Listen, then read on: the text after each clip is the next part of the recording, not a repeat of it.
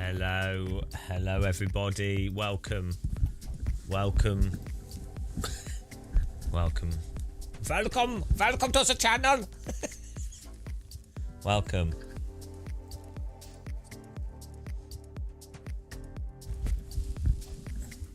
Would you like a tangerine?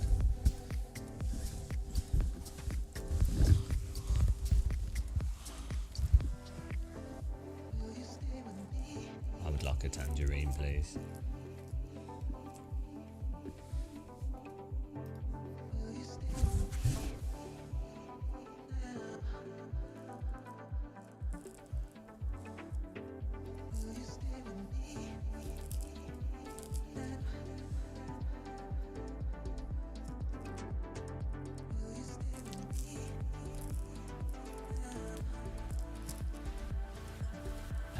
What do I rant about? we should have a donator rant. What could it be? We need the warning text, the iTruth, iTruth text, and then we need a.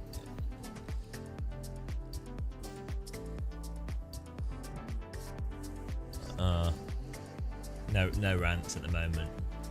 Rant holiday. Hello, Jason Cooper.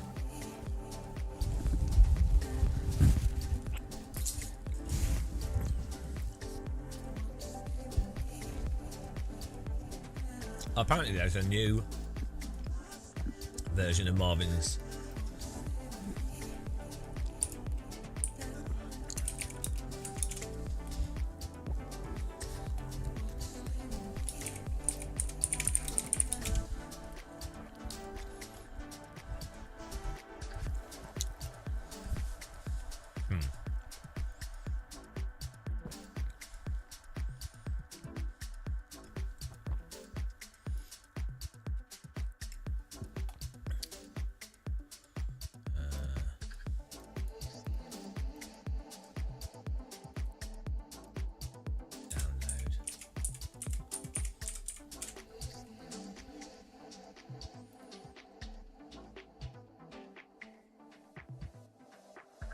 Refactored 2.0 beta.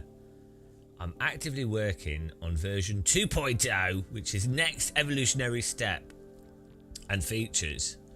It isn't officially released yet, it's in public beta. If you're interested, give it a try. Visit the refactor page for more information.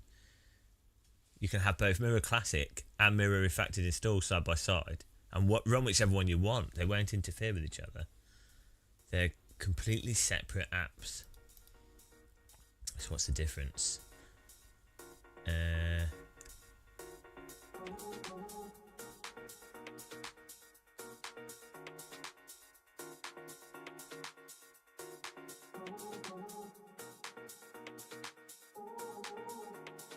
sure what the difference is.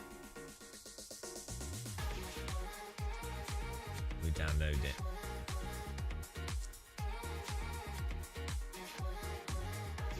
Oh, download here.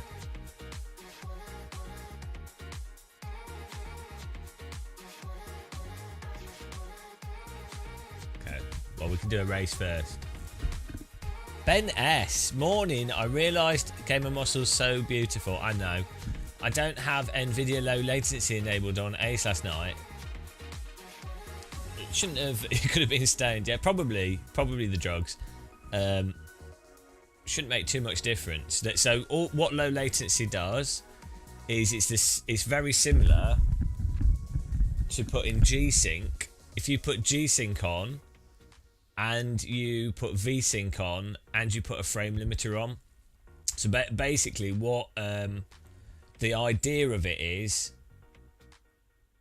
I believe, I could be getting this wrong, but I believe the idea of it is, the point is that you don't want your graphics card rendering too much. You don't want your graphics card to no I don't, you've opened the stream twice. You don't want your graphics card to render too many frames ahead. Basically, you want your graphics card to render as quick as possible the most immediate frame and then for your monitor to display that most immediate frame. But you want it to do that in a way where it always does that and doesn't miss out frames, and doesn't have so you don't get stutter and drops and things. So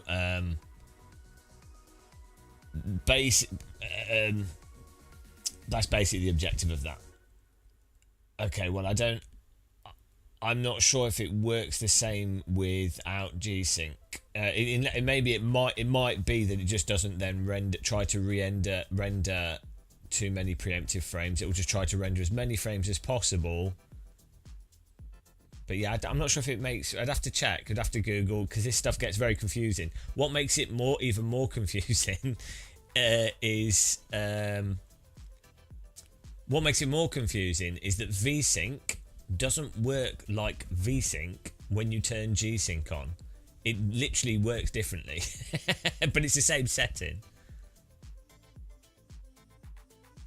If you're running a monitor with just V-Sync on, effectively what's happening is your graphics card is only rendering what the monitor can then display, or your graphics card might be rendering more, but your monitor's picking the current latest frame that your graphics card is putting out. So you might have some latency, but it could be very consistent.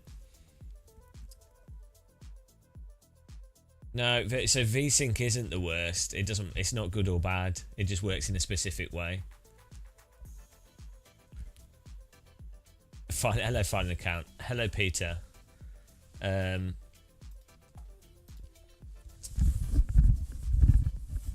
reason why V-Sync without G-Sync can be a problem is if the game is ever rendered, like your graphics card isn't fast enough to render at your monitor's refresh rate, and then you'll end up getting timing and stutter issues. But if you have a graphics card that's that can easily run the game at your monitor's refresh rate, the only downside of using V-Sync, absolute V-Sync, which would be the graphics card basically putting out the frame at the same time as your monitor can do, the only downside is that you would be locked in terms of latency by the refresh rate of the monitor. So if you had a 60 Hz monitor, you'll get 16 milliseconds, I think, of latency. If you have a 120 Hz monitor, you'll get, what is it, like 8 milliseconds of latency. So to be honest, for a racing sim, anything around like 10 or 11 milliseconds isn't the end of the world. Yeah, it's a lot of work to make a racing simulator. Have you ever played sim racing? Yeah, I mean, I should do a video on this because it's very confusing to people. And unless you've like actually tested it side by side, it can be unclear as to why you would do what you would do. It really is dumb. Honestly, it's so dumb. Like, it should be the case. Here's a rant. First rant of the day. We need a rant counter. Should be the case that you don't need to think about any of this stuff. Should have been like that for years. Final count. 8 milliseconds. There you go. Yeah, so 120 Hz is 8 milliseconds, and then 60 Hz would be...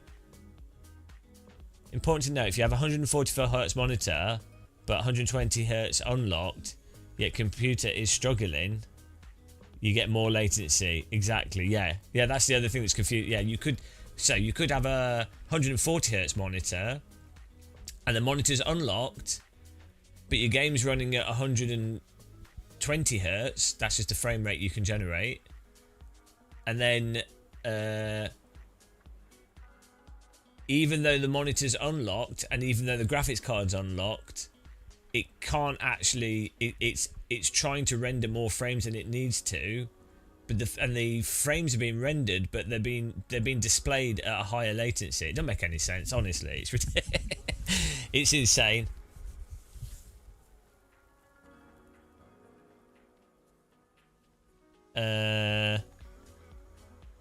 Your netcode feeling about iRacing is how you feel about every other sim. It's hilarious how different the experience. No, so that MKK, you've misunderstood what I say about iRacing's netcode, right? The problem with iRacing's netcode isn't to do with their smoothing. Their smoothing is fantastic. That's great that they do that, and that is better than every other simulator. Having that methodology of a lot of smoothing and a lot of client side that then is balanced by the server more, that is really good. The issue with iRacing is that it still has the same problems that every sim has, because it's just reality, right? You're just not seeing the problems, and so that's why you get the ghost contacts. So when you then do when you play AC or LMU and you see cars warping and lagging, that's exactly what's happening in iRacing. It's just hiding it. So the point is that what needs to be done is the car contacts need to be reduced and the damage needs to be reduced, because fundamentally, just because of reality, there'll be a mismatch between where the car actually is and what the server's seeing. So that's the problem with iRacing's netcode. It's not their presentation, it's the design choice of damage and stuff, if that makes sense. Yeah, well, it's the same so it's the same in other sims, Autobahn. You're just seeing them rowboating as opposed to it being hidden. I wouldn't go so far. I think Le Mans goes too far in the other direction. What I'd want is that if you are contacted by netcode, your car shouldn't go absolutely flying. Or if you have a little contact, even without netcode, your car shouldn't go absolutely flying. Your damage shouldn't be totally mental. So as a good example, if you play iRacing with AI, you will see that it's fine. Like the contacts work quite naturally. So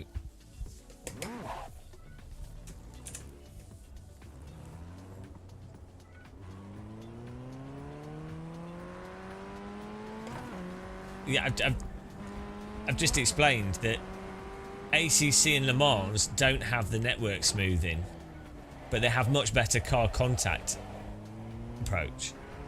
So what you need is Le Mans or ACC or AC, but let's say R-Factor 2 probably has the best. So what you need is their damage and car contact, how much force is given to one car, and the simplified collision mesh.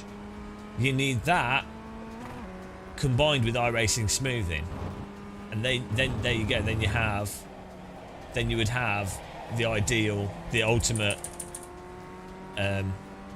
compromise. Like that would be the most sensible.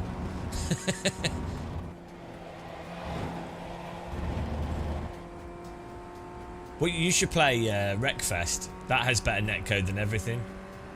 It's hilarious.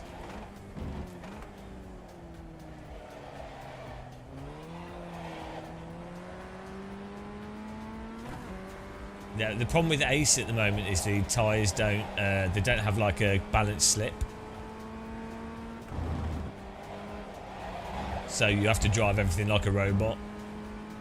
Makes it really tedious to drive if you're okay at driving. Green, green, green.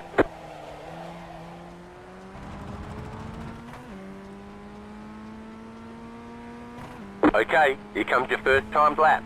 The pace car is out of control. No, the point of Wreckfest is if you play it online, you'll see the netcode's actually really good. Hello, Pishu. That's what the irony is. Wreckfest, which is an arcade game, has better netcode than any of the serious racing sims. It's really stupid, and it's really consistent as well in terms of the damage that you get and things. Whatever they did with their netcode or their smoothing, it's crazy.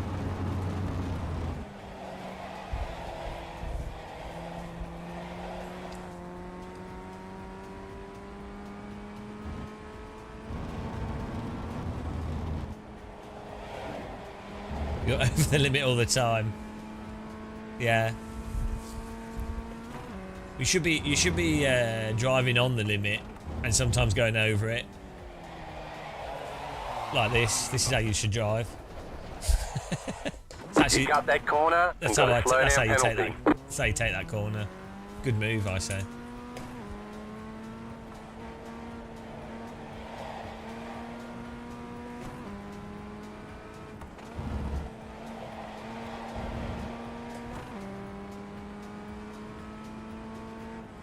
what's weird with Evo is they haven't done Helsingveld's throttle thing, right? Like a realistic throttle response, which is really strange because it's like, well, how do you actually implement a car properly if it doesn't respond to throttle properly, right? Like, how does that work?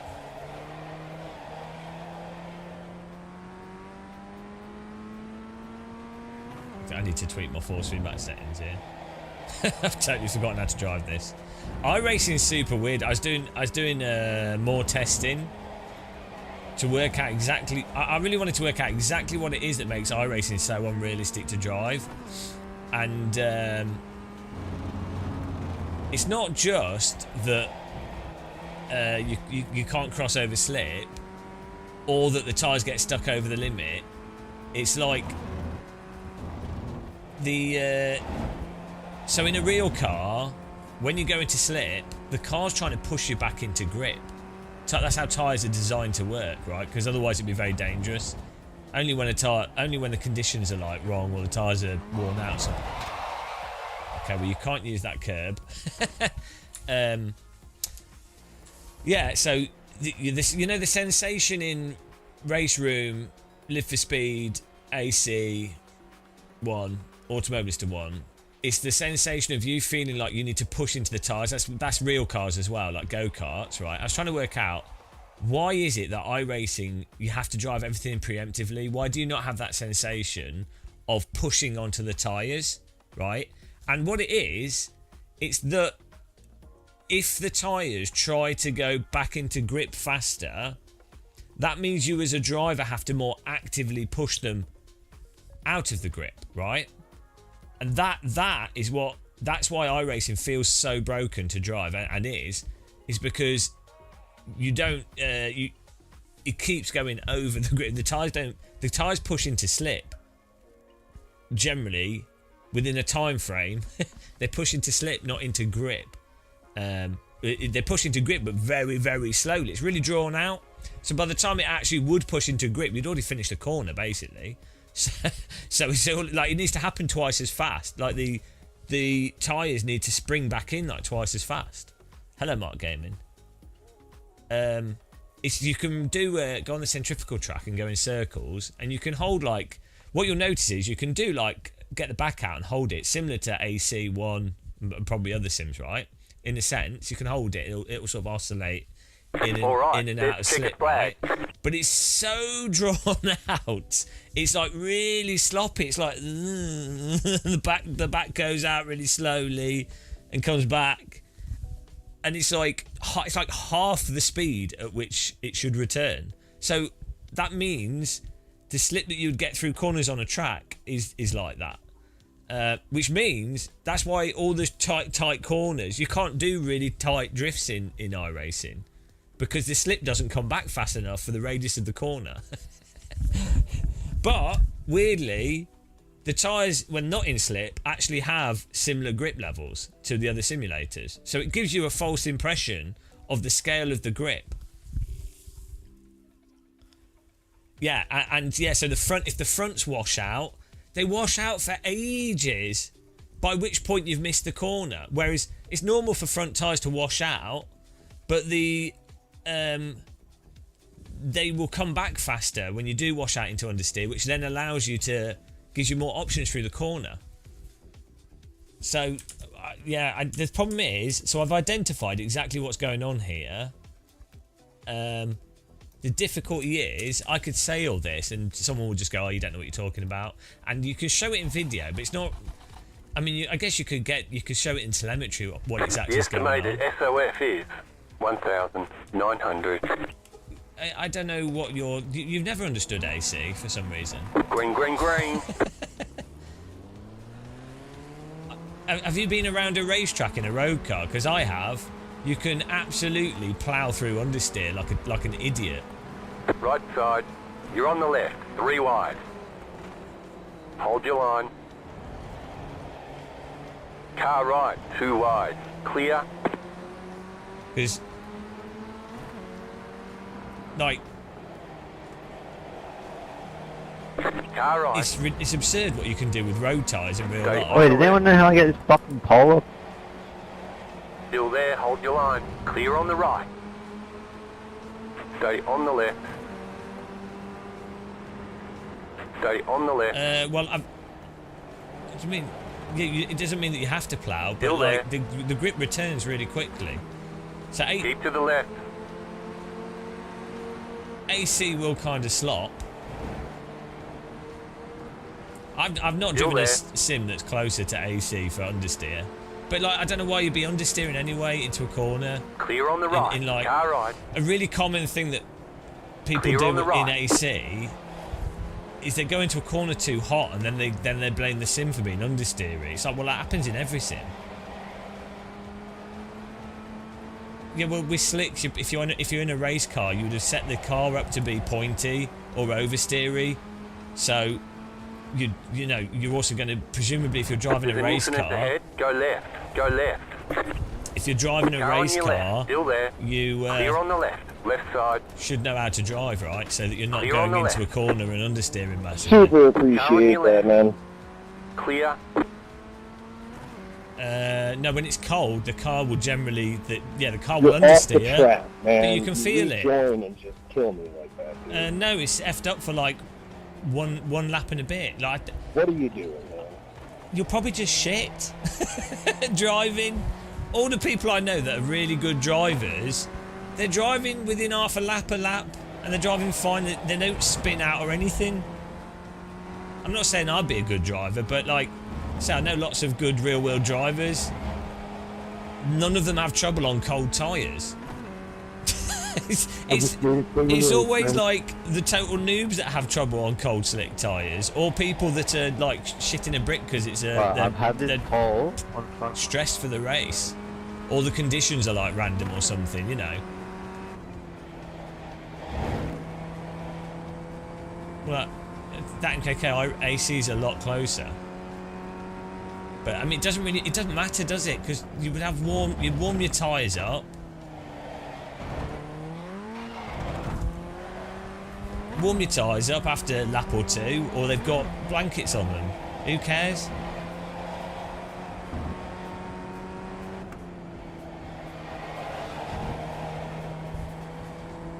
The mistake that Sims do with cold tyres is that the cars lose all balance and then tend to also be like crazy, weirdly oversteery rather than just understeery.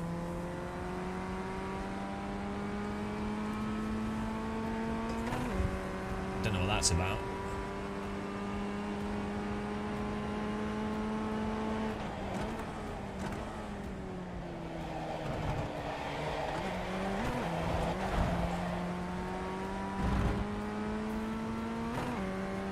This race has gone well. We had a bit of a parking lot back there.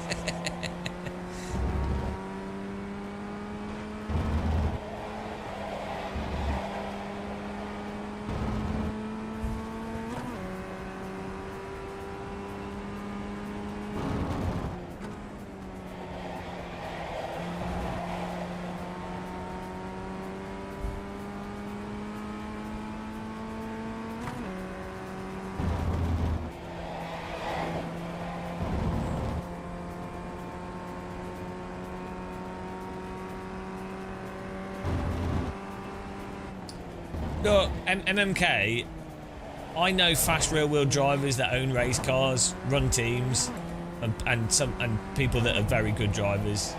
I don't want to name drop, right? And if they're all like AC is pretty much the closest, I'm going to be going, well, yeah, I'll go with what they say. If we're gonna play the who knows the best. But yeah, I do agree. Like, obviously, you don't for club racing. Probably don't have tyre blankets. Probably don't have tyre warmers, but I don't think yeah, it'd be great for Sims to do cold tyres better. The Moser R12 V2, the R12's great.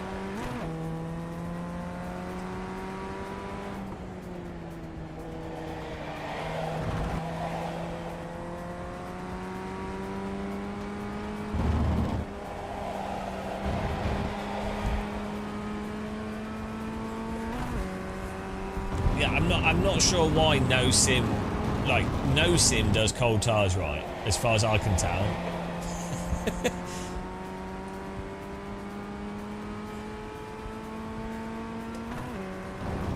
What tends to happen with lower grip tires in Sims is it's like the physics slow down, not that the grip is lower. It's really weird.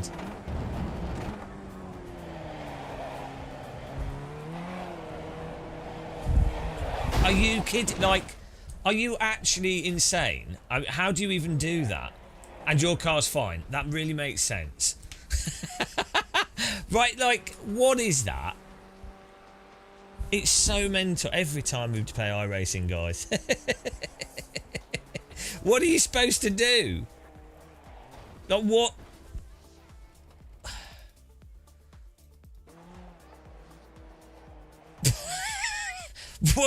You can't win. Oh, bloody hell. Come on. I just want a nice, relaxing race. Fucking iRaces are so bad. Like, that. I don't know if it's iRaces or the simulator, but Jesus Christ. Like,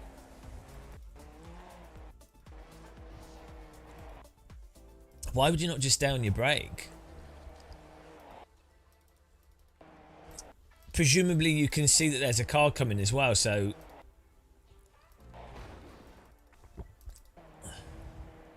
Like, the thing is, he's so stupid, he, like, stops, so I'm like, okay, he stopped there, so I'm going to the right, and then he starts rolling.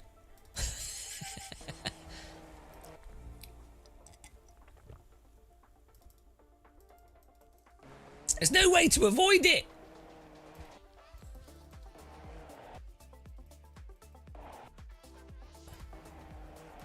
Oh, what a absolute idiot.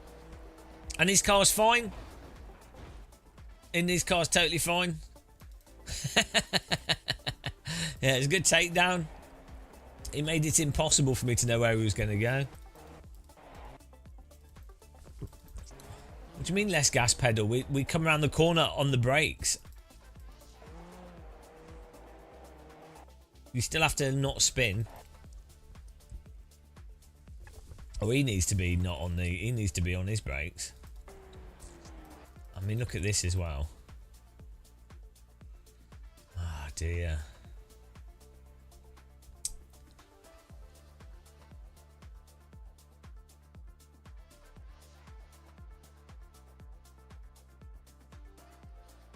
Look at this. What are they doing? These guys spin. I have to go all the way around here to avoid them.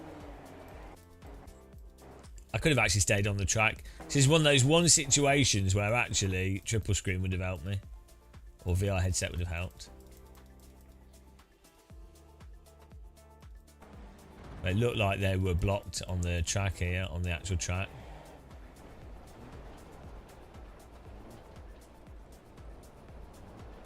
Oh dear.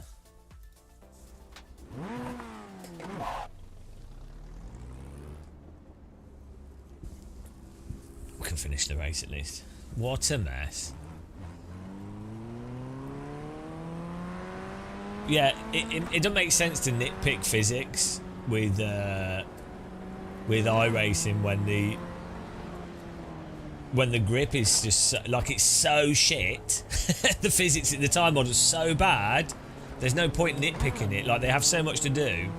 And also, what's weird, you watch their latest promotional material, and they're like, we've worked with real drivers. It's like, well, if you have, didn't any of them point out that the return of grip is like half what it should be? Do you know what I mean? It's like, it's so dishonest. It's insane. Like, it's beyond insane. How can you, with a straight face, you're like, yeah, we got experts and the manufacturers, and then you drive the sim and it's like, well, they don't drive like, they literally are not driving like cars. So you're like, well, and you go, well, you know, game of muscle, you're an idiot, you don't know how to drive. Okay, fine, but do you then... Someone would have to admit, why is AMS1, AC, why is every other sim so different to iRacing? And then they go, well, you know, it's because they're all, it's all just different. And you're like, there's no critical thinking, there's no consistency to the critical thinking. There's no way you can... Basically, when you have something that's slightly complicated, you can just lie to people. There's more margin for being able to gaslight people. Sweet spot for screen size, probably like 37-inch at a distance is really good. Yeah, it's like, basically, you take something that's moderately complicated. This is how religion works. It's how, like, nationalism, all these things work like this.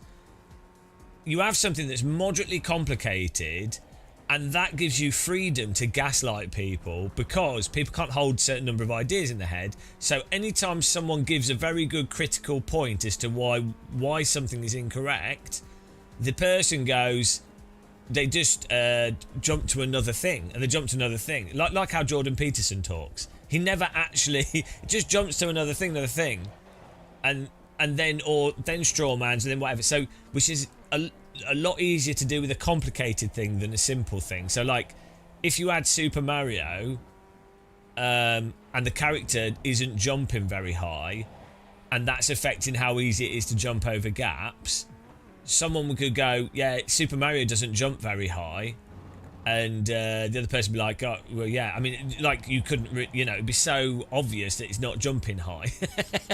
Do you know what I mean? It's like, there's not much wiggle room for someone to go, wow, look at this other thing. But if you imagine, if you have a Super Mario game where you can,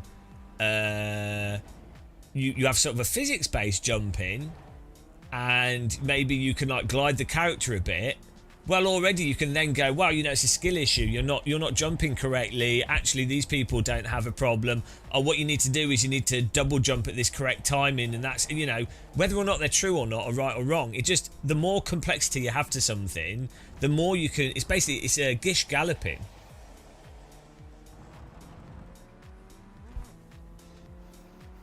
So again, no, Kintog. So this is again another example of the same thing. All the cars, even the new cars, have exactly the same physics problems.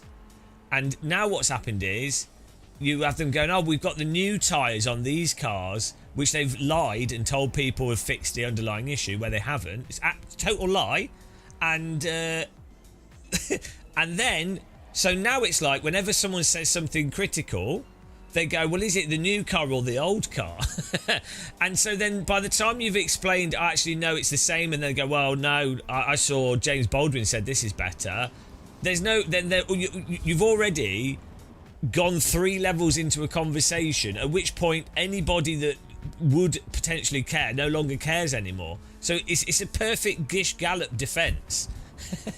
But yeah, you're right, they do have different tyres on different cars, and they do have different series and vehicles are at a different progress of development, but it doesn't matter, because even the best stuff and the newest stuff has exactly the same underlying problems. So Pisho, AC1 is generally the closest, but it's, they're all like messed up. Nothing's perfect, but so you'd have to talk about specific components. You can't say which is the closest you'd have to say in which ways. So specifically, handling at the limit and balancing a car and the way the grip returns at the limit, AC1 is by far the closest. Absolutely the closest. Like every decently skilled rear-wheel driver I know that has experience driving Formula cars and cars with downforce, and obviously road cars and everything else, because I've driven all them as well, they all say AC1. Like I've only met one really good professional driver that was a Porsche Works driver that ironically, they liked iRacing Porsche Cup, which ironically is the one car that Daniel Morad thinks is terrible, and I think most people think it's terrible. So you will get differing views on these, but out of people I know that are genuinely fast drivers, i.e. they've got to like Formula level, they all go for AC. They all say AC basically, because of how it handles it at the limit, and that's where you're racing. But yeah, for online competition, iRacing is the only sim that's active all the time with the sort of online competitive ranking. So that's why people play it. It doesn't really matter how realistic it is. So that if your goal was to have a competitive race, people lapping at the similar lap time, you only have iRacing. That's why you're forced to play it. That's the reason why everyone plays it. Again, like, so, and I know people that are well known, and they would, I know their views for sure, are the reason they play iRacing is purely because of the competition, which is obvious. Why wouldn't you? That's why I play it. You know, let's try this again and get smashed.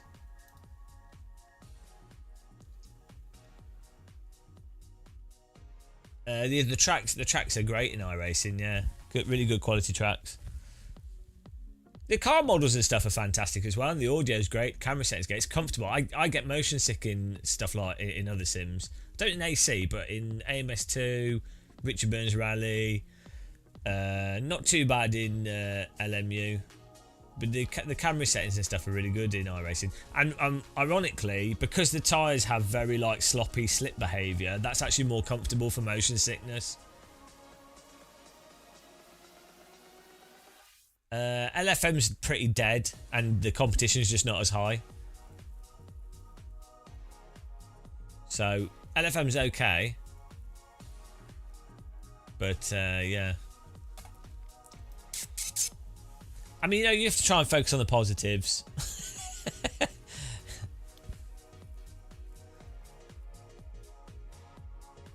It's a real shame with iRacing because it's close. Like there's not much.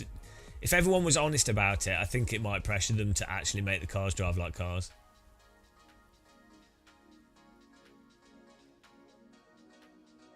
You've had a tyre ad.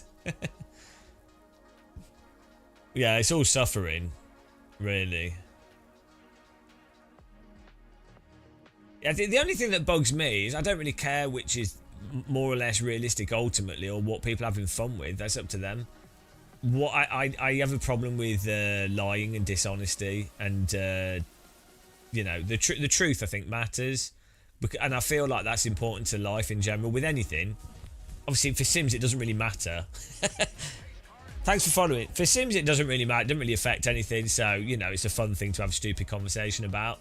But just generally in life, I think the truth matters, and I think it's quite pervasive in that you see the same things with Sims and with other stuff in life, and it's like it's all the same. Everything's connected in the sense that you know, the sort of argument from authority, the gish galloping, straw manning, it's all just critical. It's lack of critical thinking. And then so I don't care. I don't mind that iRacing has XYZ problem or AC or whatever. I don't mind these things. What I do mind is just the constant reflection of people willing to absolutely just lie constantly. It's just stupid. It's what will hold back humanity and people, and it just ruins your quality of life generally. Isn't marketing in general either focusing on the positives? Yeah, that pretty much. Yeah. So one of the most common forms of lying is called lying by omission, and that you'll find is pretty much. So what you that's the most common form of lying. What you do is you amplify a message using money and that creates an argument from authority, because you've made it seem like it's the truth that most people are seeing, right? And it will be what most people are consuming. And what that acts as is a way to block out. It makes the stuff that you're lying by omission. It blocks out the truth. Like you amplify one thing to minimize the other thing, right? Mental physical. No, that's what people want. This is the thing. That's what people that are doing evil things, and people that are exploiting other people, and people that are doing stuff that's bad to other people. they want truth not to matter, and those are the people that push for truth not mattering because they benefit from it, because they're doing stuff objectively wrong or not in the interest of other people, right? So they then don't want a society, or they don't want people to be critical, they don't want people to think about things, because if they did, they would lose power. So that's how all these things work. Weirdly, that's the one good thing with like Andor, the Star Wars series. I think it's a relative, look, it's a good popular example of like that whole thing of like the truth matters. You know? Yeah, life it always will, yeah. But then it should be called out, shouldn't it? Should be lying blocks out the truth. Yeah, that's a very insightful comment, wasn't it? You can tell I'm a genius. Genius muscle. But I think the thing is that a lot of people might not have considered lying by omission being the biggest form of lying, and then specifically how propaganda or marketing, depends how you want to, what word you want to use, but specifically how that emboldens lying by omission. So I think there's quite a few people don't understand that, or how selective positivity enables lying by omission. I think that's something that a lot of people maybe don't understand, how that's relevant. Hello, Stu Murphy.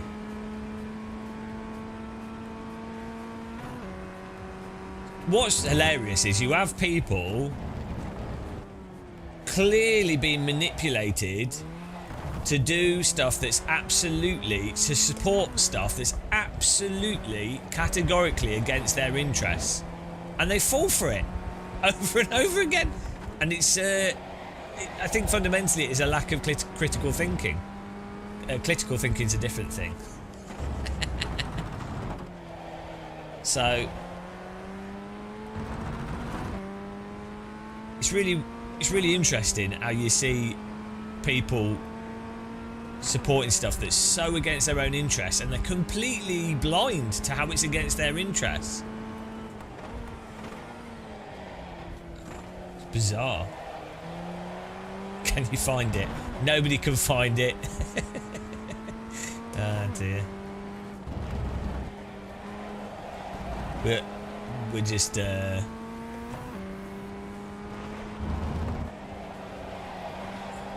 I'm using Mirror. Yeah, I've just downloaded the new one.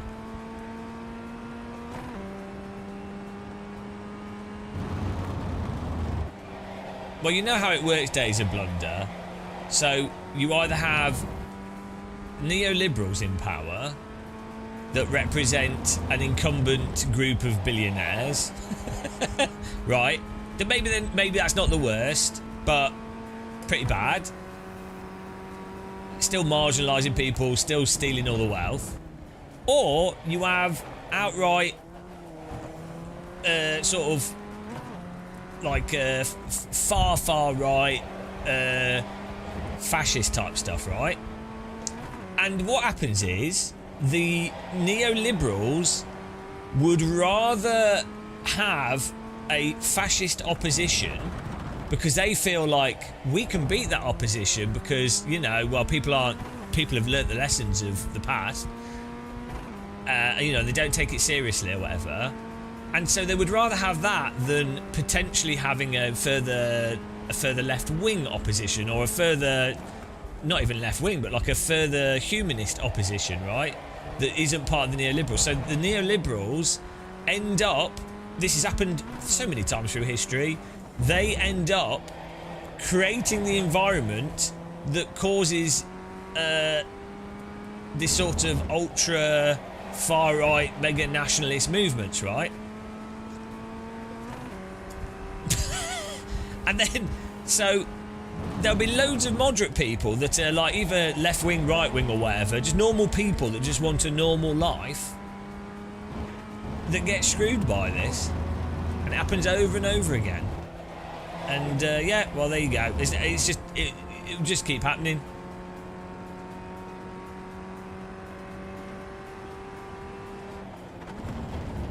There's absolutely nothing you can do. You know, like, ultimately, people with lots of money, be that business, entrenched businesses, the establishment, or maybe other nations meddling with politics, whatever. Whoever's got money and power, they will ultimately use that to manipulate stuff, and then manipulate people, and then that's it. What are you going to do? What are you going to do about it? All you can do is, like, advocate outside of, like, you advocate outside of the political thing of going left or right or whatever, and just say, look, what we need to push for humanism and like equality and stuff, but it all gets distorted. So, you know what?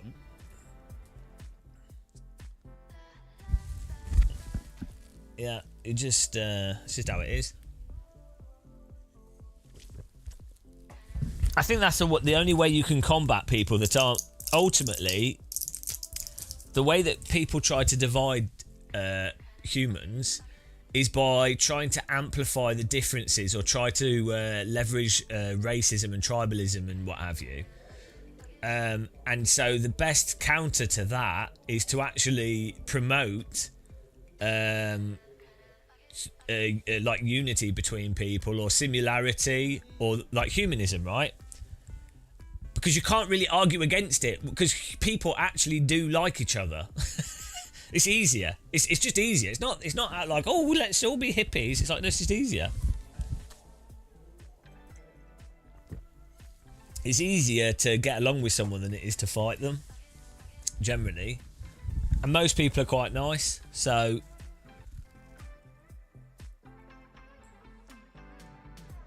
Well, vegans might disagree with you, Days of Blunder. I know, maybe they agree it's tasty, but they won't eat it.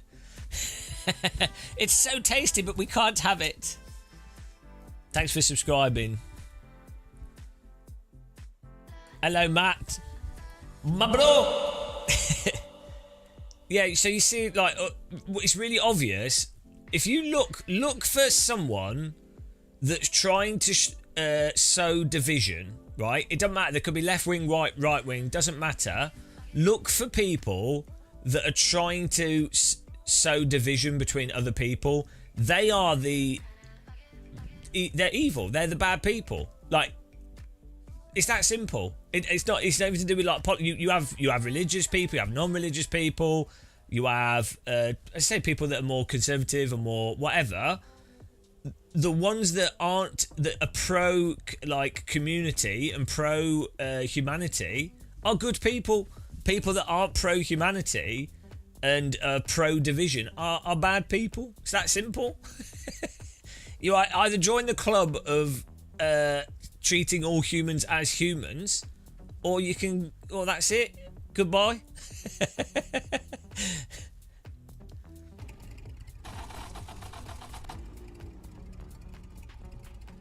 I don't even know if there's a mainstream media anymore, Ash.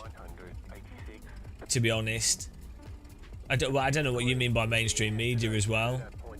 Like, I mean, I would say BBC's mainstream. I'm not saying I agree or disagree with it. I would say Fox News is mainstream. I would even say stuff. Joe Rogan's mainstream. There's what you know, Facebook, people on aggregate, people doing Facebook posts. That's mainstream. So the term mainstream media has been, like, sort of distorted.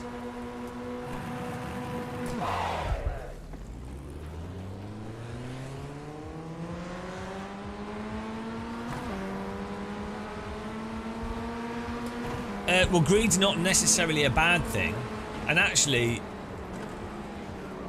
it's not. Most people aren't actually.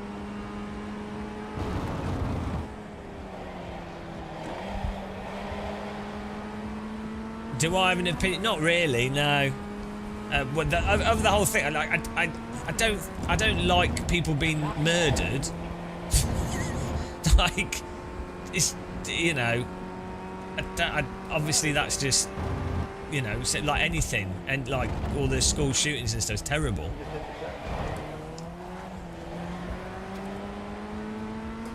I'm quite a pacifist, so like yeah,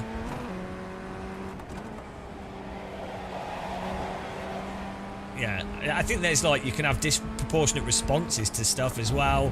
Obviously there's a lot of political rubbish around stuff. It's not hard. Why would it be a hard question?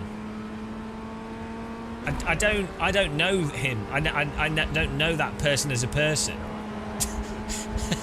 So like,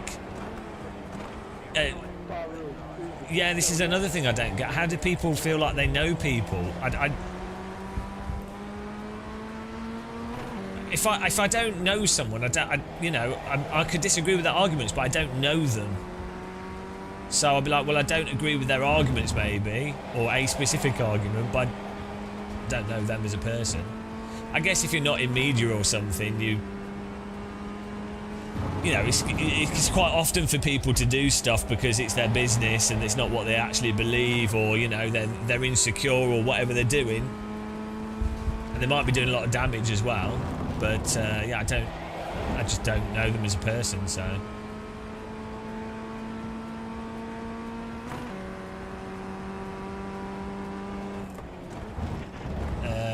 Well, it doesn't even matter. If someone could just present an argument, and I'll say, well, is that, when you can have a discussion, is that a good argument or not? Doesn't it? That's the thing with arguments. It doesn't really matter the person making them. It's like, is the argument good?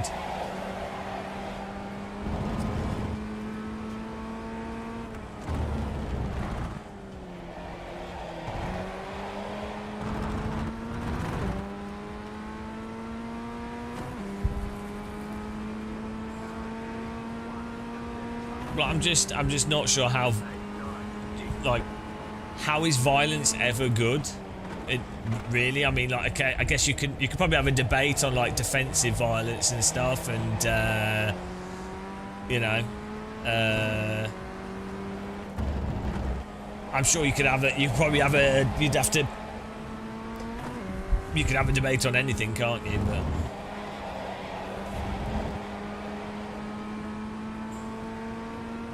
well, I just don't like or dislike.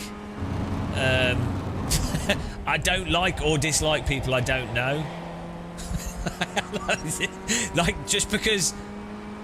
I mean, I don't like their arguments, maybe, and I might be like, well, that's a weird thing for them to be so far behind. But I don't have an emotive.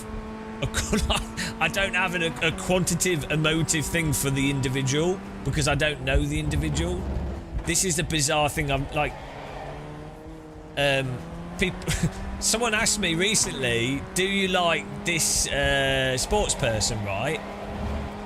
And I was like, well, I don't know, because I don't know them. Like, obviously I've seen them on TV, but I don't know them. So, do you know what I mean? It's like, I like some of the stuff they do, but do I like them? I don't know them. Do you know what I mean?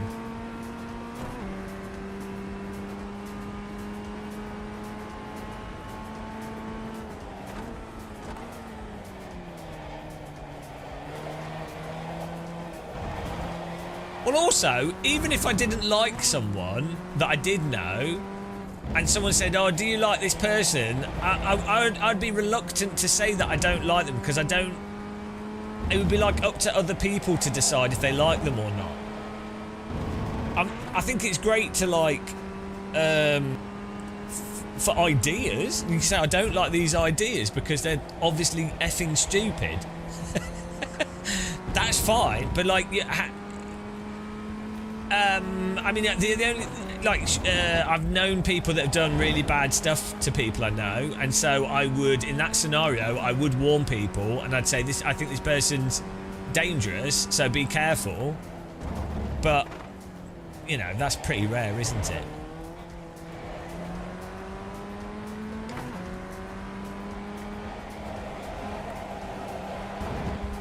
But I mean, as for America in general, I mean, just the constant shootings is insane. And we have issues in the UK as well with theft and stabbings and what have you. So, you know, but like, if I was personally, I would be reluctant to go to America. I wouldn't want to bring children up in schools where you have to do like school shooting drills is insane. Like, I wouldn't want my children, I don't have children. If I had children, I would want them to be doing fire drills and like survival stuff.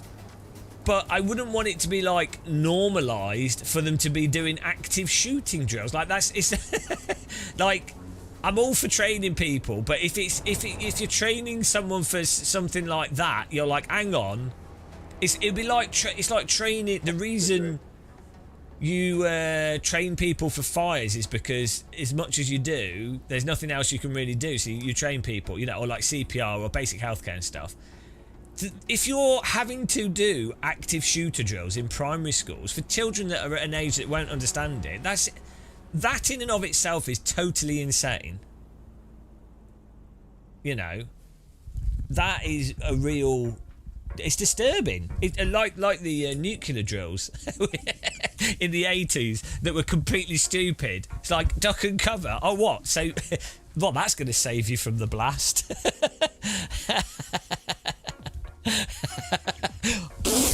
Oh, wow. Great tips. I mean, obviously, the expectation is that not everyone's in the initial blast radius, but in many ways, a lot of things are safer though. To be fair, you know, a lot of things are made. The actual reality is really distorted by social media and really like just made weird. So, you know, the actual reality is that things can actually in many ways be a lot safer, like so again, people are just totally disproportionate in how critical they are about stuff. So like a friend of mine died when I was younger through a road traffic accident, and I know multiple people that have been run over, right? Someone I know's dad was killed on a bicycle. You know, most people I know that have died young have been run over. So it's kind of weird that that's just glossed over. Like, people can get obsessed with like some things, which might be there's another issue that needs addressing, but then they just happily ignore cars running over people. It's like, well, hang on, like you should have like better pedestrianisation. You should have like... It's just really weird how selective people are on issues. Oh, you got permission to talk about that issue because that's what everyone's arguing. People just don't think for themselves. They just don't think for themselves at all. It's crazy. There's like what you have is like the hello Damon Owens.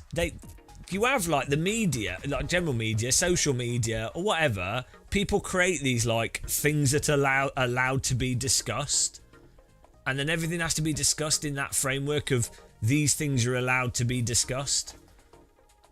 But it's like, why limit your thinking to these selected issues? It's so bizarre. Are we going to try Mirror 2.0 here? Let's give this a go.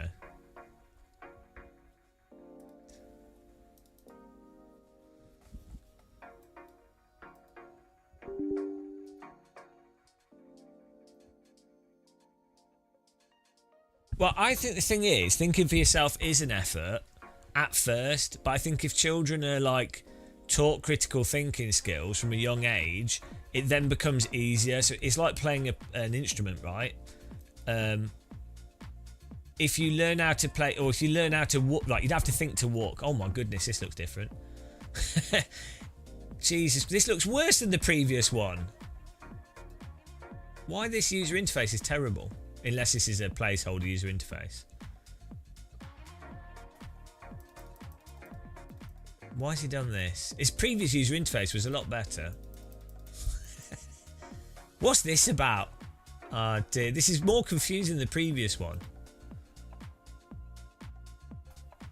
Max 4. Oh, let's put 21. What's this wheel force about?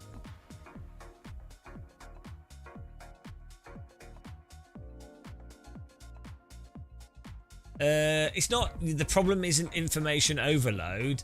The problem is selectively being told, being screamed at to think about certain things that you have no control over. What's this about? Oh, this is the... No.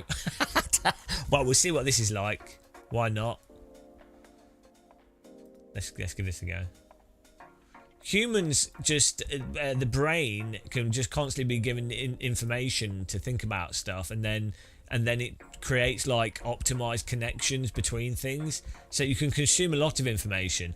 What isn't productive is repeatedly consuming the same information that's just highly like... So in nature, here we go, as an analogy, in nature there are a lot of incredibly poisonous plants, right? If you eat them you will die. So there's types of mushroom that if you eat you will die. Like death cap mushroom or something, right? They grow everywhere and they look very similar to the totally edible types of mushroom, right? Your brain needs to be like, if an adult or someone that knows what they're doing, or you see someone die from eating a poisonous mushroom, your brain needs to go, shit, don't eat that mushroom. Great, okay, so you've now learnt that that's the poisonous mushroom, so you don't eat it, and you need to remember that. Fantastic. But then obviously you're like, right, that's it, I've done that, I know that now. But then there's all the non-poisonable mushrooms that you need to know, right? What is the stem type? What's the top of the mushroom like spore prints? You maybe wouldn't do that in the past, but like, what's the bottom of it? Where does it grow? What time of year? You know, there's loads of things, and then the shape of it and the different, what it looks like at different. So there's a hell of a lot of information that you need to internalize to be able to identify a mushroom that's not poisonous and that's poisonous. But the point is, it is worthwhile being like, oh, if I eat this mushroom, or if I can't identify this mushroom perfectly, I could die. But the point is, you don't keep repeating the same thing of like, oh, that mushroom's going to kill me, that mushroom's going to kill... Like, it's not presented at you constantly. This is probably a terrible explanation of what I'm trying to get at here. The problem with social media and a lot of news is that they keep presenting stuff to you that you can't do anything with as something to be worried about. Then there's not ever going to be a solution. So, you know, the media's like, this, think of this is terrible, this terrible, think of this is terrible, think of this is terrible. Rather than it being like, so with the mushroom, it's like, don't eat this poisonous mushroom, but you can eat these that aren't poisonous. Okay, I've solved that. That's solved. So, do you know what I mean? So what happens is, if you have this constant noise of stuff that's presented as if it's like, you need to be really aware of this constantly, it's obviously going to cook people's brains. And that's to do with capitalism again, largely, and capitalism in media. Like, you get more clicks if you're more... Generally, if media says, oh, you really need to pay attention to this, it's very important, people are more likely to read whatever's presented to them because they think, oh, it's really important. And so each individual article might not be that bad, but the constant, oh, everything's a deadly mushroom, everything's a deadly mushroom, then people will be like, oh God, I can't taste any mushrooms, or like, I can't even buy a supermarket mushroom. It's noise. It's to do with like noise and balance, informational balance as well. It should be the law that if a newspaper, actually, this is a good idea. If a newspaper is going to do something that's a negative framing, they should by law have to also point out something positive.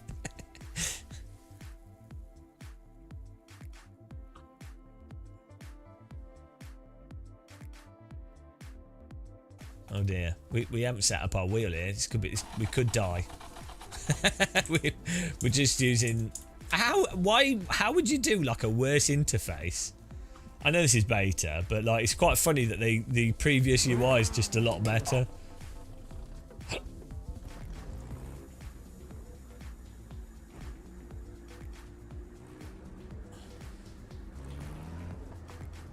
Why is this so strong?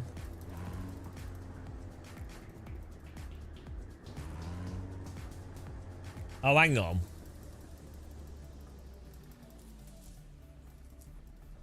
I don't know what these are meant to mean. Okay, so you can set the...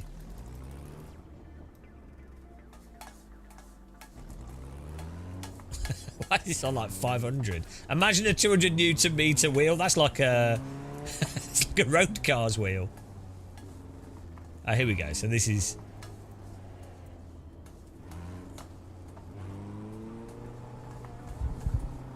There we go. So this should all be scaled correctly.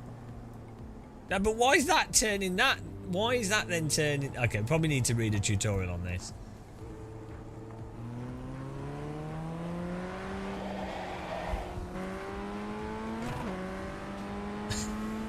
Hang on, guys. Oh, dear. Here the national news tries to mix bad news with some better news. Yeah, so there's separate issues. Like, there could be really bad things happening, which is definitely a thing. But then there's also oversaturation of negativity. Or not just negativity, but like there's...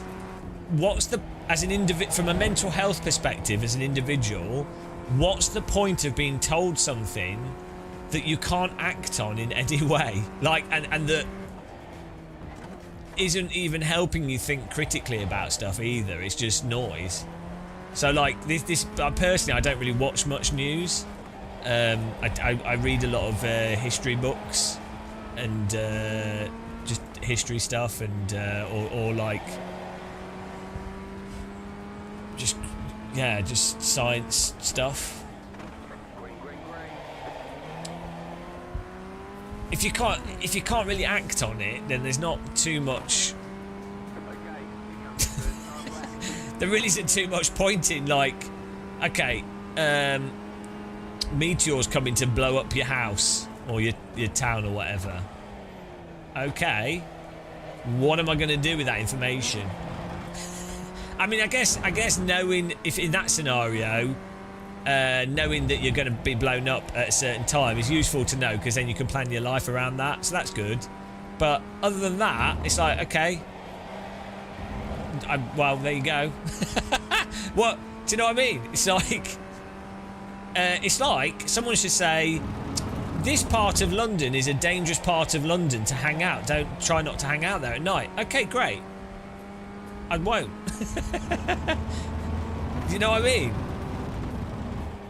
That's the useful part of the information.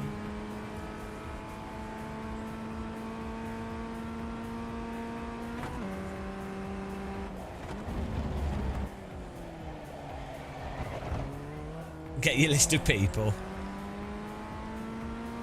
Well, even in World War II, a lot of people don't discuss this. Even in wars, a lot of the population, wars are absolutely terrible, and loads of people die for no reason. It's a mess. It's pointless. Totally pointless. But also, a lot of people actually don't die in wars as well. It kind of is the thing that gets missed out a lot, like in history. Like you could, like I said, I read quite a few history books, and there's quite a lot of people that are like, oh yeah, no, actually, I quite enjoyed World War II. There were like soldiers on the Allied side, on the Axis side, like, oh yeah, no, it was quite fun. Enjoyed travelling. It was exciting. You know. And then even some civilians were like, oh yeah, that was really exciting. Obviously, the point is, loads of innocent people dying. It's a total waste and it's terrible. But it's quite funny that actually, it's still a minority of people. It probably wouldn't be the case in World War III if we all get nuked, but even what I read, like quite a bit on like East Germany with the Berlin Wall and stuff, and it's quite funny how this is like a lot of East Germans were like really happy with things. A lot weren't. But the point is, it's never like totally clear cut, is it? Like there's oversimplification of these things.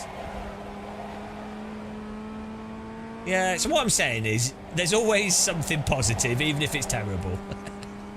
I mean, you're going to die anyway as well. That's another thing. I think people often forget that with all these things.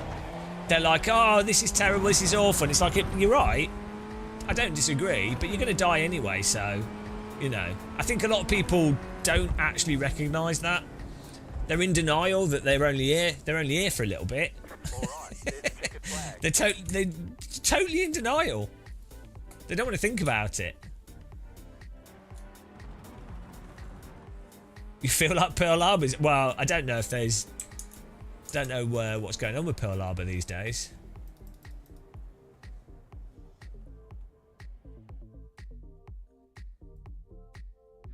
What is this? Oh, this is giving a graph as a demonstration of a corner's force feedback.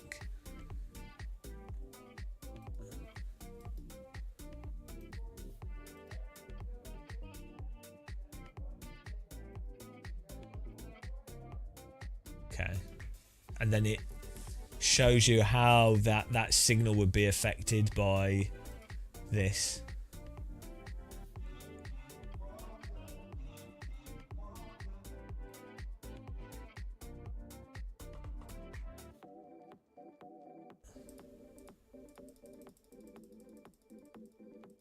I'm not quite sure how to understand this graph though. I don't, you know, it's nice having a graph.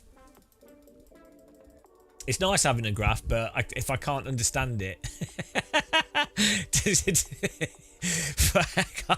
I mean, you know, great, nice graph. I don't know what it means, but it's a nice graph.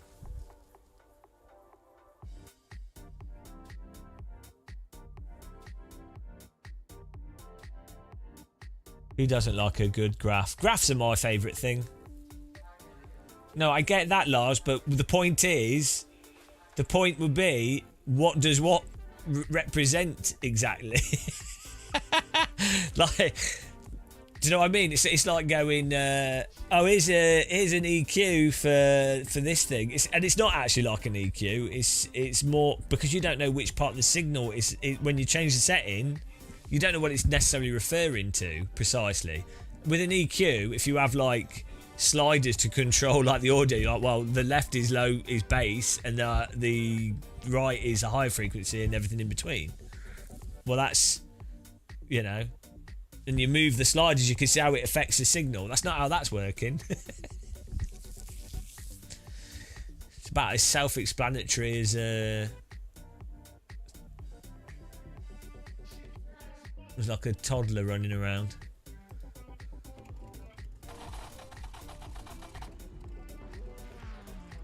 The estimated strength of field is 2,000. Surprise EQ.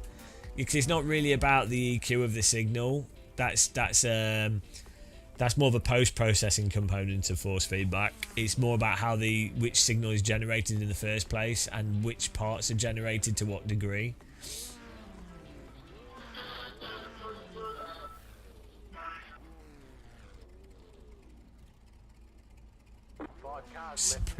Surprise EQ.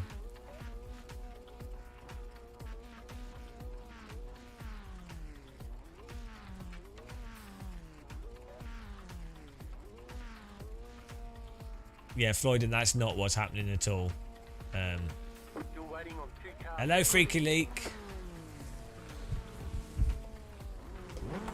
Let's go.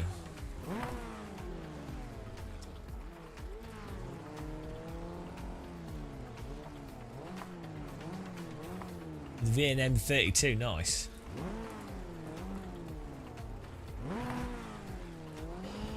Woo!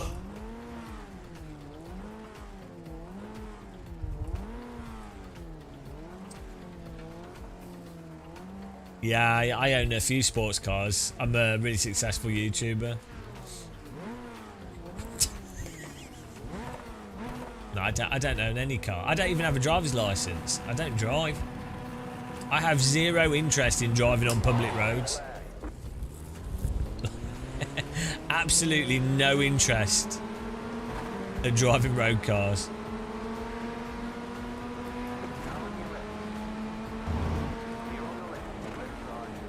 I like bicycles, and I like walking. Hello? No, I'm not. I'm not going to enlighten you. You just do some reading on the subject.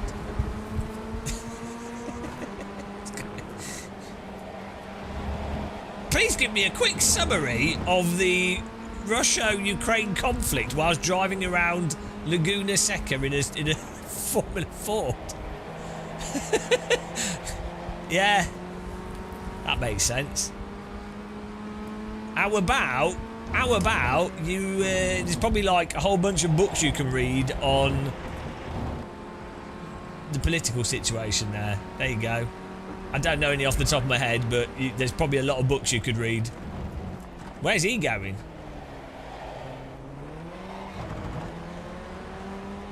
Well, it sounds like you've made your mind up already, so... What's going on here? No, I'm having to move off the track to avoid you. Bloody hell. Yeah, I cut the course to not die. Bloody hell. I like how this simulates drunk driving. Yeah, good job.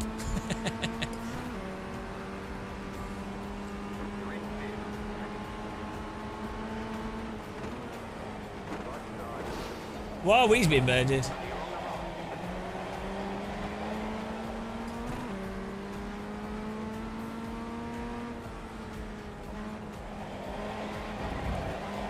They're all dead. Beautiful deadening.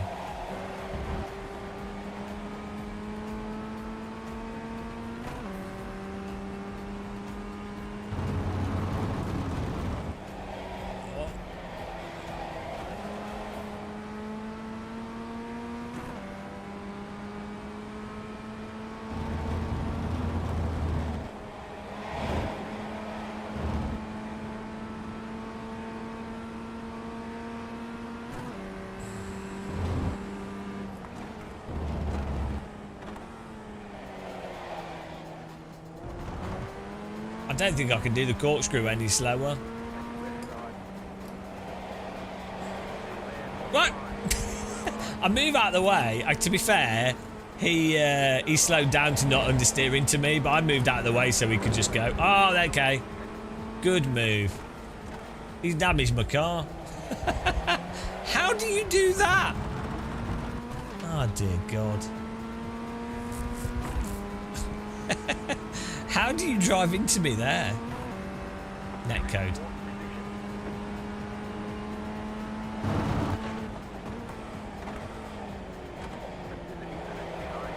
I hate... Why are you driving into me? Look, Floydan, you don't say something as absolutely stupid as... these two politicians just should need to get together and talk. It's like, are you... Like, honestly... Come on, if you've read any books or understand, like, the vaguest of history of that region and generally what's going on, you just wouldn't even say that in the first place. Come on.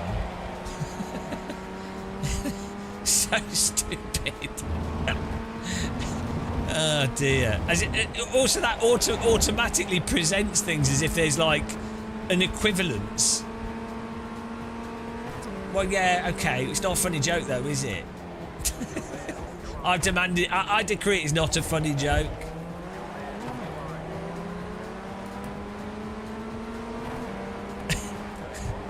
By decree of Game of Muscle, it's worse than any of my jokes. And my jokes are the worst. So it's hard to be worse than my jokes. Do you think this guy can drive into me again? He's making a hobby of it. No, that joke's not... It's in the bin. Bit of dustbin the joke.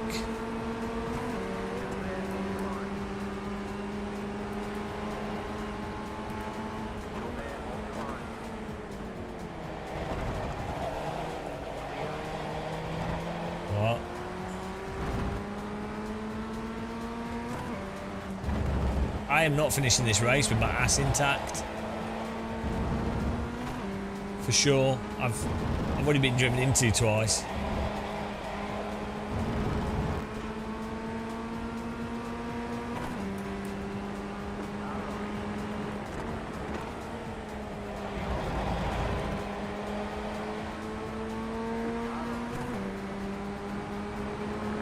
He's going to drive into me. Oh, 0x. He thought twice about it. He realised there is a car on the inside there, and thus you cannot turn into that car on the inside. Which is nice that he. It's nice that he. Nice that he actually realised.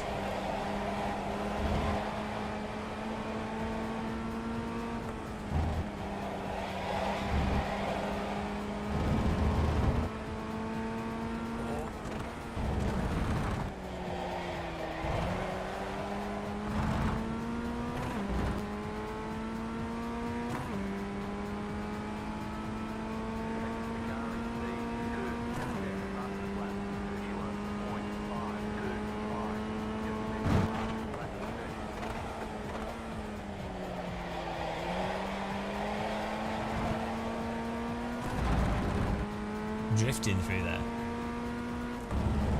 GT Hutchie has raided the channel with his 4 viewers.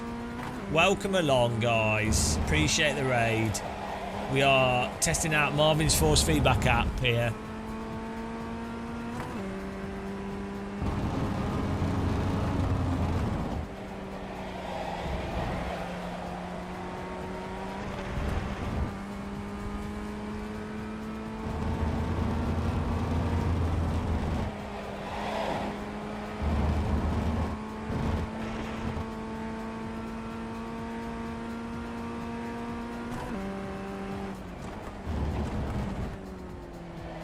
Giving it a good old test. You could say we're giving it a testicle. It's a testy time. Who doesn't like a testy time?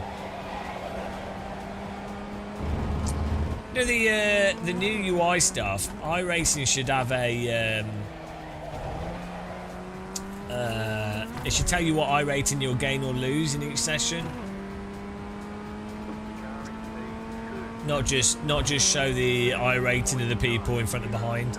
I mean, the thing is, if you do a lot of iRacing, you just know. But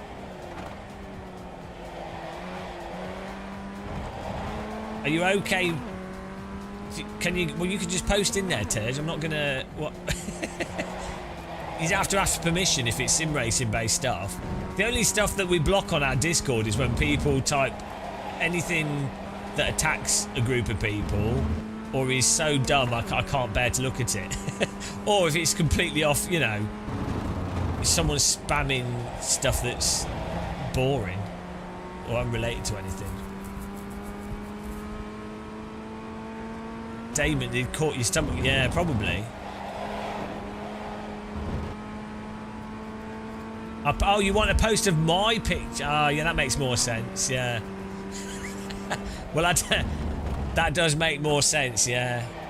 Well, I'm afraid I find it too offensive to post a picture of my own settings. No, I haven't I haven't got any settings yet. We're just fiddling with it.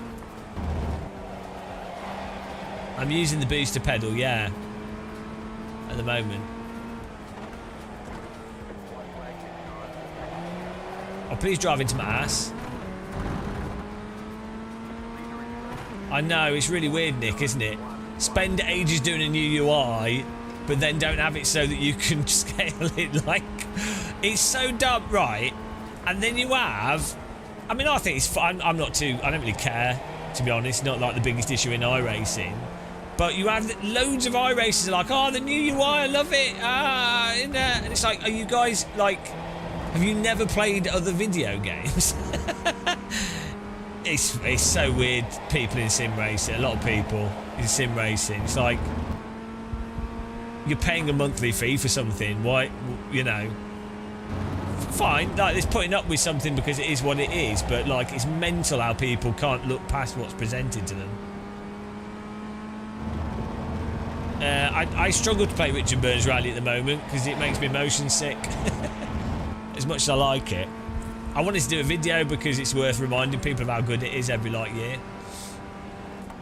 I would play it more if it didn't make me motion sick. I need... there's probably a camera mod we can get for it, to be honest.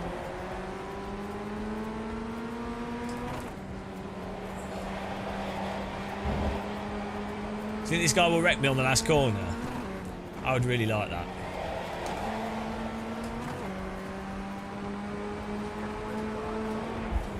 Alright. Honestly? What?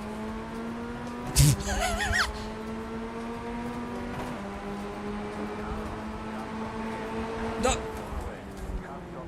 I have to wonder what is going on in the head of iRacers a lot of the time. It is utterly bizarre.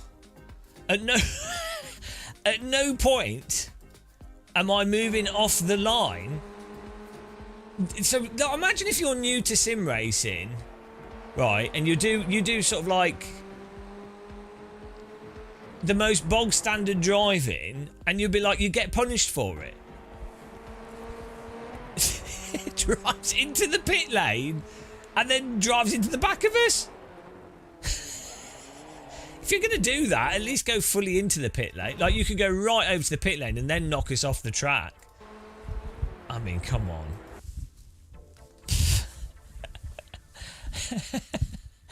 Oh dear, it's relentless, guys. It's actually relentless. It is what it is. Right, so I'm not quite sure how this is better than the old version of Marvin's app, to be honest. Like, the UI is definitely worse.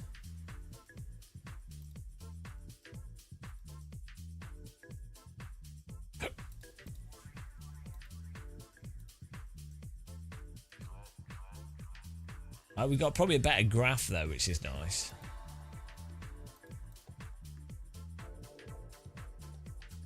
Oh my goodness.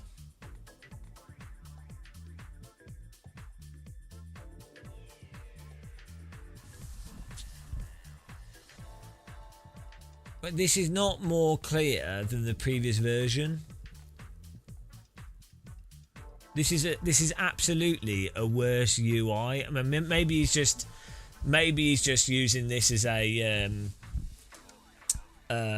he's using this as like a template for the options. But then why? But why?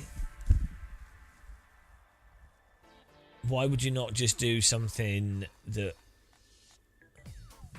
Yeah, it's really weird. How can someone not see that this is a really bad UI? What is it with people with UI designs? Like, why do so many people really struggle at user interface design?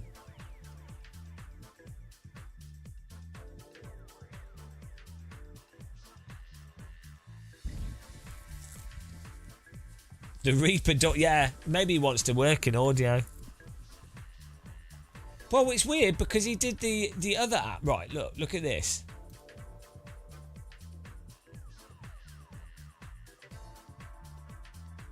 Okay, I don't think it'll let us load both at the same time. The other app, his original app, is a way better user interface for clarity and for accessing stuff.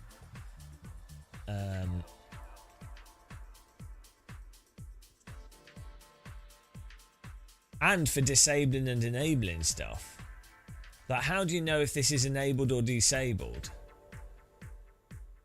Like, so these are all the steering effect options, right? So you might have some nice graphs is good.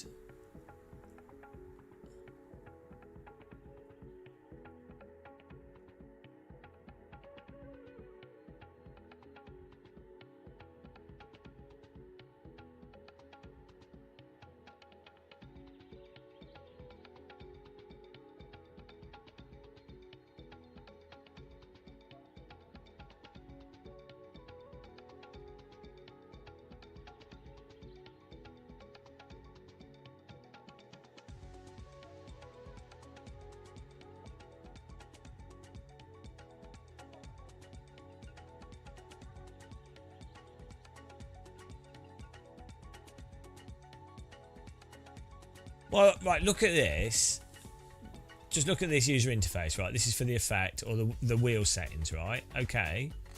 How on earth is that better than this? Right. Force the overall strength, park strength. There you go. Steering effects. Enabled, disabled. Where it starts, where it ends. What? What?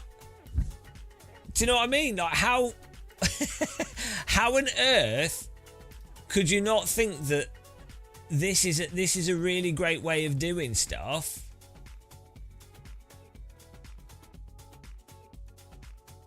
Why would you not use this? Continue using this sort of philosophy of doing it? I don't. Is this like a programmer thing where programmers accidentally do the right thing and then they start thinking too much and then they try and be creative and that's where it all goes wrong? So like programmers are really good at executing things, but then they try to improve what they've done and they always make it worse. It happens so often with programmers. I mean, you can still keep using the old app, but I don't get how is this.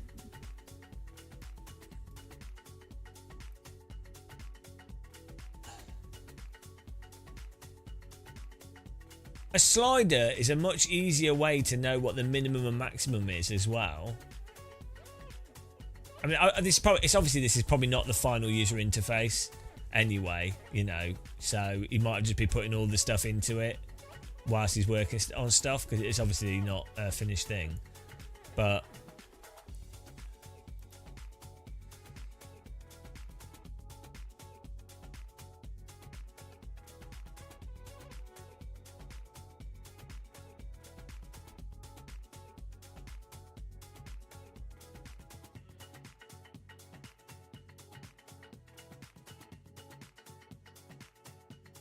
I do some of the ideas, like having these things here makes sense than having it in another settings page. So having stuff in different locations makes sense.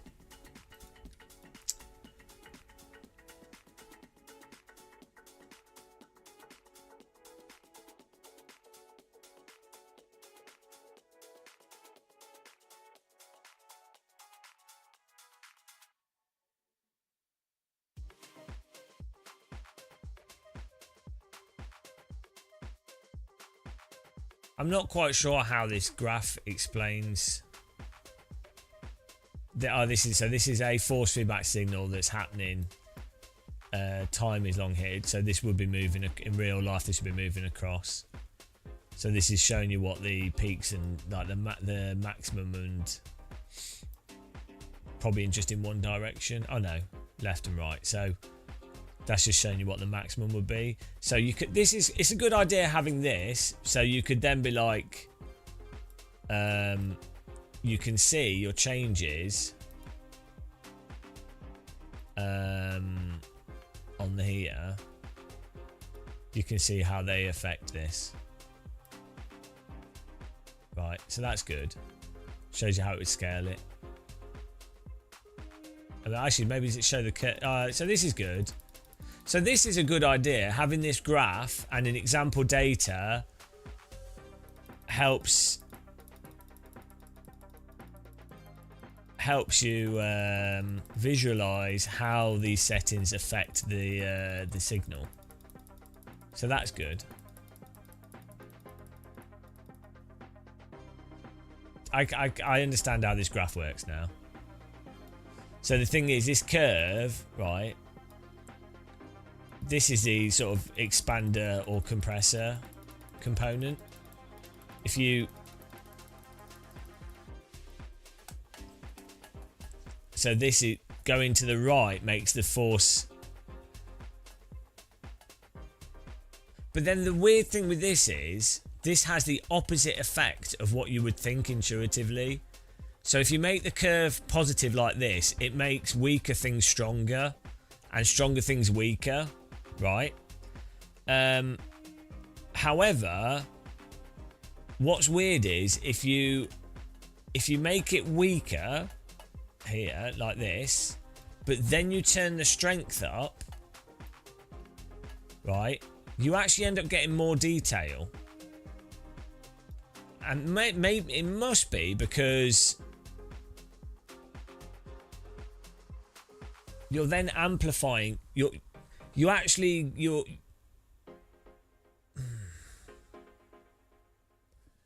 it doesn't make sense. It shouldn't really. That shouldn't make the signal more detailed. Unless it's because your wheel is then amplifying. No,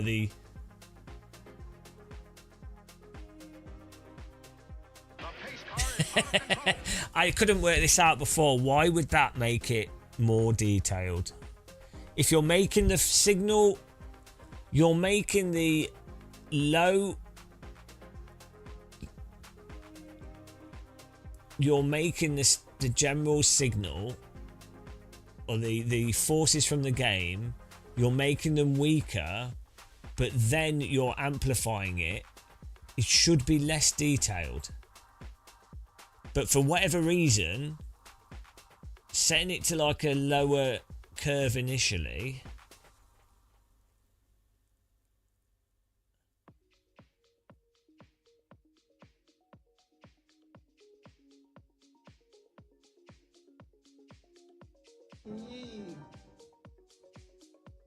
right, let's think of it as audio.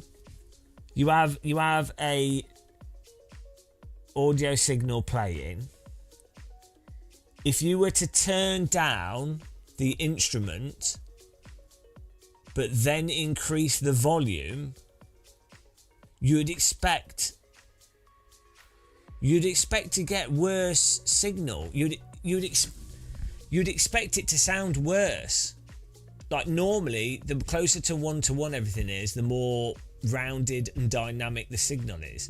So unless there's something else going on, maybe what's happening is the higher frequencies or some other component of the signal drowns out or hides the relevant component of the signal by shaping the force feedback. You're maybe somehow minimizing one part of the signal, and then when you turn it up, but then it should still scale it all the same. Yeah, it doesn't make sense. It should be a worse quality signal.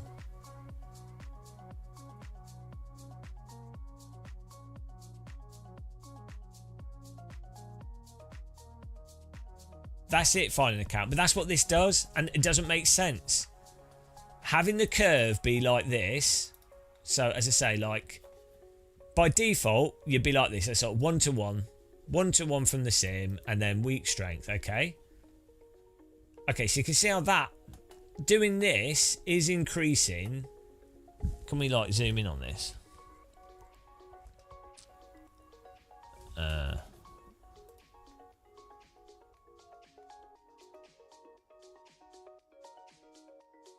Let me. Maybe we can see on this graph actually. Let me just see if I can copy this.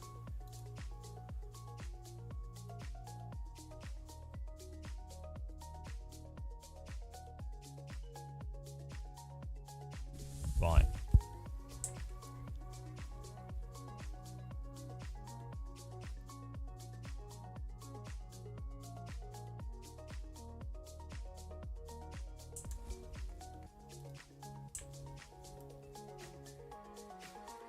Okay, so I can crop this on the right a bit more.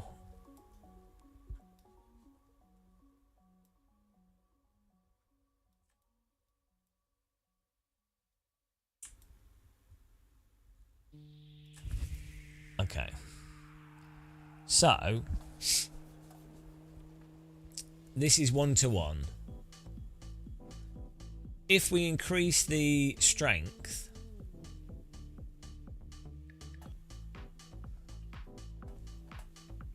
So if you've got no strength, you have basically a flat signal. So that's going to be lacking in detail because the signal is flat.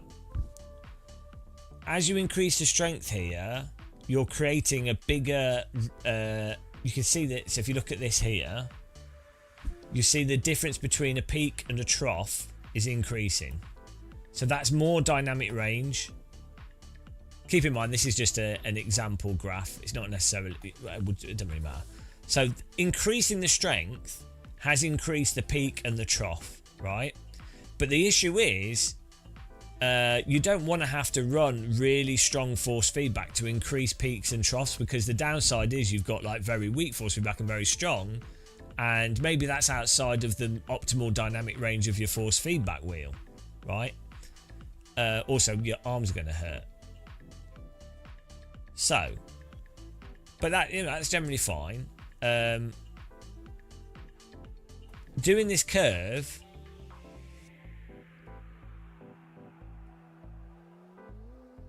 that's then making, you can see the blue line is what the curve's changing it to. So okay, what's happening is the curve is bringing it down whilst increasing the dynamic. But why? But why, hello AC Gaming? Why is that curve?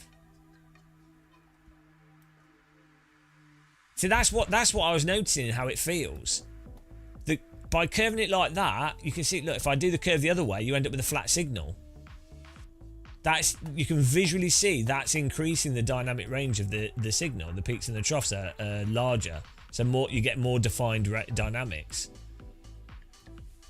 But why would a curve like that reduce the strength of it but maintain?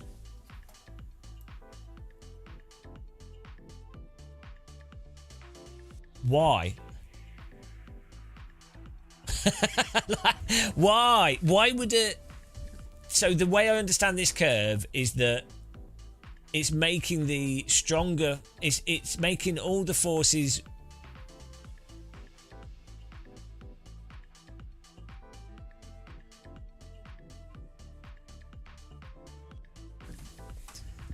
This is hurting my brain, guys. I honestly do not understand. I can't understand why a curve like that would increase the dynamic range.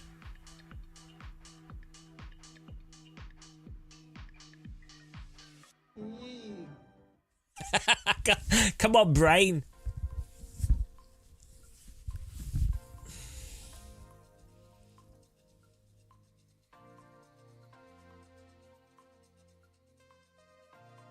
I mean, technically, it would be what's expanding, but that's just a word to describe what we already know. And why would that type of curve?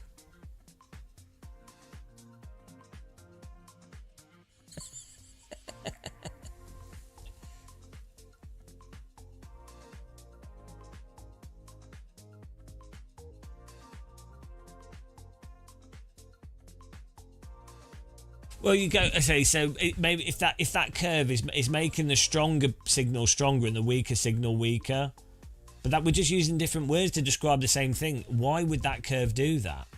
Yeah, you're just describing what we can see. The point is, why does that curve do that? Not like here's 5 different ways to say it's doing that. We know it's doing that. Why? Why is it doing that?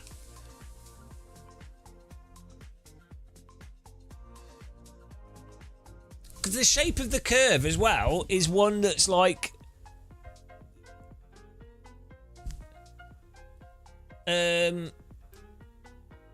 it's, yeah,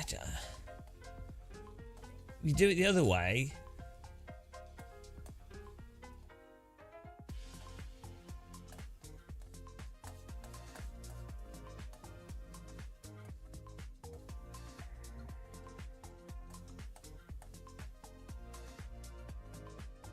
Hang on, what's going on here where it's weaker?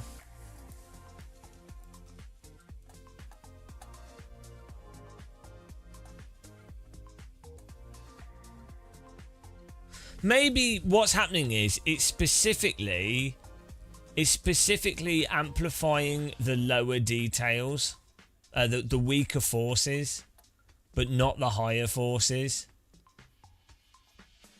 But then that is doing the opposite of what it should do. So going this way, you can see that is amplifying the weaker forces. But that then the end result is the opposite. Like, it doesn't feel, it gives you less detail, even though, because what's happening is the lower forces are then like just immediately like super duper over the top. So it's like the low force is not actually then a low force. The low force is then a high force.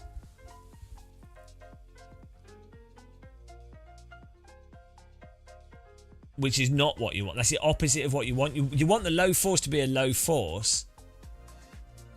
And you want the high force to be a high force. But you want them to be, the dynamic range to be expanded between them.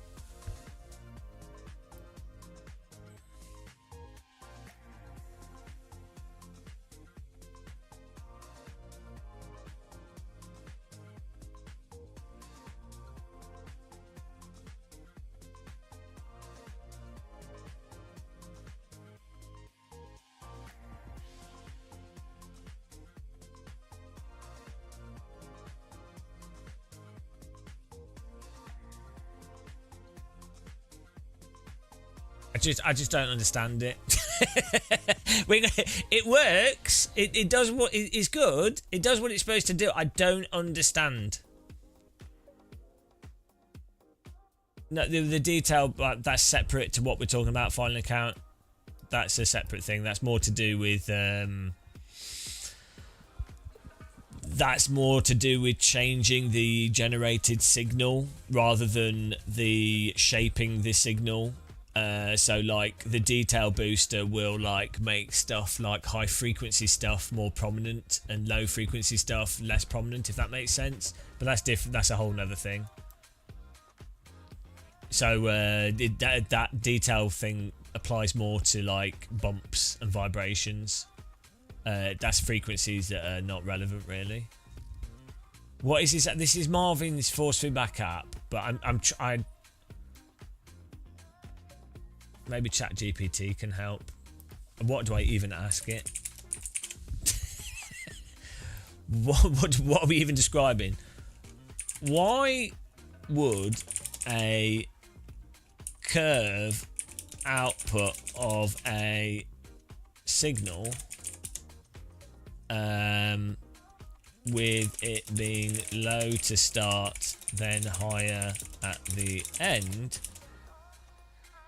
allow for more dynamic range in the output of a signal?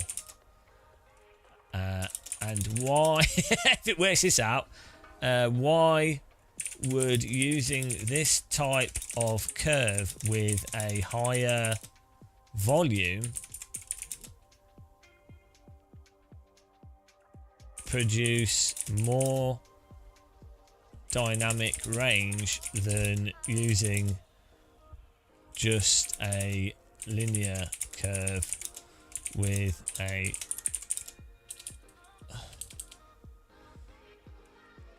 the same volume?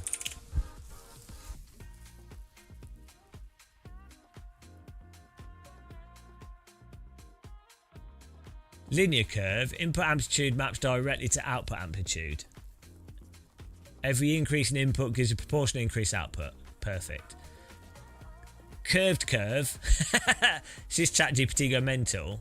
Low to high slope. Small input values are kept lower for longer, but higher input values ramp up more steeply at the end. This means quiet parts are more compressed, whilst that's the opposite of what we want.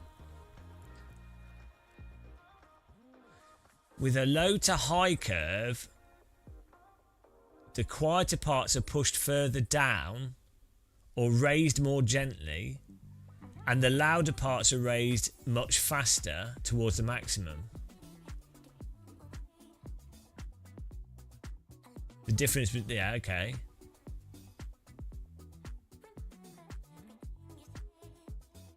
Here we go. Why higher volume with the curve? If you take the same curve and simply raise the overall gain, you're now stretching the loud and even further away from the quiet end. So this is basically just expansion. Since the curve already emphasizes the large parts more than the quiet parts, boosting overall gain accentuates that non-linear.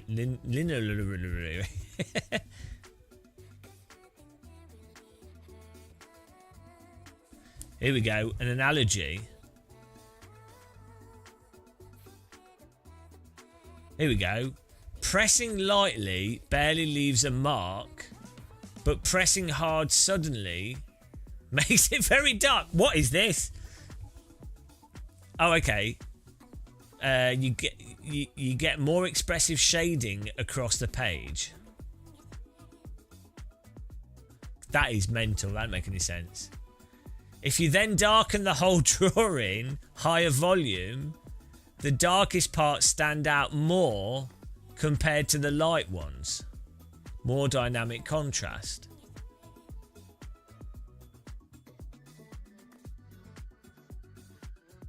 That kind of makes sense.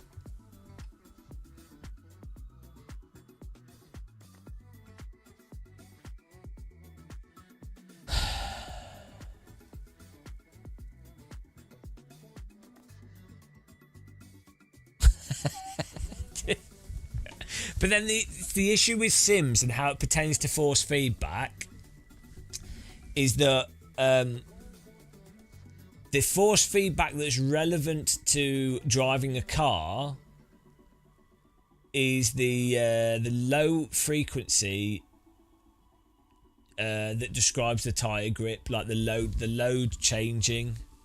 Like you're pushing into a corner, tires at peak grip, you're getting maximum resistance. Tire starts to slip, the force feedback gets lighter. You'd have to push as hard against it. And so what you want is you want as much you want to feel those dynamics as clearly as possible through that entire range. So it's basically specifically want to amplify those dynamics of the lower frequencies.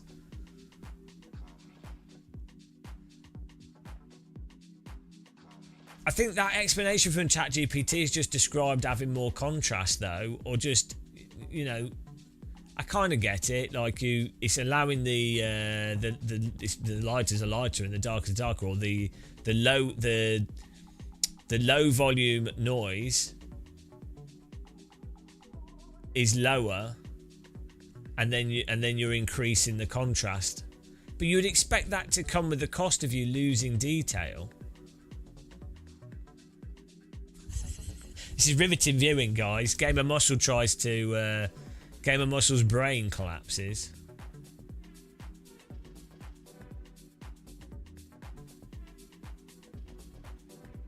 Because the thing is, that what doesn't make sense is it's almost as if that's the ChatGPT thing is describing the opposite, because that's what this would seem to be doing here. But what this is causing is there's no actual... Doing it this way... There is no low signal. In fact, you can see here where it goes from left to right. There is no. It's instant. It's like we're starting. The signal's basically starting at like 5 Newton meters, right? There's nothing below 5 Newton meters. So when you do the curve in this way, you've ended up with a dead zone of force feedback because the minimum force is 5 Newton meters. Whereas if you do it this way, the minimum force is like 0, which is what you want. You need the minimum force needs to be as close to 0 as possible. And so you're compressing it so that, not compressing it, the wrong word, but you're making the minimum force as close to 0 as possible, which you wouldn't be able to feel, but then you're increasing the strength. And so the idea would be to balance it such that the signal from the game, you want the signal from the game to be as close to perceptible 0 at its weakest level for your wheel and then for as soon as there's any change, it's at the level where your wheel will then actually feel the detail change. That's the objective of the most detail you could get from one thing to another thing. So it's like with headphones and an amplifier. You're trying to set it up. Well, you don't want to go deaf, so the top volume stuff's not the important part. It's the low volume stuff. You're trying to set it up so that you can hear, like, the minimum electronic signal is enough to actuate the headphone, so you can hear a noise of, like, the quietest bits.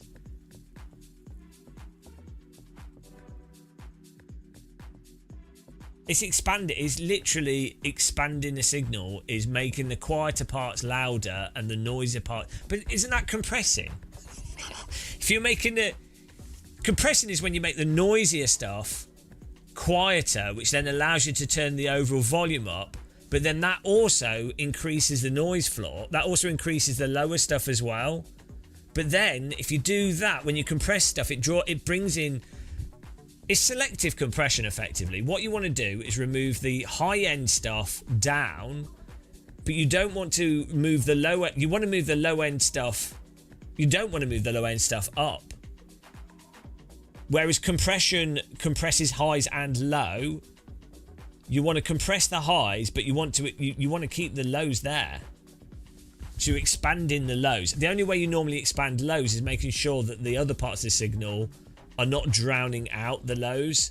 But then that's another part I don't understand. It's like, how is this sort of isolation? Because it's all kind of back to front with the force feedback wheel, because you're talking about, like, the bass.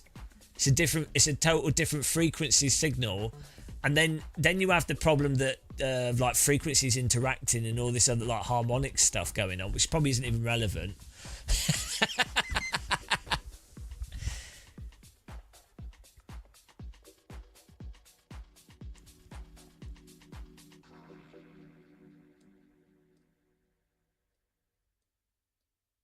Right, what's that pan ID? Make it a high to low curve. You're on about music here.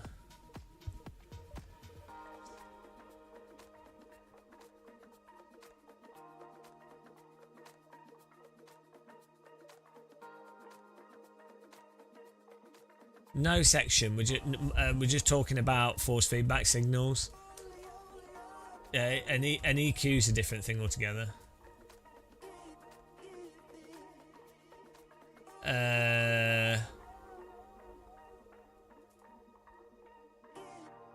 Normalizing's another thing again. So hang on.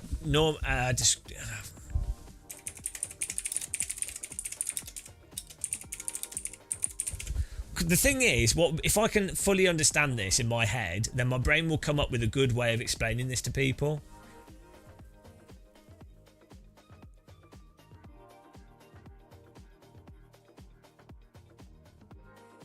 Normalization is the process of adjusting the overall gain of an audio signal so that its loudest peak, or sometimes its average loudest, depending on, reaches a target. Yeah, no, normalizing is just making sure that you don't have, like, clipping, or you don't have like the loud parts are not too loud. That's a different thing again. Well, it's very simple to set up your wheel. I'm just trying to understand something. I'm not very bright, so this is painful.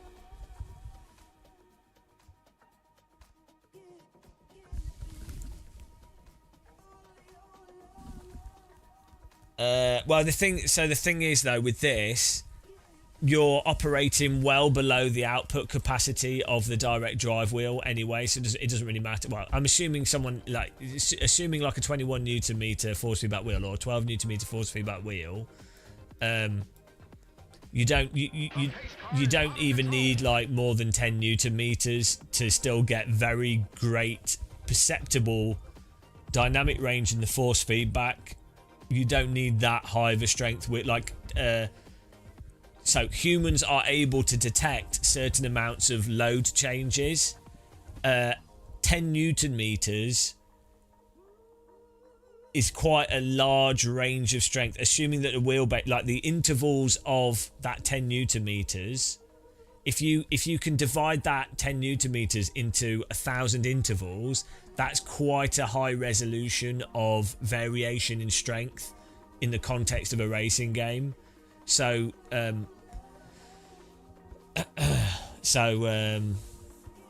you don't actually need that stronger force feedback to describe the grip of a tyre to quite a high resolution.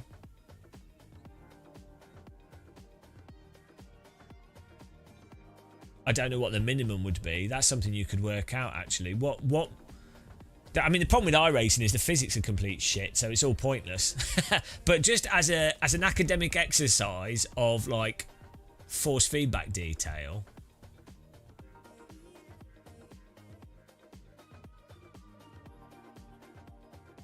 No, so the Moser thing's different. Again, that's a different thing.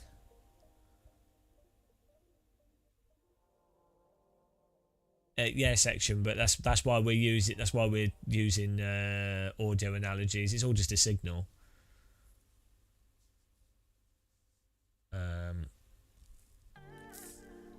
We're just trying to understand why a hooked curve like this, and then turning the volume up, creates more dynamic range. But it makes sense, as ChatGPT was saying. If you were to draw a picture, if you did really light shading, and so the image has really light shading on it, and then light bits, but then light shading. If you turn the contrast up, it makes the light shading look darker. But normally when you do that, you lose detail. But it depends on the dynamic range of the output. And so I think it's partly to do with the device, the output device. It could be like a piece of paper or a screen, or in this case, like a wheel or headphones. It depends on the actual dynamics of the device that you're outputting to. And then, as I say, lining it up so that the minimum force that comes out of the game happens to be in line with the minimum perceptible force that you can feel on your device. And then it's also a case of the volume. You set the volume to a mixture of the curve and the volume can line it up with what the optimal output for a given wheelbase is.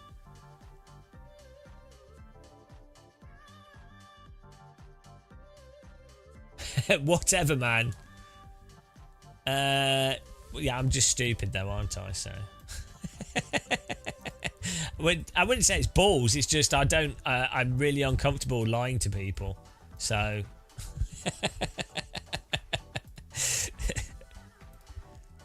also, I imagine a lot of streamers don't play lots of other simulators, or they might not even, or not streamers, but like people in general might not have identified the very specific differences. So unless you're like, you might not be a particularly skilled driver, so you wouldn't notice. You might not have played lots of different simulators, so you might not notice, and you might not have the critical thinking to understand how it's relevant to things and why it's good and bad potentially for different players. So you might just not give a shit. So there's lots of reasons for this. Right, anyway, let's do this. The thing is, I now understand why this setting is kind of... Well, I don't understand it, actually. Part of me feels like it makes sense, but then I don't really fully... like, the logic doesn't seem correct. I feel like I'm lying myself into thinking I understand it, and I don't. We need to do this with, like, Fruity Loops. And then listen to the difference.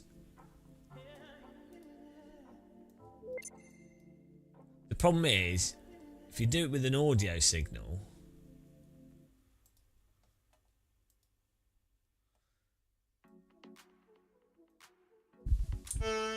you kind of need a signal that's going up and down.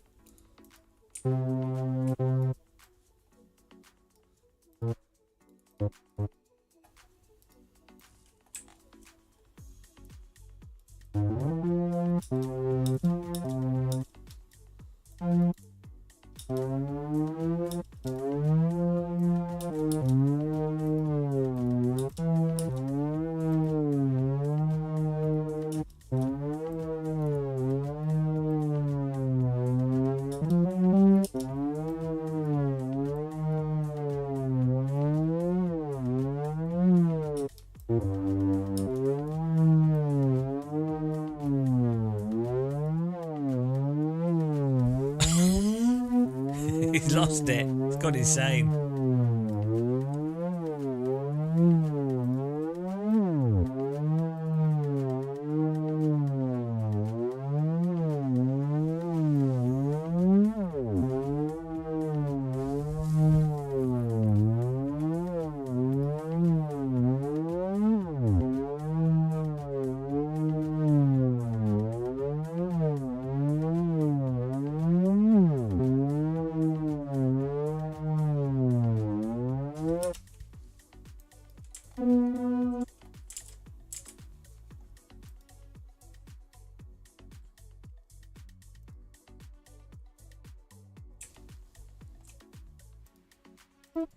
Wait this a bit longer.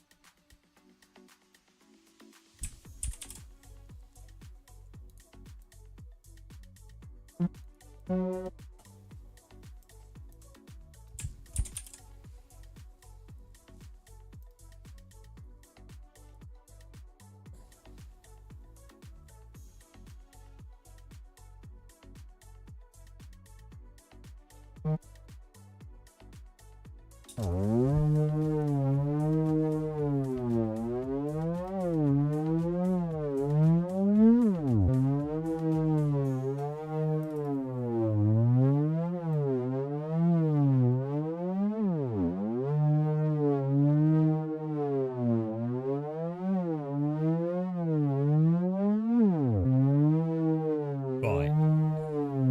Can we put like a...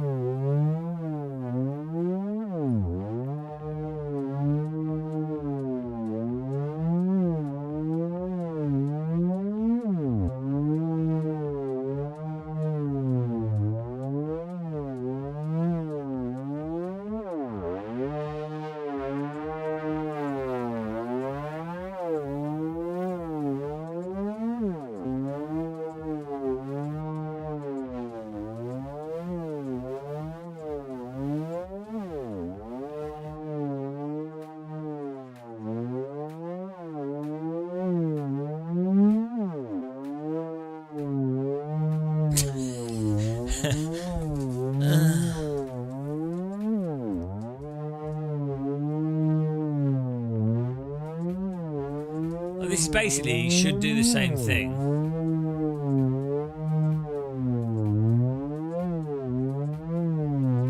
But it's, we can really do with it having a graph.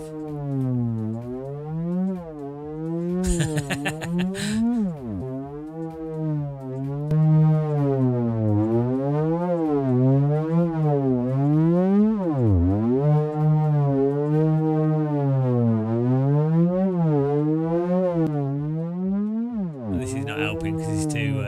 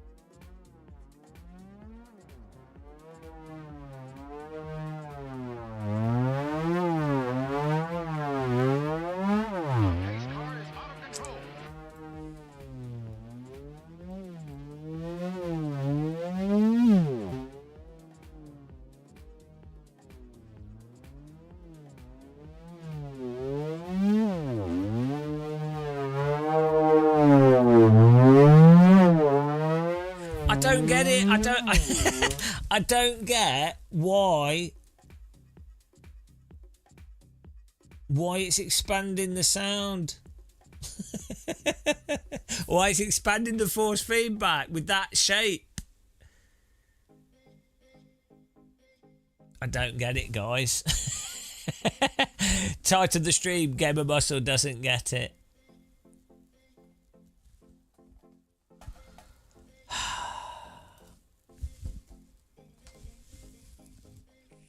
Why is this curve?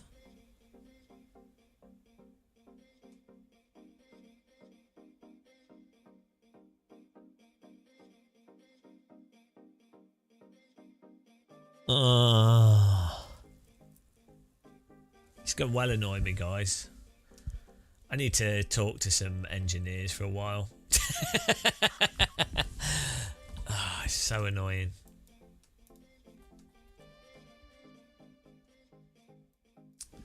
Anyway, let's do the next race.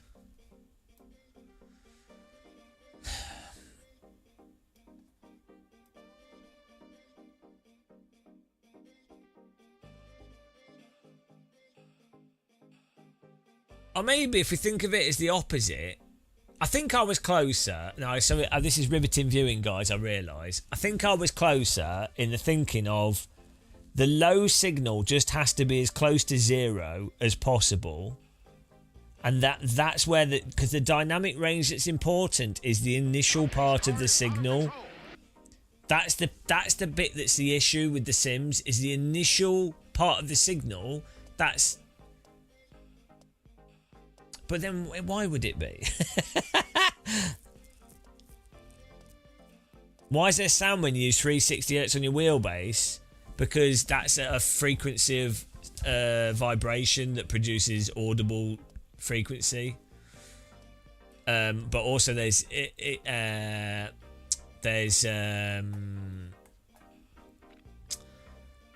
with FEI it's called. I don't. What does FEI stand for?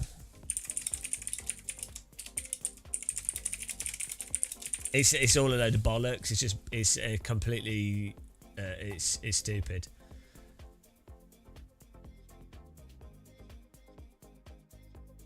Force effects. What does it stand for?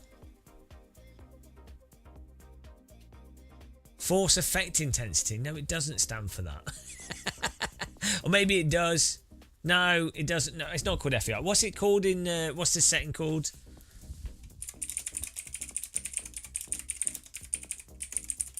See, the irony is, right, force feedback's complicated enough, and then you have this stupid... like true force and full force and stuff. It's like, this is not helping anyone. It's completely pointless. You can do it without FEI anyway.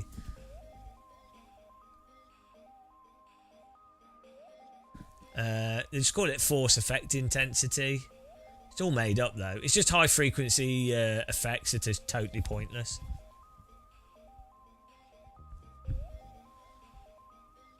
LFE, that's it. Sorry. Yeah, LFE.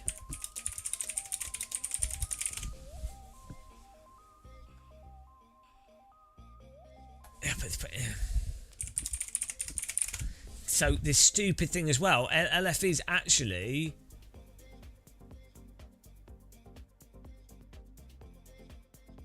They call it low frequency effects, but actually it's quite high frequency. So dumb. It's so dumb. It's so dumb. Oh my goodness. Sim racing, guys. Honestly. It's actually... The low frequency effects are actually much higher frequency than the base effects of the force that you're pushing against on your wheel, which is the most relevant one. And so actually it should be called high frequency effects. Sure, it's lower frequency than audio. It's like engineers and marketers conspire to make things as stupid as possible for the average consumer. I understand why Steve Jobs would run around slapping people.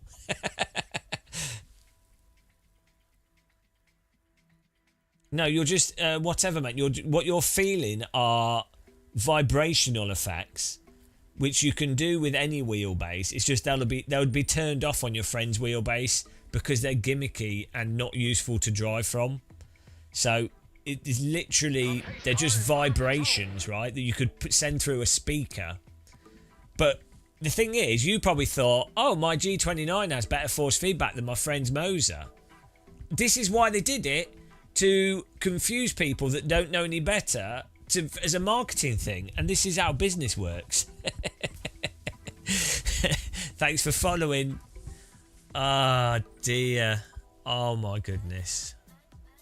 It's the mix of marketing bollocks, snake oil, and yeah.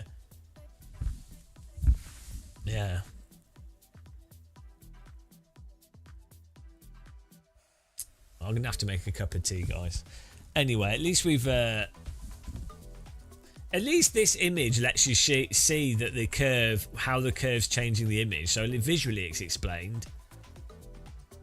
Even if I don't understand the reasons of why it is actually helping, other than what I, as I say, think it is that it allows you to get the signal when it's at the weakest, closest to zero, both from the game and your wheelbase, so that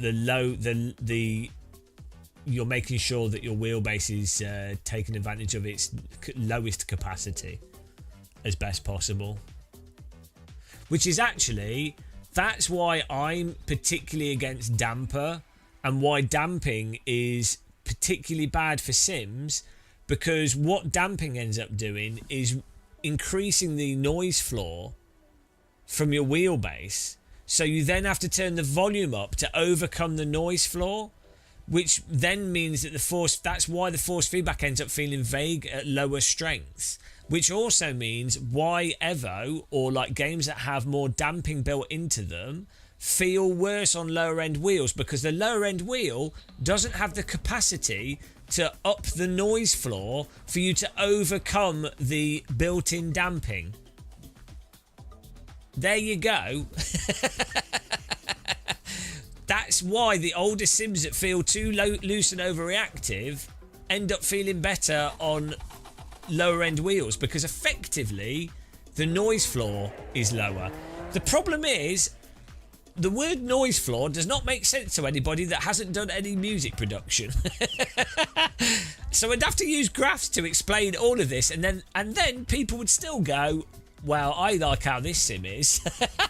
You can't win. You cannot win, guys. There's no point in, unless obviously we have developers watching this, so this is good to tell them. But they must know. They're just making an arbitrary choice.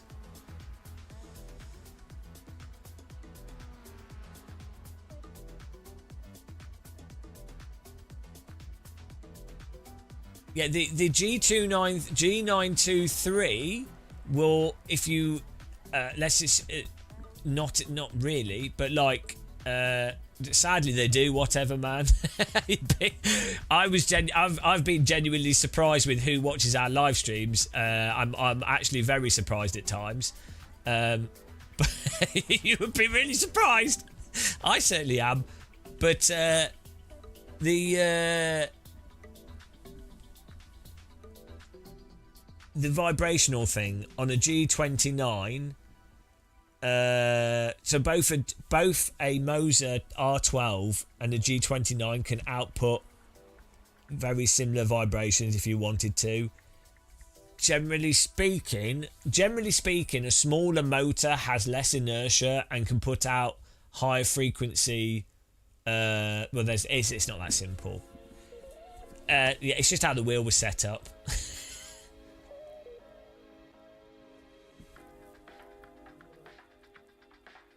Wow, exactly, whatever, man. You should be sent to the gulag.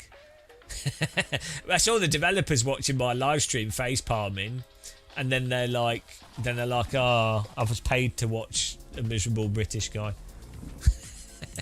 Great value, great. That's why game development's so expensive. All these people are sat watching us, not developing.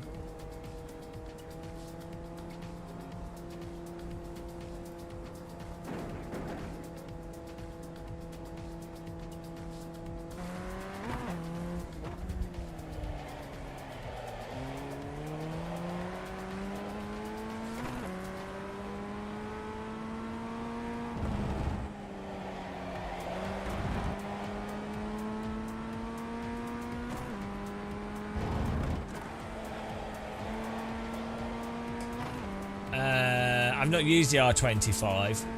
I'm using the R21. It is, they're all smooth. So the R21 versus the R12, basically, it's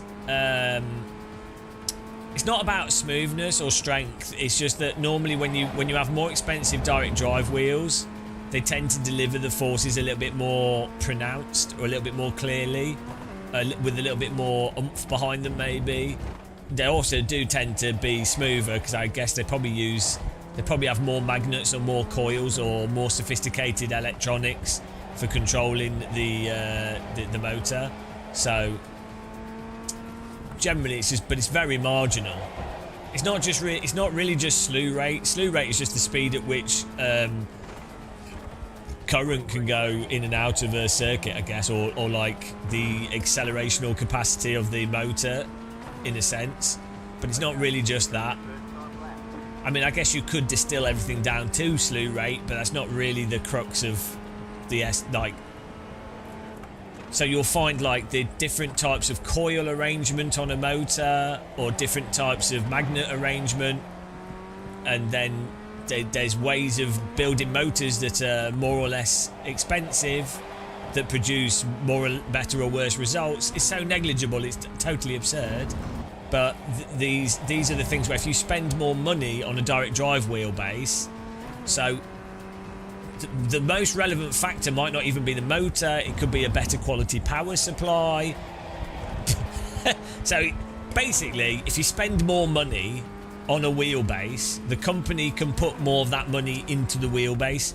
Not that you're getting better value for your money, but basically that's what it comes down to. And it's utterly negligible relative to the actual force feedback that the video game like, if you have a really good hi-fi, if you play Taylor Swift on it, it's going to sound like shit, isn't it? You know, you could spend, you know, if you could spend like £5,000 on an audio system, but if you're listening to shit on it, or the sound you're listening to is not very well produced, don't matter. Like, I mean, good example, again, let's Jurassic Park, the last film, went to cinema to watch that cinema had Dolby whatever it was, right? But the film is clearly, like, the audio production was terrible. So, you know. Well, the thing that with audiophiles that's mental as well is they will get like amazing hi-fis and tube amp and all this crap, right? And then they will put it in a room that doesn't have like properly balanced acoustics. So you're like, well, what's the point? Like, what? Like, okay, fair enough. You get headphones and a really nice amp for headphones, but then okay, but now you can't actually feel the music in your body. So again, like, you just selectively. I've spent £5,000 on my amp and my headphones. It's like, okay, but you're still not actually experiencing the music, really, like in an absolute sense. It's all just like selective, utterly arbitrary, selective thinking. It's exactly like car modding, where someone buys like a Fiat Punto or something, or like a Ford Focus, I don't know, and they're like, oh wow guys, I put it on the dyno and I've got an extra 5 horsepower. Wow, you can really feel the kick in. Oh, I've got a new exhaust, and and it's like, yeah, you're driving a Ford Focus though. Go and buy a race car. You spent the same amount of money. Like, at the end of the day, great, you've managed to get the most out of your shit vehicle. I can see how that's fun. But at the end of the day, just taking the chairs out of it would have had a bigger impact on the end drive. And you can't even drive it faster than motorway speed without getting a ticket. So what's the point? But humans have this capacity. I will do it as well. Everyone will do it. They have a capacity to selectively hyper-focus on some arbitrary component of something, and then nitpick at that to the nth degree whilst missing out on the bigger picture. So, like with Sims, you can nitpick like oh, is this car better in this sim or that sim? It's like, well, it doesn't matter if the tire model doesn't work. What's the point? You can't drive the car if grip doesn't return at like half the speed that it would in a real car. No other aspect of the vehicle is going to be correct.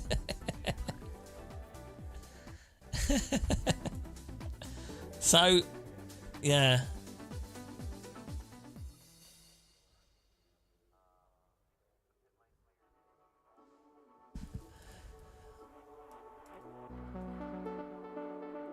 But Marvin's force feedback app is incredible. Like I think every sim needs to use something like Marvin's app.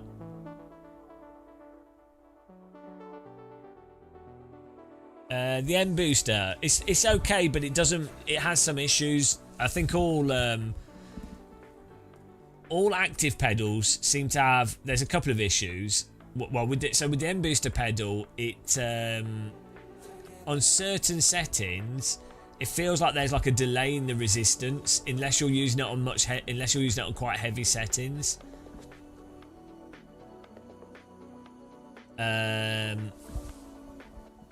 So with the Simucube active pedals, they tend to always feel a bit grainy, which some people don't mind, some people will mind.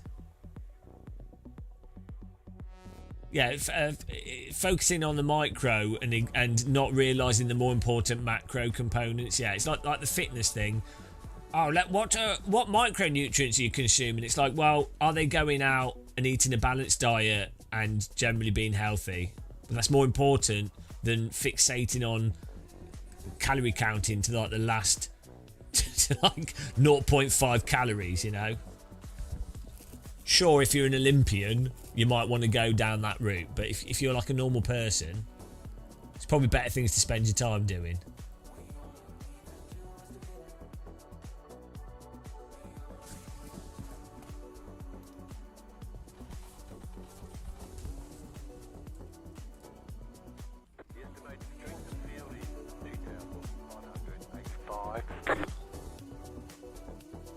We expect to be fighting for the podium. Oh dear. Anyway, it's half the field is on the grid. the issue with Ace force feedback is because of the tyre physics. So the actual output of the force feedback code might be fine, although I definitely feel like there's more damping in it, but that could be because of the tyre model. But having something like Marvin's app to expand the signal probably would be a good idea. The problem with AC Evo is the game doesn't have balanced slip. It's either you're under the limit or you're kind of over the limit, and the cars are not happy in between. Whereas if you've ever driven a real car, even like go-karts, well, you need something with enough power to overcome the rears. But basically, when you're in neutral steer in a vehicle, it's quite happy. Like a car can hold neutral steer in perfect conditions. On 2 cars to grid.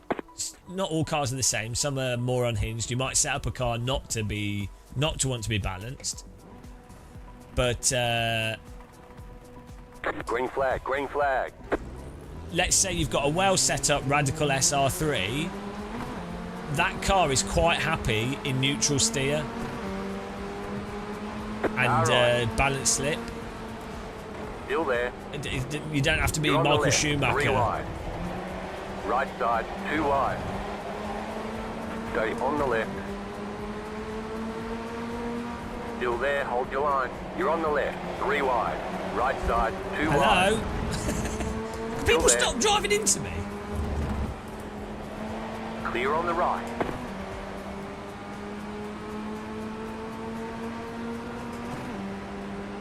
No, Marvin's app is not an EQ preset. Right side. Keep to the left. I'm here for safety racing, so just don't take me out. Still there. Clear on the right.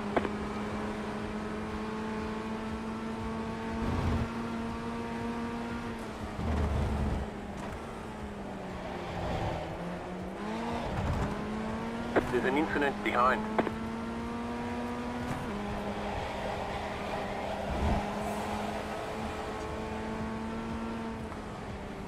Marvin's app allows you to shape the force feedback signal that's coming out of the game, but then also add in some additional stuff if you want to. So, but you're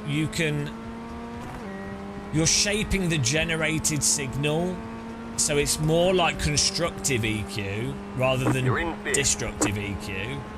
So a typical hi-fi EQ would basically allow you to turn up low frequency, reduce high frequency, but doesn't really let you shape the audio as such.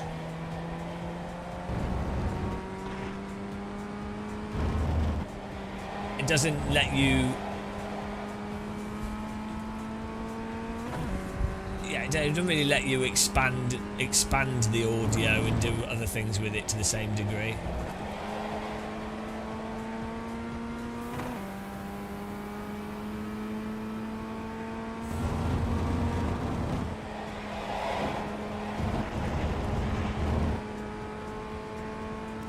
I mean, I think a part of Marvin's app is that it's taken, from how I understand it, it's taken the force feedback from the telemetry of the steering rack at a higher frequency than the game as well. So that There's an incident behind. automatically gets you, in some senses, a more detailed signal from the simulator. But,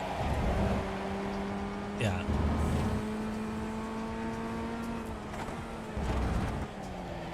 Also, being able to apply a curve to the signal, you can then have it so that you can amplify aspects of the signal, like a dynamic lock file. The problem is, all these words and all these descriptions, if someone doesn't understand audio or doesn't understand why you would want these things, they ain't going to understand it. Like, the problem is 99.9% of sim racers don't understand how any of this stuff is relevant to why you'd want it.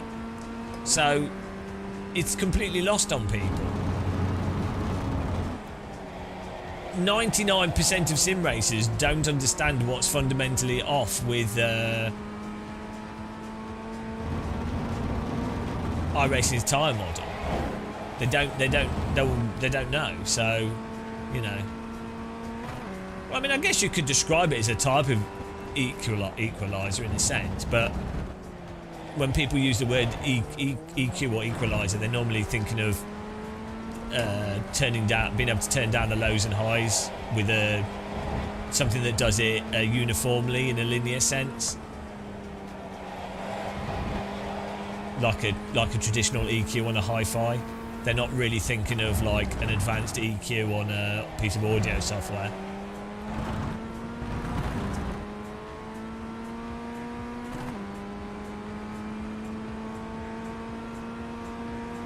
That was your fastest lap of the session.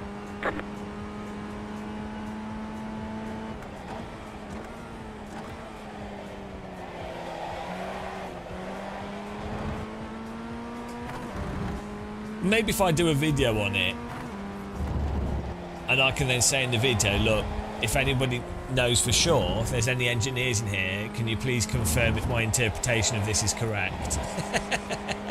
And then they will be able to explain it better. And then, because that's a good way of learning when you don't understand something, is if you can talk to 3, 4, 5 people that claim they do understand something, and then you can contrast their views together, and then you can apply some logic and reasoning to their different views to then determine which is most likely to be, you know, a better understanding.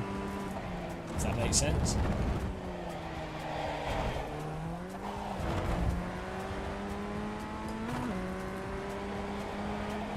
Yeah, it's similar. So the AccuForce thing is another.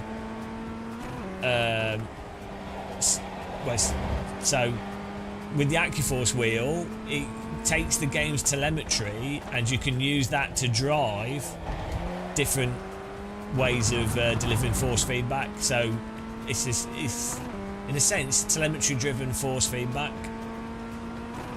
So That you're was your fastest lap of the not session. necessarily trapped into using whatever arbitrary thing the game developers decided to put through direct input or through whatever they send to the force feedback wheel software.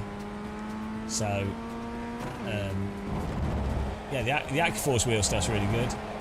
It's just their software's a pain in the ass to use. I don't know, don't use the hands-off protection. Well, they might have fixed it now. There was a bug with the Moses software where if you put the hands-on protection off, hands-off protection on, it caused some issues. Maybe it's fixed now, I need to try it again. But I find it tends to go off at the wrong time. It'd be nice to have it on a low setting. Well, Nick, you're clearly an intellectual, so... I find communicating stuff really hard. I'm very much like a... I always feel... I think everyone feels like this, to a degree. Like, you'll understand something, but it's very hard to communicate. And then... I think it's a more common thing for people with dyslexia to be you can know something very, very well and still find it very hard to communicate. Because it's the other way around as well. You find it hard to understand things from what other people are saying because you have a much more sort of intuitive sense of how things work. You know, it's like asking an artist, well, explain the picture you've just drawn without showing it. You know, that's the problem with language. Is it's not a very good.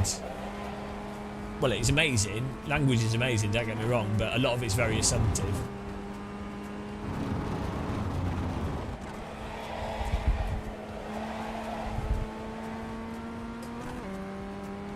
Yeah, exactly. There you go. Well, that's an apt comparison between Marvin and a bog standard EQ.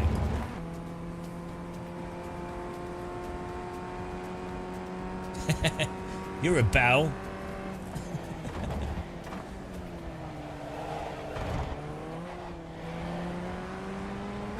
I think we've done force feedback videos for iRacing. To be honest, I don't think it really matters that much for iRacing. As I say, the physics are... The irony is, Marvin's force feedback app is really good, but the irony is iRacing has some of the worst physics of all the simulators. So it's kind of funny having these super intricate... Like the force feedback's great. 3, 2, 1. The car in The problem is the physics aren't. The fastest lap. 30.202. The grip of the tyre needs to return at like twice the speed that it does.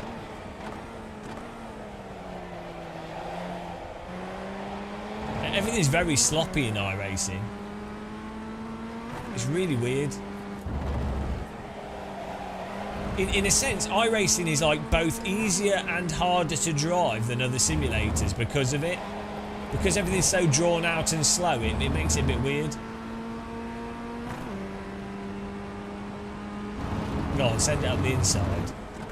No, he wasn't close enough.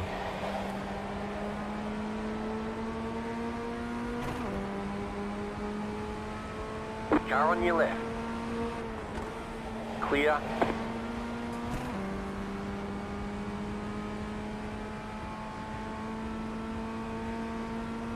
Slow car ahead. Car stopped ahead. Car stopped ahead. Go right. There's an incident ahead. Oh Right my side. goodness. Oh Clear on the my right. god. Car right. You're on the left. 3 wide. Right side. 2 wide. Clear on the right. It's so stupid. See, like that situation there.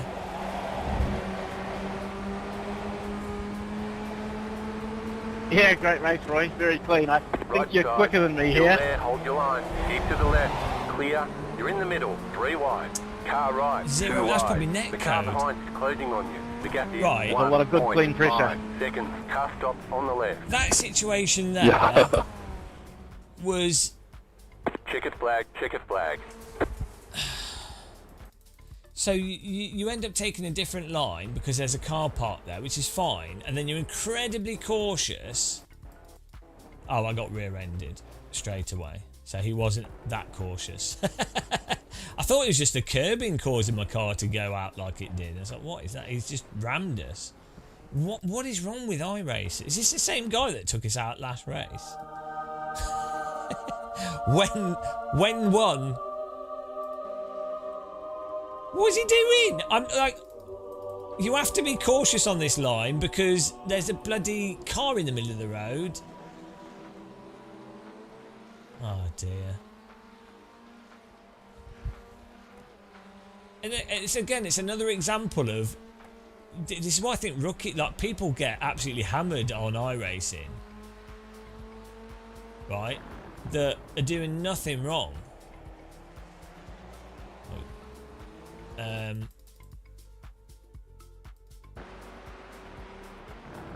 We've done absolutely nothing wrong here. We've had to go a bit slower in case he rolls, and also because we're on a wonky line and this curb with this car flicks the car out and causes it to spin.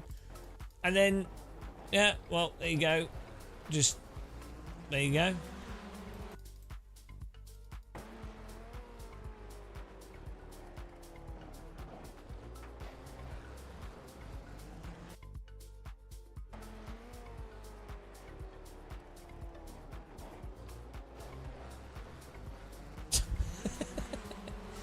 Oh dear.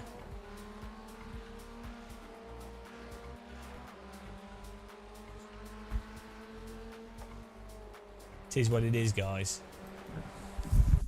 We're getting this force feedback dialed in though, which is nice. I think of the people that come to sim racing. Q sad violin. Think of the people that are new to sim racing and get absolutely hammered by this stuff in iRacing, and they then think that that's normal for sim racing. They'll be like, oh yeah, well, it's just because I'm a bad driver. It's not. Obviously, you get bad drive. Real life drivers are insane as well. So you know, but it's then magnified, isn't it, by the netcode, the damage, and everything else. As we always say, it's in the description. It's on the screen. It's on the screen. Don't worry. Someone wanted us to try the new F4 cars. We did a video, Ucha. There's nothing new in the there's just some in-game UI stuff. Unfortunately, it causes the game to pause and also bugs out, so it's not ideal. What's the new F4? Is this it? Hang on, is this oh, we already have a Mercedes GT4. We can try it out.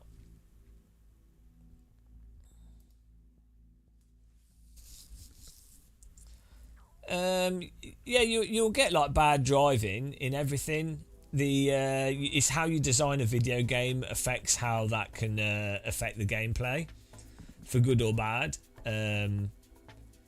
So you know, you'll get bad driving in everything and real life.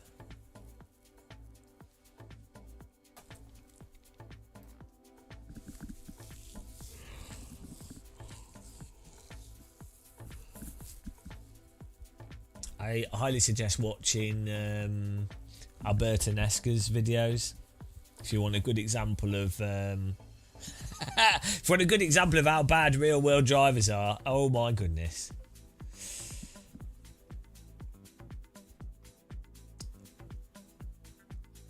Surprisingly, spoilt rich children that can do race driving tend not to be the most empathetic. Not always, you know, you can't just blanket statement everybody, but there is a high proportion. You'll have noticed when you were younger, the rich kids often either they were, you know, normal and aware because their parents had actually explained to them that not everybody is rich and not everybody can just have what they want immediately and not everyone is spoiled. But so you get middle class or poor children that are spoiled as well, right? And messes them up. The problem is when you add more money to spoiling a child, it messes them up it has more capacity to mess them up even more, right? So like a less well-off child that's spoiled, it's like, oh, they get nice football shoes, they get nicer clothing and stuff or whatever, or you know what I mean, they get the games console with the games. It's like a poor child that's spoiled. And then with the rich child that's spoiled, it's like, oh, here's a race car, look at all these people clapping you on for doing nothing. Oh, here's a you can go here, you're going on this holiday, you're going on this holiday, you're going skiing. They're not parenting tips, I'm just pointing out the reality. I don't want to be a parent. I'd be terrible. Children terrify me. I really like children, but they absolutely terrify me. And yeah.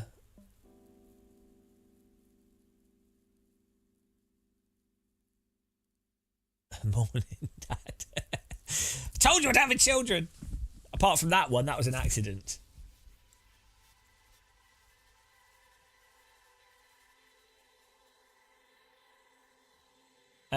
Well, I do think the thing is, you do get people commenting on how people should parent their children when they don't have children, which is ridiculous.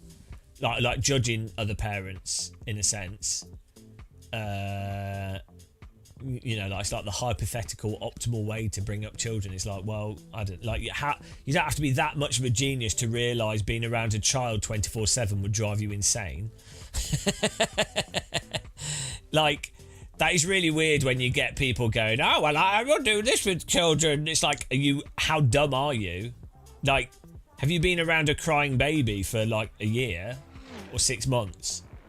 Now, you could be a great parent, but like sleep deprivation for that period of time is, and then whatever arguments you'd be having with your partner, whatever else is going on financially, obviously he's gonna, no one's gonna do anything perfect, are they? So I think it's fine to say, oh, these would be idealised great ways of doing things, or this is like how this is ideally, but you have to also be aware of the reality of stuff.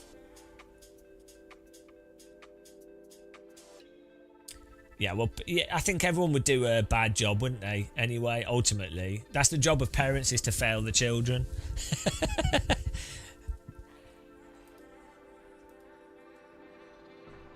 The only good parenting advice: don't have children. Why would you bring a sentient being? Who are you to bring a sentient being into reality that didn't ask for it?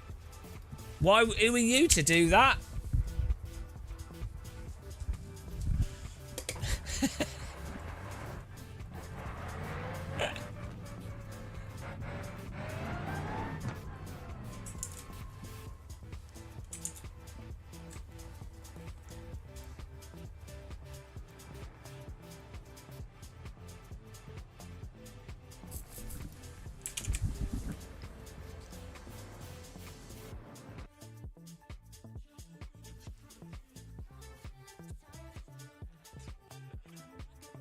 We need to fight against pregnancy. It's anti-democratic.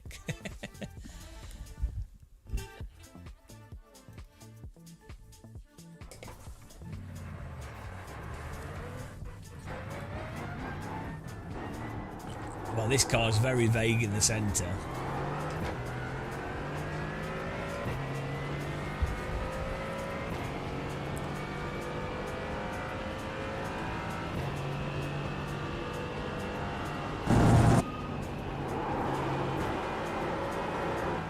I mean, what is that?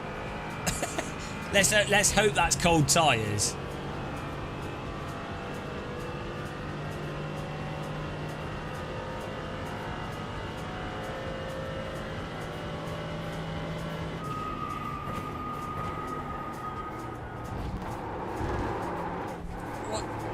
What? Like, that is just not how even cold tyres behave. Why would they do that? Why would it be so like... Utterly unresponsive. Trapped over the limit. I hope that is cold tyres.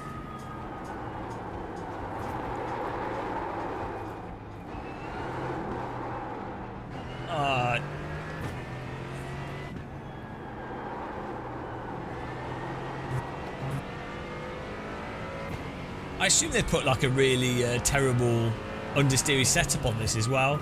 It's just kind of ironic that.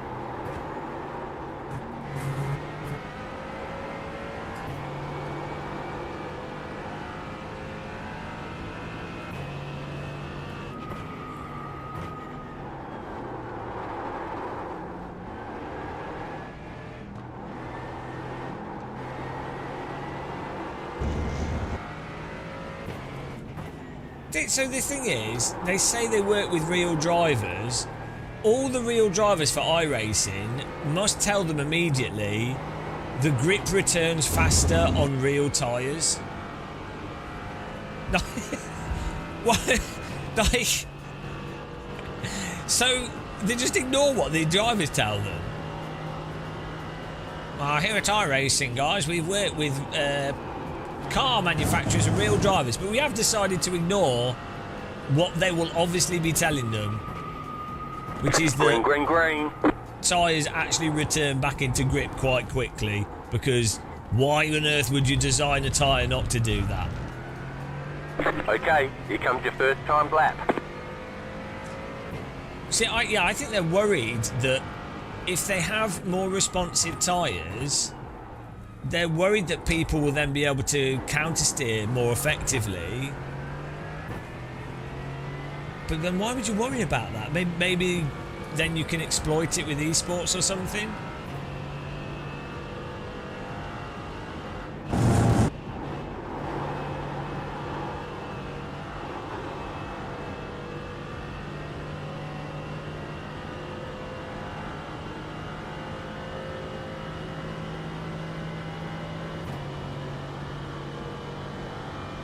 Take it. No, why would you want people to be able to take multiple lines through a corner using the skill of balancing?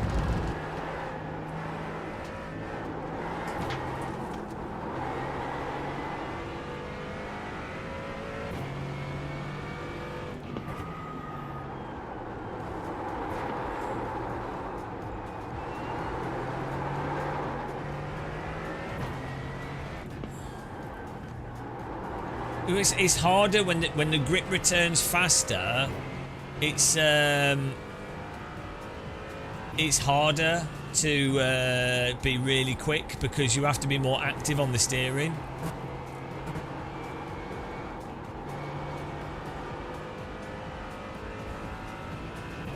Like you have to do more inputs per corner, and you also have to be more precise on the brake and the accelerator. So it's actually harder. In a sense, like you have to have more precision, and you have to be more reactive. So, by most definitions of difficulty, it's harder. Hello, by the way, Christoph. So, like, Race Room's a good example, actually. Race Room has a lot less peaky tyres than even the first Assetto Corsa. Like, the grip comes and goes a lot slower, and so that actually makes it a lot easier to drive, or a lot easier in a sense than AC. A lot more forgiving. You don't have to be as quick on your counter steer. One more lap. And in iRacing, again, you don't have to be quick on your counter steer. It's all very slow because the tyres are slow. And if you've ever been in a real car, you have to counter steer quickly, otherwise the car will spin.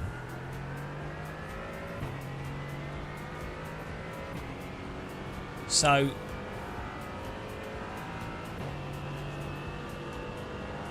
but it's insane. Like, obviously, any real driver will tell them the grip comes back faster.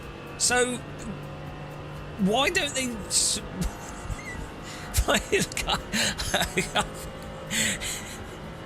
I've been in a GT4 car in real life on road tyres. The grip that came back quicker on road tyres. I think slick tyres, when they're up to temperature, tend to purchase even more. They're more abrupt in grip coming and going. It's different, less of a springy thing, more of like a smooth kind of thing. But like,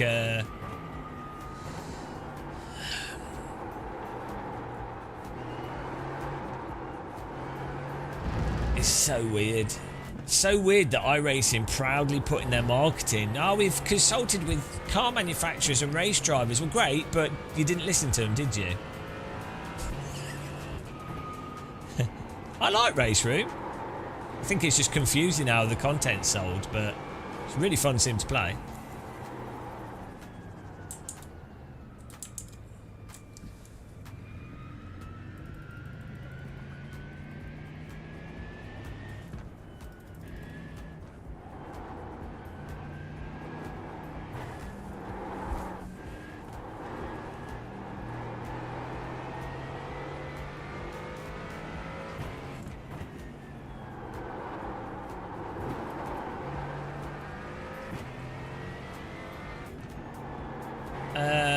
No, I have dealt with it. I just think it's as I always say, it's important to have at least someone be honest.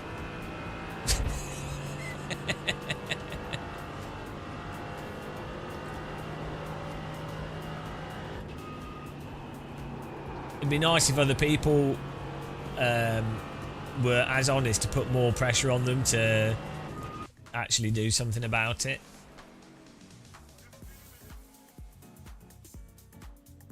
You know,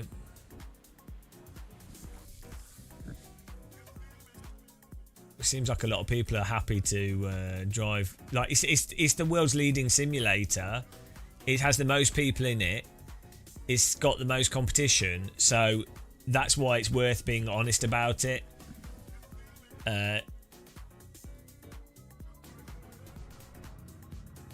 One to go. Next time by. Line up on the left side. The estimated strength of field is 2,468.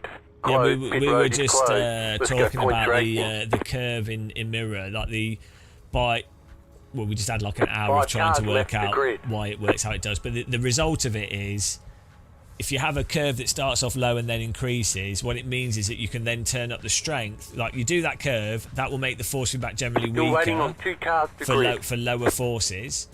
But so you then do that curve a bit, and then you increase the force feedback strength. Waiting on the final. And so what it ends up doing is amplifying the weaker forces in a sense, or it creates more contrast between the weaker and the stronger forces, which then allows you to have more dynamic range from your wheel. If you do it the other way, it will be the equivalent of like having a minimum strength thing, but you'll lose detail, and it might make the center feel tighter, but you'll have lost dynamic range from the force feedback, and you'll have lost the information of the load coming and going. This is the important information.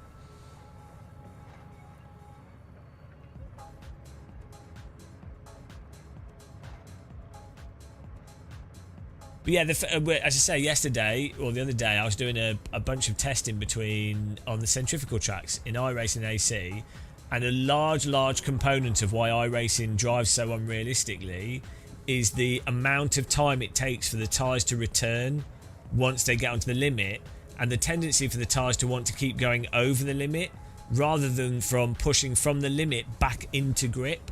And if you were a tyre manufacturer, how would you design a tyre? Would you design a tyre to want to push back into grip, or would you design a tyre that tends to want to go over the limit, continually go over the limit? Obviously, you design a tyre to be grippy and to want to grip, right? That's just how it would be stupid otherwise, right? And this is what you see if you drive any real car. And if you play AMS1, AC, and most decent sims with realistic tyre behaviour, you have this perception that it's a bit of an effort to keep the car in slip. It's a bit of an effort to push the cars over the limit. You might, once you've gone well over the limit, you spin and what have you. But it's generally a little bit of an effort from the driver to get the car into slip, and that's specifically because the tyres are trying to push you back into grip. And that's why iRacing feels mental to anybody that's used to driving at the limit. Now, I thought it was just a case. Car is out of control. I thought it was just a case of the tyres maybe overheat or whatever, but like, it's also the speed at which the tyres go from being on the limit or slightly over the limit back to the limit. It happens very slowly in iRacing. All the handling characteristics are slow. And again, that makes it all really vague, and you've missed the corner, you understeer for ages, you oversteer for ages. If that happens faster, it means that you have more control and ability as a driver to manipulate the vehicle. Time to do your job. So, I thought we were going then. Got a bit confused. Green. Okay, fair play. Now the thing is, what I've just said there is what any real driver would tell iRacing immediately. Still there. Oh, Clear. that makes sense. Car on your left. Clear on the left. That makes perfect sense.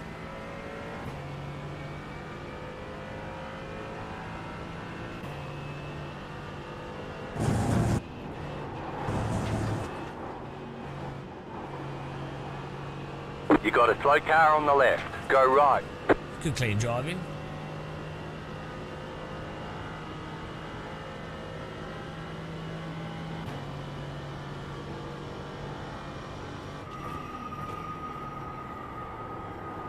There's an incident ahead. Go left. So then what you get is you'll have You people got a slow saying, car on the right. Car on your left. Car stopped on the right. Go left. why does it matter, Game of Muscle? Well, I'll tell you why it matters. This is the most popular simulator on the market with the most competition, and presumably Car right. if you're playing a simulator, Clear. you want to be simulating how cars actually behave. Left side. You got a slow car on the left. Go right. I'm Keep not- to the right. There's an incident ahead. Clear on the left. The car behind has gone off.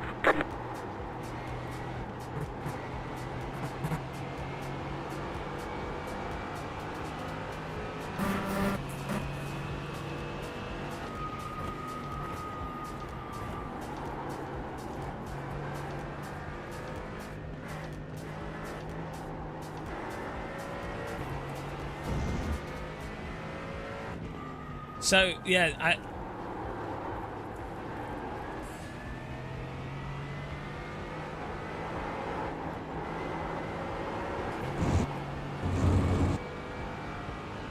it's part of the intersection.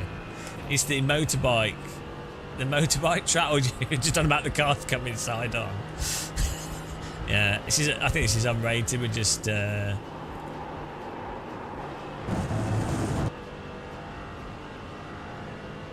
what's insane is having any YouTuber or influencer acting as if iRacing isn't completely messed up in its tyre physics. It's beyond mental.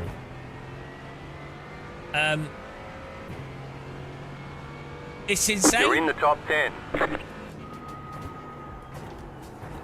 The only reason you would not either someone's ignorant to the physics, completely ignorant to it, which is fine, or they're purposefully ignoring the reality for the sake of making money.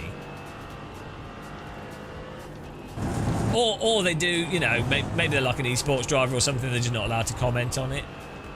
But again, that's for the sake of making money out of esports, right? Like, I don't blame them, but but people need to be more honest. It's so dumb. So dumb.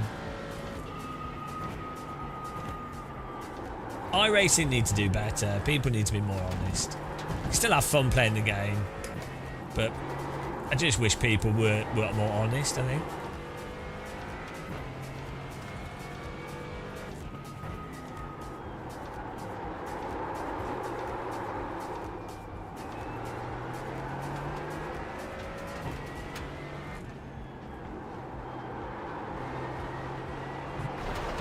Maybe that's a video we do. Why people should be more honest about iRacing.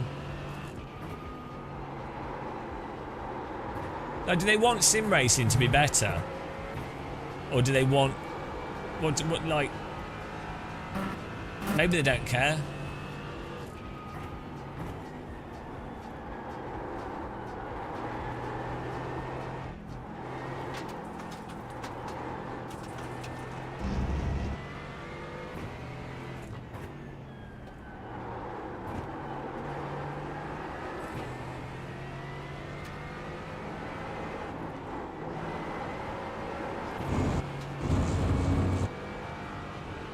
No, I don't really blame companies for having subscription models. I think it's actually what you probably have to do, because there's not that many sim racers compared to like a traditional, like a mobile game or a PC game, and you have to fund the game. It has to be profitable. It's a business, so I actually don't think a subscription, especially for it's a service. You know, I think combining subscription with content fees is problematic. But this is the thing, I actually don't really mind the price of iRacing.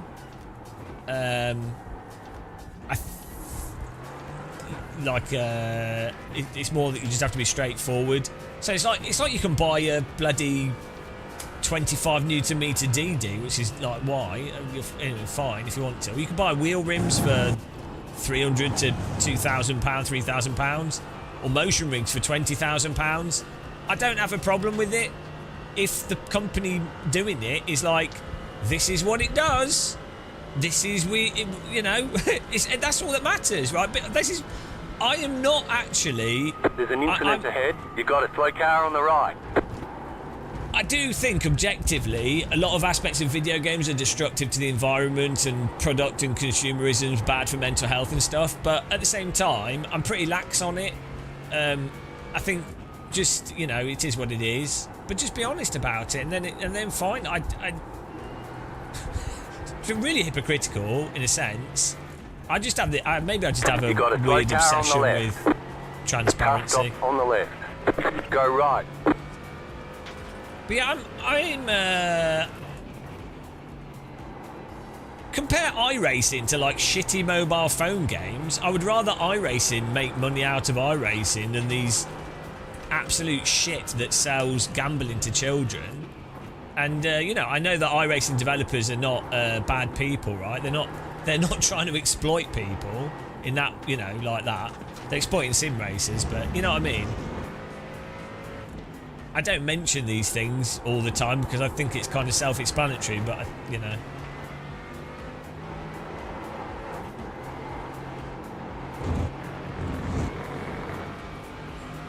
Left side. Still there, hold your line. Secretly a set. Well, you have to The be a pace sim car is racer. out of control. How much Newton meters? It's probably around about 12 Newton meters. Is probably what it's outputting, 8 or 9 Newton meters. Because I do quite a lot of sim racing, I have to be careful that I don't wear my shoulders and my arms out. The car in P1 just set the fastest lap. Whatever. Well, I mean, you can 30.327. argue that they do moderate the servers to some degree. You do have servers that you're on. You do have the big events that they put on. The thing is, value depends on what value you're getting out of it, so it can be very hard to try and have an objective, quantitative conversation on how much something should cost. Like, let's say you're a real race driver and you're going to drive a track, and iRacing's the only sim that has the laser scan of that track. Well, you could spend £500 and you'd have already got your money back. So it's a difficult thing with software. It's not. Different people's use cases will mean that there's different value from the software, right, for different people. So it's always some sort of compromise between things. You wish Moser would sponsor you. Well, if you want sim racing companies to send you equipment, just make review videos. Start with something cheap. Slow car ahead. There's an incident ahead. I mean, car stopped literally, on the right. Go left. You got a slow car on the right. The Go first right. review I ever did don't tell anybody this. I bought like 3 joysticks off Amazon, like one of the early review videos I did. I bought a Thrustmaster HOTAS, a Satec X52. You can see the video on our channel. And I reviewed them and then I returned them. Distance selling regulation. And ironically, that video got like 50,000 views, 100,000 views, and people will have bought joysticks from that video. So actually, it made money for the companies, and it would have made money for Amazon. So it's win-win. Oh, also, one of the shops effed up and accidentally sent me 2 joysticks. So well played. But I ended up eBaying one of them.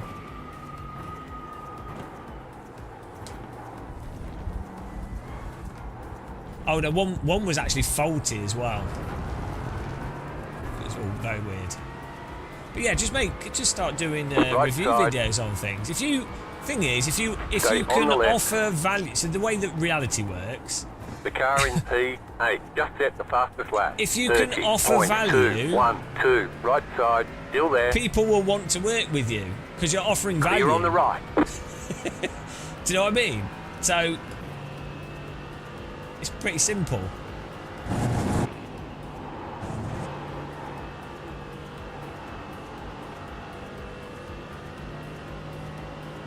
Not that it's easy to make a review video, to be fair, but you know, you start doing stuff. You can effectively do it for free. Right side. Stay on the left. Stay on the left. Clear.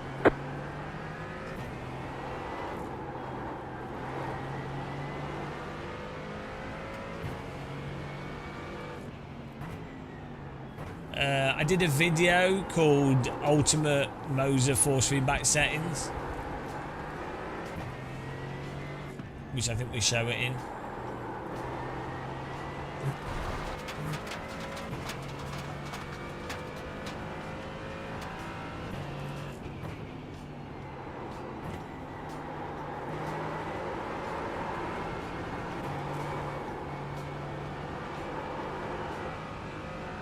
Did you like that slide?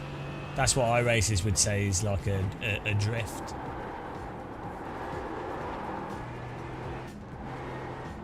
Why is it? It's like driving on snow, this. We're using Marvin's Force Feedback app, which I think is like 360 or something.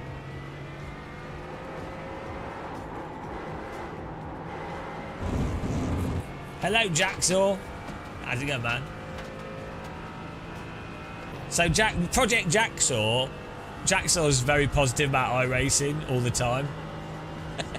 we're not letting him get away with this. Jacksaw, can you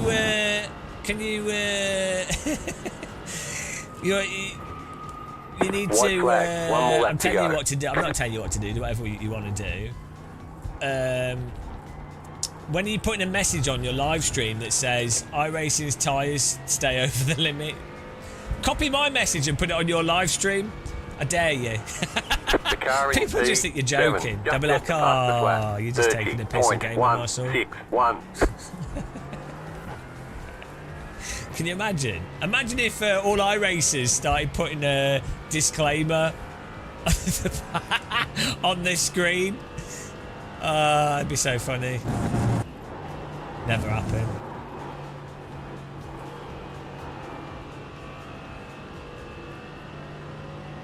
It's my edge. Yeah, my edge of losing copious amounts of money through being too honest. It's a really good edge.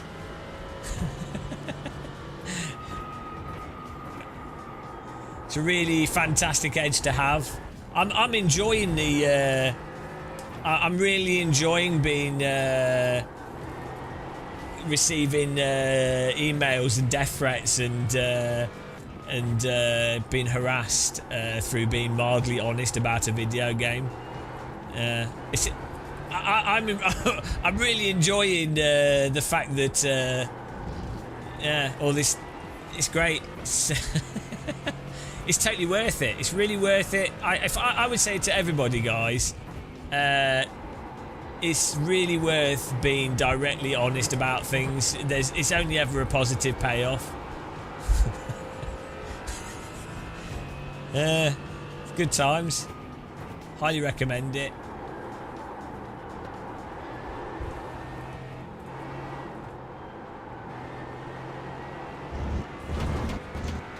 This car's a pure toboggan.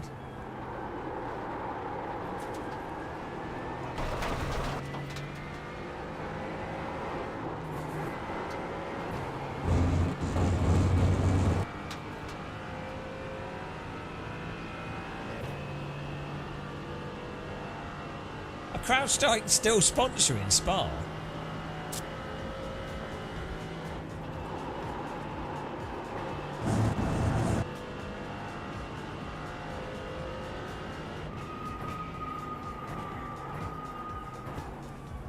Oh no, there are good upsides. Like I get I've had quite a few people in the industry. You got a slow car on the right. What are they doing? Quite a few There's an people in the infinite industry ahead. are like, There's oh, we checkered flag. appreciate you being honest, and Good job. Very good job. so that's good. And Don't try and take cars out after the line, man. It's just stupid. surprisingly, some like wheel race drivers have been like, oh yeah, no, we like what you're doing. So, yeah. I mean, it's just the truth, though, isn't it? So that I think that always, I think it's good for mental health. So this is the other thing I find. When you just see like lying by omission, or you see just constant positivity about something that's clearly a bit messed up. To me, it negatively affects my mental health, because you're like, what on earth is going on? Like when you can really clearly see that something's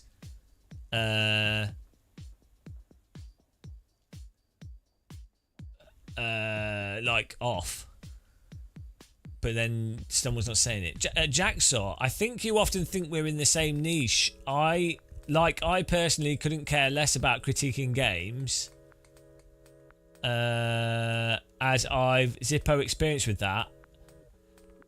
No, that's a cop-out, Jacksaw. So I don't want to critique the games, particularly. Now, outside of an academic thing of this is interesting, but I do not want to be telling people that this is wrong with this is massively incorrect. I'm forced into that position by iRacing lying in their marketing non-stop and other people not being honest.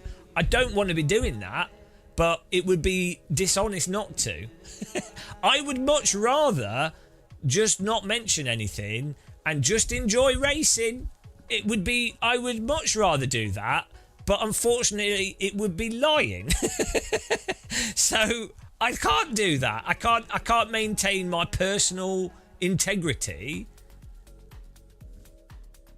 It's just untenable. So I would much rather not. I'd much rather just be talking about what's happening in the race, ignore the reasons for why what's happening in the race is happening in the race. Like, oh, let's just ignore that the reason why that guy in front spun was because the tyres turned off for them, or because there was a ghost netcode hit, or XYZ. Let's pretend it was just like a normal real race, because that's what people want to hear, and that'll be more enjoyable for an audience to consume, for them to play along with the role-playing idea of doing a race, and where are we finishing? Are we doing better? Are we doing worse? That's going to be more entertaining. I'd much rather do that. But yeah, I can't lie to people like that. So I mean, I'm not saying you're lying, and I'm not saying other people are lying. It's not that simple. I would be lying from the knowledge that I have to not mention it. I'd be lying by omission. So, I am inherently, it's like different people have different degrees of how critical they want to be about things, and I do find I am generally critical about stuff, but I think that's like it's interesting knowing it's not a negative or positive thing. It's interesting knowing the reasons for stuff and then being honest about the reasons for stuff. But yeah, no, it definitely is a cop out for someone to you know. Yeah, so no, I think I disagree. I think we are in exactly the same niche. I'm just willing to take the financial hit and the bollocks by being honest. I'm not anything against other people doing what they do, because as I always say, I believe in people to have their individual will for what they decide to do, and so I don't begrudge anybody else, but you know, it's their choice. It's their choice to make. So that's what I say. I say I would like other people to be more directly honest about stuff, but they don't have to be, and I don't. If they don't want to, that's up to them. Our wheel settings. Generally moaning, yeah. Right. Yeah, they all have mental fanboys. It's tedious. It is tedious dealing with them constantly. The settings. I know I put it on 100%. So this setting doesn't seem to really make sense. Hang on. For me, I never think today I'm going to lie and be overly positive so I can conceal the faults of iRacing. Well, no, that's not the claim. I know you're just saying that's not how you're approaching it, and that's not the claim I'm making that you're doing. The point would be if you or if someone was aware of the flaws, the fault, like obvious faults in something, then they are ignoring them, that is lying by omission. Which isn't the same as directly lying, and I'm not saying it's like an intentional trickery, but it's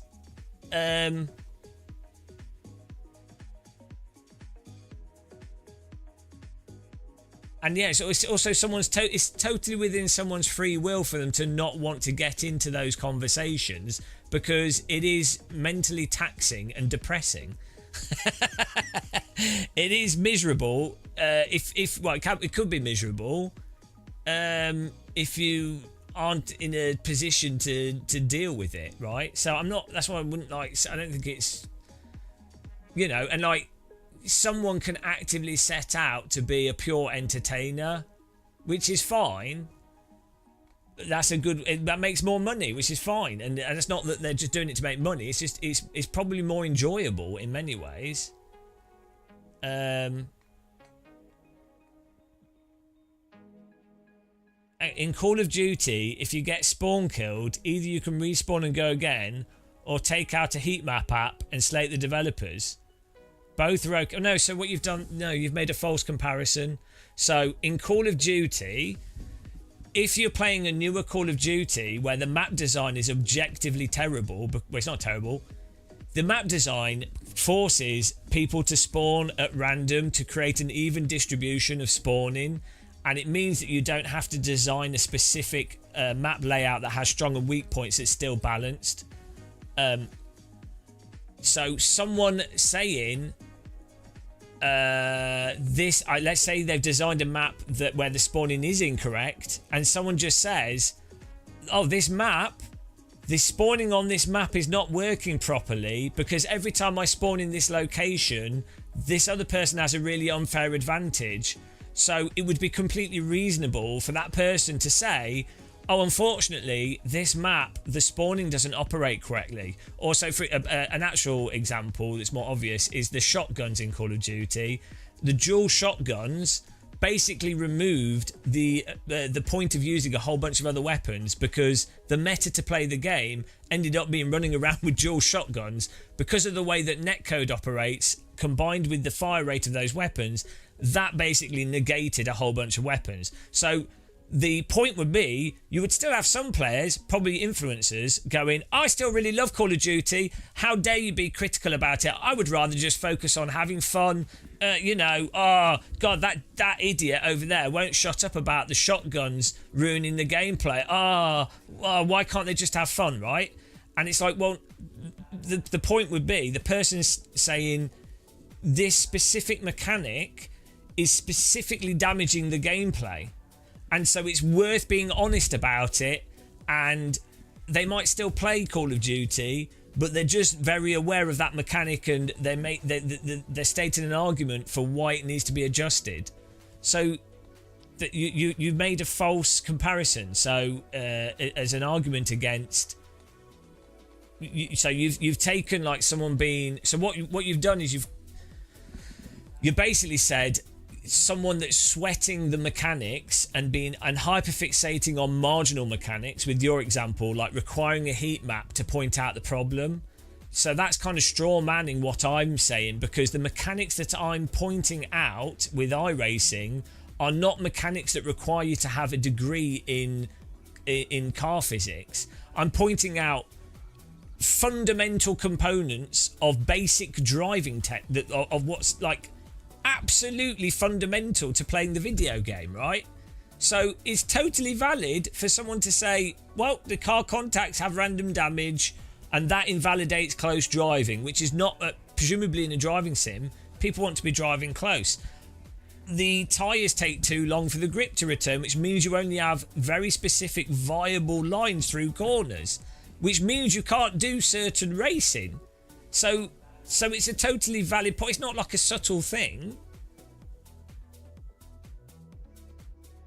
So some feel the need to point out, but what I'm saying is some people don't feel like they have to, unless they're reviewing the game, which is fine. However, the problem is it's not a even distribution, and it's totally so.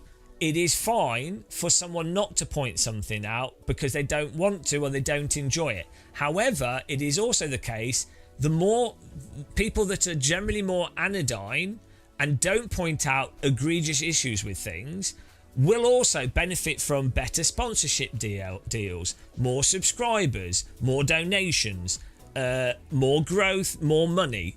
So what happens is, those people are massively rewarded for basically being people that are maybe not from their perspective, but from the perspective of a business. Those people are rewarded for continuing just consuming whatever, right? Which means from a consumer perspective, things will just stay the same to whatever they are. Like there'll be no like progress on anything. So those people are effectively can end up being patsies for whatever the corporate entity wants to do. Like they might do good, a corporate entity or like business or sim or whatever, they might do good things, but they also often do things that are really like rubbish that need to be pointed out, otherwise nothing happens. So yeah, on an individual person's level, it's like what you see with influencers. You'll get a whole load of the influencers are sort of selected by corporations so that the individual influencers have their own free will, and they tend to be very anodyne people who they themselves are totally free to do that, but by selectively boosting the profile of those non-critical anodyne people, that means that the corporation is in a position to leverage that to then smooth over flaws in something. So, but then also, if you have someone then say what I'm saying, I'm pointing that out to people. So then they're then aware that those influencers would then be aware that that's what's happening. And presumably, they then are going to have an ethical question, and they can then decide, do they still want to do whatever they're doing, or do they actually want to consider whether or not that's an ethically good or bad thing to do, which is still their decision. I see. That's true. I see why the need to point it out is needed. If not, the devs will think their game is 100% perfect, so they need to be kept in check. Well, yeah, okay. Partially, it's about keeping it in check, but I mean, obviously, the developers are all trying to do, generally speaking, the best they can do. I think it's just honesty. It's not even about keeping people in check. It's just like, this is the reality. Like, let's just talk about the reality of stuff, right? And yeah, if the people being overly anodyne, I think, help obscure the reality of stuff. Especially if they're aware of the issues.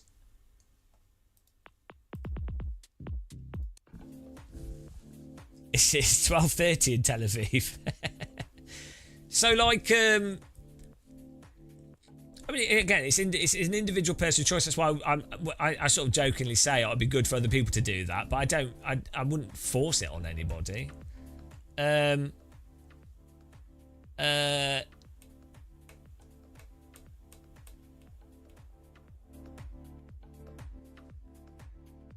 What else? What someone else wanted to go through settings. We just turn all these things off, and we filter off high frequency things on here. That's it. To quote President Dale from Mars Attacks just before he was stabbed to death, why can't we all just get along? The advanced settings. Yeah, there you go. We just turn it all off. Yeah, 100% on the rotation. Someone's asking about that. 200 might cause overshoots. I don't think it makes any difference, but just put it on 100. Seems to be better. Sometimes Moser, in Moserland, 100 is actually not 100. It's 50%. What is it with companies that don't do percentages correct? I do not know. But yeah, we need to test the hands-off protection again, because there was a bug with that last time we tried it.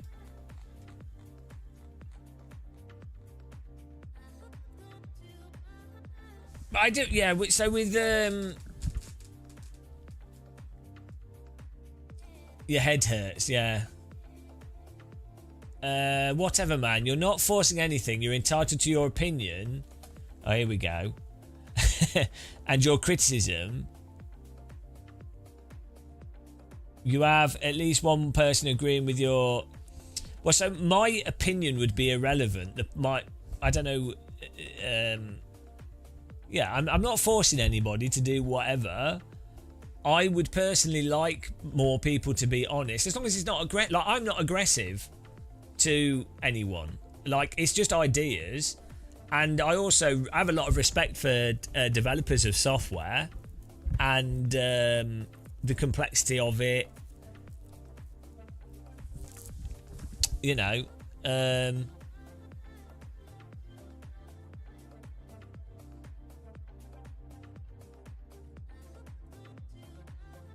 oh, mode 2. So hang on. What do you mean? Ah, right, this controls it. Right, it seems to bug out, so I won't use it.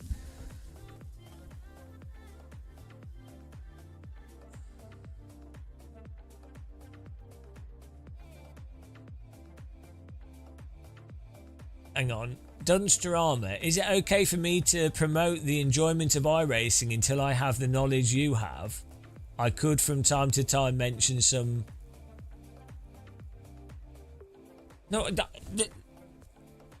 there's nothing wrong with people enjoying it and saying what they enjoy about something and making arguments of why they enjoy something, necessarily. There's no... I enjoy playing iRacing. It might not look like it at times, but I wouldn't play it if I didn't enjoy it at all. I just wouldn't play it. Jackson, I maintain that me and Gamer Muscle are yin and yang. If require chemical balance.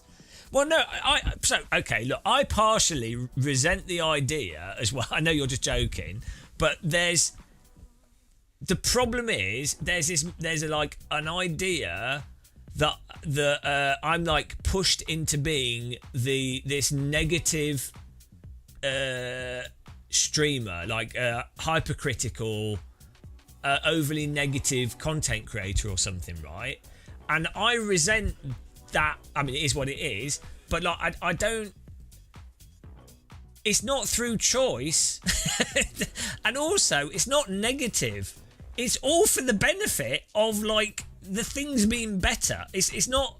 It's like there's no like ill will. Or I know you're not saying this. I'm just saying in general. There's no ill will in any of my content, because what would be the point?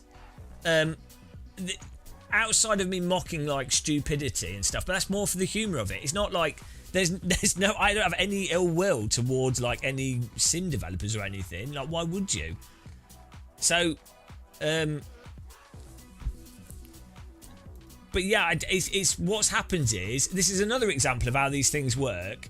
If you tend to be critical with good arguments, if you talk to people outside of on the internet, like in real life, they will agree with what I'm saying for the most part. In my experience, decent drivers, real world drivers, agree with what I'm saying. So it's only controversial online as well.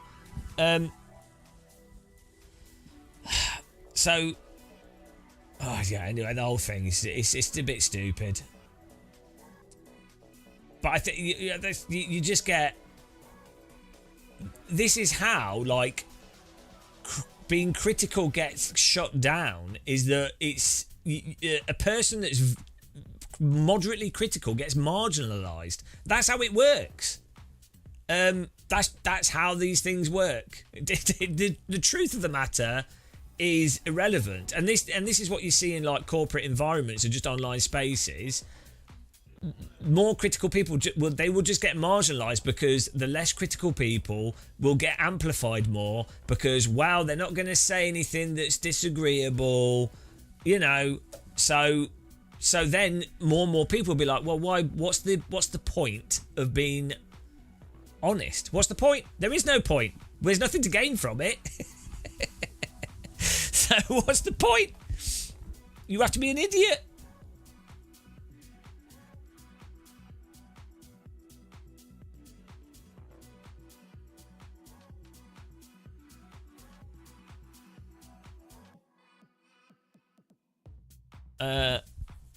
Why can't you just let people be ignorant and happy? I know, no, that is a good argument. I'm an idiot. I definitely do think I'm stupid.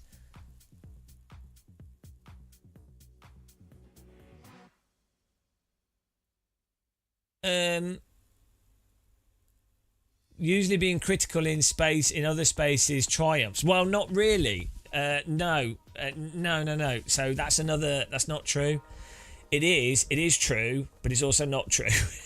So being critical and contentious in a space with a large enough audience where there's a percentile group of modern people that agree with the contentious opinion, right or wrong, that can create engagement and will get people on your side in that space. And if that space is large enough, there's a critical mass where being contentious actually works out really well.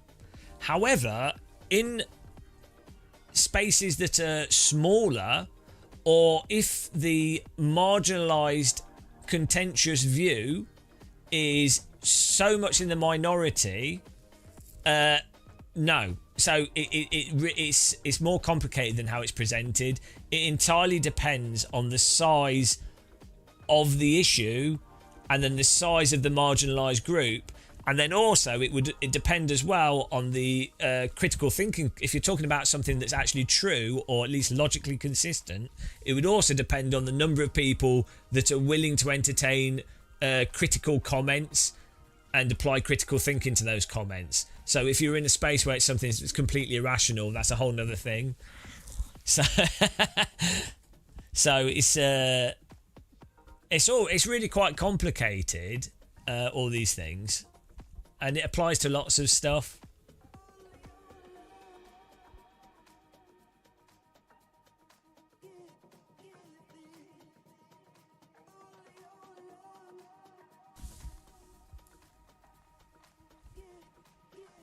But unfortunately, you can't. Some things can't be addressed. So there's this temptation to want to always address things through positivity, and generally, philosophically, I agree. You kind of have to say yes and generally you need to try and build on things, and also you need to have generally it's more constructive to not be destructive to other views or positions, and to like work out a constructive way to address an issue with something, even if the initial thing is destructive and they haven't identified it. However, unfortunately, there's specific things where you can't, there's no constructive or positive approach to addressing them because they're diametrically opposed to the solution. So I muted Novotny's boos. There you go. Boo muted.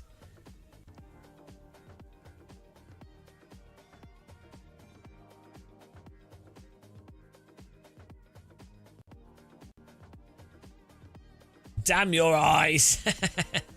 Anyway, we're just setting out formula. Like the force feedback this is fantastic.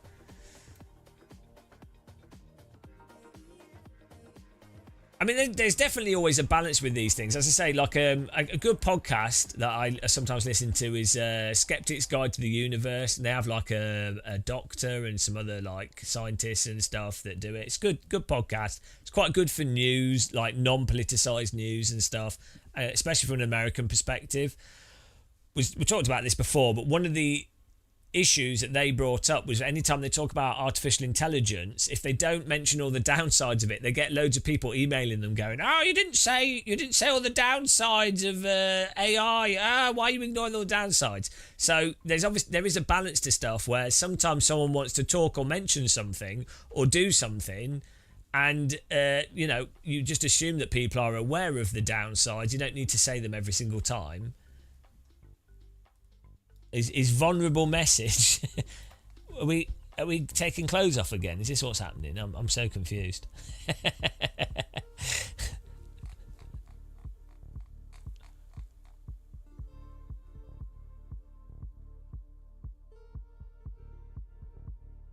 Which shirt button is popping off first?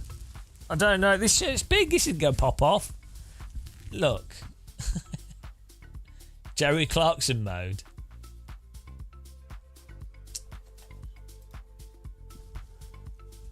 And that bombshell.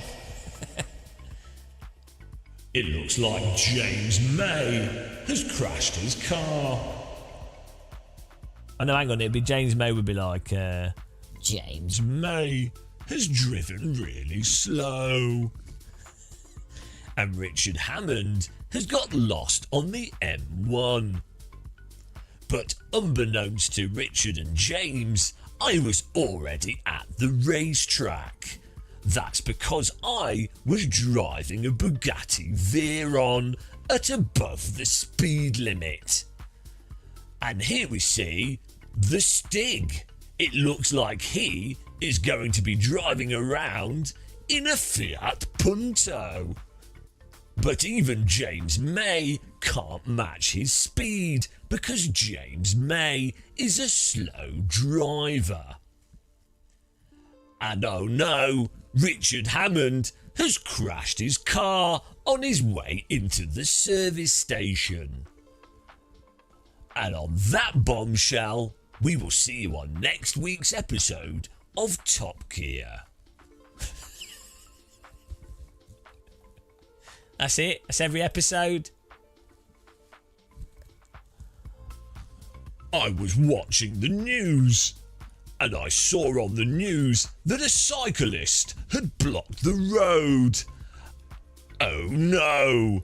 So unfortunately, I had to take matters into my own hands. So I drove into the cyclist with a London bus. Sadly, the cyclist died. But I made London a better city for everybody. Ha ha ha ha.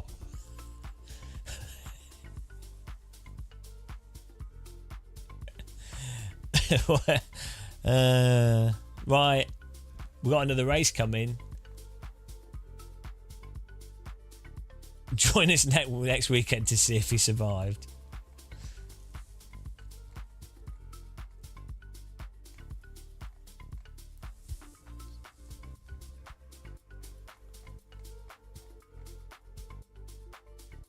You had a comment, hey man, nice stream, but that helmet in the back looks too small for your head. I like comments like that though. I find them funny. Like, yeah, it doesn't bother me. Like, it is what it is. Yeah, I like. What we had a really good comment was the spaghetti one about spaghetti in your mouth. Oh yeah. Every time I tune into his channel, he's always got spaghetti in his mouth. Oh, well done, Jacksaw. Nice job, man. You can finish your suffering by getting 5k. Well, hang on. There's some really good comments. We had some people were slagging us off on Reddit, and some of them were really good. Hang on, let's see if I can find it. Yeah, I like the really creative comments that are like negative but creative. Like some are boring, some just don't make any sense.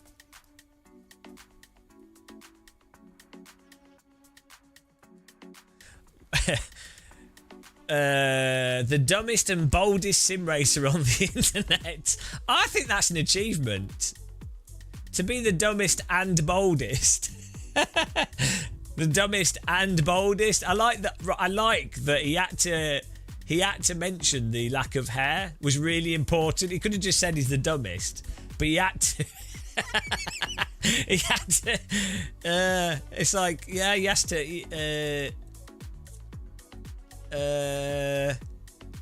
Him and Kirith are the worst out there.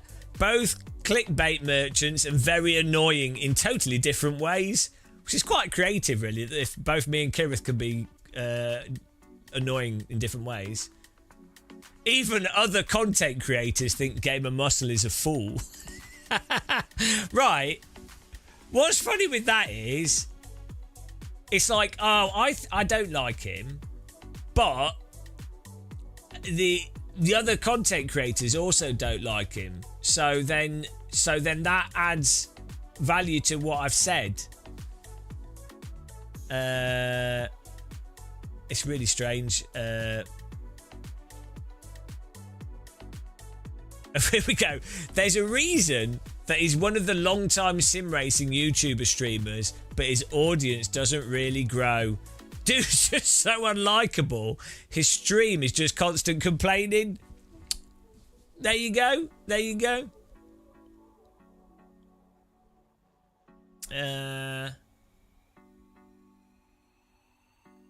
What else we got? It's a fat bloke calling himself Muscle has issues. Oh dear.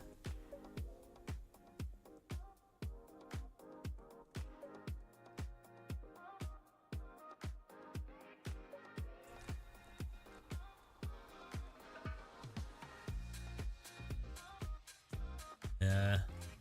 I was the spaghetti one was really good. Oh, the tomato eyes as well.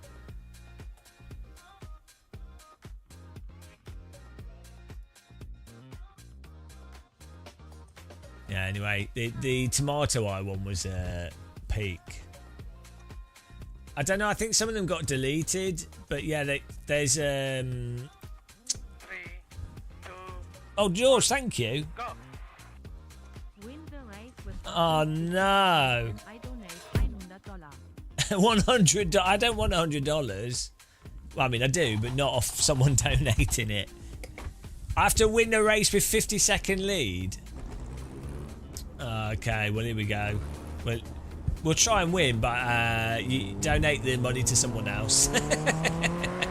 I take the challenge, but reject the money. Thank you very much for your $5 Australian. I really appreciate that. I need a cup of tea. Jacksaw, did you say you had like an Irish cup of tea? Irish tea. Can you... Do you have my number, Jacksaw? Yeah, give it to Jacksaw. I think you've got my number right. Can you message me the Irish tea? 'Cause I keep forgetting. Yeah, okay, Barry's. Send a message to me with it. Also, you are going to Sim Racing Expo, right? I'm trying to. I think it'd be good to book a curry. I'm going to book it. I don't care if anyone else turns up. I'm just going to book a curry. There's a nice Indian restaurant quite close to the trade centre.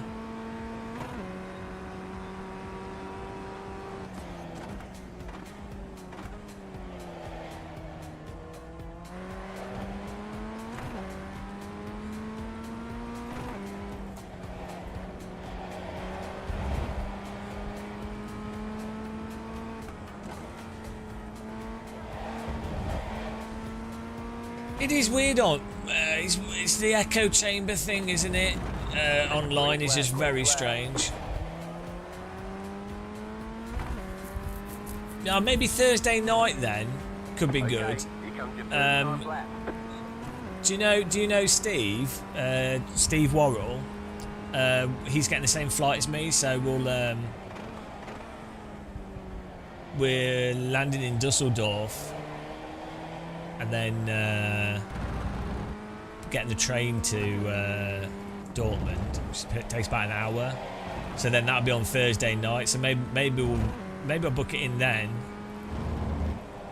and there might be some people around.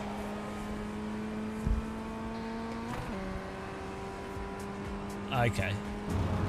Are you getting a direct flight? Tea's not good for the kidney, shut up. How bloody dare you?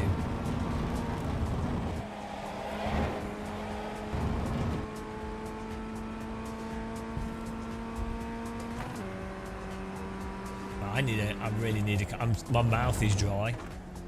Just had a cup of big coffee.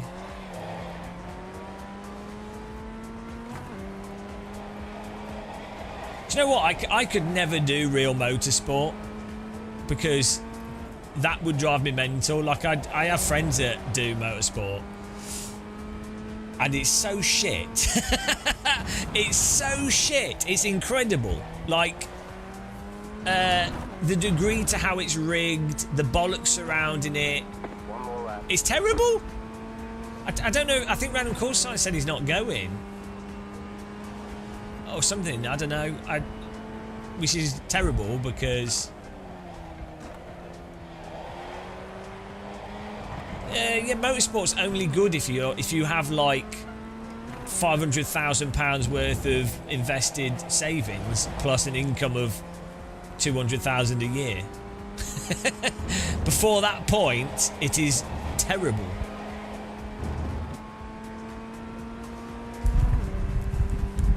It's just a rigged struggle. Driving a car would be amazing. Like the actual process, I'm on about the overall structure of it. Honestly, like I don't know why a lot of people do it. They clearly are insane.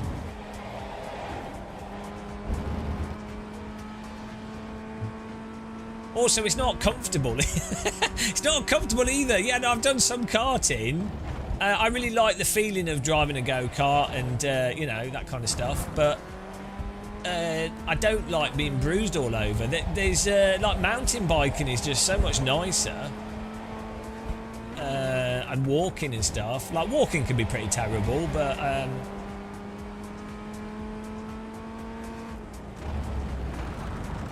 yeah, I don't know what it is with motorsport. It's just you haven't been in the army and it shows. Yeah. Chicken flag. Oh yeah, no, I last year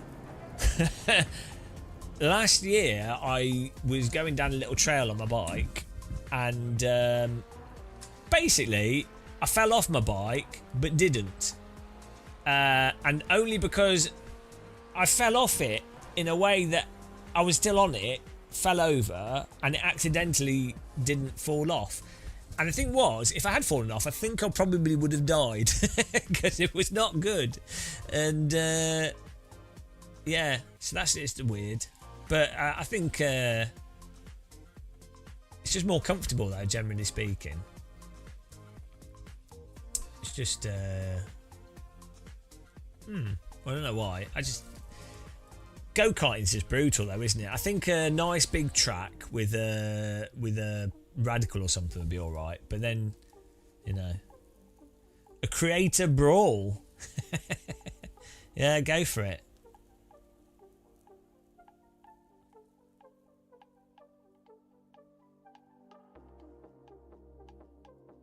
We could have it. We could do it with mud and topless. Yeah, exactly. There we go. This is what people want to see. It's a shame there's. I suggested that we do a YouTuber e-scooter race.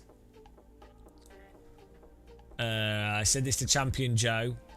We need to do like a who can get around Dortmund the fastest on an e-scooter. There is actually professional e-scooter racing, which is pretty funny.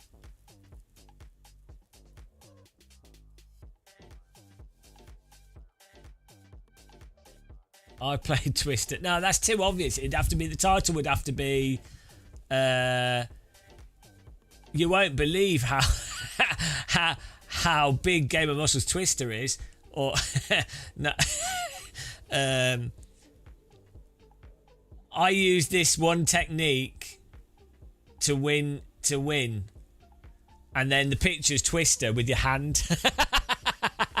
There you go. That would be that's a win. That would win you the internet. Yeah. He put his hands where? Is this harassment? Legal? Question mark.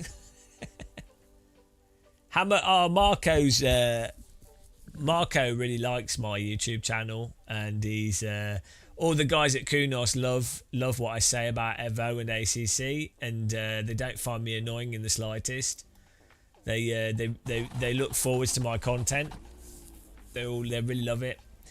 The estimated strength of field is 2,304. We expect to be fighting for the podium.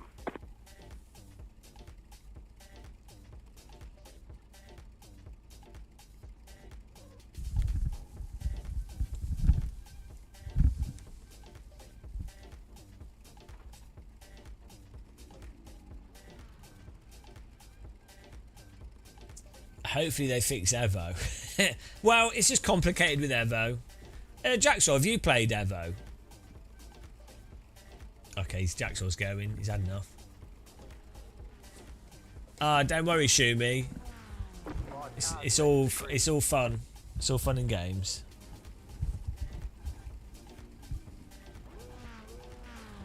Imagine that they listen to and tweet it based on. I know. Still waiting on 2 cars to grid. All right, take care. There we go. Good times. We're having a cup of tea after this race.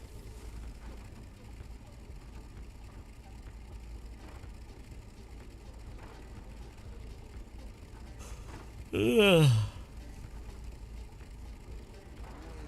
It's only 11. Waiting on the final car to grid. Everyone's gridded.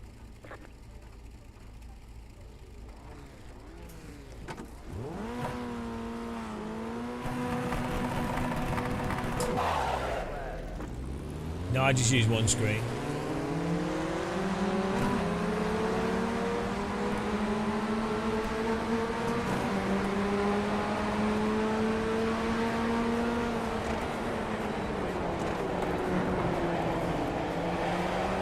I mean, why is this guy? He just forced me to. He's lucky that I had space on my right. I had to come out my brake in there so that he wouldn't rear end us.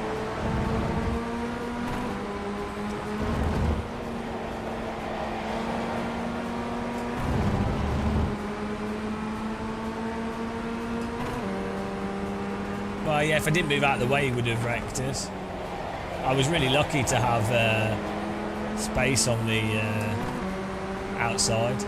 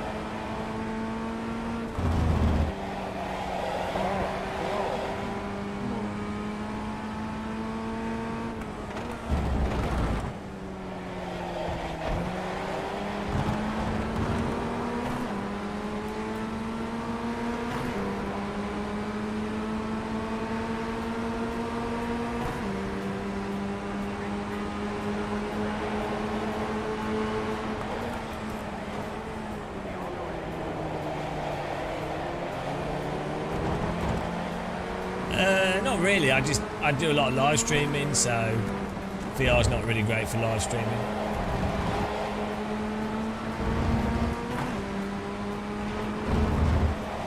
When new VR headsets come out, I cover them. Oh,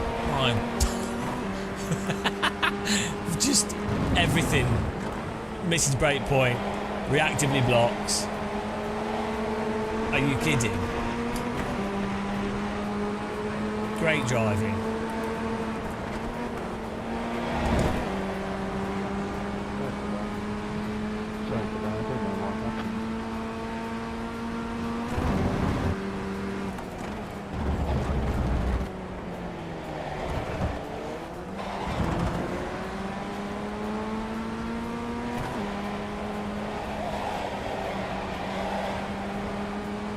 Oh no, Shumi, don't. Are you suggesting that there's maybe people that are pushing for things that are maybe against their own interests? That would never happen. Yeah, there's a lot of irony going on at the moment. So stupid. It's happening everywhere though, so it's all good. It's all good fun. Novotny probably won't even get better. That's a mistake that people think, is they go, things have to get worse before they get better. Sometimes they don't ever get better. Just to cheer you up.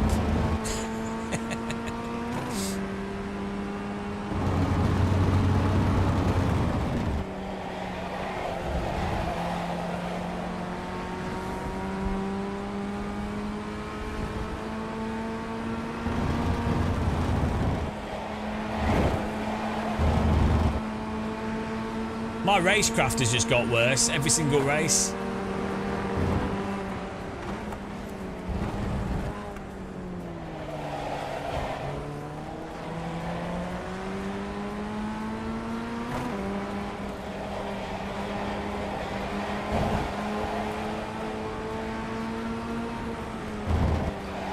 Okay, but I mean, there are examples of things getting better, worse, then better, but there's a lot of examples of things staying terrible for hundreds of years. So.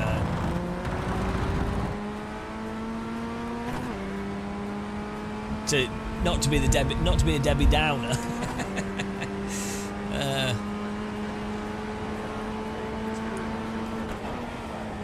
I mean, look, Richard Burns Rally, 21 years, and there hasn't been a rally game.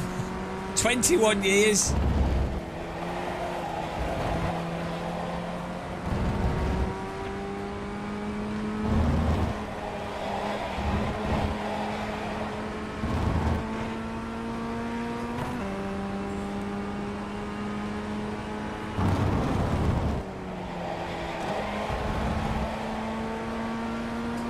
I'm a damaged institution.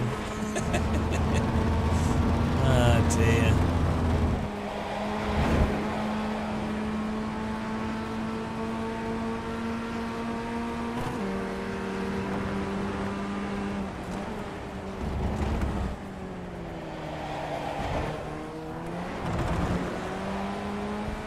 hello.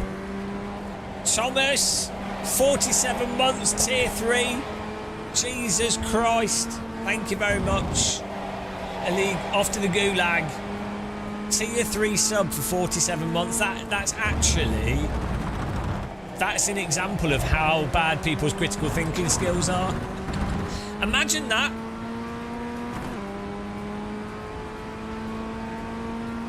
We do need to try Live for Speed again, actually. It'd be interesting.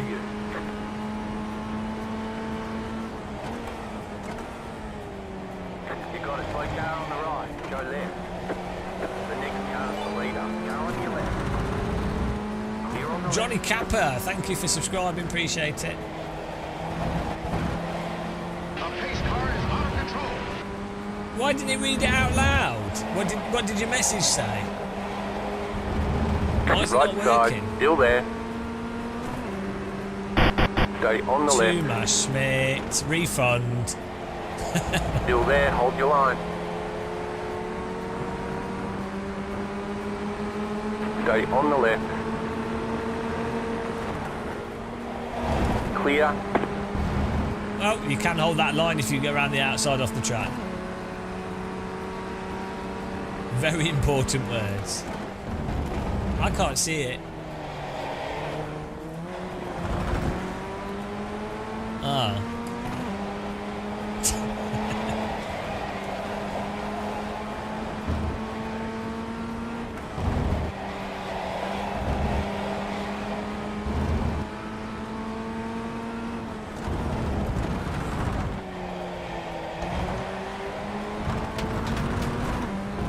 The particle effect for the stones is really good, you know.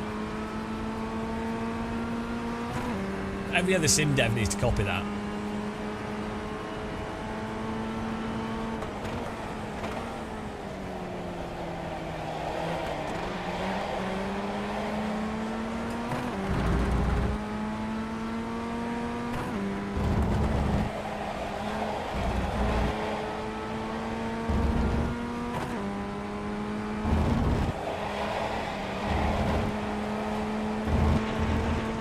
What line are they taking? Oh, is he blocking him so much that he's having to drive? He's having to drive off road to overtake. They're going to wreck, aren't they? Absolutely, they're going to wreck because they're just blocking, like ridiculous reactive blocking. And the choice is race and get wrecked, or don't try and overtake. That's how it works. George is saying elaborate troll on the type of people that get really concerned by that sort of detail. Gives me a competitive advantage.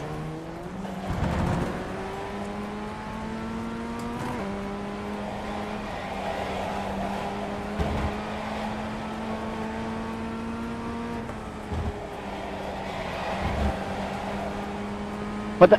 You're a fucking stupid, dude. You're a fucking stupid, man. White flag this time. Hello, Ferrari 97 has raided with 30 viewers. Far up. There's no echo. It's broken. Hello. Oh, there we go. The leader just did a 31. Hello. Hello. There we go. Thank you for raiding.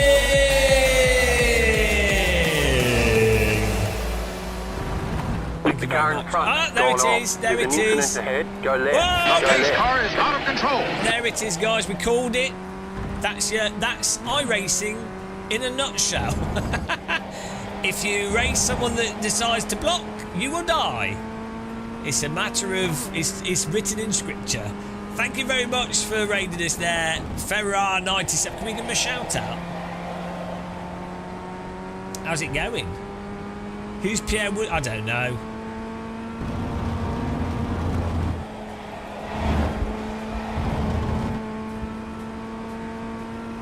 But thanks for following. If you have from this channel, we're just been There's an incident ahead. You got it. doing some stuff with right. iRacing Car here. on the right. testing out force feedback. Just having a nice day, really. Actually, it's been quite nice today. I woke up at bloody 5 in the morning and thought I really didn't feel like making a video, and I really didn't feel like going outside. So I was like, I tell you what, we can just fiddle with force feedback and just chill out on iRacing and chat with people. The car in Ciao. P1 just set the fastest lap. 30.786. Alright, there's the checkered flag. Right. Look at that. Right, so it's the guy that almost wrecked us at the start. I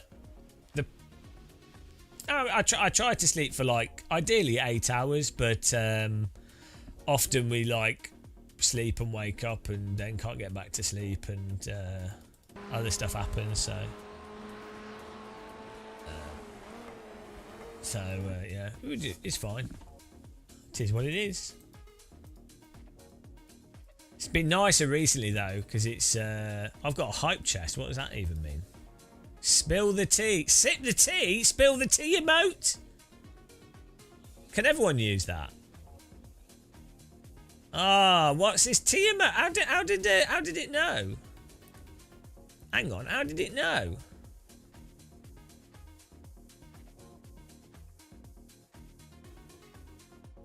Look at this. How did this happen? Perfect.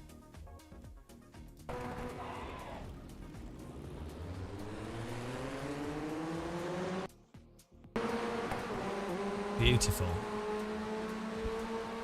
Right, look at this. He'd almost rear-ended us here, and we're like, well, we know he's gonna, yeah. So we just moved over. Was that the guy that ended up wrecking eventually?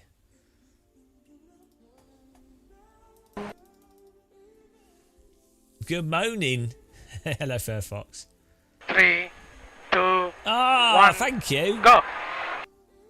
Wow, you actually went and did it. I don't have $100, but here's the last of my month's paycheck. I didn't win by 30 seconds. We came third. Thank you very much. Really appreciate the support. That was super generous. Thanks for powering the muscle. Really appreciate that. The last month's paycheck's gone. What a way to waste money. Oh, here we go. Yeah, it was the same guy. So this is the thing. You can tell. You can tell. It's so obvious who it is. It's going to wreck. Why was he doing... Right. Why?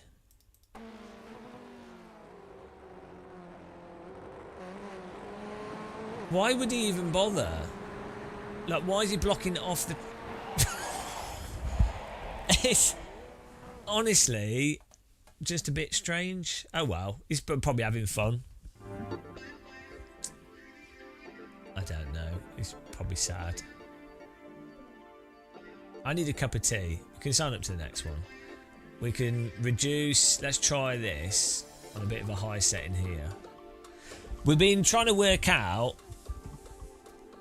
why this curve increases the fidelity of the force feedback and dynamic range, and so far the thinking is when you run this curve here on the force feedback signal,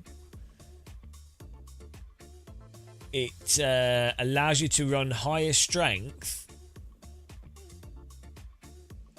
that then amplifies what would be lower details that your wheel wouldn't pick up, and so it increases the dynamic range for lower strength signal.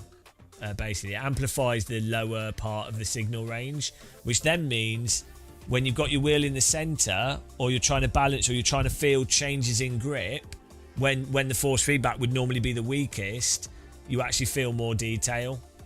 So the more curve you run, the flatter it gets, but then you can increase the strength, which then raises it up and then raises the lower parts of the signal, which then gets you a lot more detail.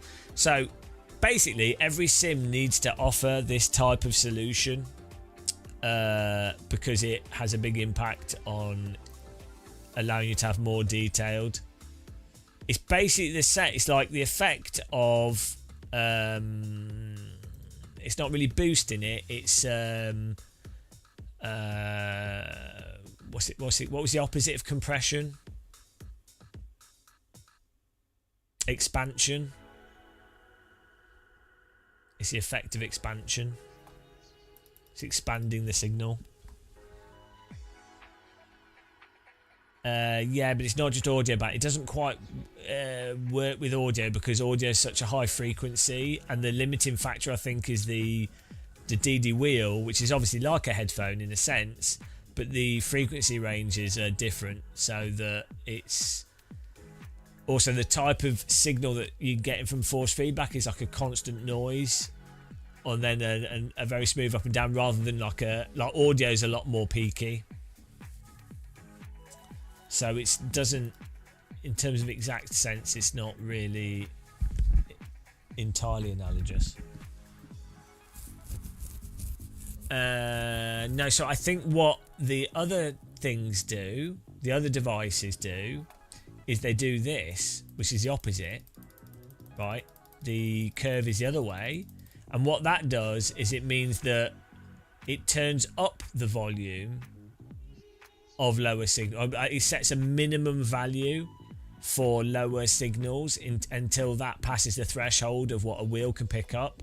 The problem with that is you actually lose resolution, because then you'd actually have to turn the strength down to then for it to not clip in the other parts of the signal. So what you'll end up with is that you just have this. You end up with a signal that's already too strong. Like the weakest signal is too strong, so you're losing dynamics.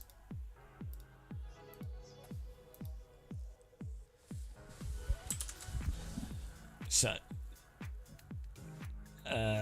yeah,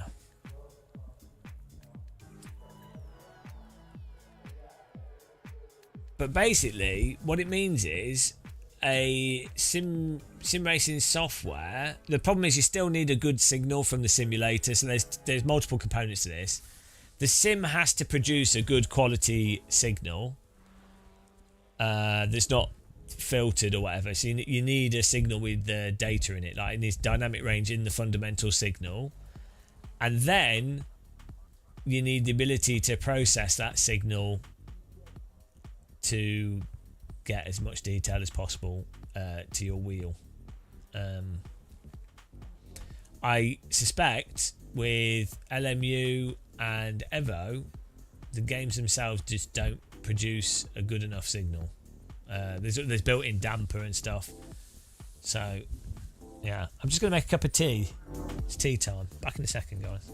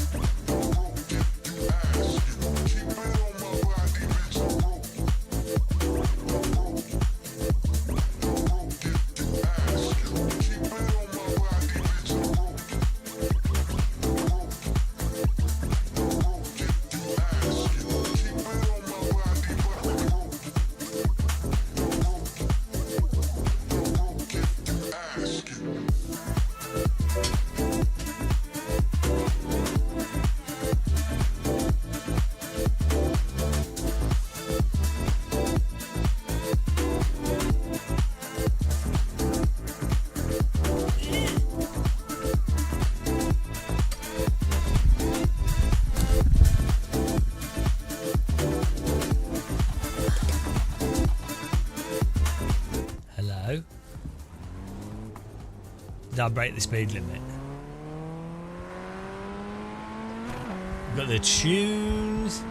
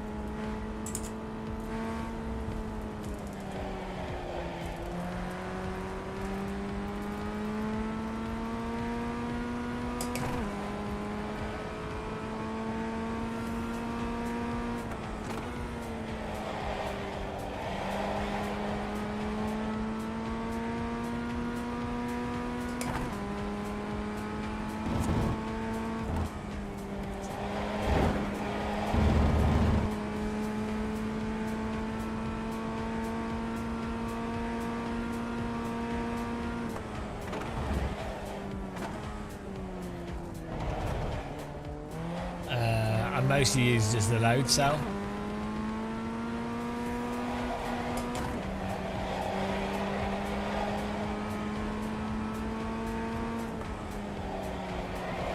My pedal's hardly moving though.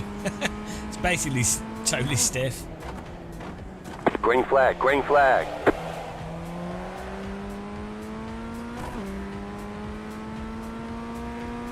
Okay, here comes your first time lap.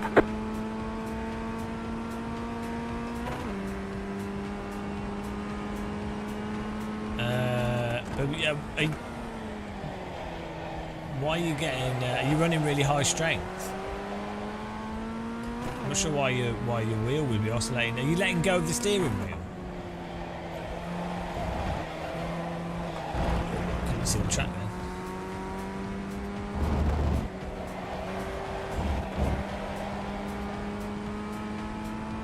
Like you shouldn't really let go of a wheel because you will always get oscillation. As there's that's exactly what happens with this type of car.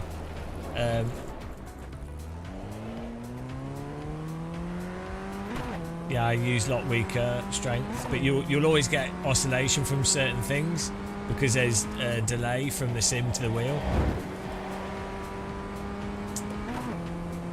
Well, it depends what strength you use. Yeah, it depends on the strength of the wheelbase, but also it's not. You might like stronger force feedback, but you don't necessarily need to use stronger force feedback. Like that's not the only sort of aspect of the wheel, if that makes sense. Of the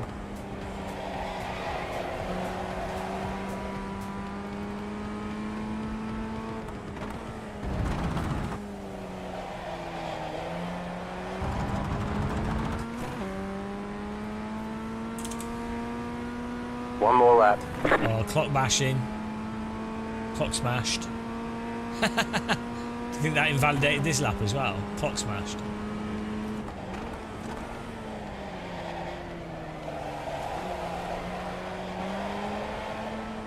Smash your clocking, guys.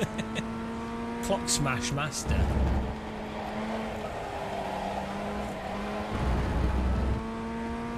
Clocks have been smashed.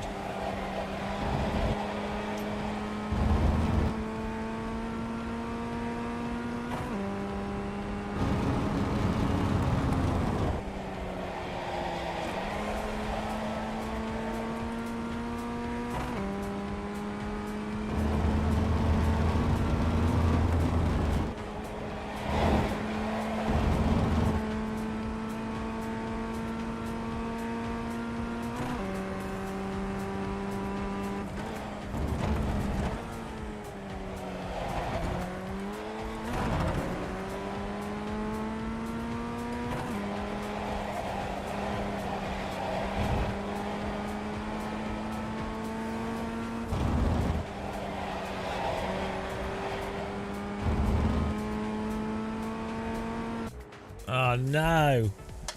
Disaster. Well, we're starting at the back. It's all good.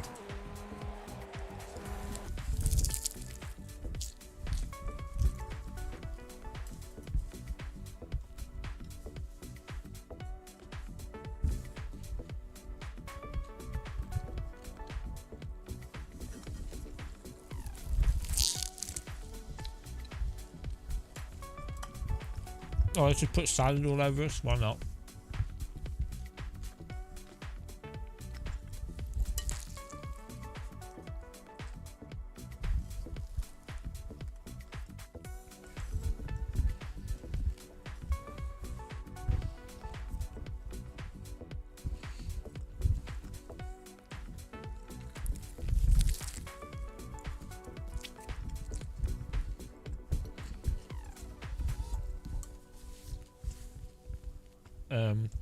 Just salad in garlic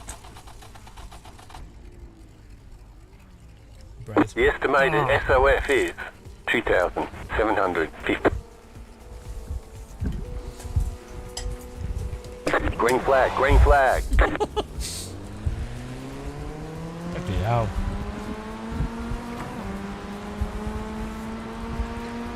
They were all waiting for me to finish my sandwich.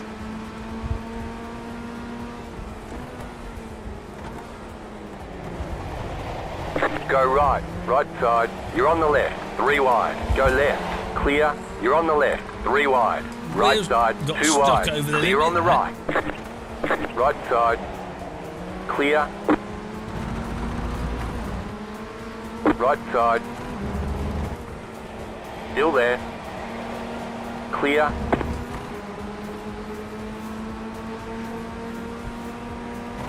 Right side, clear. That's a shame that the tyres got stuck over the limit, so even though we gained all those places, What's that, team? we then dropped back.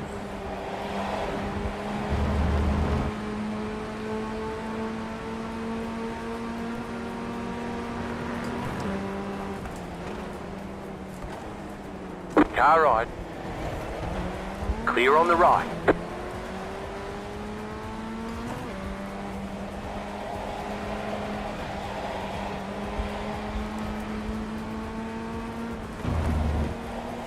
There's an incident ahead. You got a slow car on the left. The leader's pitting now. Go right.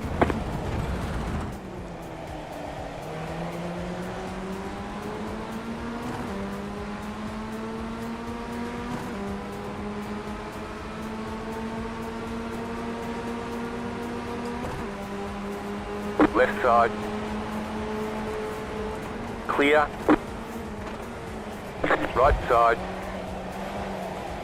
Stay on the left. Still there, hold your line. Go left. Still there, hold your line. Clear on the right.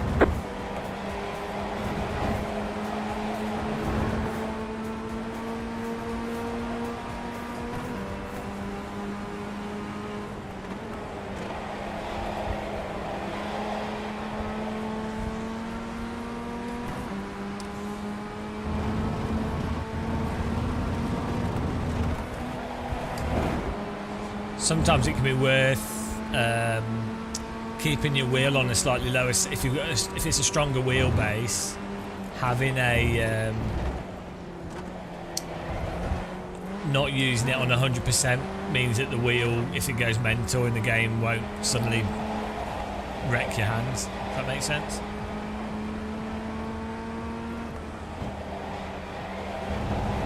Especially if you're using like a small Formula rim. 21 Newton meters delivered 100% force with a wheel rim like this. Let's say someone drives into you. It's not a happy time for your arms.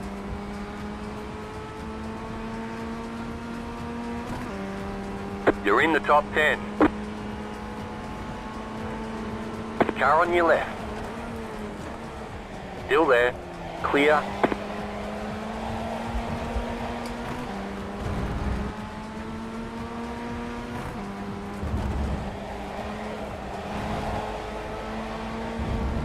We can probably set up an AC server again if people want to join it. Yeah, you should be alright with an R3. But it's one of the downsides of stronger wheelbases is they can actually hurt you.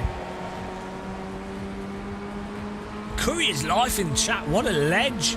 What a bicycle ledge. Yep, sorry.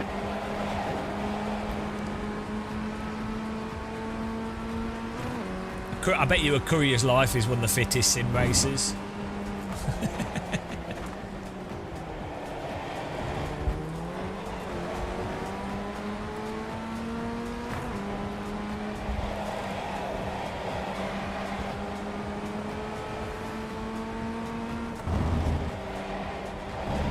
Ow!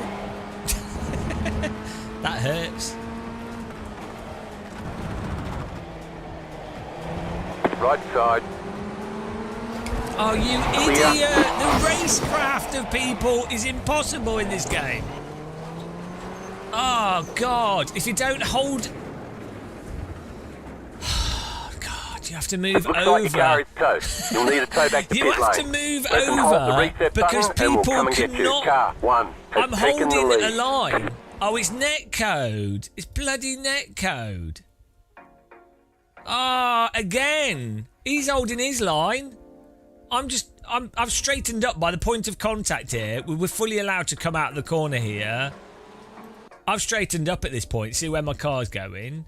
And he's come off, I mean, he has come off the corner, but then it's just like a mental overreaction from the netcode. Like, he's moved across ridiculously into me. But, oh, God. It's so ridiculous. And then you have all these streamers not mentioning this. This is every race. Every race. People need to point this out more. Oh. That is the dumbest thing that people type. Would have been a contact either ways. How do you know? Maybe. Maybe not. Also, even with the contact, why is the car going mental? So, yeah, it might have been in this case. But you have multiple things going on. You have the overreaction from a contact, which maybe wasn't an overreaction, but could be, but you can't tell because of the smoothing, whatever. But then you also have iRacers, it was sim racers in general. It's just a garlic Greek flatbread with salad in it. Yeah, the most likely thing in reality, that's the kind of situation where the wheels go and smoke comes off them and the cars go like that most of the time. But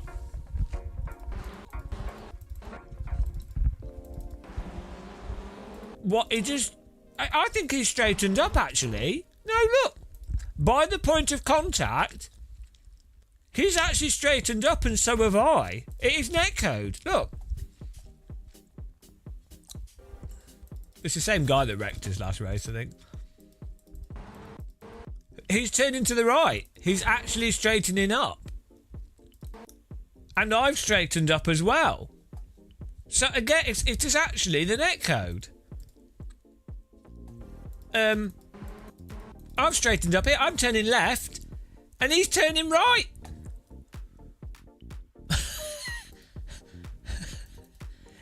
He's turning right. Like, and it's just basic driving in this type of car. And then you have iRacing. It's all you got with the competitive online racing. We speak to real drivers. Go, go, go! We've got consultancy with real drivers.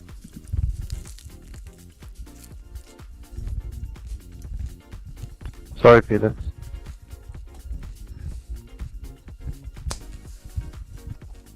Dobra. It still happens in GT3. It's just less obvious because the cars are tanks.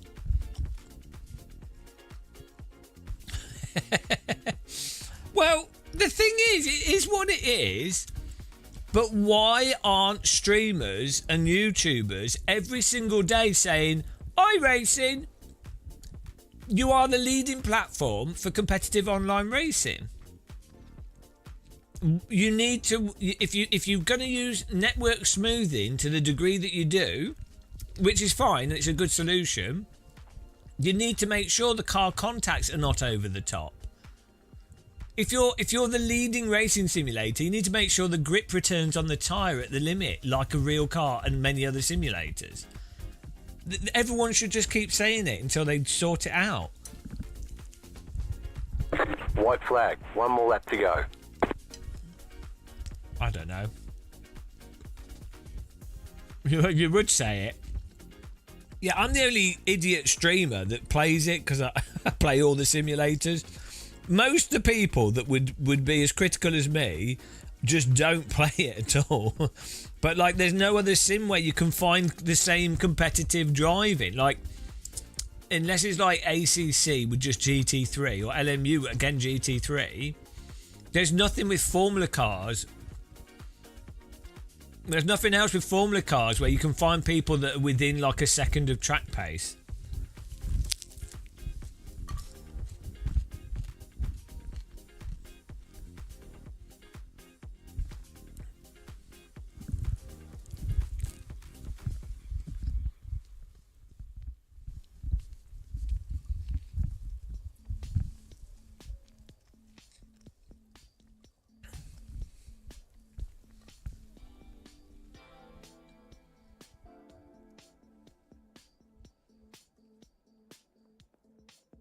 The funny thing is, right, let's say a simulator eventually does come out that has like LMU netcode and then somewhat controllable handling at the limit and the ranked multiplayer.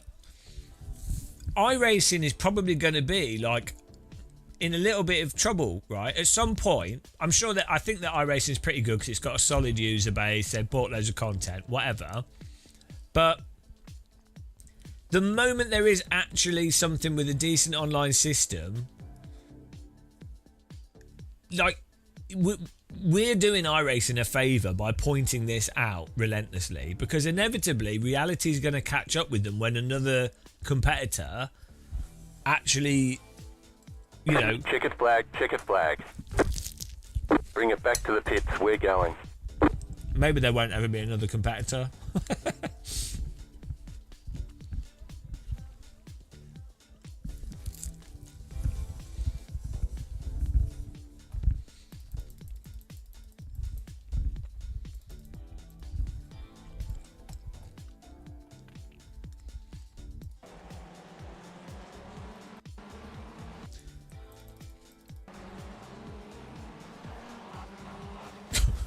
Straight through us.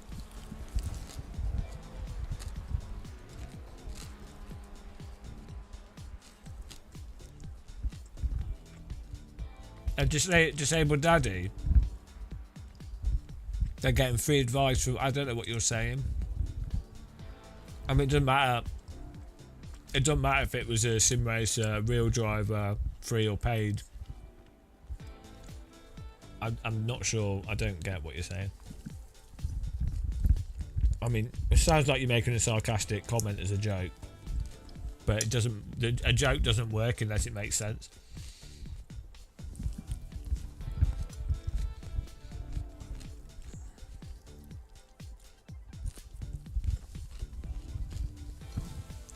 Well, Marvin's force feedback is great. Marvin's force feedback app is absolutely... I mean, the new user interface on this, on the in development version is not very good. But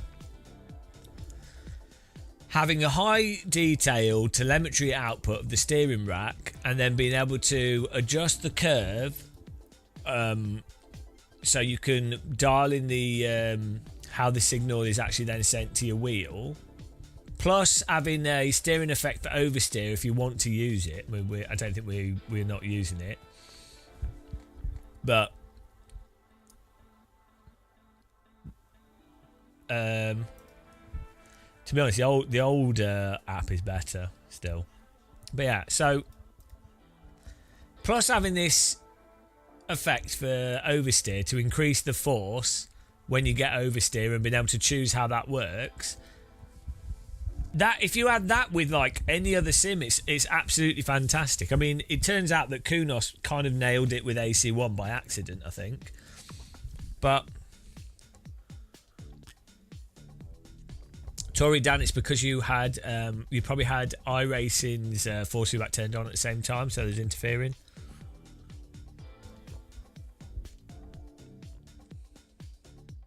Morning count debate.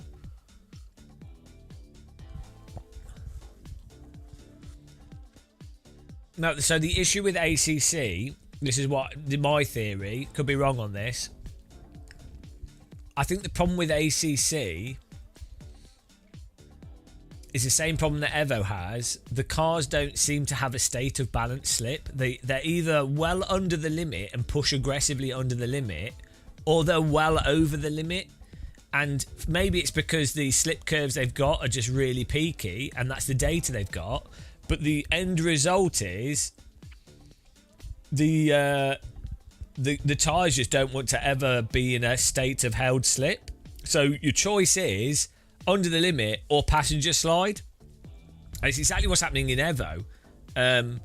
Even with the Caterham in Evo, it's either you're well under the limit where you feel all the dynamics, and then when you're actually at the limit, it then is like over the limit and then pushes you well under the limit again. And it's like there's real vehicles' tyres have this balanced state where all four tyres are, even on, this is on slicks as well, the car will be, you can crab walk a car. Like if you overdrive as well, it's not that, the backs come out and you're aggressively going mental. You've got like controllable, quite smooth controllable slip, even on slick tyres. And I don't know why, I'm hoping that maybe they've just not worked it out with Evo and that it's something to do with the tyre model.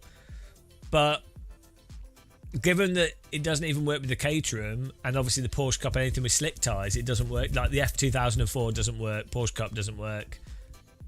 I feel like Kunos maybe don't realise that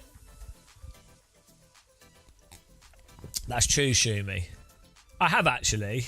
The aerial atom, the broken aerial atom with cold. Weird that was on cold slick tyres, and yeah, we did spin when we put too much throttle on, back rotated. But weirdly, everything else was like still correctable, even though it was very low speed.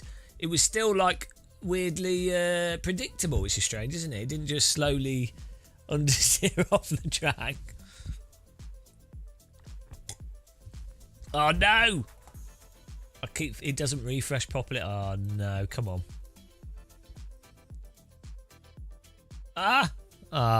Okay, well we'll do another one.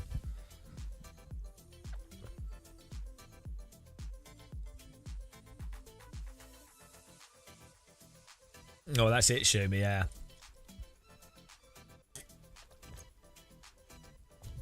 Yeah, maybe do like one more race and maybe I'll do some AC or something. Everyone makes sense. Next update turns tracks into canals and cars into boats.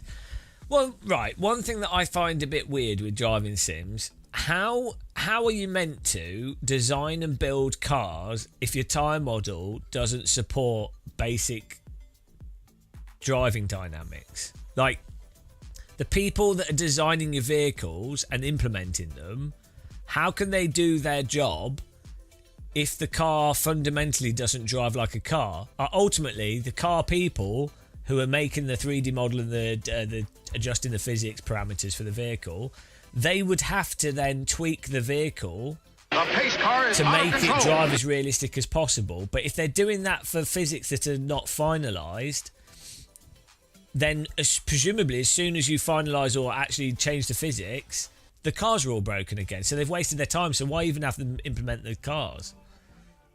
I guess you could put the bulk of the parameters in and kind of get it set up, and then you know it's just a case of adjusting things.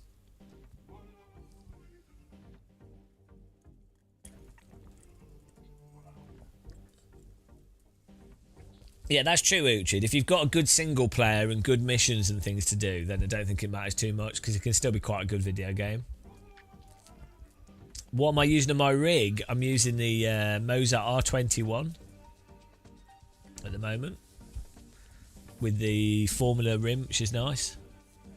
Which we need to do a review of this thing because we've used this for about 150, 200 hours now. And yeah, it's pretty good feeling wheel rim actually. Quite like it. Well, the thing is, right, I also know that it obviously pisses off the developers when I put the stuff I say about The Sims, because I know they're working hard, but at the same time, the thing is, it's going to piss off a developer if you have someone like me say this is what the current version of Evo is like, for example, and I just say, matter of fact, this is... Because a lot of people will just parrot what I say, uncritically. The elbow cam. Look at that beautiful elbow, yeah.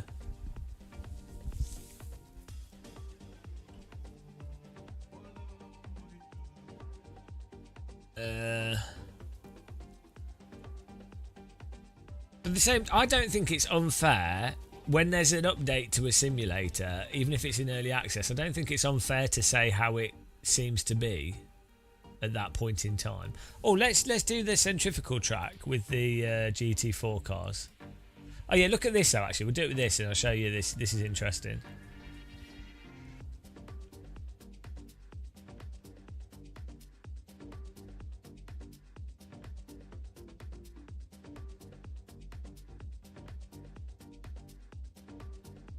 But I still come back to with the Evo physics thing. Most people would agree that AC1, ignoring some aspects of its physics like suspension over big bumps and some of the curbing behaviour, most people that I know, in fact, bar one person, everybody I know that can drive Formula cars quickly, and people I've spoken to, so it's probably upwards of like 6 like very skilled drivers. Probably a lot more just people that can drive reasonably well, have driven sports cars and things. They would all generally say AC1 behaviour is really great, right?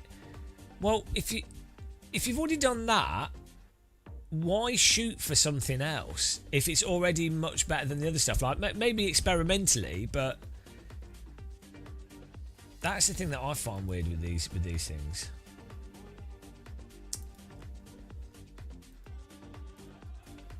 Like, hypothetically, maybe they've done a great job, or maybe there's lots of potential, but it was already better than anything else. So if you're developing a product and you're already doing something better than everybody else on the market by most metrics,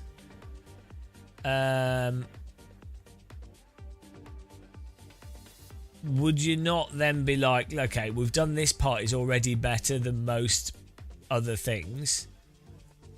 Should we focus our attention on something else that we are categorically worse at? I don't think it's the engine thing counter debate. I think it's... I thought maybe it was with Unreal, but AC Evo has the same. It's the physics and suspension and whatever else is going on.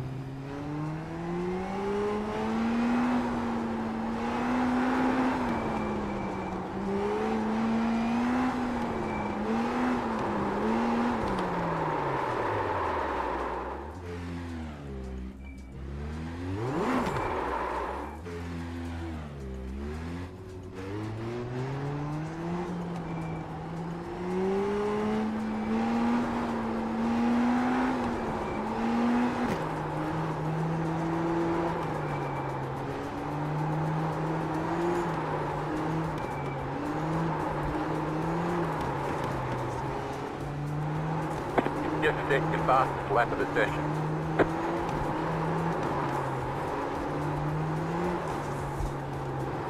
Like, look how sloppy that is. It's like I'm driving. It's like being on snow, isn't it? This is what iRacers think is drifting in iRacing. Like, oh yeah, you can. New fastest lap for you. You can hold slip. You're just not good enough, they say. And it's like, well, yeah, look how sluggish it is.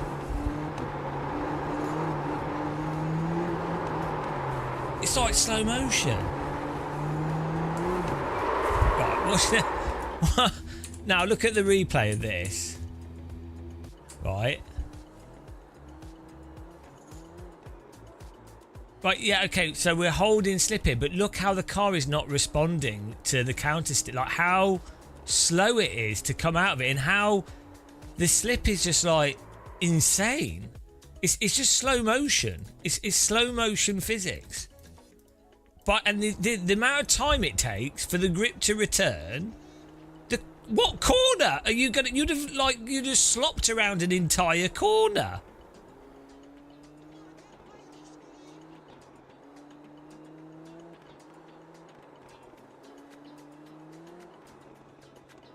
Yeah, no, I'm gonna make a YouTube video. I'll make a YouTube video explaining that this is what people should do as their first thing in a sim.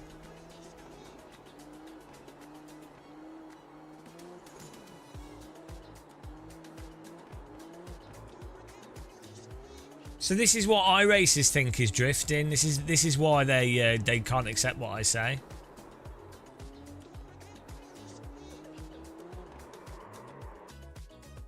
Because they're like, oh, I've caught a slide, you just don't have the skills. And it's like, they don't get that, yeah, this is not correct.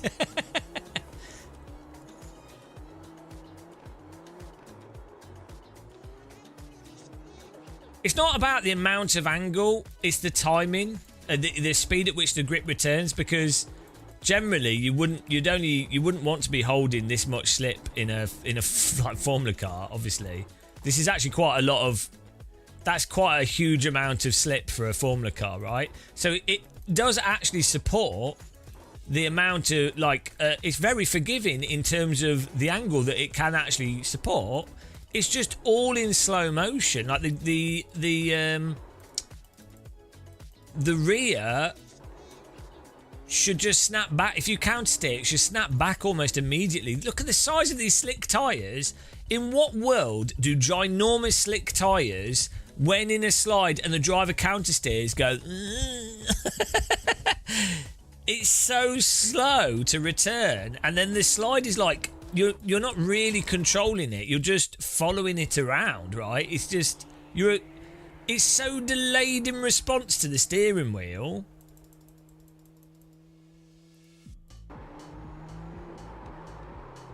It's so vague and mushy because the front's also slopping as well. And then iRacers dare to say to me, oh, Game of Muscle, you don't know what you're talking about. It's like, no, mate, iRacing need to sort this shit out. If they want their cars to drive like cars, they need to sort it out. Look at it! Are we driving on snow or a road?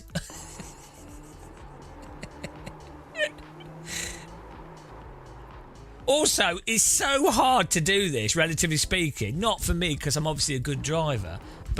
But like, imagine if you were new to sim racing, being able to do this, and how like it's so delayed between response of the throttle and then the back steering out and then the response to the steering. It's mental.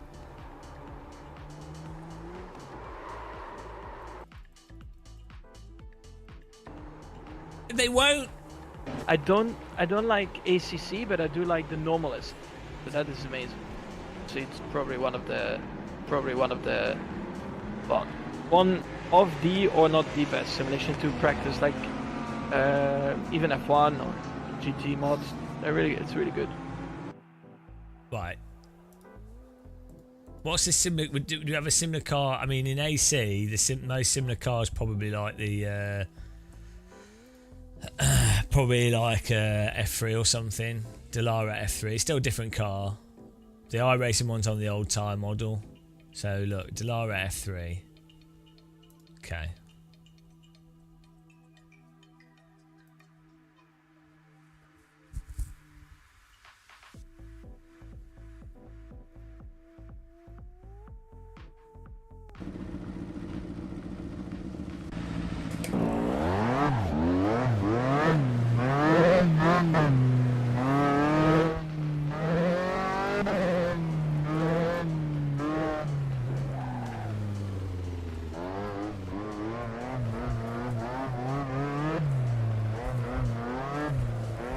It's like happening at twice the speed. So you have to be much more precise on your throttle and steering, but it also means you can pull it out of the corner.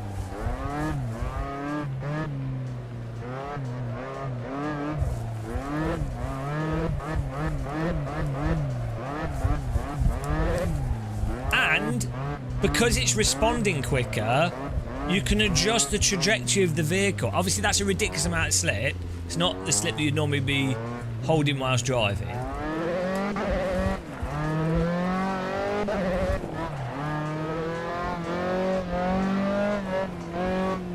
Oh, I think this radius is the same as what we're doing in iRacing.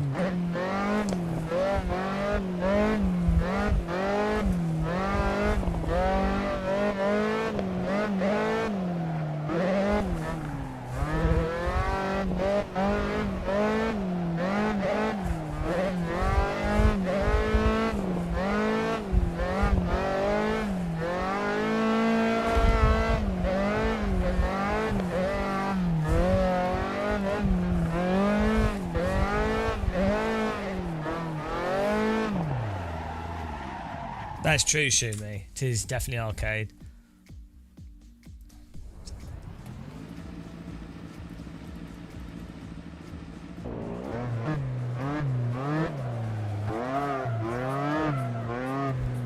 Yeah, I'll tell you what it is. The biggest aspect. Okay, AC does allow you to do wider slip. That's not the point because that's too far past what you're doing in a race anyway. The point is the speed at which where the grip returns. So you're balancing quickly rather than it being like.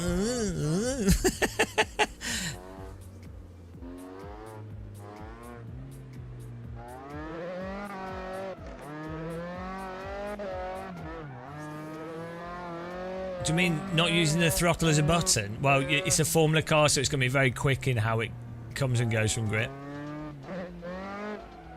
This is a normal race setup on this car and on the iRacing one. It's not really to do with how much slip you can control. That's not really the point. The point is the speed at which the grip comes and goes and the tendency for the car to push back into grip rather than to want to push into oversteer.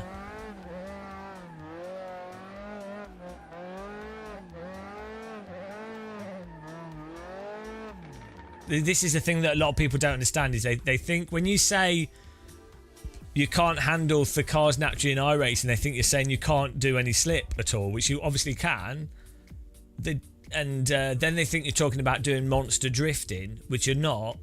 It's even at the smaller amounts of slip, it's so drawn out that you would never induce it because it would never be productive. What you need as well is a track that's got like a figure of 8 with, or like a straight line and then a tight braking zone, so you can demonstrate the trail braking in and then how you'd counter steer during trail braking. Something you don't do in iRacing. You just brake more or less. You would never. I can't think of a time in iRacing.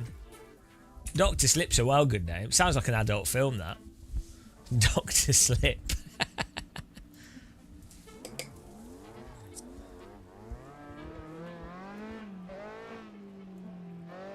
Do you think we can hold a slip round the fastest?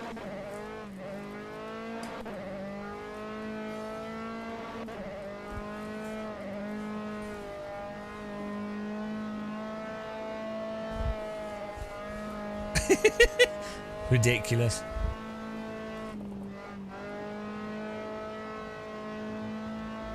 Right, is there another bit of track? Yeah, these clouds are beautiful.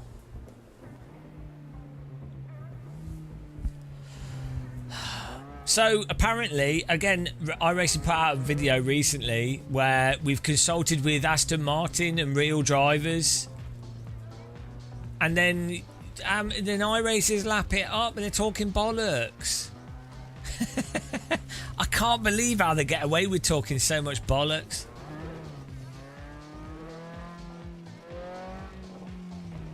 Look at this grass. I mean, that is beautiful grass. It doesn't have iRacing's particles, which is a shame. I mean, that is incredible. Look how the grass is rendered as far as you can see. Well, it probably looked terrible on the stream.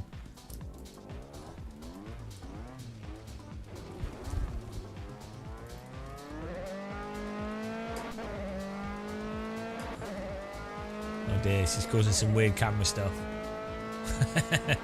My camera settings do not like this. Brake testing strips. Where are they?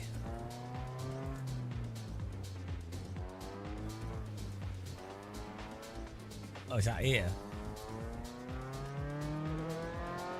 Oh, look. 10, 20. Oh, well, good. Right, okay. If you were Kunos, right, for Evo, why would you not have a test track that's like this? But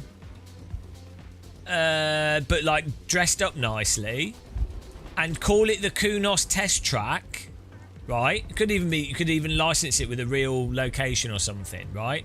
Like the Dirtfish thing in Dirt Rally. Ideally get a real world one, but if you can't, the Kunos test track.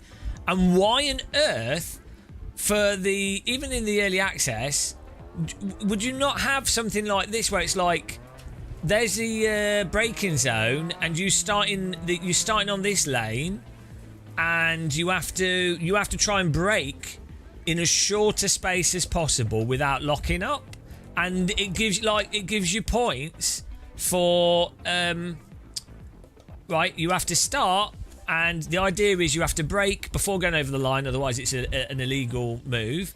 And the point is you would have different cars, and the point would be to stop them as quickly as possible in a straight line. And that's a whole series of like missions, or part of like a training thing. Obviously you could for development you could just make it even simpler and have it as be gold, silver, bronze. Like they had it in Gran Turismo, but not with the test track thing. But like you know what I mean? Like the Gran Turismo licenses, but you could do it better, right? You could do it better. You could have it so that the test track has these bits on it, and then you could even have leaderboards for it. Like the in-game achievements, but you could also have leaderboards for who can, who's managed to stop this car the best. It's such a stupid, simple thing. You'd be like, oh, okay, oh, and then you divide it up into like millimeters. And you'd be like, oh, can I get the best stopping time with this car? Or I don't know, just anything. Well, it's just, they're still developing the game, so maybe they'll do that in the final version, obviously. But like, why is no sim do anything like that apart from Gran Turismo?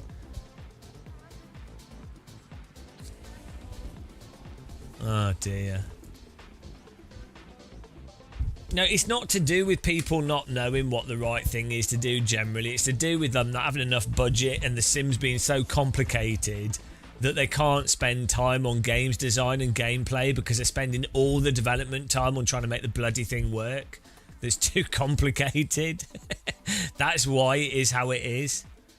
That's the big problem. And then the trap is a developer has to pitch stuff to a publisher, and then the general moronic public, they want to see it looking photo real because they're idiots. And they don't know that actually how it drives is more important, but they can't see that unless you already knew about that in advance. So the developer then has to compete with pointless shit like how shiny is it, so that your average pleb is like, oh, look at that, that looks interesting, I'll buy that. And then they get drawn into the actual gameplay. So basically, developers have to like shoehorn all this pointless shit into a product for it to then work within the context of a 3 to 5 year development cycle that a publisher can generate 7 to 15% profit off and justify the investment and then the marketing and everything, right? So which is, it just doesn't work for driving sims, because a driving sim's lifespan is actually 5 to 20 years. And so the whole like production pipeline, the whole focus of everything has to be designed differently. This is why it's all stupid. and then there's also the marketing on it's more advanced physics, which sells simulators to morons. But they don't actually, the developer doesn't actually have to make it more advanced. They can just say it is. The general public don't have a clue. Like iRacing technically is advanced, but it's shit, isn't it, in terms of handling? But it doesn't matter, because your average idiot watches iRacing's marketing videos and is like, oh, they've got a new time model, oh, it's amazing. Look how many megahertz it runs at. So it doesn't even matter. Oh well. It is what it is, guys. At least there isn't terrible things happening in real life for us to worry about.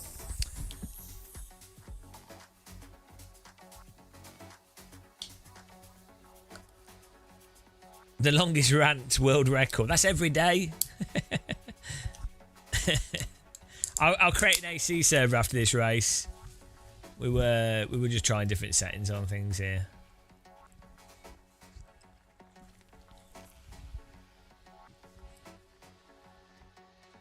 The smarter you are, the dumber. Well, the problem is, even if you're smart on certain things, you're still a complete idiot. That's what sucks even more. I imagine if you're an absolute genius, it's fine. But if you're like mediocrely intelligent, if you're intelligent enough to know that you're a complete idiot, and intelligent enough to know that there's a lot of people that are even thicker than you, you're screwed. What are you meant to do? You're not clever enough to fix anything. You're just aware. It's like being conscious. Like, why would you evolve consciousness? It's like, oh, welcome to the world. Oh, great, this is nice. Oh, no, you're going to die soon. Oh, thank you. Why? What's the point? 4 months of misery has gone by fast. Yes. Thank you. Thank you, Mr. Crisps. What's the point? We've made you aware of pain of life. Oh, thank you.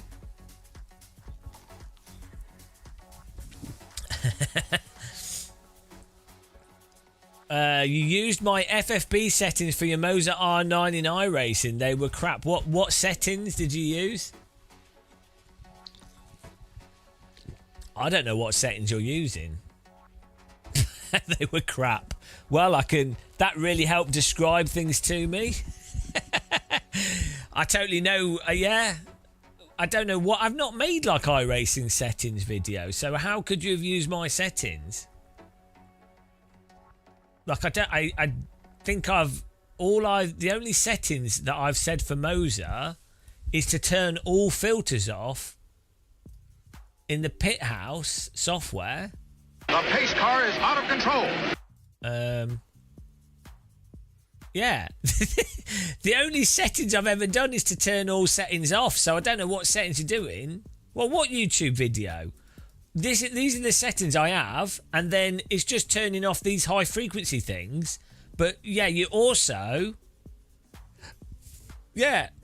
Well, that's all this does is just turn down high frequency force like noise. It's not really changing the force feedback. If you want the force feedback to be good in iRacing, you're going to need to use like Marvin's force feedback app or set up iRacing, however you set iRacing up. All this will do is filter high frequency noise out of the simulator, making the wheel feel a little bit less toothbrush vibraty. So you need to try and use Marvin's force feedback app, and then well, they are settings, but it's not relevant to what makes the game. I use this for every single game. It just removes high frequency noise. I don't use any damping because I tend to run my force feedback really light, and if you wanted to, you can do, but... Well, have you got Marvin's app, Revan? Get Marvin's force feedback app with the Moza R9. Just set your wheelbase strength max to 9 Newton meters, and then all you need to do is you can adjust this output curve from like put it on, let's just say put it on 1.10, 1.1, right? And then just set the just change the detail scale up and down. If it's too bumpy and vibraty, turn this down. But let's just leave it on 100% by default. just adjust the strength of the overall scale here.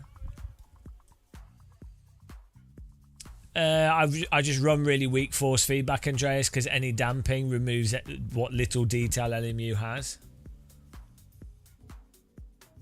Thanks. Yeah, Shumitz, exactly. That's because you want it to feel realistic.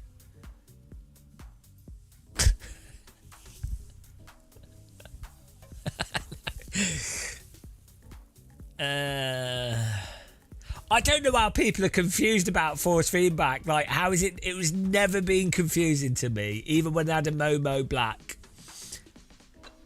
I don't know. Maybe it's always seemed incredibly intuitive to me, like how you'd set up a gamepad, how you'd set up haptics on a gamepad. Maybe it's just to be fair, some people find some things intuitive and other things not. So maybe that's what that is. I can't do any math, so anyone that's good at math would be like, why is he so dumb at math? Why can't he count? I can't, damn it, all the numbers look the same. I mean, they all have the same, like the feeling of the numbers don't make sense. So like 1 has a certain feeling to it, 2 does, 3, but like I always feel like 7 feels like a bigger number. No, well, like 4 has a certain feeling. It feels like it fits into stuff nicely, obviously, because you can divide it into 2 and whatever. But then when you move up through the scale of numbers and do other stuff with them, it doesn't feel right. They don't connect correctly, and then you can apply certain things to them. And then once you've got like non-whole numbers, it just doesn't. It doesn't feel right. You can't. They don't fit together like objects properly unless you've got like unless you're like a savant.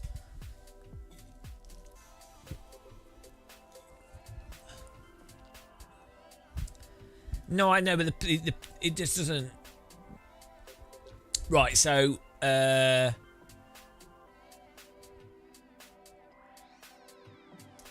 Yeah. Well, like 8, 7s don't like it. Just doesn't. They're not comfortable numbers. 9.1. What are you supposed to do with that? It's like a 9 masquerading as a 10, but it's even further away from 10 than 9.9. But it feels like it's closer because it's got a 1 in it. No. It's to do with like the feeling of the numbers, and because you've set up the logic that a 1 is also in a 10. But then if it's a 9.1, it's then made 9 a little bit more than 9, right? But it's not really a 1 anymore. It's all like, because it's a completely arbitrary. Well, it's not arbitrary. You know what I mean? It's like a constructed language of symbols. I think what I'm saying is we need to redo math. It should all be visual. How would you draw 9.1? And how would... okay, if you got 9.1 is the same as 9.10, right? But it doesn't feel the same. If you were to draw the 0, you've just put another thing on the piece of paper. But a 0 doesn't have anything. In one context. In another context, the 0 is actually an indicator of it being a higher number. So... like they should actually have there should actually be more numbers. Like a 0, I haven't a courier's life. Like a 0 should only exist to describe, like the infinity sign exists to describe infinity. Great, that makes sense. 0 should only exist to describe nothing. And then if you have 20, 30, 100, 1,000, a million. Well, that should be a different symbol. No counter debate, because the 9 could be like 9.1 is fundamentally a different thing from 999.1 or like whatever. But they're all using the same symbols. They're just they're slightly arranged differently. But then also they can be moved around. It's just they don't have any individual quality to them. They need individual everything needs individual meaning to it.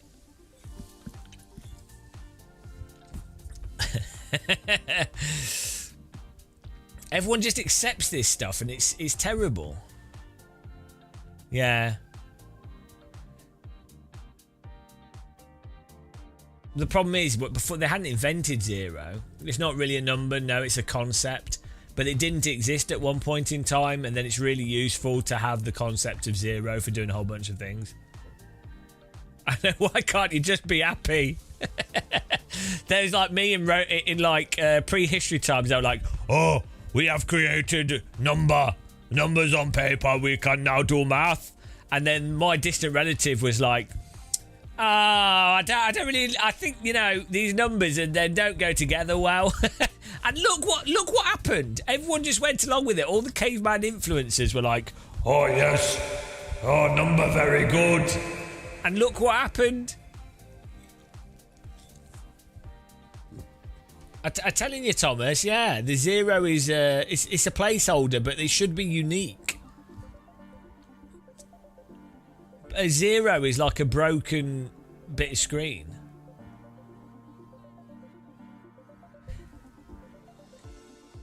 And then, yeah, and then when you actually break down numbers and really get into it, it's quite like the idea of a actual whole number isn't something that actually exists in reality. Like, there's no such thing as one.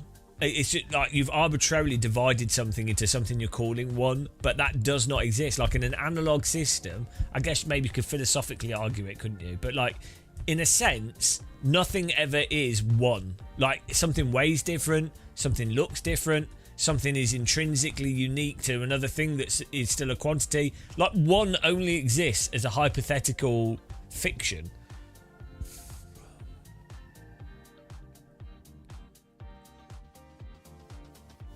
Yeah, well, I know, Shumi, like, we need percentages on everything. In fact, what if all math was done with percentages? 5% plus 3%. Like, well, we can only go to 100 though.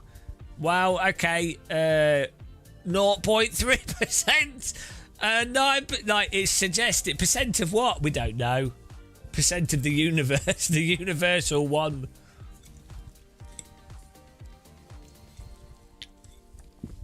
There's only one of you, thank God. Numbers go back and forwards. They go up and down as well, and inside and outside.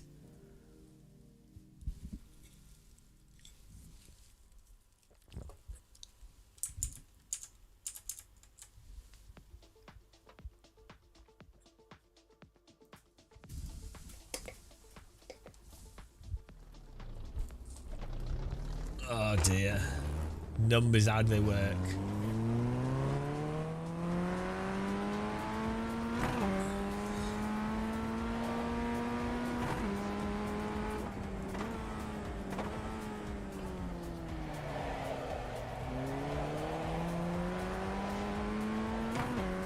It's like, you know, hieroglyphs, Egyptian hieroglyphs.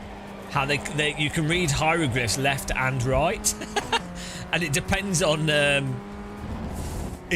how they're written. So if the birds and stuff are looking a certain direction, that's how you know which way to read hieroglyphs.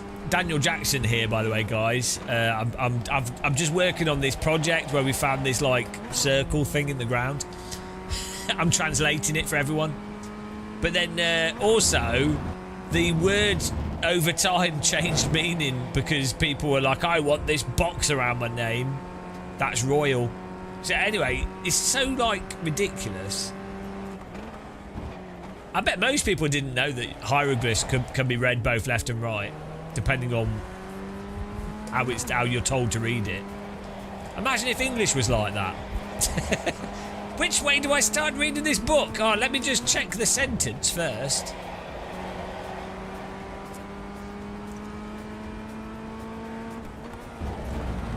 Green, green, green.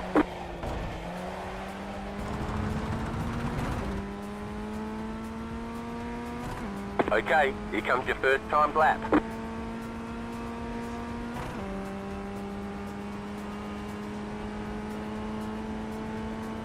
Here comes the rant lap.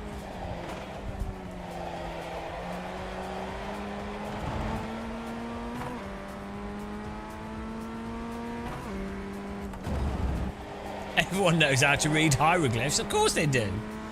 Actually, are they called? They are called hieroglyphs, aren't they? It's not hieroglyphics. Is incorrect. Is hieroglyphs is the correct word. That's another one. I'll get confused on stuff like that. Have we got any Egyptologists in chat?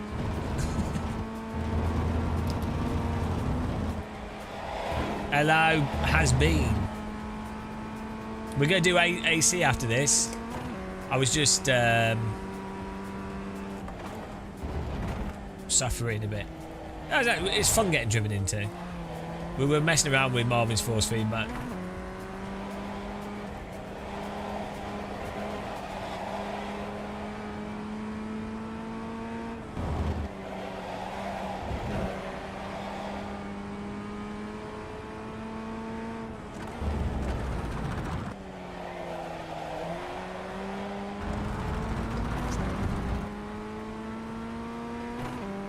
One more lap.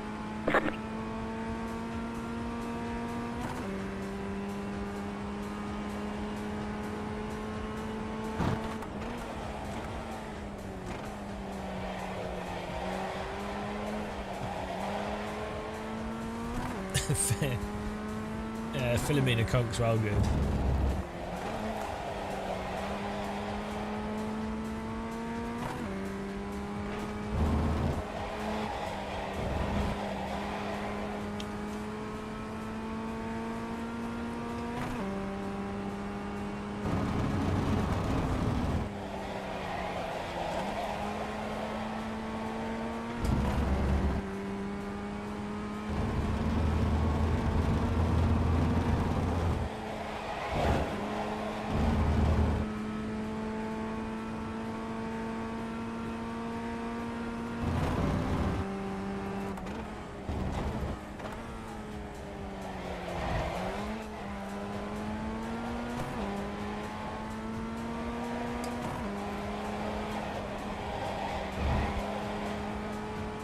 This is the most racy of cars.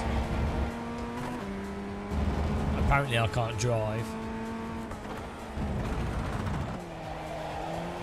I really like how the new UI, whenever the flags come up, the game pauses. It's a great feature.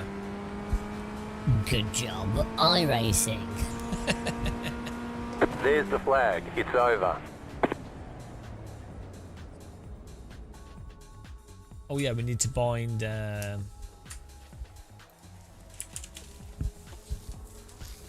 We need to bind a setting like this. Okay, key bindings. I want to do the delta. Here we go. At least this is divided up. Black box, and that's good. That makes it easier to find.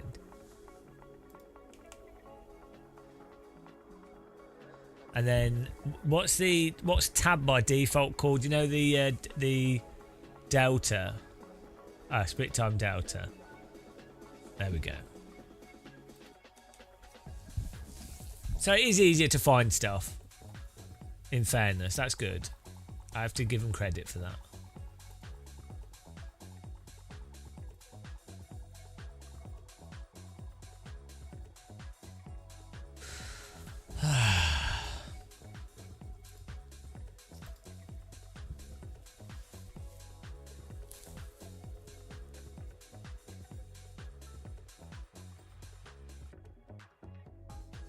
We need to put our iRacing warning message in like a little box with like a warning triangle on it.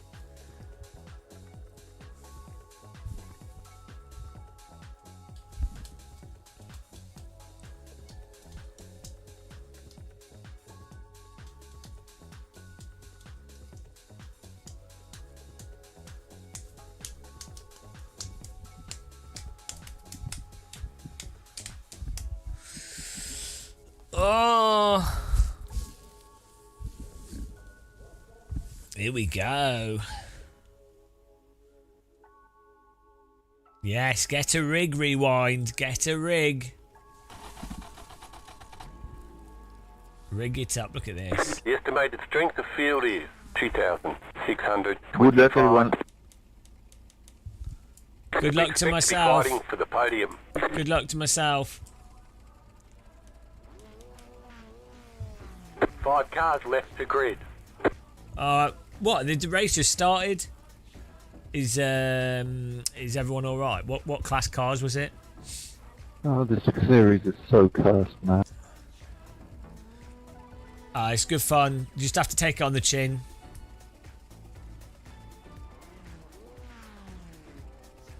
It's fun if you're not trying to get safety rating. Don't just give up. Don't bother. It's fine.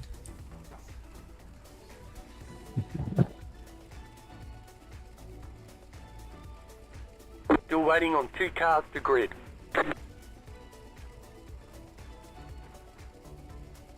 Waiting on the final car to grid. Everyone's gridded. It's unreal when you wish yourself luck and then you hit people. You hit people. It's just unreal when you wish yourself luck. I mean, you don't get that in any other sim.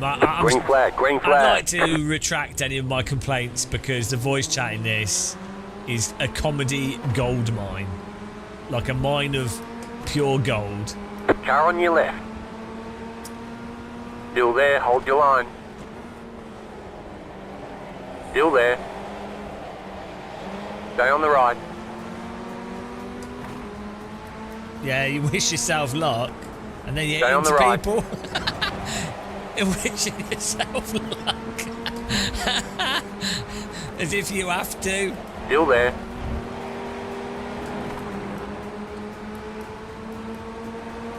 Clear. Car right. Clear. Why am I so slow? Is this open setup? As if that's the problem, but you know what I mean. I seem to be really struggling for pace with this car. We're normally pretty fast around this track. Right side. Clear. There's an incident behind. The incident in the behind.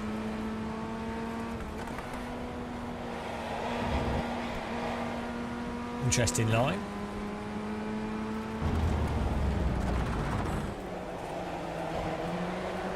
I'm sorry, but you've had an incident in the behind. Oh no, not again. Left side. Still there, hold your line. Still there, hold your line. Clear on the left.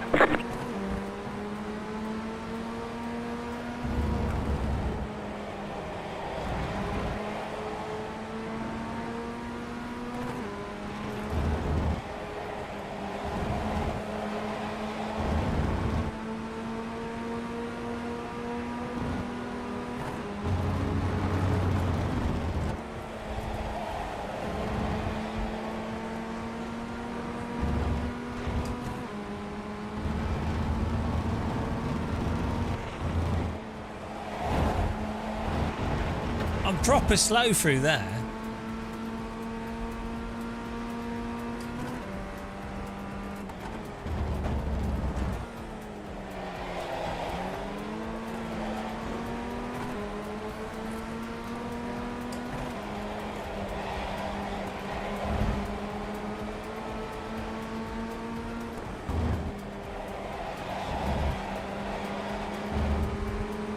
Right side.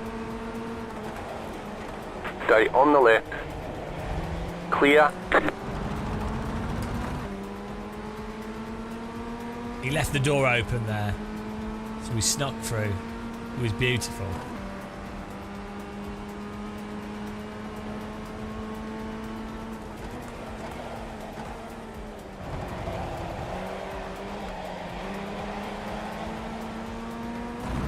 Almost a dive bomb. Practically a dam bust.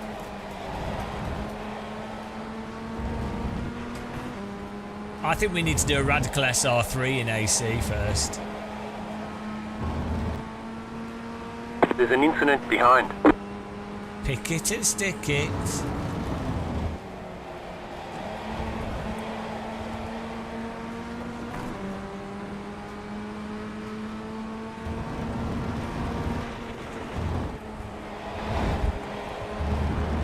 We need to use some of the sand. Yeah. But you have to get the line just right, and you can't really adjust it, can you? You just have to get the entry perfect. Jonathan, I don't know what you do. 3 wide! 3 wide. Okay. Interesting. Okay. They're stuck together! They're stuck together! Superb demonstration there of close racing you can have in this game. Just the two of us, you and I.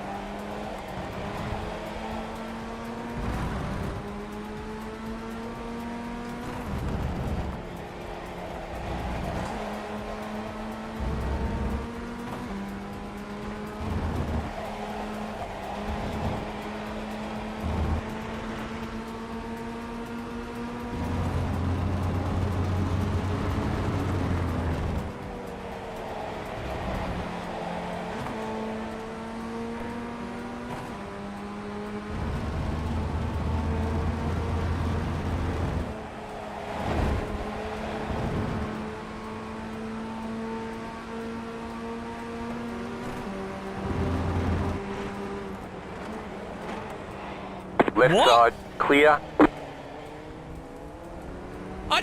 I'm sorry. Right side, I'm sorry. I honestly. clear on the right. Yeah, sorry. I don't know what happened there. That.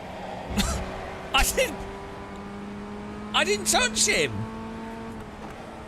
What on earth was that? No, like, what was that? The car in P1 just set the fastest lap. 30.167. It was right. What? That Car didn't right, make you're any in sense. fifth. Stay on the left. That didn't even make any sense. Still there, hold your line. Where did you Clear. see a replay of that? What on earth was that? I was just driving close to them. Okay, but even if he did put his brakes on, it wouldn't make any sense for him for that. I don't think I was even. Right side. That was really weird. Looked like a Stay proper on the like, left. yeah, looked like a weird netcode thing. Stay on the left. Clear. Pure netcode murder.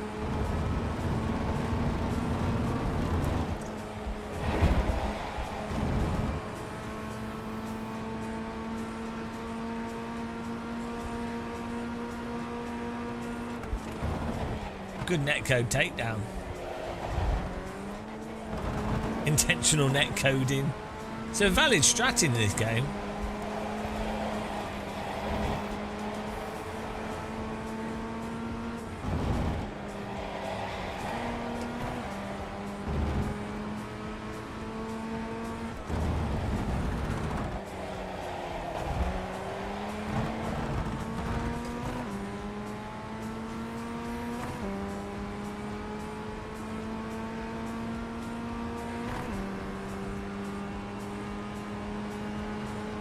It was netcode, Your Honour.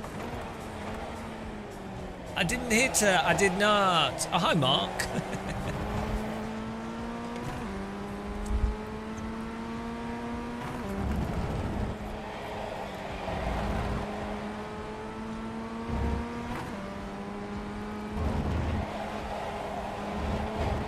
Whee!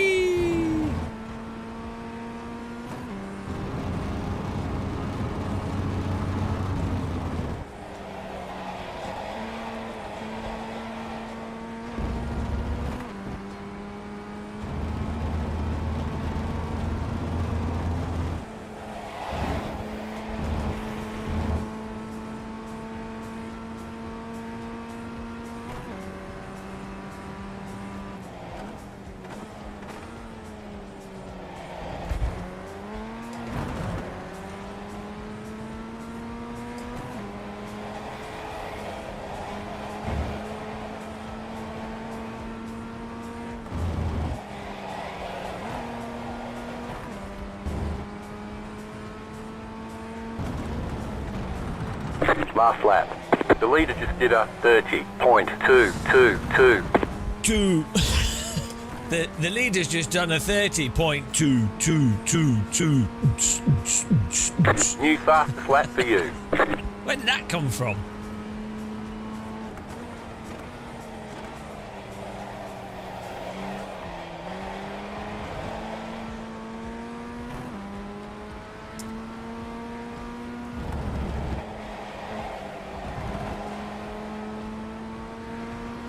Tattoo? All the things she said, running through my head. Do you remember that? I thought that was a really good song. I think we can all agree it was a really good song, right?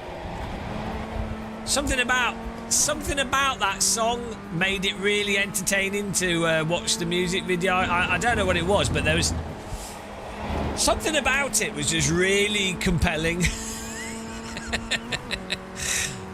I don't know what it was though, but I thought it was amazing. I thought it was really Slow good. car ahead. Car stopped ahead. There's an incident ahead.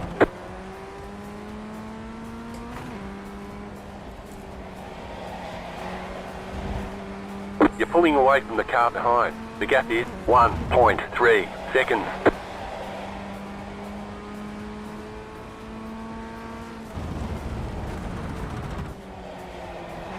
The car in P1 just set the fastest lap. 30.117. No! No. You're gaining on the car in front. The gap is 1.1 seconds. Yeah. No. Alright, there's the checkered flag. No. Nice run. Solid work. Right. Let's have a look at the murder. I say I contest innocence. Yeah, nah. Oh, no. No. No. No. No. No.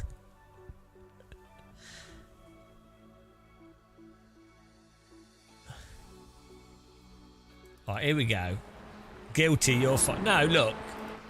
I don't think we touched them. Look at this. Yeah. It thinks we were closer to... Okay, we did drive into their wheel. But look.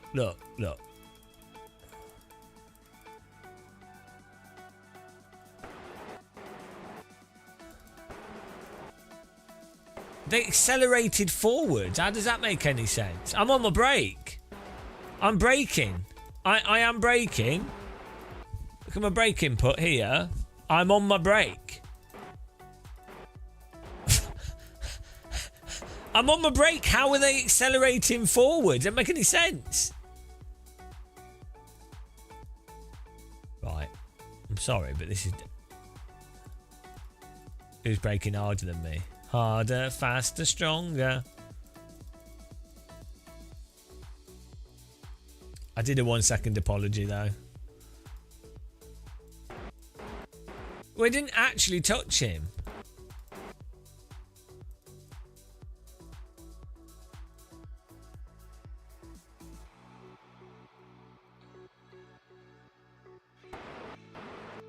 I think the game thinks our nose cone touched his tyre.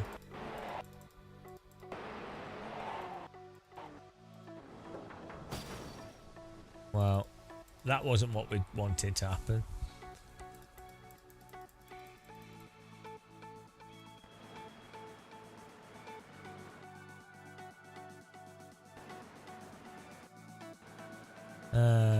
We killed him. Didn't mean to do that. Sorry. Who was it? T.M. Connolly. Sorry. Right. Sorry about that. Sorry for the murder there. That was unintentional. It was a good takedown though. I mean, if you're going to murder someone, you might as well full on murder them. I say, like, no half, you know, fully blended.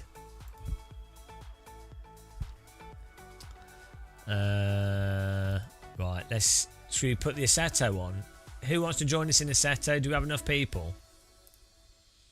Assetto.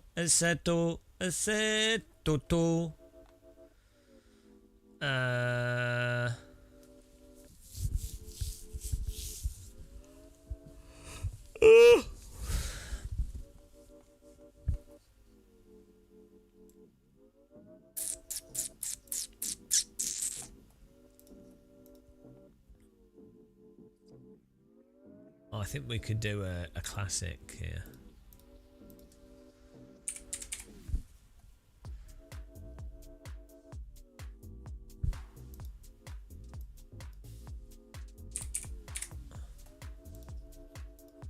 Right, the server's up. Server filter, server filter. Oh, too many pit boxes.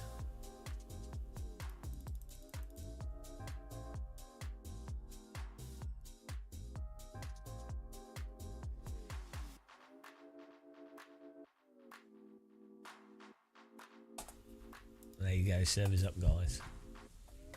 Just search for Game of Muscle. The password is T. Here it is. Just join. Just get in there.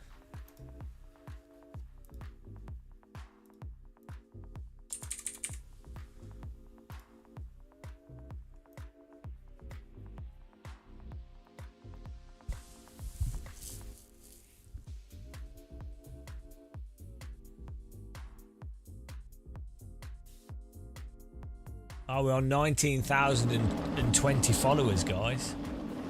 What an amazing time to be alive.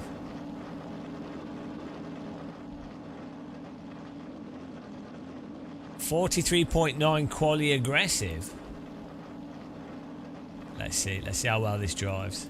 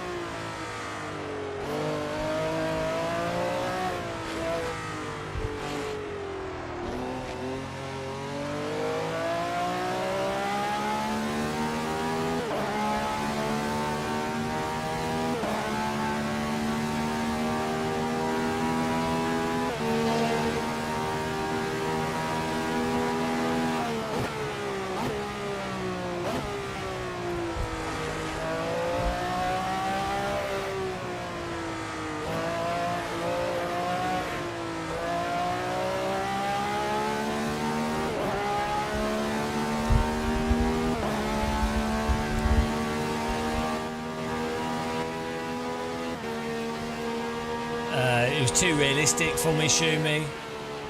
It was too realistic, and we couldn't take the realism, so we've now gone to a simcade.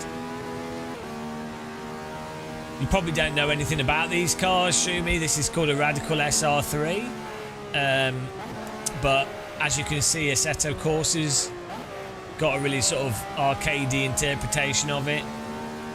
If you knew anything about Radicals, you would know that they can't, they can't be balanced in slip, and you have to drive entirely preemptively on the throttle. But a lot of people don't know that.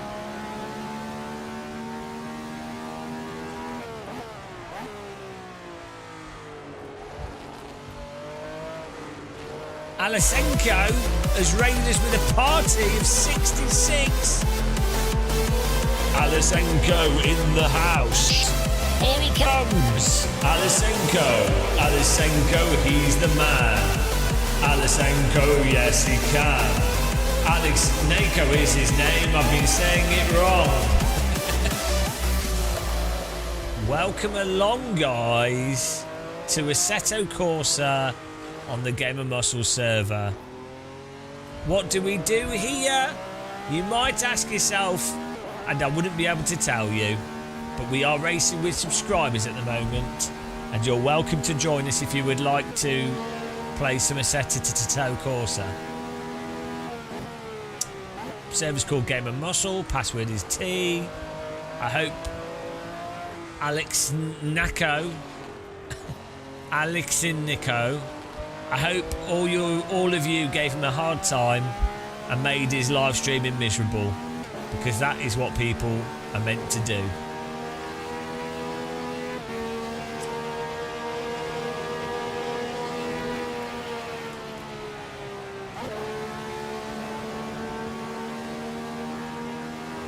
Our server is slowly filling up. to take over the world.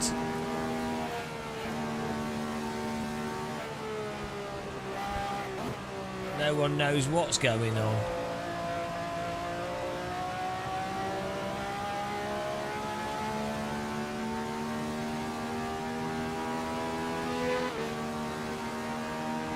Jamal's in. Filthy regs everywhere. I know you can't get rid of them. Absolutely disgusting.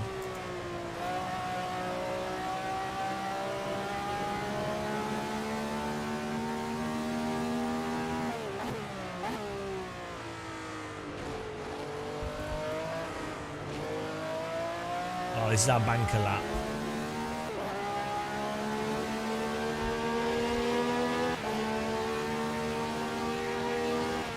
.205, and we didn't even do a good lap there, but the setup seemed okay. We see some more fuel on this. 4 litres is 2 laps around Silverstone in a Radical. Pretty impressive. Pretty damn impressive, I would say.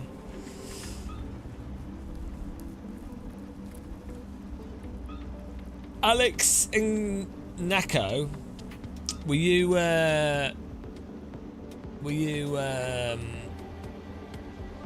in the Assetto land?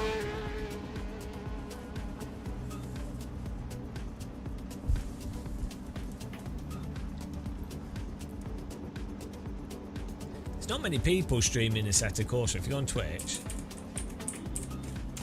really not that many people playing Assetto Corsa. Let's look at the Assetto Corsa category.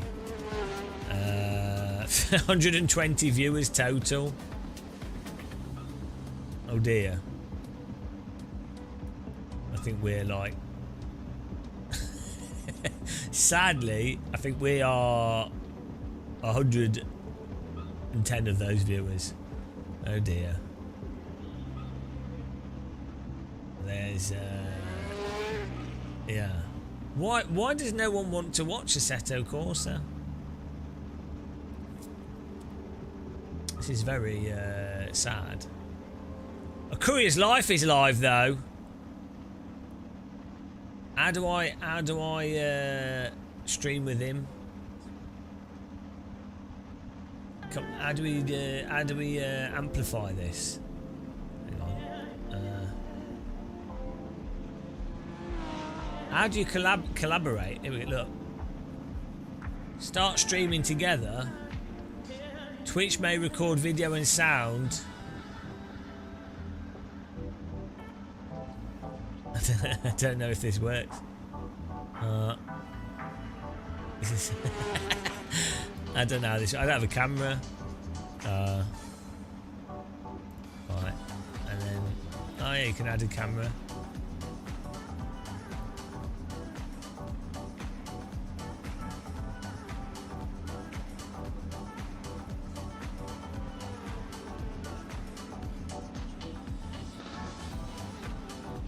Okay, I see how it works. Okay, that's quite good.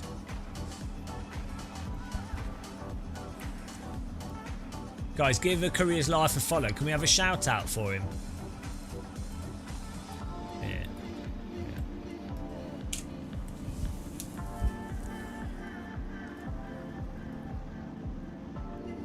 Order a pizza off him. Guys, can you, if you're on my live stream on Twitch, can you also put A Courier's Life on as well? Let's get him some more viewers. That'd be awesome. And then you can see both views at the same time. He's on 16 viewers. Do you think we could get him up to like 50 viewers at least? Maybe like, then we can see both of us. It's perfect. Genius. Great plan.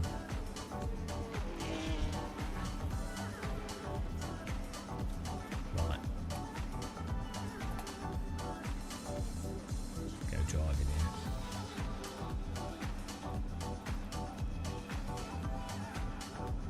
On my neck. stiff neck. Where are we doing? Ah, no, always same cars. Ban on this guy.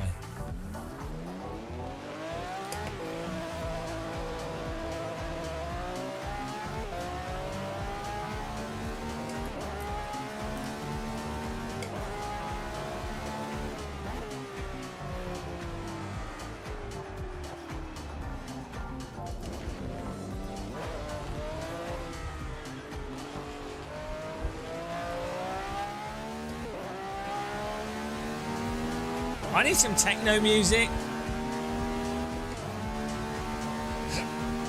to listen to. I can't do it though because we get copyrighted on the UbiTubies.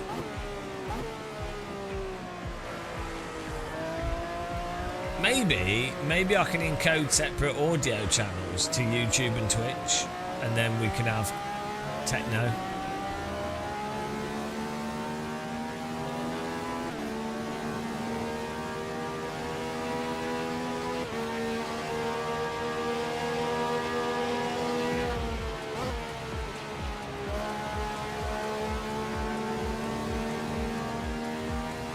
Well, good.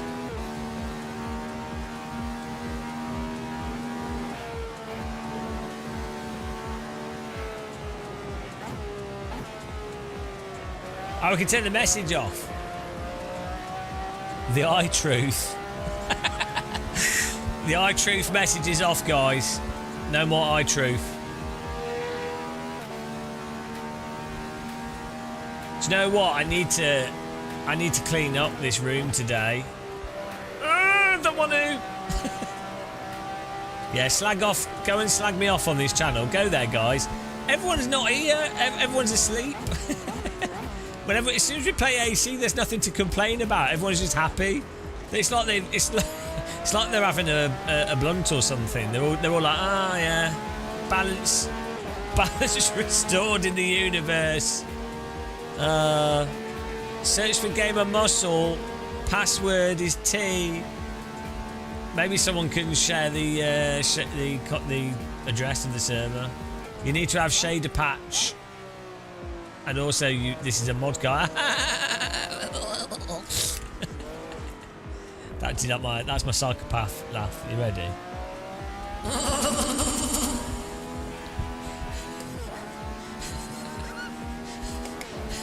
That's the laugh I have when people crash in front of me. Do you like it? That laugh is why women find me irresistible. They're like, oh boy, never felt these feelings before.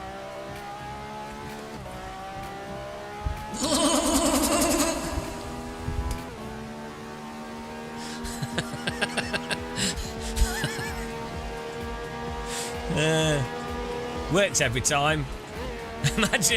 Imagine you sit on an aeroplane and you're like sat down and you're like a nice German lady. You've had a nice day and you're on a flight back home and you turn to your left and this is what you see. You'd be like, oh no, I hope the plane crashes. That happens to people.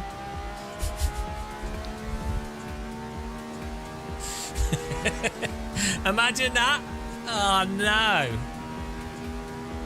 Poor people. Imagine all the people.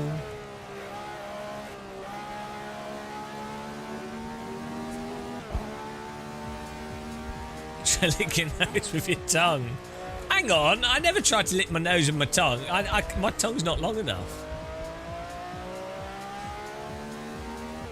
999. Oh yeah, I like that TV show as well.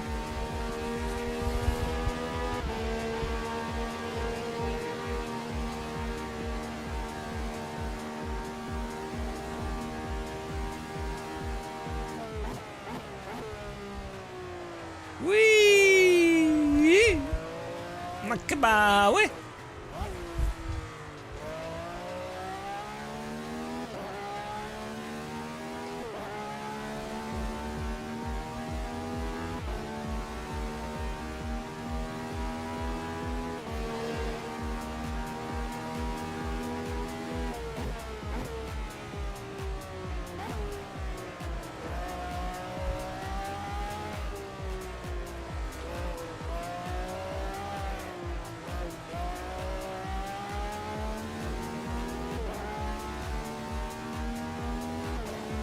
Where's A Courier's Life? What's his name?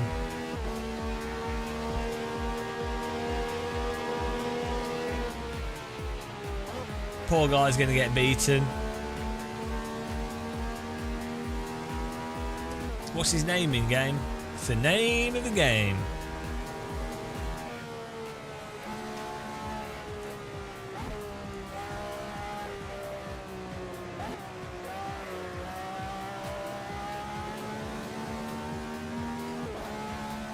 Oh, actually, I should tell Race Room. Yes, I need to tell Race Room what we discovered with the EQ thing, because that'd be really good for Race Room.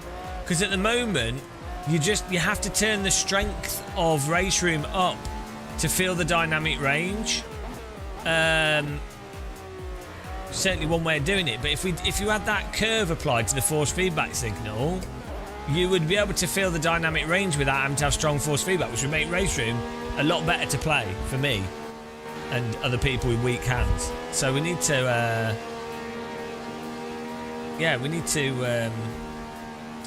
tell Race Room about that.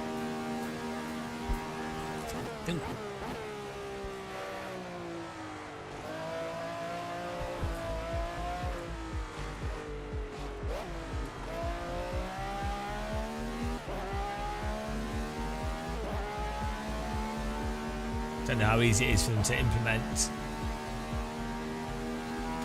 I mean, in a sense, you could achieve a similar effect with a lookup table.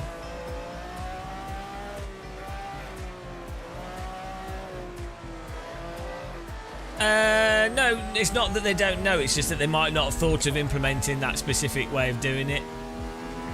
Yeah, it's quite likely that a lot of developers don't realise that specific aspect of getting more detail out of the force feedback at weaker strength. It's possible, but a lot of it's just to do with it's hard to get a specific result out of these sims.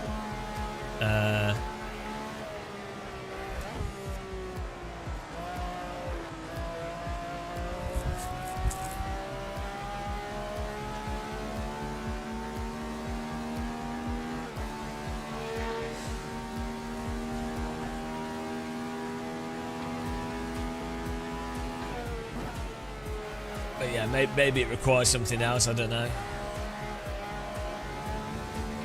But yeah, I mean, it's possible they don't know that's doing that specific thing. I'd have to ask to find out.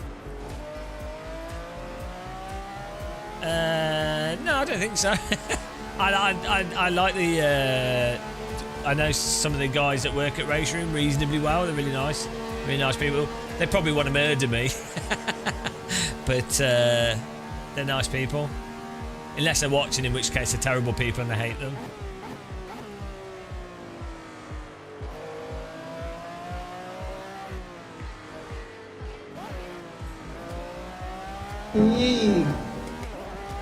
Joseph, hello, welcome. Thanks for subscribing on YouTube. Appreciate the sub.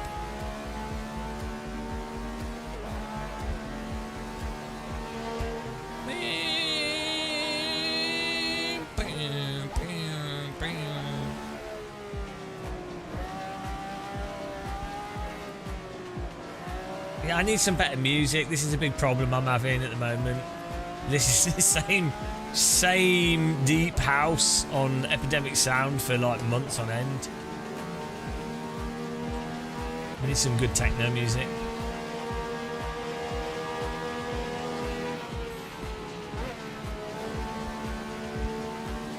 Well, it's only 1 PM. In my head it feels like it's 10 PM. I should have really gone to the gym today. Ah, dear. Maybe we'll go back tomorrow. This is the problem with me. If I get ill, it takes me ages to get back to doing what I normally want to do. And then I'm like, well, I've been unwell. Do I really need to? And I really enjoy it, but I still be like, well, do I really need to go back into doing this? I've already got another one cat debate. We actually pay for Monster Cat and Epidemic Sound, but Monster Cat's terrible. I need to cancel it actually because I never use it. It's not too expensive though, Monster Cat.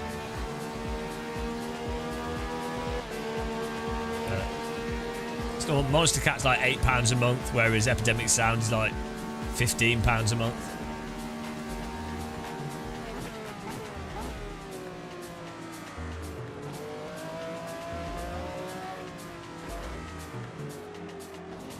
The costs of being a streamer.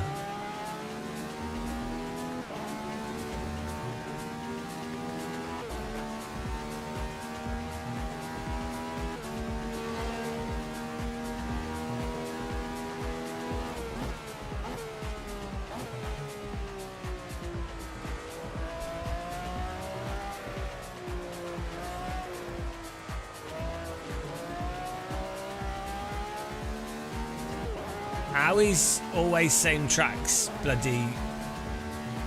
Is that Erwin Lommer?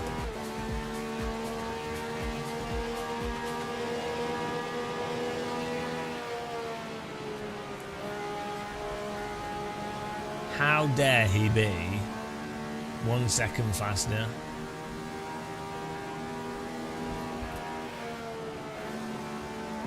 But the reason why I use Epidemic Sound is they have a really good range of music from like classical to dance to whatever, and then they're pretty responsive with false copyright strikes. They're really quick, which is quite a big thing on YouTube.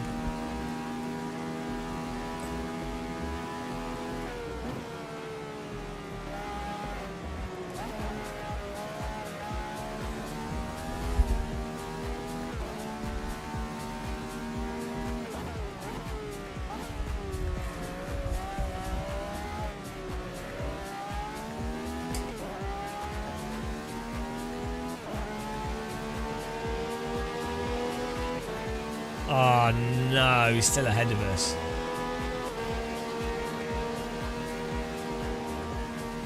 Oh, look at this, we can be way faster.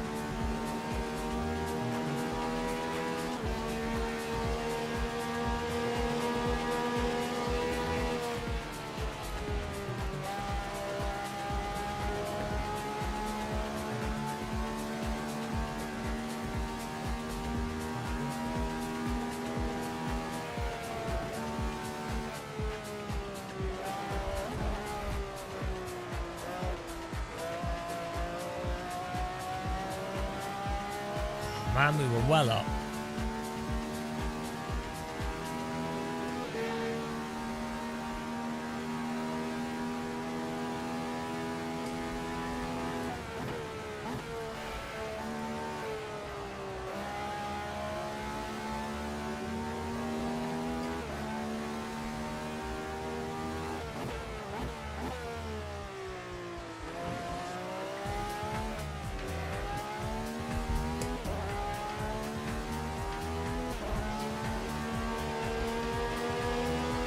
Oh, he's got faster, you git.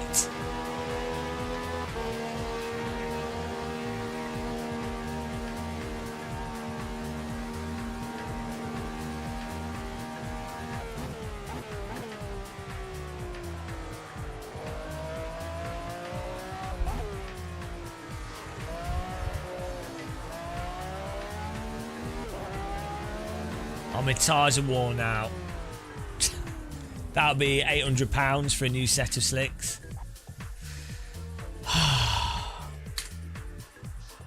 He does. He's healthy. He's a good-looking guy. And here's me with my like breasts, breast muscle.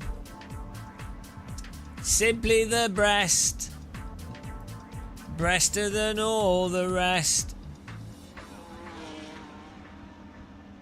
Setup invalid on the medium tyres. How long will soft tyres last? We just did. How many laps did we just do? 8 laps. I think these softs will last. Here we go. Easy win. Front too low. We too low. Bang ding ow. Here comes the win. Look at all these tryhards trying to try hard. They just can't do it. They don't have what it takes.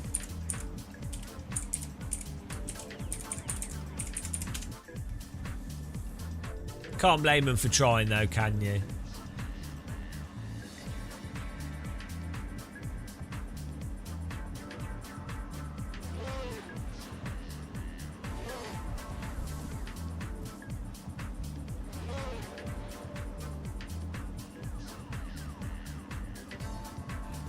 Hang on. Boop. Boop.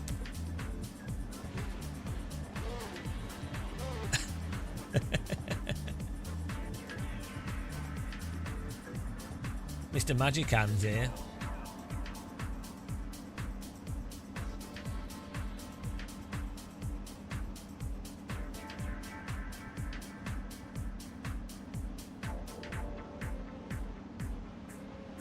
Oh, we're going.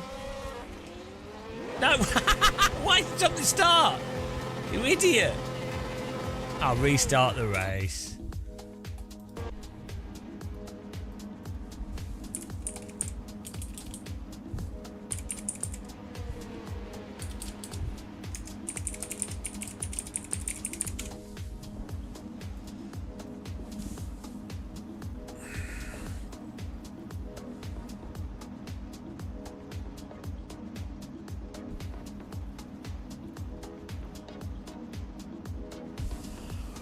Ooh, I need to make some vegetable soup as well, actually.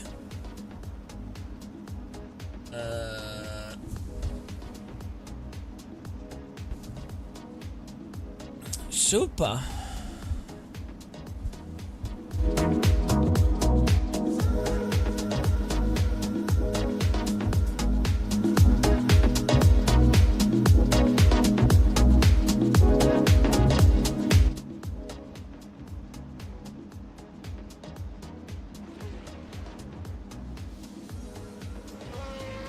Here we go.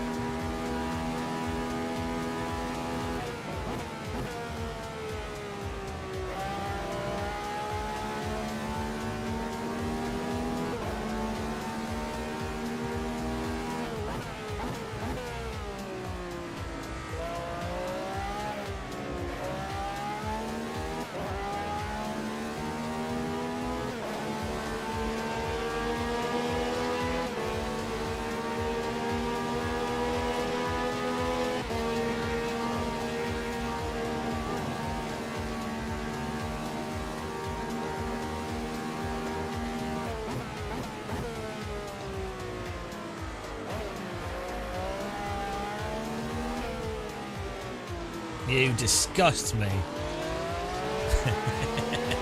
Absolutely disgusting overtake.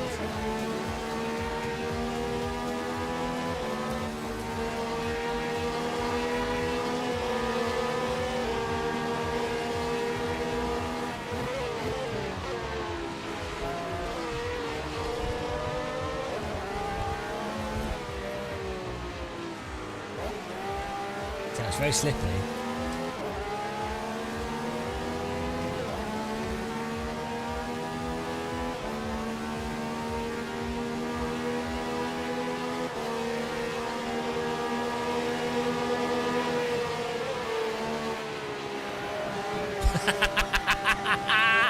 Where's he gone? Oh, he's dead!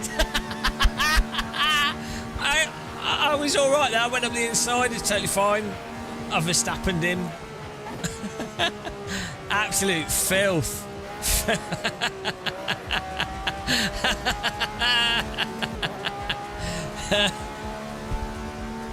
I didn't see anything. I didn't see anything there.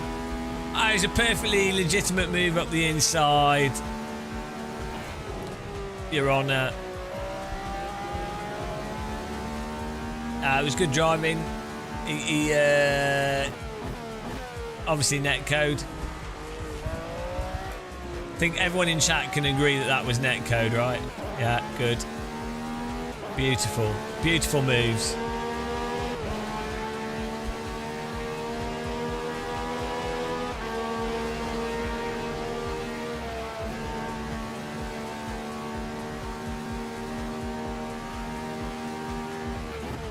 You could try, yeah, but you have a job because they've got different amounts of grip and stuff. So you're gonna start.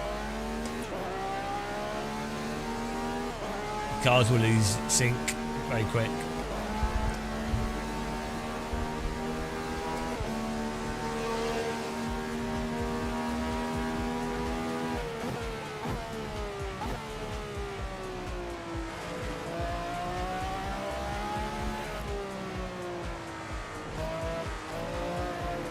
You can actually run Microsoft Flight Sim and X-Plane at the same time.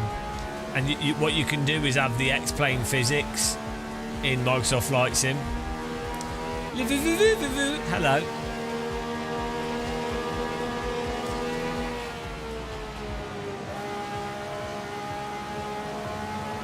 And if we keep note here, we're clearly on top. Beautiful driving, I have to say, some of the best driving.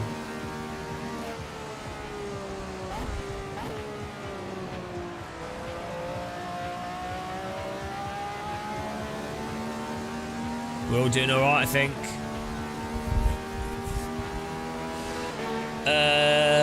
Will I get one of the Moser Ultimate bases? Well, I mean, if I did, I probably wouldn't be allowed to say until we were allowed to say. So, if I did have one, then I wouldn't be able to say. But we definitely, if we did have one, as soon as we could, we definitely would compare it to an R21.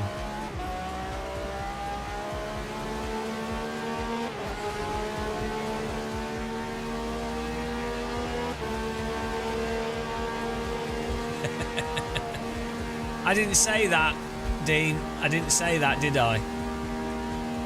I said if I did have one, I wouldn't be able to say that I did.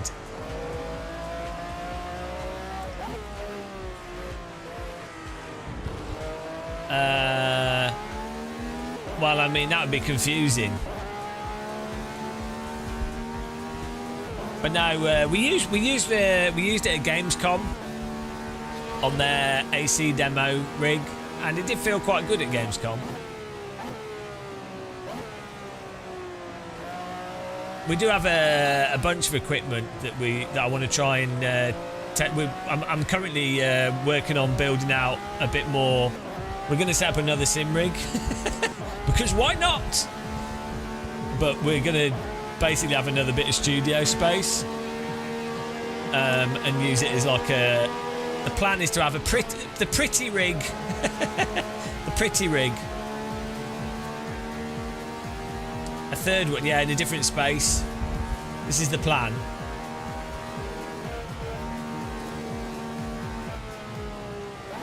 So we can ideally, hopefully,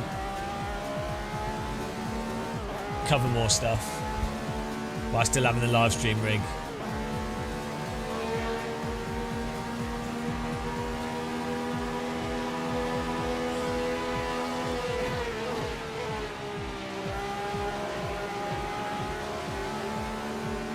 Bop. Driving into everyone.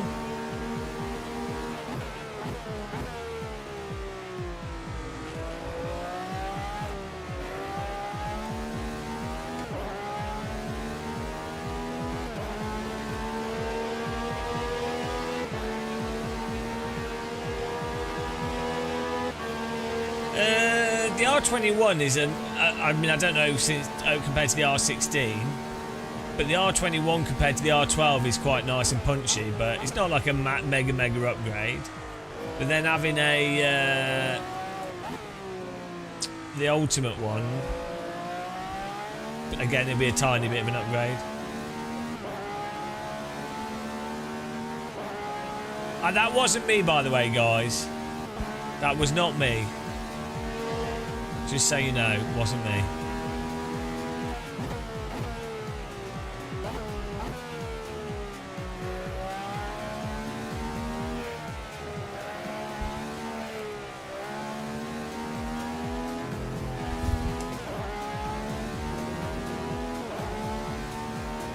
It wasn't me.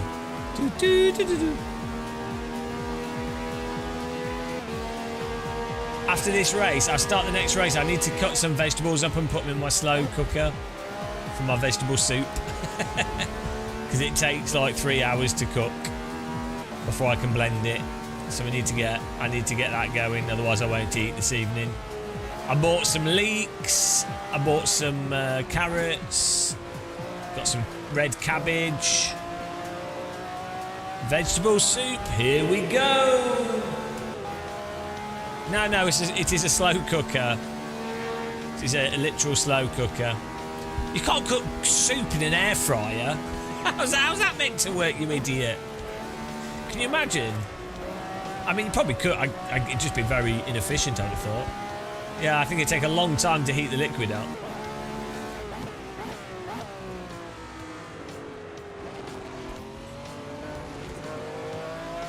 Slow cooker and an air fryer, and you can live like a king.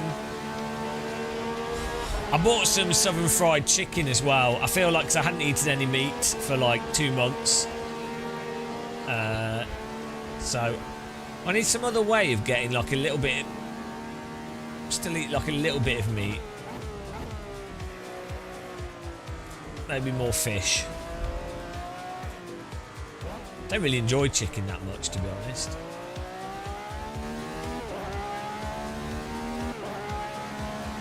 I quite like steak, but I don't think murdering cows is a good idea. You know, cows are like dogs. Chickens are stupid. What you really want is like a wild, like your own chickens, and then you can look after them nicely, and then just eat and cook them.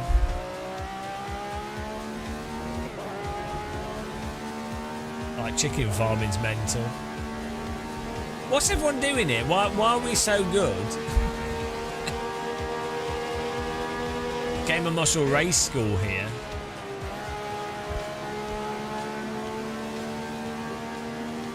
Come on, guys. I expect more performance from you. You've got to set up.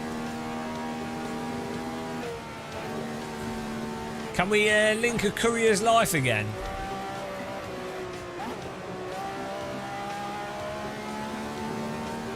You have a Thermomix. You don't use it. I know I never use my oven. It's a pain in the arse to clean an oven. I need to clean it, actually. I haven't cleaned it for like a year. Ovens are good if you have a large family, or like, you know, six or more people, and you're cooking like a roast dinner or something, or, you know, ovens are great for that scenario. But if you're like a 2 people, or not even like 2 adults and a single child, slow cooker and air fryer's top notch, and like, you know, a hob as well. Oh, there we go, victory, victoire, j'ai gagné. I did murder someone as well though. They deserved it. We'll have a look at the evidence, guys. Court in session.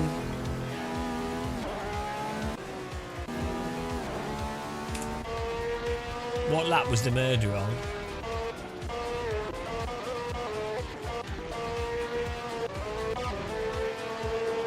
Order! There we go.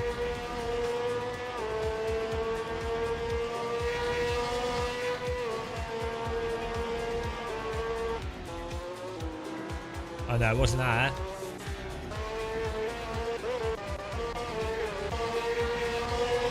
Oh, here we go, here we go. No.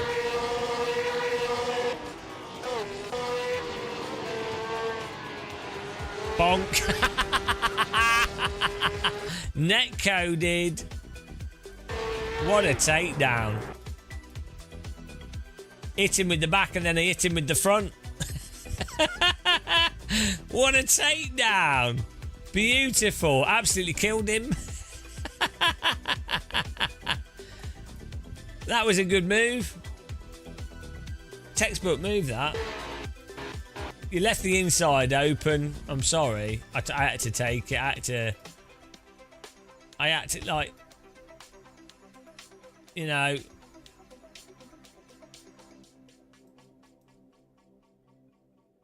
We got in there.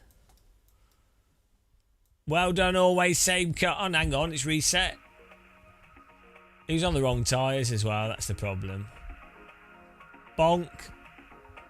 Yeah. Let me set another server here. Good racing, guys. Sorry for the results. Hang on, why is it saying you won? You didn't win. Harry Gary, Stewart, Croissant Sandwich, Jamel, and Hunted. Well done. Why is it saying he won when he didn't? Absolutely. So we had soft tyres, yeah, but they run out pretty quick. Let me just get the new server up here.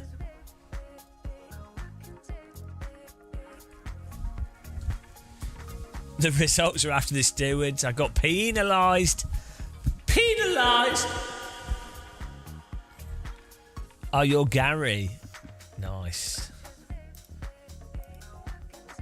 Maybe we should put the what track?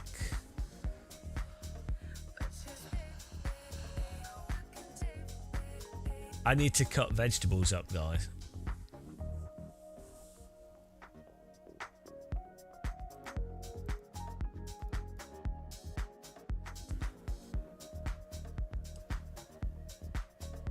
I need to get some more tracks on my server. Maybe we can have a look, can't we, for some fun tracks.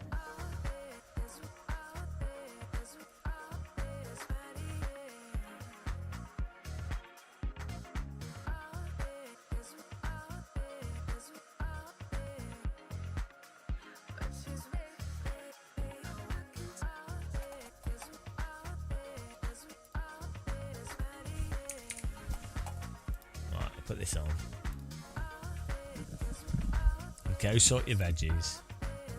Alright, servers up.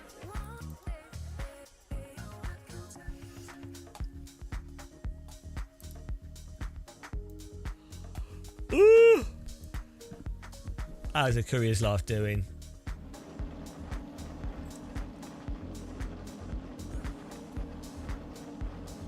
What's his name in game?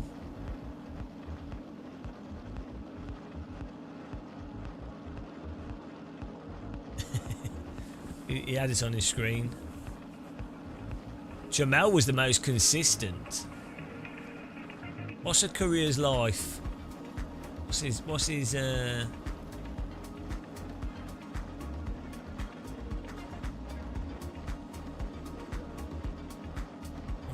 in game? Not loading. His stream's going into meltdown.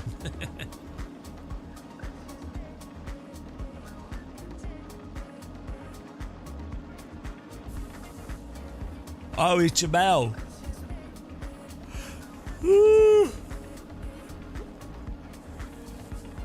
Right, vegetables.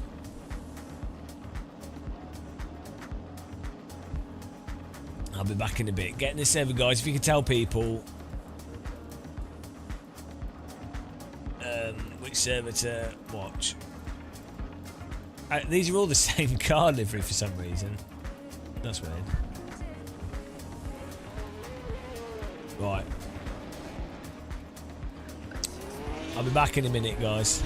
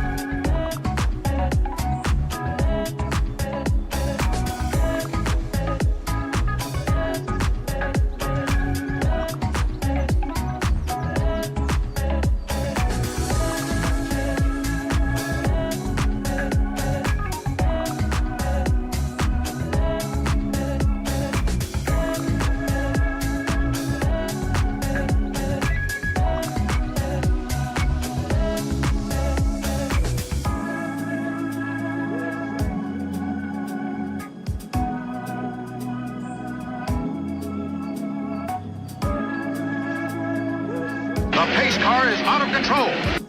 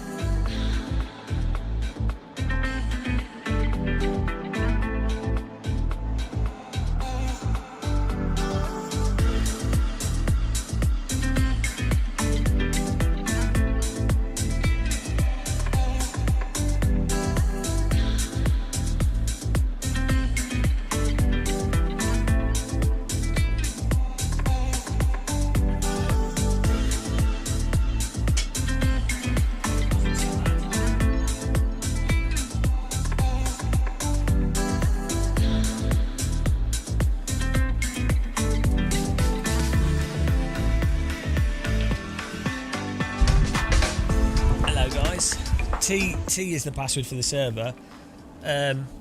Sorry about that. I bought too many vegetables. they barely fit in the slow cooker. It's crazy. Just I only just fit everything in the slow cooker. Ridiculous. But got it in there in the end. Like the lid of the slow. You're not supposed to fill the slow cooker all the way to the top, but the lid of the slow cooker's resting on vegetables. After it heats up, and it should collapse a bit, but proper vegetable soup.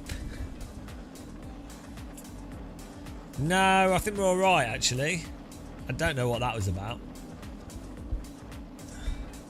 Apparently that can happen if you're an alcoholic or you take some drugs and then you come off them.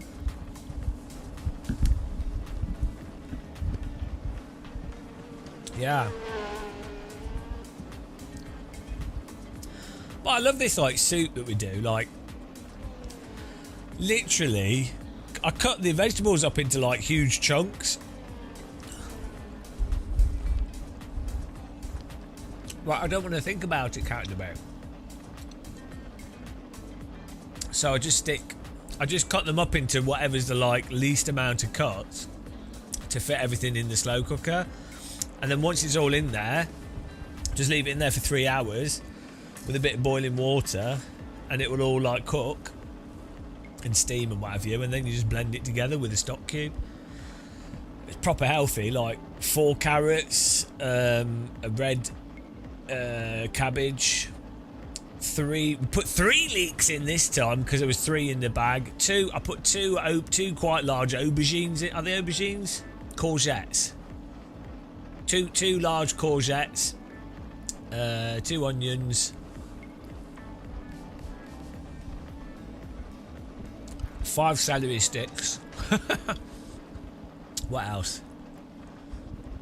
Well, I'm not watching it, Can't Debate. 3 hours is like more than enough time, and then that's enough soup for like a week. Should taste great.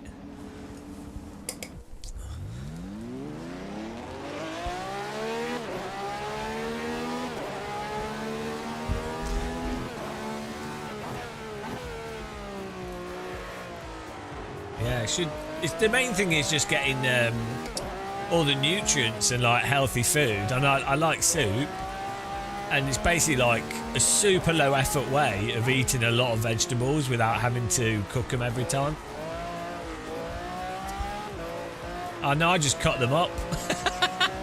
Is there grit in leeks? Well, we've got gritty soup now. I didn't notice last time. I cut the tops off them though, so. I didn't put the tops in. I just cut the flat bit. The non.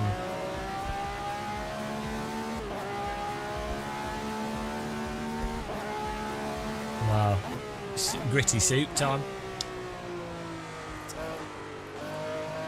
Wow. It was fine last time. Sure it'll be fine this time.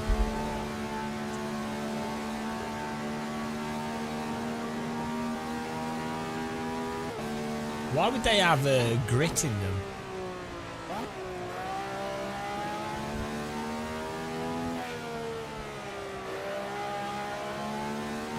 Souped up car.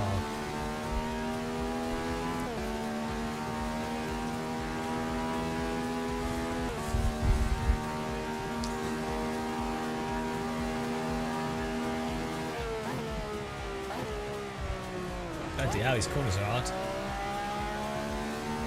Alright. Wow. I'll just eat the grit. Maybe it depends how they're grown as well.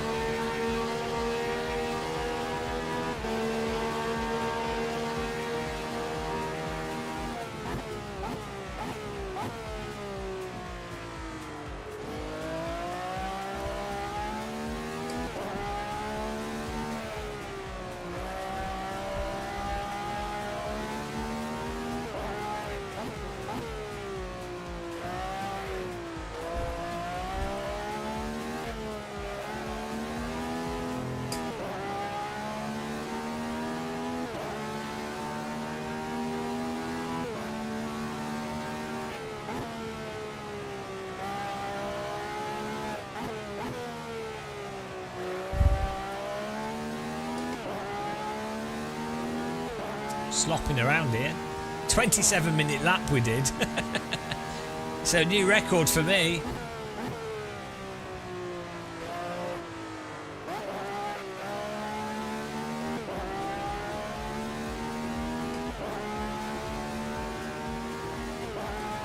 Well, the thing is, you don't tend to choose soup, do you? So, probably doesn't matter that much. I doubt it'll do any harm to you.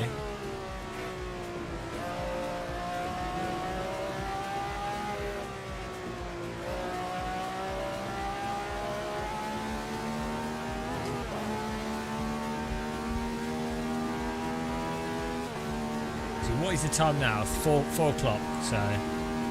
6 o'clock we'll should be able to blend it. 2 hours should be enough. Oh my goodness. That's a great line.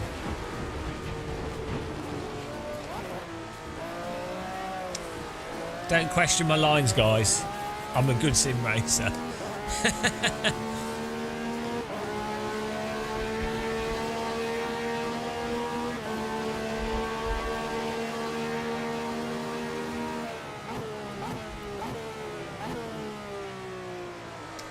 But I just find it amazing that you can buy, like, so courgettes are quite expensive, but like, yeah, let's say it's like £2 for the courgettes. Carrots are like 50p, if that.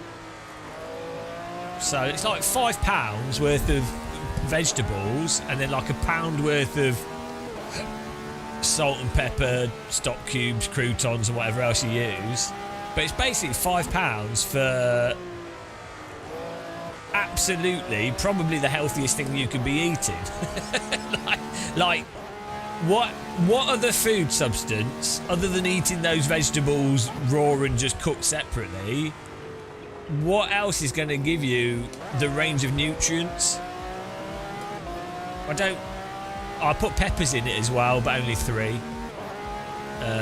Could probably do with putting like 6 peppers in it, but peppers are expensive. It's like £1.50 for 3 peppers. But yeah, I don't think... This is what blows my mind with like food that's available to people. Like, we should literally have soup kitchens that you can, if you're poor and you're hungry, and it shouldn't be like a poor thing. It should be just something that's... No, I've just stuck them in the... I rinsed some of them. I've just stuck them all in the... I don't care, Novotny. This is about being lazy and healthy. Yeah, well, I'm not French. So, yeah, we need stuff that's in a town centre or available to people where they can get healthy food effectively for free. Might not be like the fanciest of food, but you know, it should be the food that you can live off totally fine for free. Why not? And then if you want to treat yourself and go to a restaurant or buy whatever, sure, do that. But like it's like water. As we always say with these things, it's like, why? If you went into town, you can get water for free. Like, you got all over Paris, there's drinking fountains. All over London, there's drinking fountains. Like, if you're thirsty, well, yeah, why not? Like, why not have it available, like vending machine type solution that distributes? I mean, you could even have it so that you donate what you want. So you pay what you want. Like, it could be free, but if you choose, you can use contactless and you can say, I'll pay this amount. And so people that have money could contribute, and then whatever, if they wanted to, and then it could be like the charity of the week. This is a good idea, actually. Like a soup machine that has a voluntary amount that you can pay. Maybe keep it simple, so you can pay like £1 or whatever a minimum is that would maintain the machine and someone to look after the machine. What, you know, whatever, that a non-profit version. And then because the whole point of capitalism should be that that's what actually happens by accident, right? Is that there's competition, and the price is reduced due to the competition until there's a de facto minimum amount of profit because it's all commodified, and that's it. Well, that thing's been brought to the minimum possible price, and so people then have to move to another form of business, right? But inevitably what actually happens is a monopoly forms, they buy out the competition, and then they increase the price. You know, that's what actually happens. So given that you can't trust the basic mechanisms of capitalism to do what it's supposed to do, maybe this is a solution. But yeah, you could make it simple. You could be like, oh, you set like a minimum, don't have to pay, you could just get what you want. I think we need a setup here. Our setup's too slow. Share setup in chat. Yeah, you can have like a minimum payment amount that you can optionally do. Maybe just psychologically having a rather than it being free, it is just a minimum payment, but it's absolutely kept at a basically non-profit. But the point is that when people pay for stuff, they generally respect it more. So just doing that, but effectively making it so it's borderline free would be good. Well, I know it's such a radical socialist view, isn't it? Thanks, Burby and Nico. Yeah, I always find that funny when people say I'm like some crazy socialist, and it's like, okay, I think people should have access to housing and food. You can still have capitalism, how it works. You can still have sim rigs and race cars. We can still have rich people with billions of pounds. We still have millionaires, more 100 millionaires, or even billionaires. In Novotny, they don't even need to pay taxes. The government can literally just build buildings, and that will effectively achieve the same thing. So they don't even need to pay taxes. This is where Gary Stevenson gets things wrong, is he keeps going on about you have to tax billionaires. You don't. You just have to do social projects. The government just has to do it. The government issues the currency, so the government doesn't need to get taxes off people. They literally create the currency. You can then go, well, you're detracting their wealth targeted at the rich. It's like, well, okay, good luck increasing their taxes. Is that what you're going to use? Yeah, I mean, you can as well, but the bigger thing of tax would just be as incentives to direct economic activity. It's not to pay for other things, basically. It's to de-incentivize or to incentivize specific actions. Yeah, this is the thing. If you try to use the tax system to redistribute wealth, it won't work, because anyone that's a billionaire has a whole business set up around making it that they don't pay taxes. So a government cannot out-compartmentalise or out-business the business that has a business for tax avoidance. So, yeah, the government just needs to do projects that actually add value to the country and make the richer people richer. That's it. Like, build more. You need more council houses. You need more education investment. You need more. All these things. They actually add wealth to the country. But oh well, it's not going to happen, is it? So.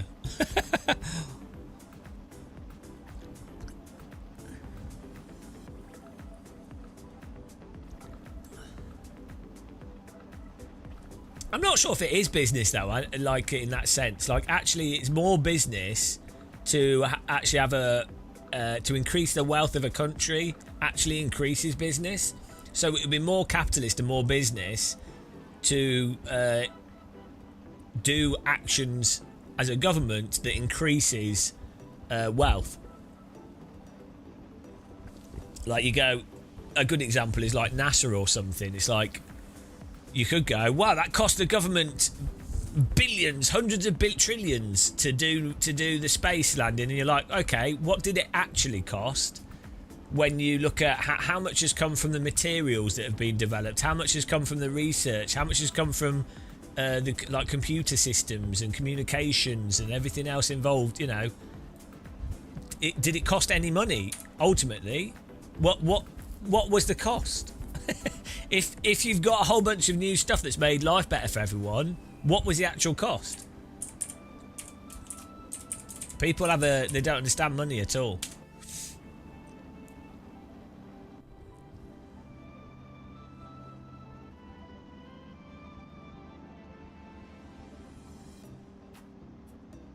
Loose wheel, yeah, just the same thing happens that happened in the 1930s. You end up with disgruntled population. They are normally not necessarily the most educated or informed, so they then become, oh my goodness, they then become very easy to manipulate with nationalism and what have you, and picking up some arbitrary scapegoat, normally some kind of like racial minority or whatever. And then that allows mental people to get into power, claiming that they're going to fix everything, but they don't. They just, you know, they just do their own thing, and that's what happens over and over again. So it's just how it is, it's how it works.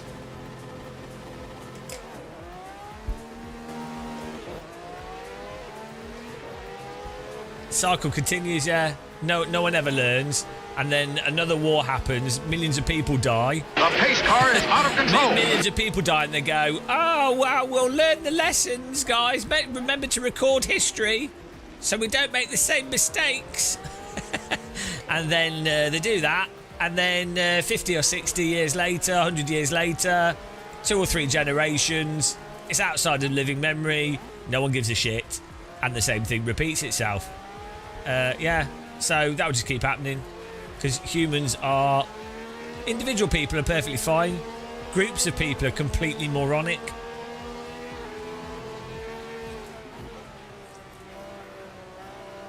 Or maybe AI will wipe us out at least. That would be a nice change. Congratulations! Humans haven't destroyed themselves. The AI have. Oh, thank you. AI might do a better job.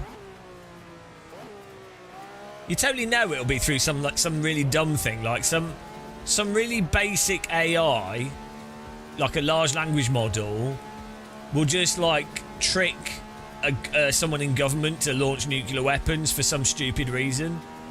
And it won't even be sophisticated AI. It won't be like Terminator, where it's like AI that's trying to take over the world. It will just be like how your grandma could fall for like an AI generated image that looks stupid. It'll just be like that, but we'll have some idiot person in government that then acts on what they think's real but isn't, because they were too dumb to realise. You know.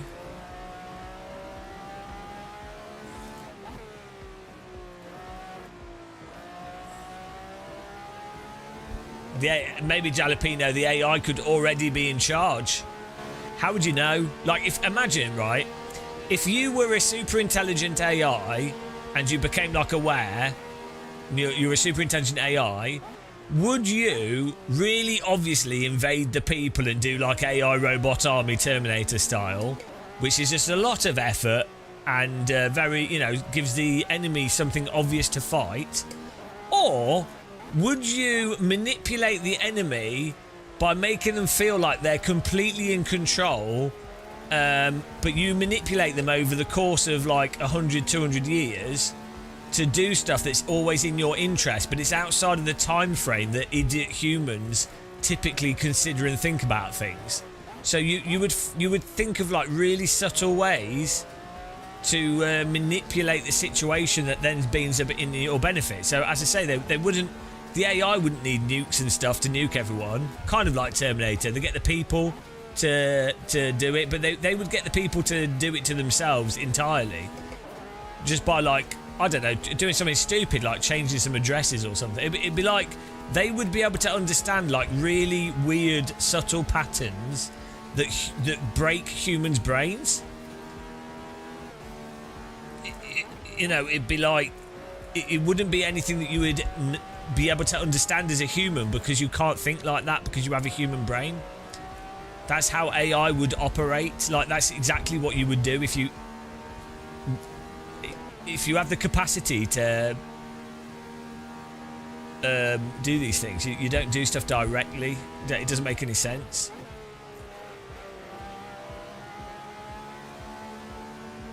That's not how you rejoin the track, by the way.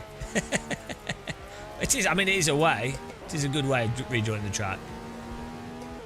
The pace car is out of control. Dion, welcome. Thanks for following. Appreciate the follow. You are our 19,000th and 21st person to regret joining this channel.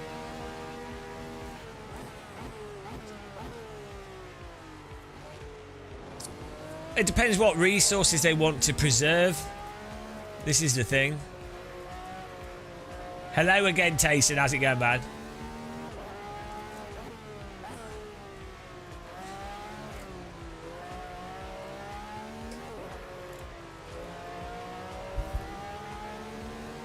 We've done quite a few videos on our YouTube channel on Evo. If you want to watch those, just type in Gamer Muscle, Assetto Corsa Evo.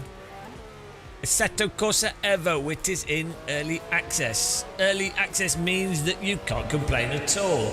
Early access.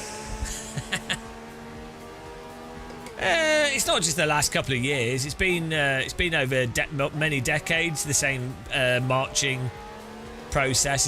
It's not a new thing.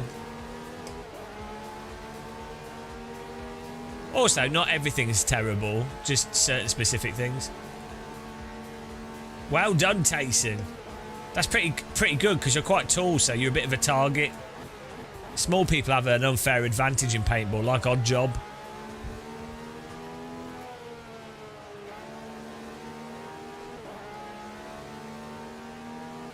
Yeah, well, apart from polio, Novotny, and the threat of nuclear Armageddon, and weren't so good for people in quite a few people in East Germany maybe not having a good time, and yeah, not so good in the 90s for people in Croatia and Serbia, and not so good in Bosnia. And not so good in was it Yemen, and then where else? So you know, swings and roundabouts, really, isn't it? Humans are idiots. From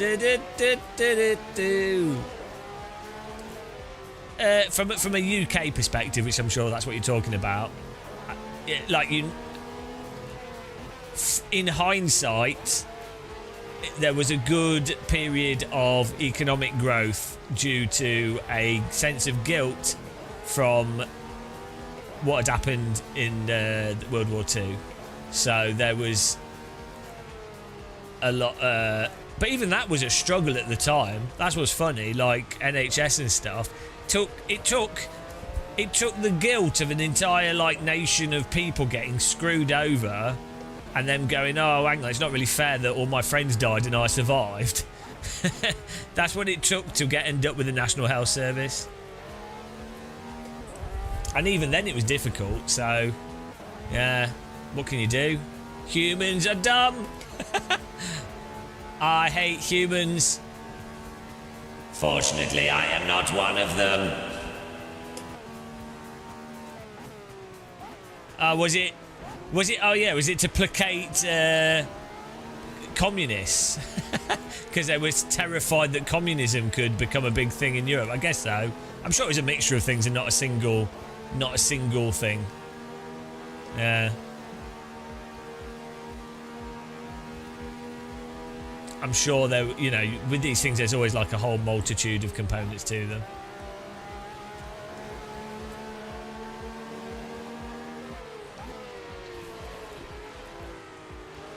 In the 1950s sucked because they didn't have good synthesizers. Synthesizer Patel.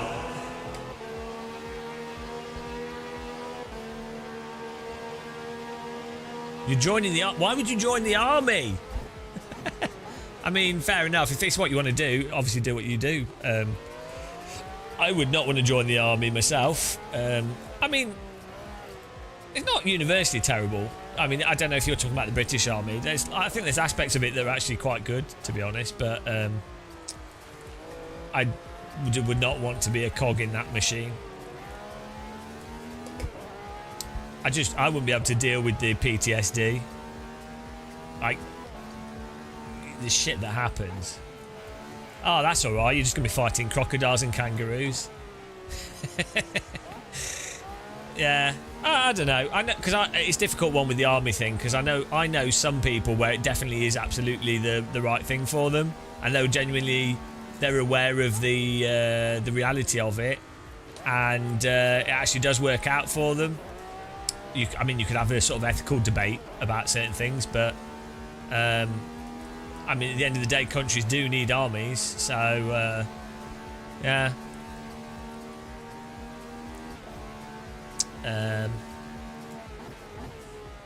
But yeah, I wouldn't be able to take it. Like, just the way that modern warfare is as well is insane. Like, the whole drone thing is insane. But not everyone's fighting on the front line. Not everyone's a soldier, you know, officers and things. And there's lots of roles in the army. So it's not simple.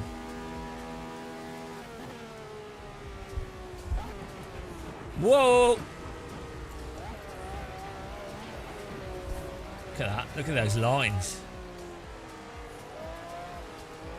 Where do they do training for the Australian Army? Do they come to the UK? We get decent races, yeah, on our server, because everyone's a legend. Everyone that joins my server is sexy. That's why I'm so pretty.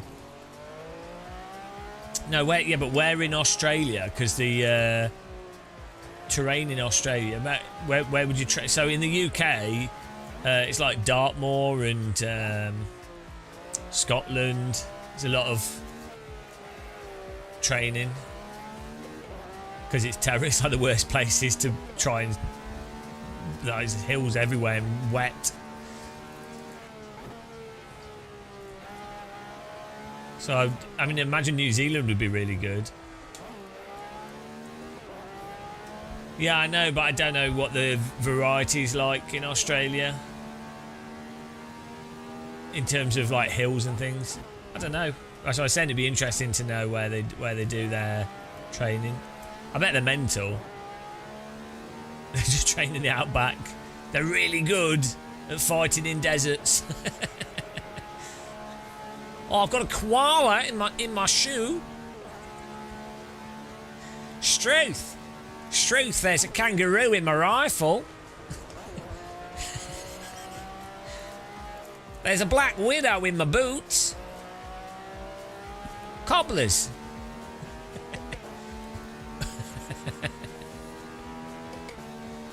There's a croc in my tent. Ah, nah. Sergeant should have attacked the target. Yeah, nah. Nah. Oh, too late.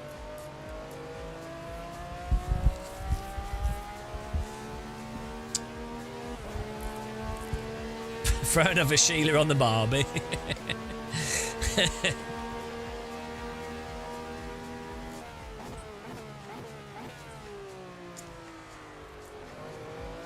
I'd imagine culturally Australians probably have a really good it's a good attitude for soldiering, I think. Like the more sort of matter of fact and practical people are, I think they tend to end up being better soldiers and things. But yeah.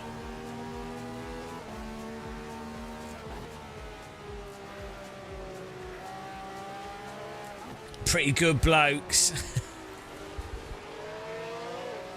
Well, I no longer recognise you as English. 15 years in up. Like, think how much blood has rushed to your head in those 15 years. Can we trust anything you say?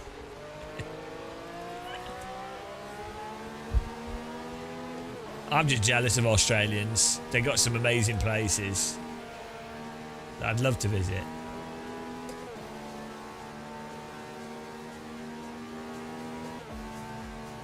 Yeah, look what happened to Novotny.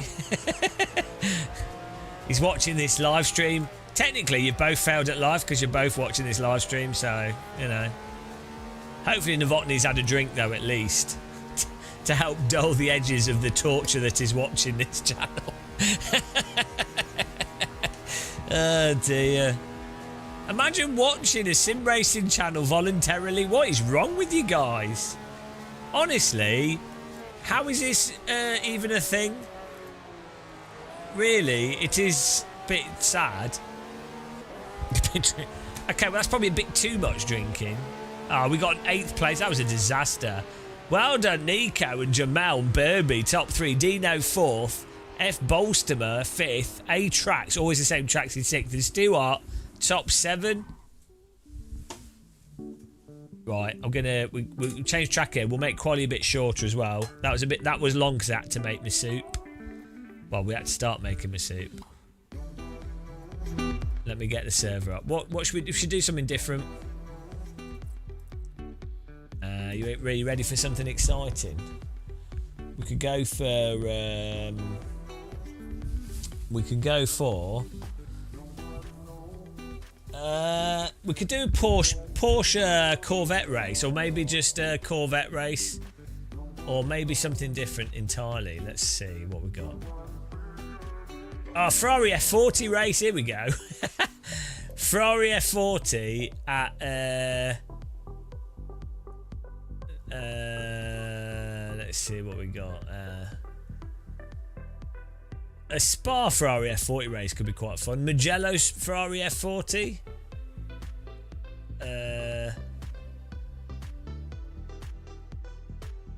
I think that could be quite fun.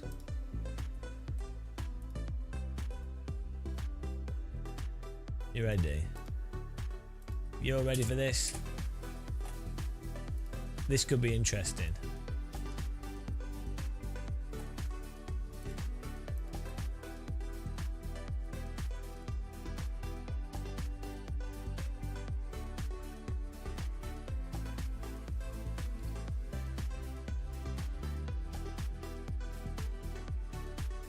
There we go. Servers up.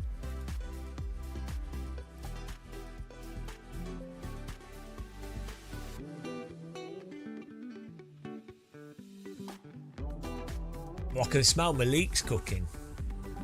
Oh, look at this. Now, please tell me, in what world, why have we not got more cars like this? Like, how on earth is this just not like standard car? Do you know what I mean?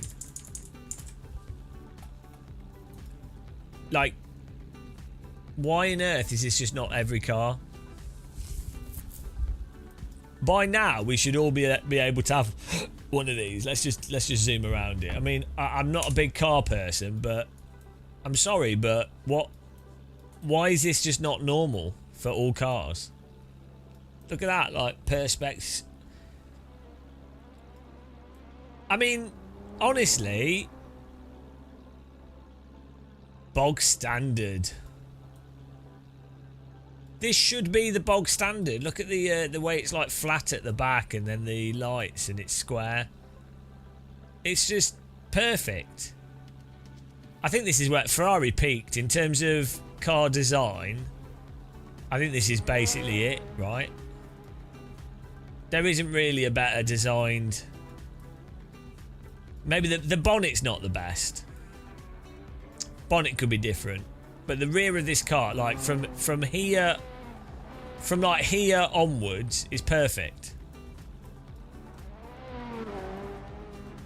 Like having the flat back as well. Like why don't and these like cutouts.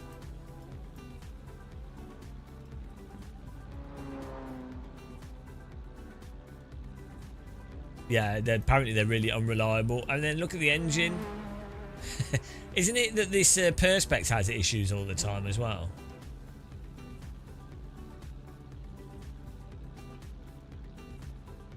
Yeah, forget how practical it is. It's amazing. Look at the lights.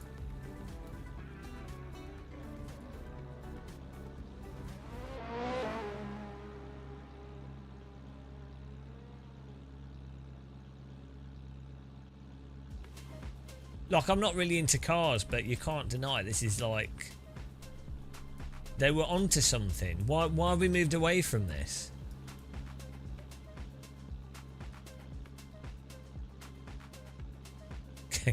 Look, you're focusing on the negatives. You need to recognise the positives here. Look at the way the rear... It's like really modern in many ways. Like the way that this comes around here, and then you've got this sort of circular shape. It looks more modern than modern cars. That's what's crazy with this. Also, the whole back of it being perspex as well. Or glass, or whatever they made it from.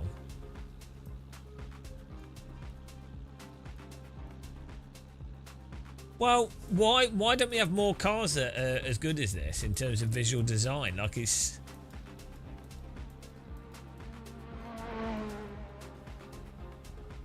Have you seen that the Japanese guy that did the mods of the car made it look even better, but it pissed off loads of people. But it definitely looks better. He's like got a blue one of these.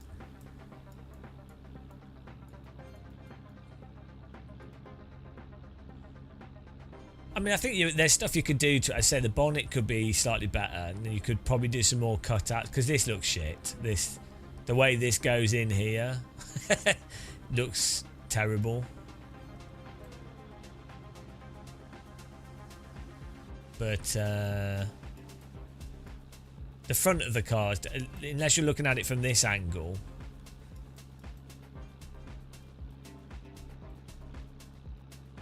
the side is amazing. Like the way that comes out. I think these cutouts could be a bit better actually. I don't know. They've used the same kind of shape, but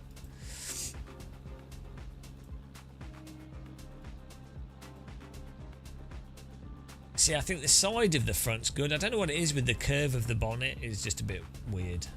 Like it doesn't, because it doesn't go into the cockpit lines.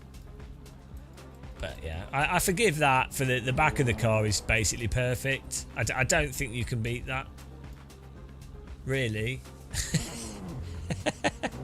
Because there's no beating the back of this car. The best rear end, I would say, on any vehicle.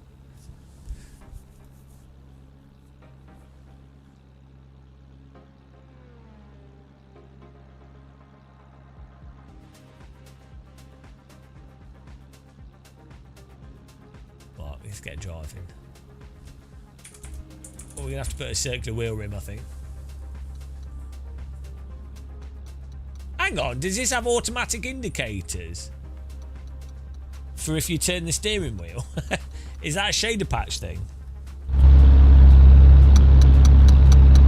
That's a fast indicator.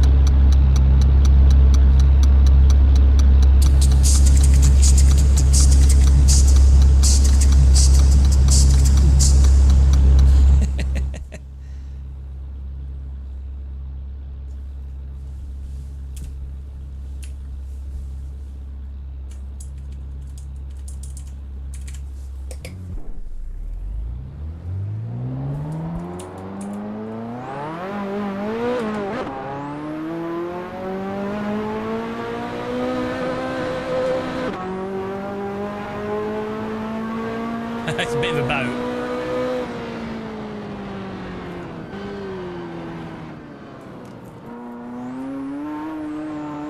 Oh man, we need the we need a circular wheel rim for this.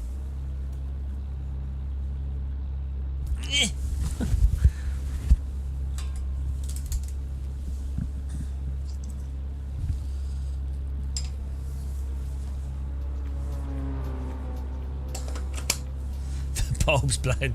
So the car's falling apart as we speak.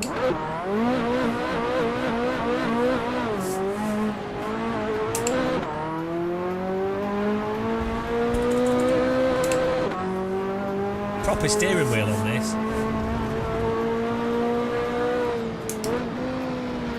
Oh yeah, the brakes are rubbish, I forgot.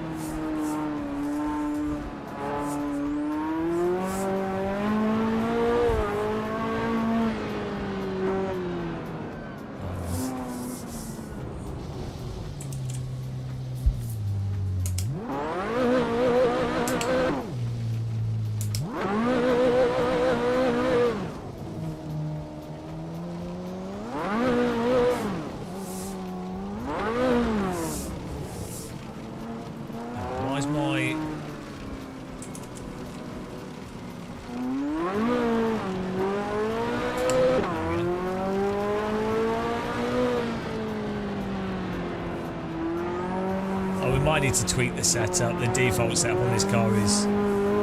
Yeah, the default setup on the car is terrible. You need to stiffen it up quite a bit. Oh, well, we also can put street 90s, street semi-slicks will help. Oh, we can't stiffen it up. Shit. Well, guess we're going to be flopping this around. Oh, well. Look at these dials as well. See, the thing is, because this was 1980s, this car, like early 90s. But...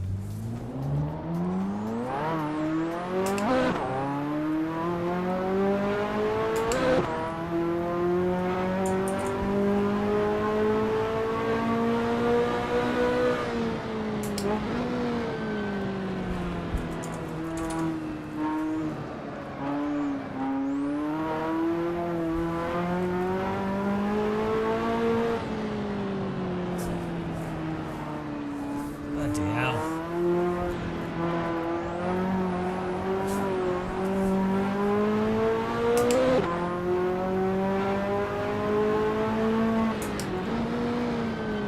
Oh, the brakes. Oh, there we go. Getting in there.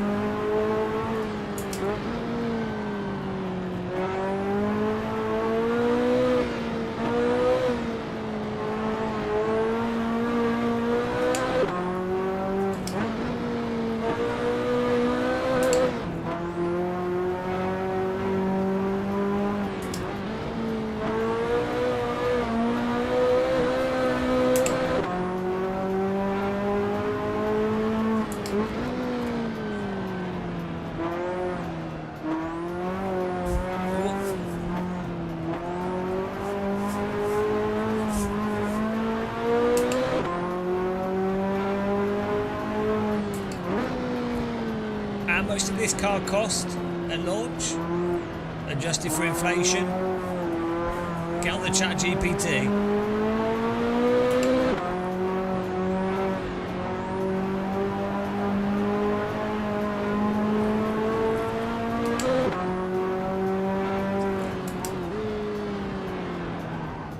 Oh, bargain. It's such a shit car for that price. Just think how shit it handles for that price. Like, a £30,000 car today outperforms it massively. Like a BMW would be so much better to drive. Like a second-hand BMW would outperform this in, like, just the tyres alone. Oh dear. It's quite funny.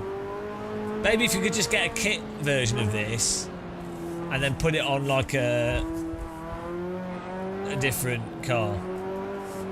Actually, I did see it wasn't a Ferrari F40, but someone had got a Toyota of some kind and then put a Ferrari body kit on it, but it actually looked really good. It was just really funny.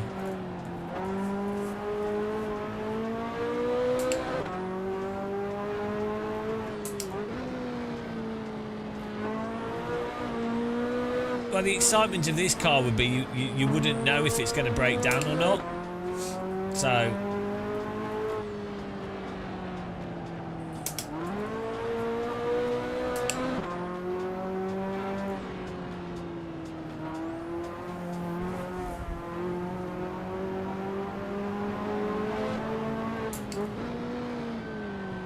Oh my goodness, the brakes are awful. It doesn't slow down.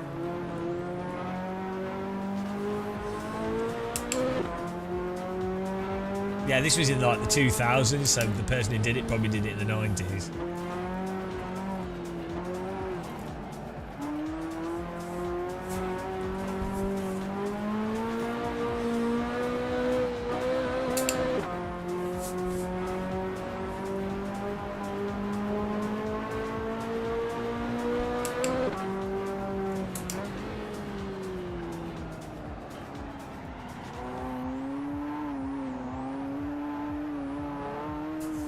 Oh my goodness. Oh my god. Little bit unhinged. Little bit unhinged there. Jesus Christ.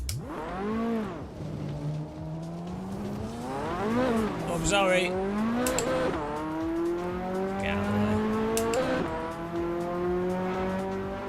way. Yeah, I find this type of vehicle hard to drive.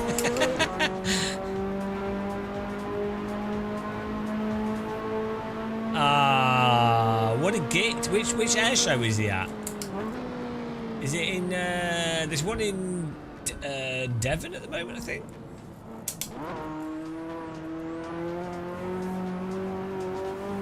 Oh, Belfast, okay. The tour The pace car is out of control. Keith Semi, hello, welcome. Thanks for following. You are our 20,022nd follower. How's that make you feel? Should make you well excited. Imagine 22,000 people. That's the number I was actually getting at. 20. What number are we trying to say, guys? 20,000 and 22nd. Is there a better way of saying that? This sounds terrible. 20 second. What? How do you say that number? What is wrong with me? How do you say 20,022? Jesus Christ, how do you say that?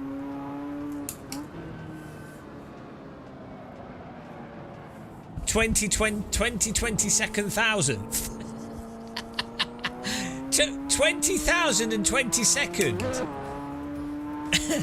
That sounds shit.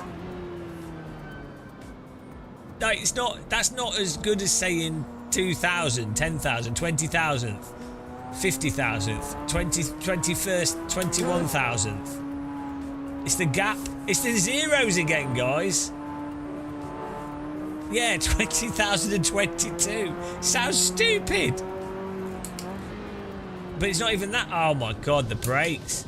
The 20,022nd. 20,000. Oh my god.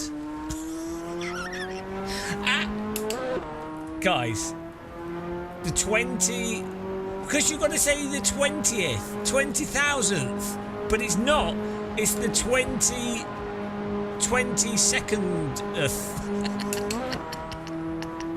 Well, how has this never happened before?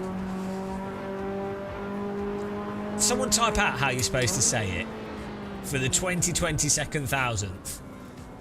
22nd thousandth? That's it? Still sounds like shit. That's not how you say that. There's got to be a better way of saying it. That's not right. It sounds terrible. What happens when you get to 20 million? The 20 millionth, 20,000th, 22nd. Can you imagine me having 20 million followers? Think how bad the world would be for that to happen. What scenario would have to take place for me to have 20 million or even like 1 million followers? Sim racing would have to get very popular. Maybe if I suddenly learned how to sing and dance like Michael Jackson.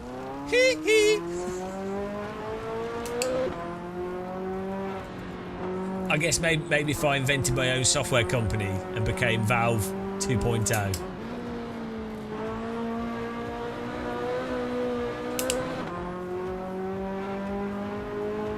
You could get that way.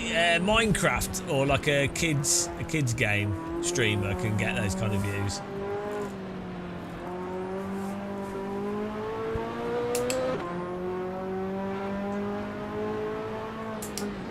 Oh yeah, just be vapidly positive about every single game. There you go. I forgot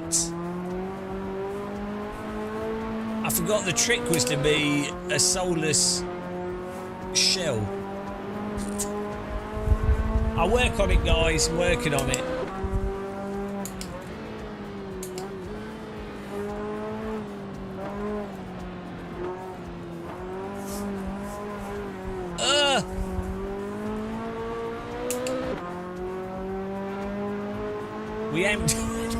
We haven't done one good lap. Oh, it is. GT7 is the best.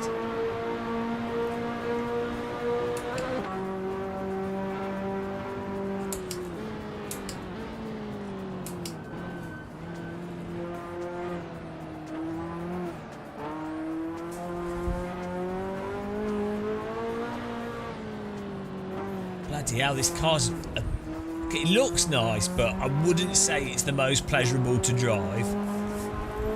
I think I just need to be careful on the throttle. Look, Novotny. How positive do I have to be to get one of these from Ferrari? I love Ferraris. This car, absolutely superb handling. I love how the brakes really make you appreciate the brake zone of corners, and yeah, like I especially really enjoy the vague steering response that forces you to have to really drive like you're a lumberjack in a storm. I think that really helps you appreciate steering wheels. You really get a lot of use out of your steering wheel here. So the $1 million, you're rewarded with a lot of steering wheel joy, right? And that's the point of a steering wheel, to turn it, right? So I think really it's incredible what Ferrari have done with this vehicle. You know. It's even got 2 cup holders on the dash. I think they're air vents, but they do look like cup holders. Hey, 200 miles an hour is that's fast. That's the same speed that I run to the kitchen when I need a cup of tea.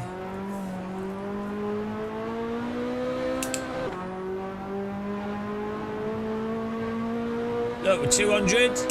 What's 200 miles an hour in kilometres? 270. I know, 270. No. Is it? Yeah, there's a GT version of this car, isn't there? Like a race version.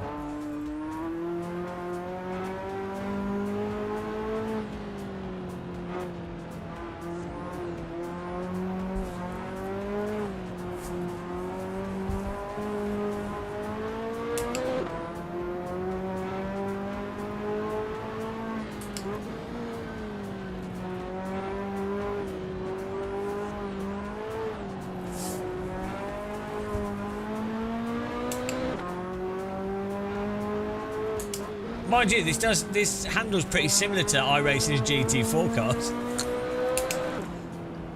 And take that, iRacing.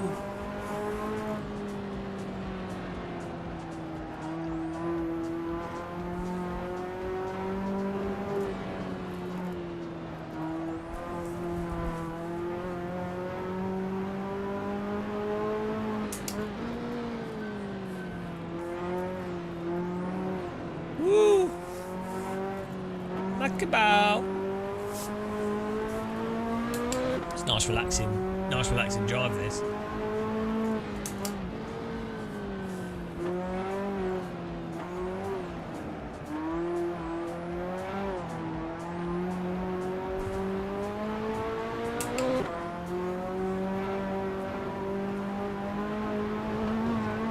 Oh, look at those lines.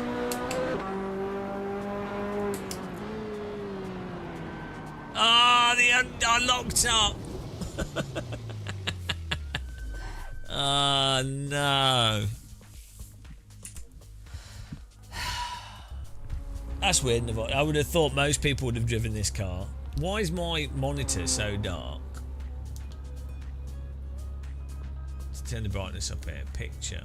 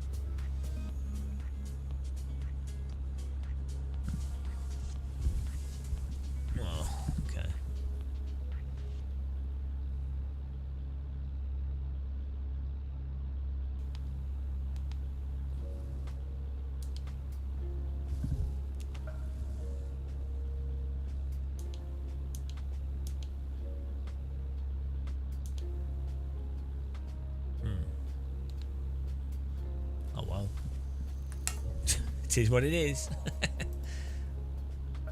Burby's done a setup.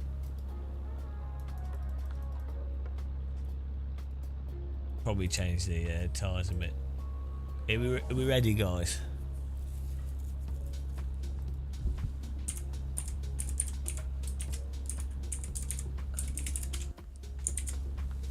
Right, this is going to go well. Everyone take it very carefully into T1. Because yeah, the brakes on this car not exactly the best. Are there drum brakes on this? They were like, Ferrari were like, oh, and big engine, lots of power. Hello, Soren. Lots of power. Oh, should we put brakes on it? Ah, yeah. Well, you don't worry about that. We'll just what we got. Oh, they will do. Those ones will do. Should we put special? Nah, just stick whatever brakes we got that are available. Bicycle, yeah, that'll do. Why would you want to slow down? Skywork, we literally locked going into the last corner. You just because you're a noob and you can't drive. We literally locked up on the last corner. That's why we went off the track, you idiot. Oh, poor Skywilk. Still needs to learn how to drive the Assetto. Oh, here we go.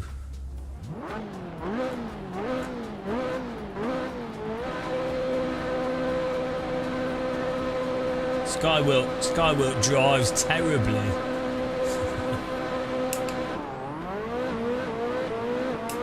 What a launch! Look at the variation in car on the grid here. This is the most expensive test grid that you've ever seen.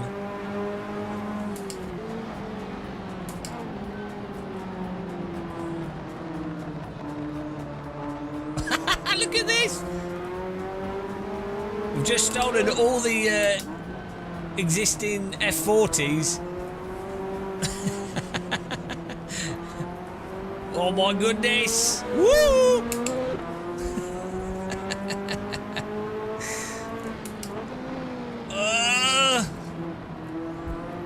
It is exciting to brake in this car because you just don't know if you're going to make the corner.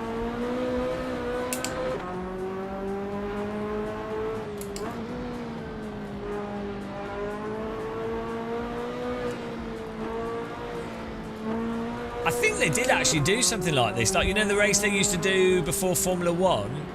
They would put Formula 1 drivers in cars. I don't think they did it with an F40. I think they've done it with a Honda NSX. I don't get why that's not a thing now, like a support race. You could have you could do it with Porsches, Ferrari, like they could take the top 10 Formula teams, could supply a supercar that they do for the whole grid, and then at different locations, you know. Yeah, no, this is back in the days of Blood. I'm saying like when they were built. They should do it with DeLoreans. They're a well-known high-performing vehicle. Oh, he's lost it. His bicycle brakes have cooked him. Sapper's gone.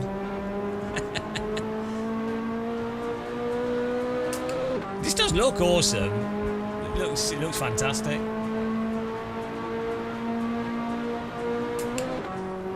This car drives like an MX-5 filled with bricks.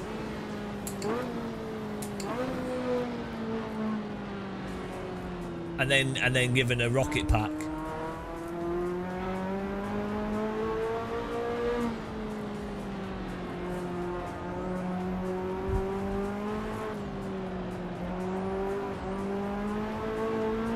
It's quite fun how you have to drive this on the throttle. Oh, this corner. This would be fun in a motion rig, actually.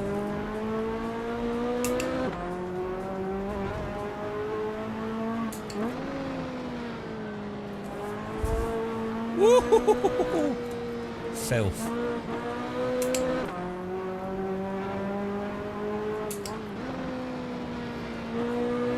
I think my engine would have blown up in real life. I'm doing quite a bit of engine braking here to make up for the lack of brake braking.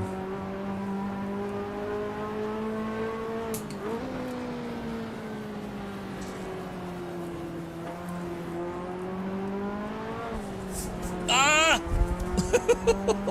Hell. Tiny bit of opposite lock. How much opposite lock do you need to apply? About 900 degrees will do it. This is a car where you need at least 10,000 degrees of rotation for your average corner.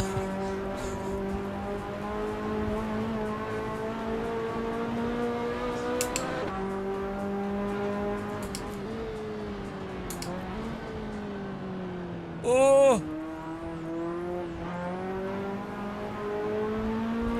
Oh! God, I keep missing the brake point for that because I keep forgetting that I'm in a car that has the braking capacity of an elephant on an ice rink. Just... Oh no, he's going around the outside.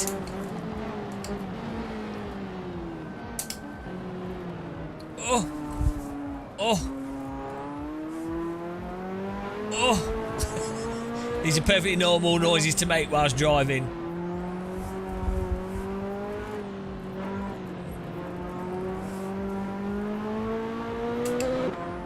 Tayson's in front of us, he's struggling. That makes me feel a bit better. Ah, no! Why did I brake when he was braking? We just got away with that. I was like, oh, he knows what he's doing. I'll brake when he brakes. Proceeds to drive off the corner. That's what I get. That's what I get for relying on subscribers for brake points. Punished. I take back the kind words I said about being a good driver.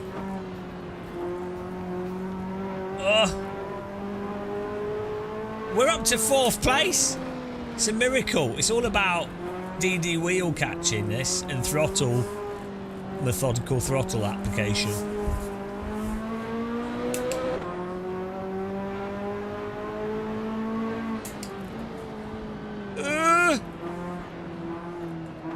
I am.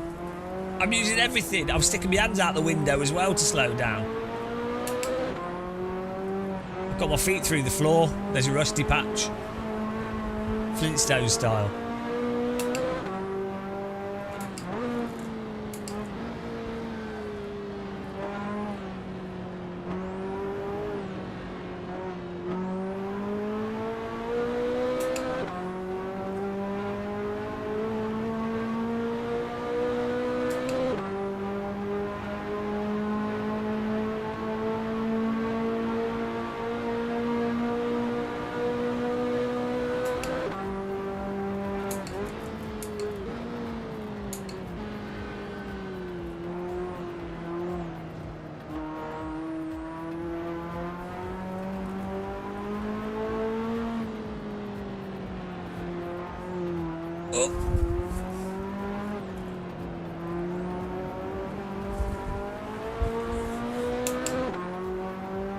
Nico's behind us here.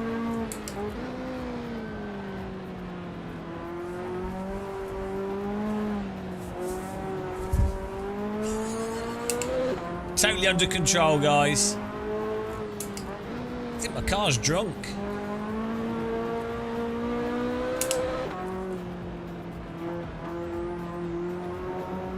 This is stressful to drive. This is not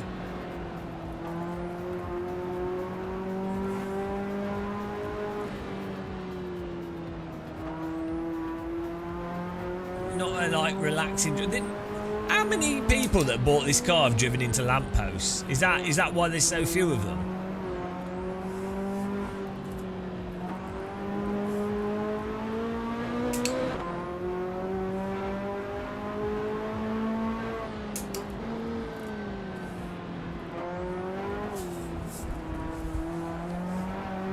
Woo!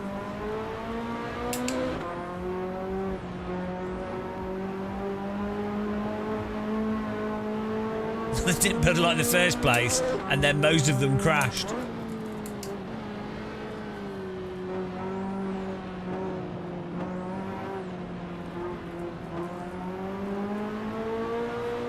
bit of... Oh, he's lost it. Wall of muscled. It's a disaster.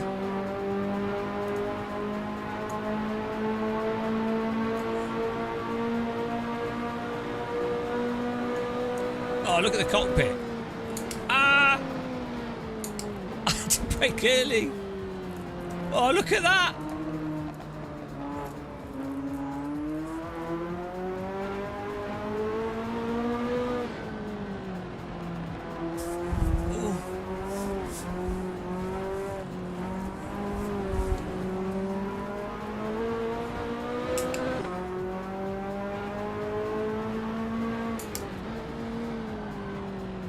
Oh, he's gone in too deep. He's too easy. The brakes are terrible. F. Bolsterman misses the brake point, and that's another car off the track there.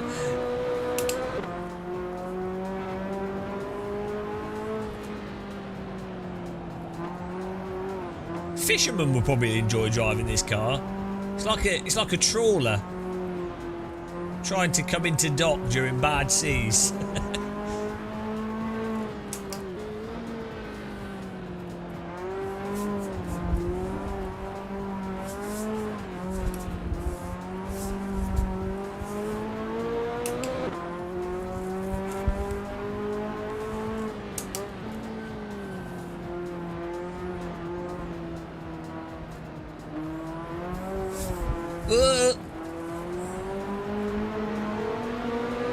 Oh, he's too much faster.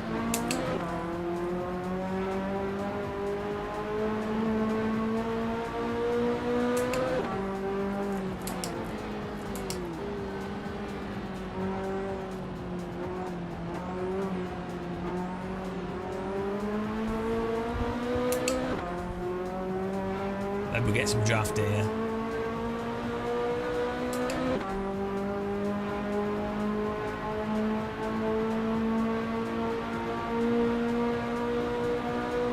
Final lap.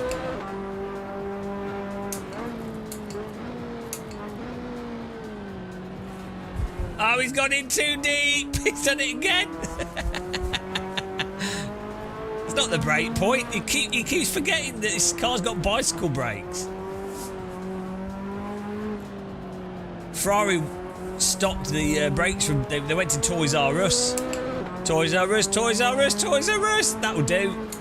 That's where the profit margin came from. Toys R Us, kid bicycle brakes.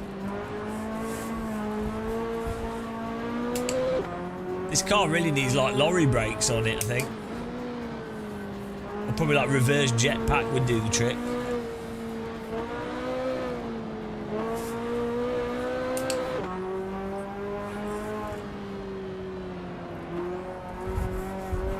Oh my god.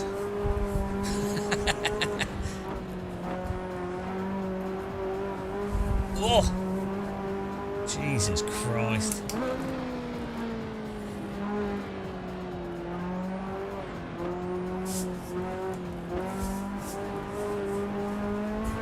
Oh.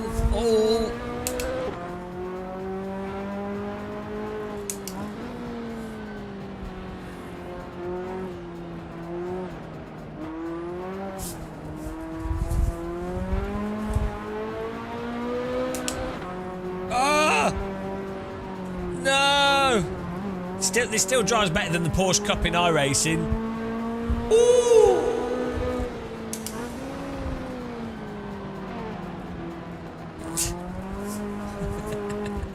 Oh, he's gone wide. No!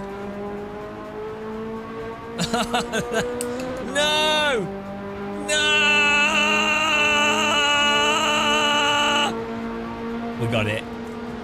Oh, look how close it was. Few hundredths.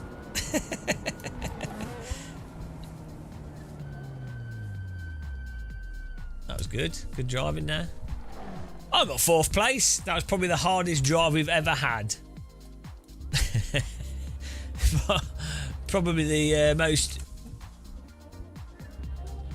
tricky car. Well done, Sapper with the win. Jamal 2nd, Burby 4th, 3rd, Basal 4th, Taysom 5th. Postman, 6th. The pace car is out of control. Whoa, what's this about? What's happening there? That's not good for watching.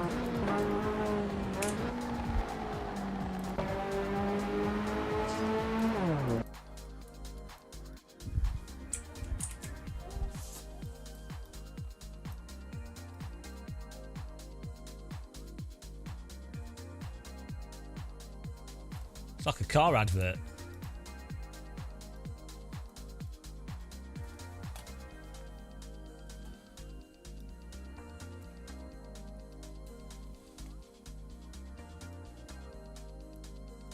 What a finish.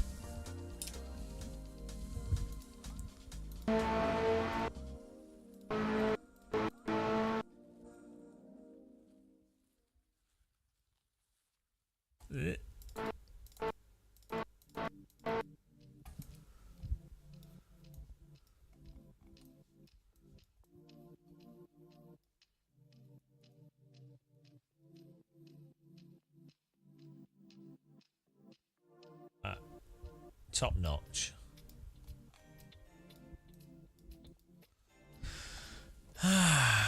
Oh.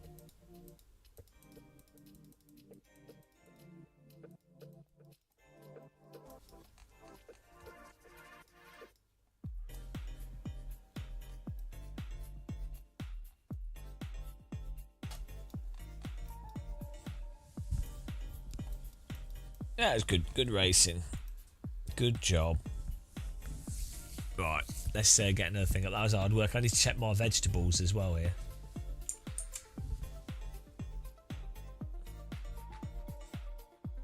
Oh, you need to whatever your shifter. Yeah, it's a weird bug, isn't it, with the Fanatec stuff. There we go. Let's have something a bit easier to drive. That was hard work. Bloody hell. Bugger me. Bloody bugger. Ah, bugger.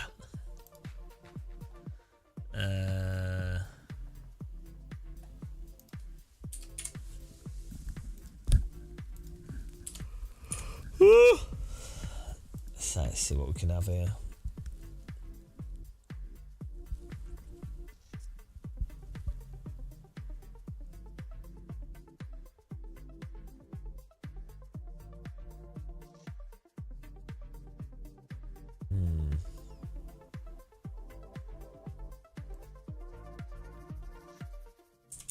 I know what we can do.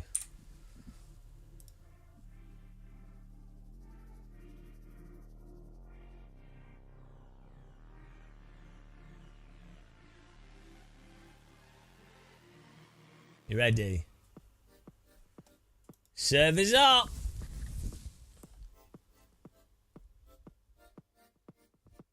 Here's something you can drive with a Formula wheel. Just for you. Kebab in power. The kebabs are in charge.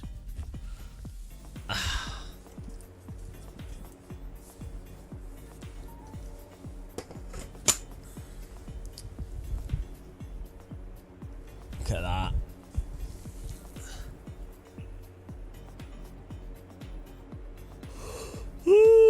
Nice looking car. These are from 2006, I think, aren't they? It's like a customer version of the Lotus Formula car. 1.2 million, I think they were, to buy to like rent for a year or something.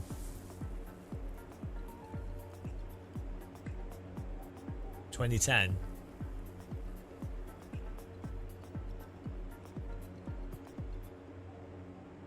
Right, I've got to check my soup, guys. Be back in a second.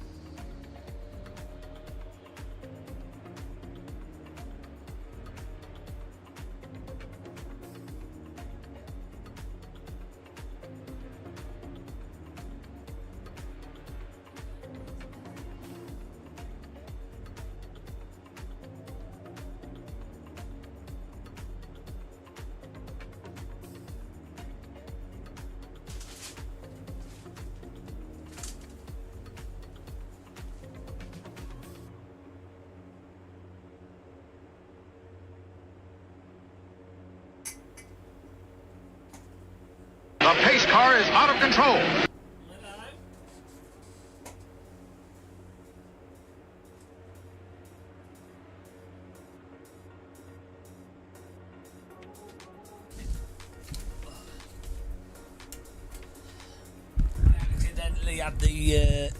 Accidentally had the slow cooker on medium, so it's going to take like another 2 hours to cook. So we'll just have a sandwich.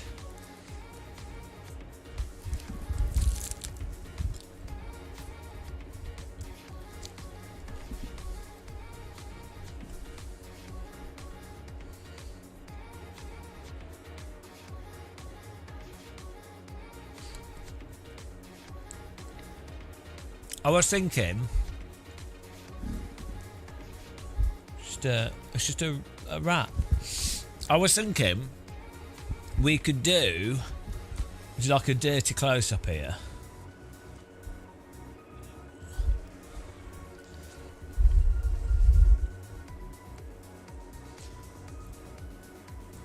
Yeah, look, you can't go wrong with a good quality bit of bread. It's got garlic on it. With salad in it. I was thinking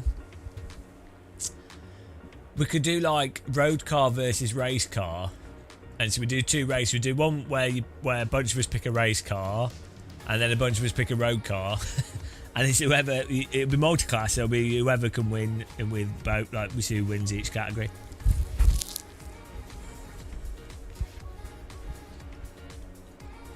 But like.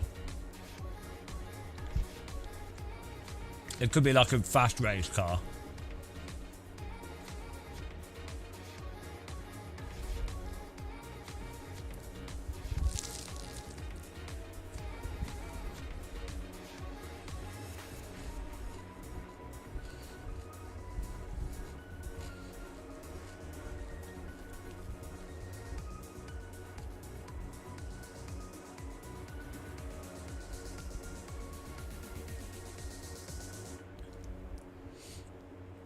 How come Shader Patch has like a better smoke effect than many like really top end video games?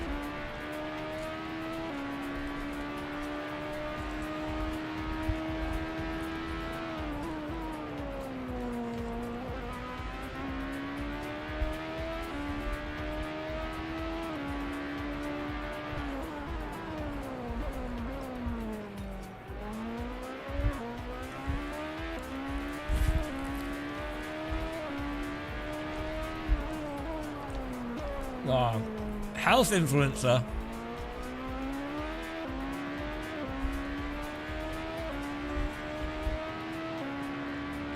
I did have a donut yesterday and a biscuit. So Lidl's doing new lemon like millionaire's shortbread, but it's like lemon white chocolate. It's quite good.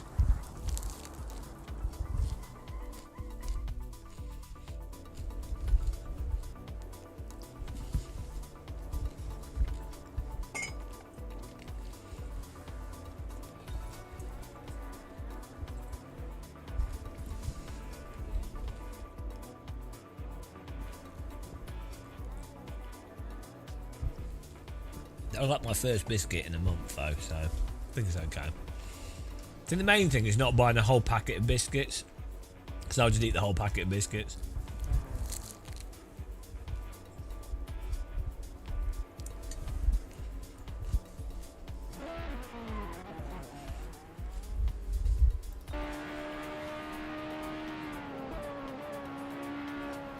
Look at how big the tyres are.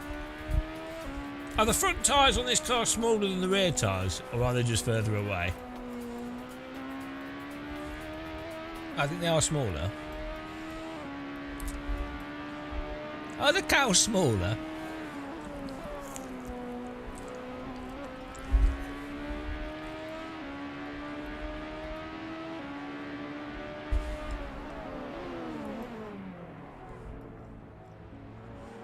Fun story.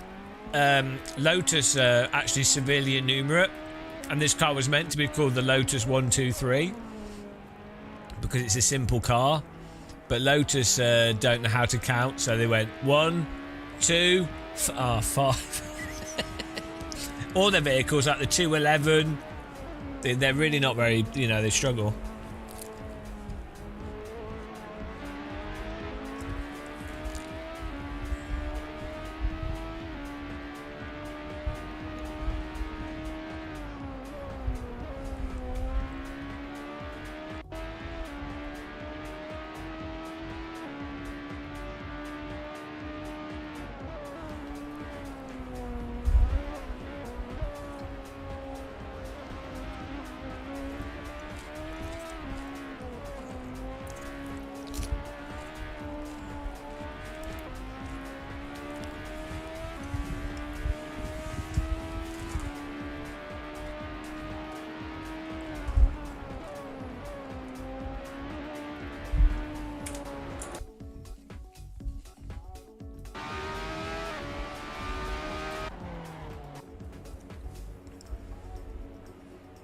No, it's alright. It's nice and peaceful. I needed that sandwich. Yeah, I think tomorrow I'll be going back to gym tomorrow. Get back on the fitness train.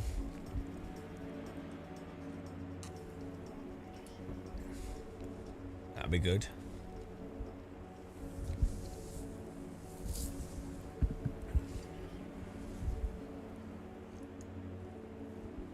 If we could sleep all right tonight, that'd be nice. We've had a week of ridiculous insomnia.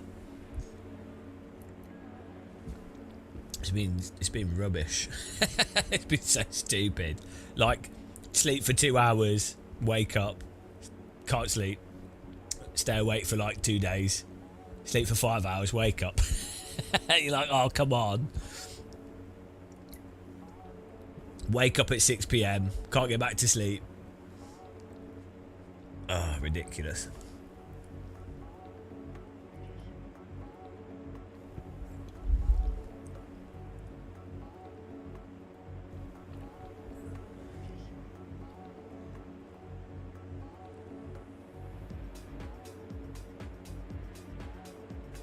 Right. I know I can't, that's the problem. Just don't, it won't happen. Here we go.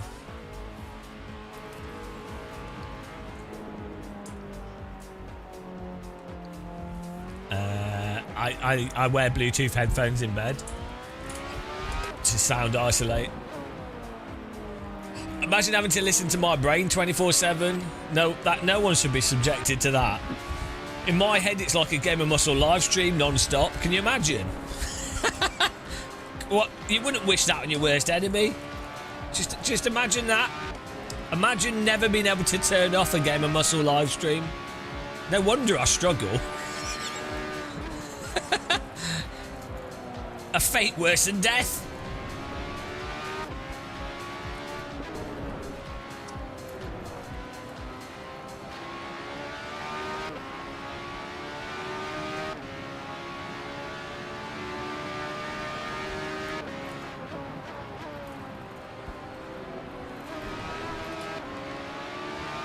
Exactly. I'm a super spreader. I'm like the typhoid Mary of Game of Muscle Brain.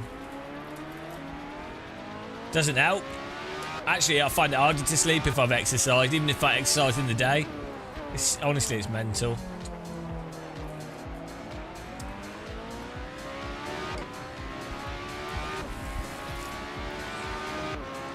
Believe me, I've tried everything.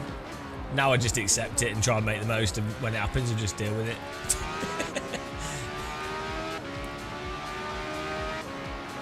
Also, a lot of people find drinking makes them sleep. It keeps me up. I had one shot when I was in Dusseldorf and I was up till 5 in the morning. And and that was on, I think we'd got up at, the day before I'd been up at 4 a.m. And then that day I'd been walking around Gamescom filming all day. So, wasn't like I hadn't been active. I think I'd done like 30,000 footsteps.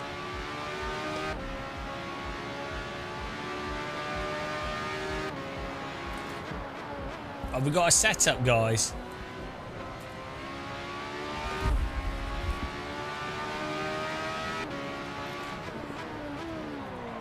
Whee! Let's go drifting. Hello, Funky Krusty Spaceman. How's it going, man? No, this is it. I just do the Game of Muscle. It's full time for like, what, 7 years now? We have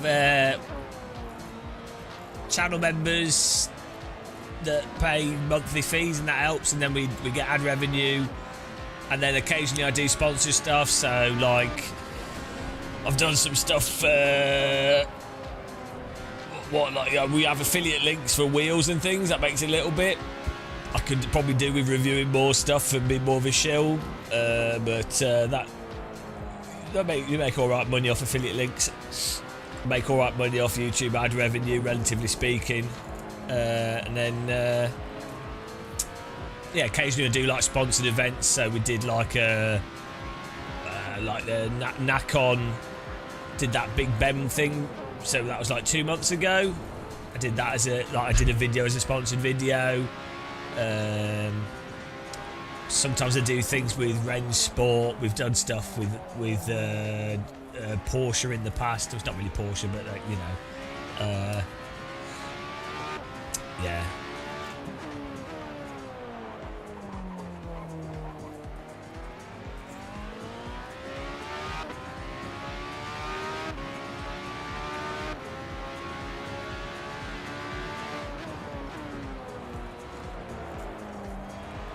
Absolute shill master.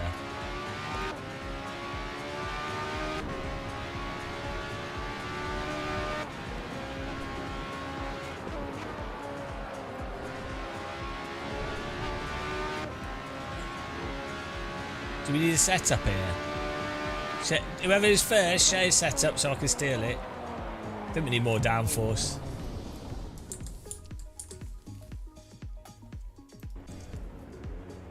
Share your setup, Sapper.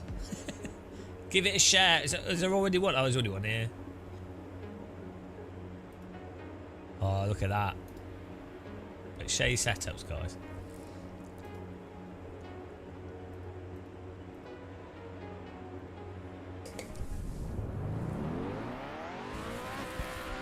Donington never looked so nice.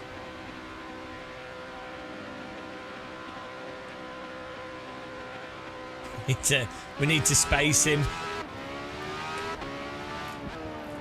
I didn't check my mirror out of the pit there. That's very dangerous. Okay, this is a much more oversteering setup. That's good. Whoa, this is very bloody hell. This is like esports setup.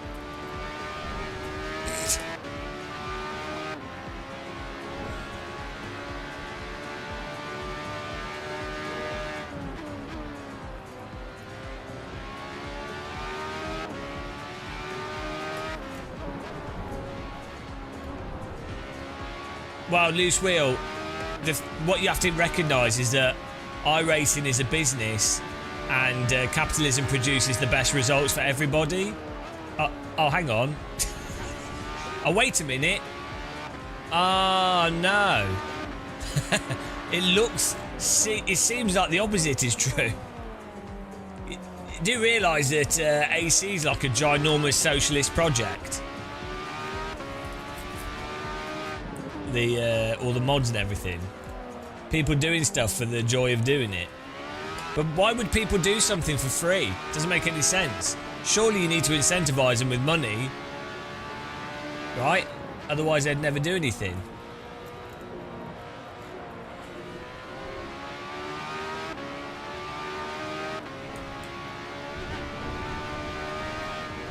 Oh my...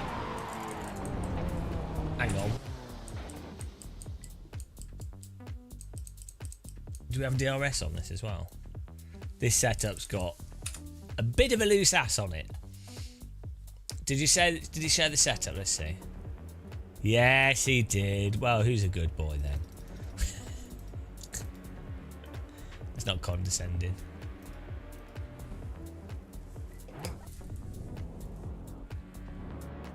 Yeah, only one Russian gets rich from it. It's about as communist and socialist as you can get. It's genius.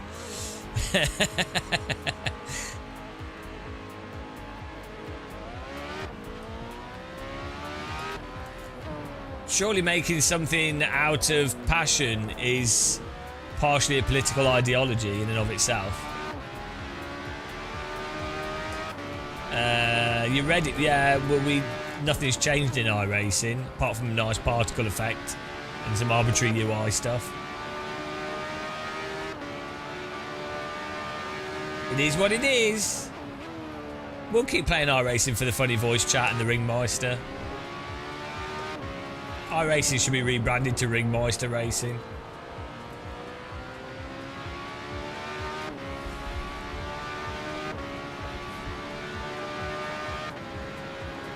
Yeah, it's Thanies, which is completely different to capitalism, where people totally aren't forced into specific job roles. You know, nobody in a capitalist system is forced to say work at McDonald's or another fast food restaurant that's basically exactly the same, or a generic office job that's the same as every other office job. They're so different. They're so different, guys. God, imagine being forced into labour that you don't want to do. That would never happen under a capitalist system.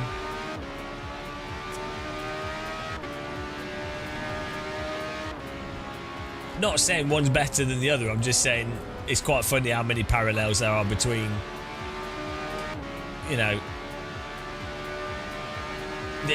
the counter towards centralised government is that, oh, people are forced to do stuff, and it's like, well, hang on, doesn't that still apply to a centralised business monopoly?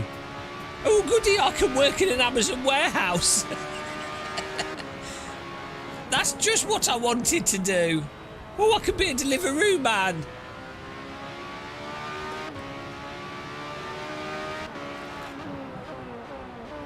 You know, it's not as clear cut as I think people sometimes make out.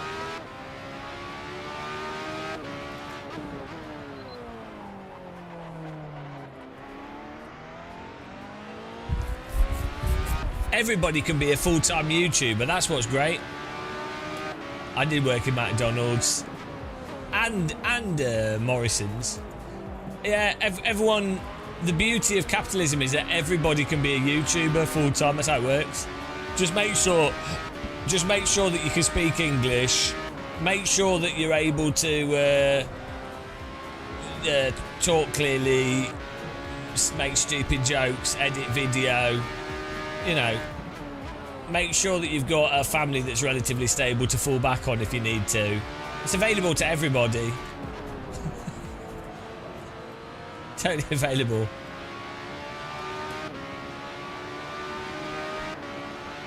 Yeah, no, I agree. I was kind of making a joke. I wouldn't say it's. I wouldn't say it's communism. I mean, it depends how you define communism, doesn't it?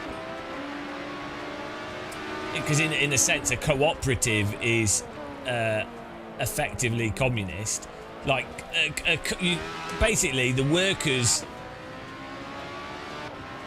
getting the money from the production that they do.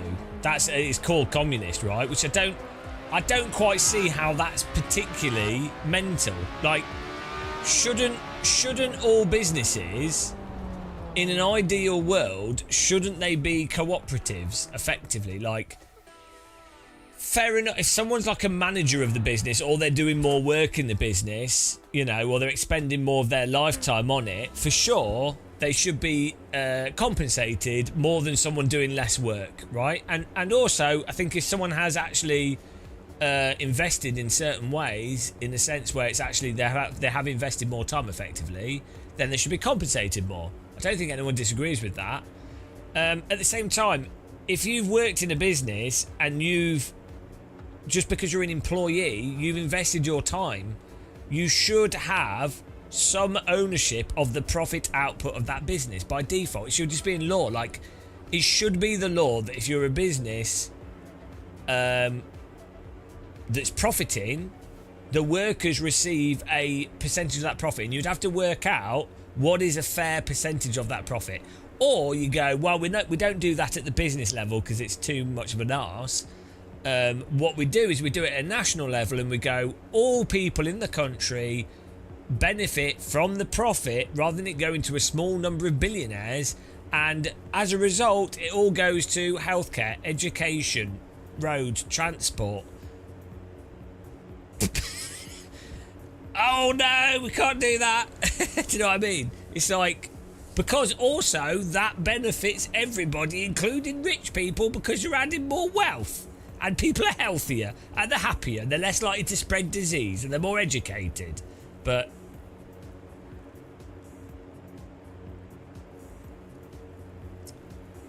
you see, I like capitalism. For me, it's worked really well. It's all right for me. I get to sit in a sim rig playing video games I enjoy, talking bollocks on the internet, whilst other people do work. Like, there's people working in games companies, but slaving away making video games, having to be talented artists and programmers, and then I sit here just talking bollocks, leeching off their hard work. They're all crying in their office. I gave my muscles, said my physics weren't good, and I spent all 4 months grinding away, and I didn't even get any stock options from the games company. And then I'm like, up there, like, we're doing the update. I've worked so hard, I can't wait for the YouTubers to say they like what all the hard work I've done. And then I'm like, God, the physics are terrible. They're worse than a game from 20 years ago. And they're all, you know, that's it. That's how it works. That's the world.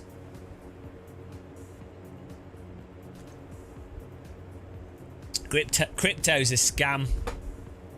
I don't believe in crypto. Crypto is fundamentally, it's just gambling. It's an art. It's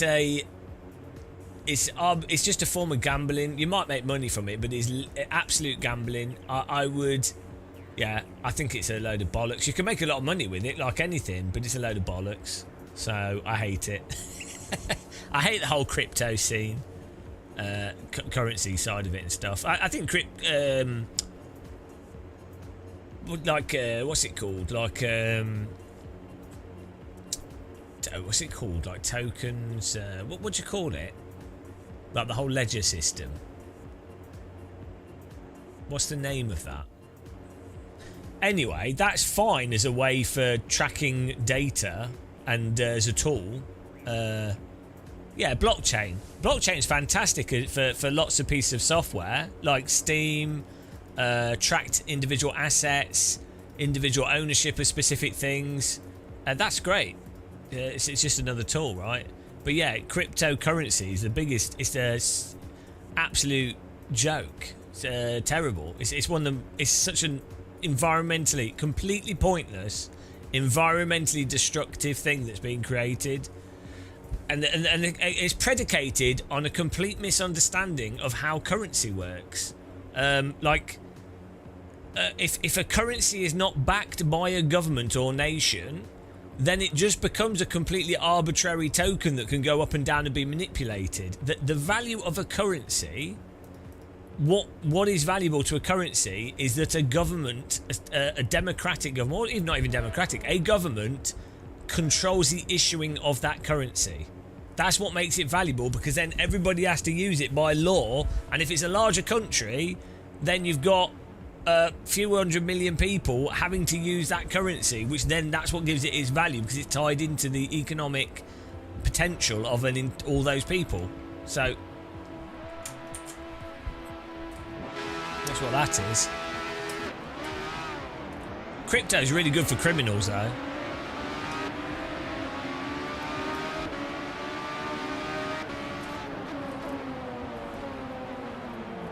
Woo, that was close.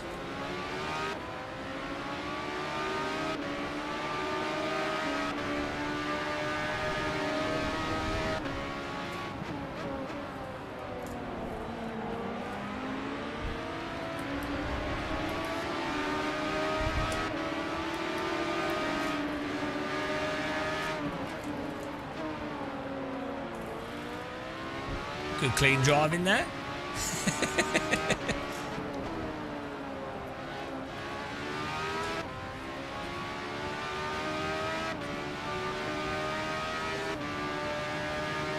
Well, as we always say, right, I don't know, like, governments can be evil, obviously, but what's the difference between a government controlling everything, that's just, you know, an absolute controlling government, and a corporation controlling everything? It's like,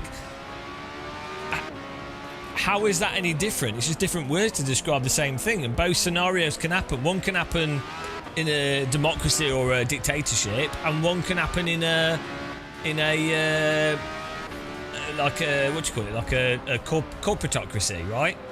What's the difference? It's really weird for someone in a like a communisty type person to be like, oh well, this works perfectly, we've got, oh, it's amazing, and then them ignoring the other thing, oh, capitalism terrible, whatever, and then for a pure, like, someone to be like, capitalism's amazing, government, it's like, well, anyway.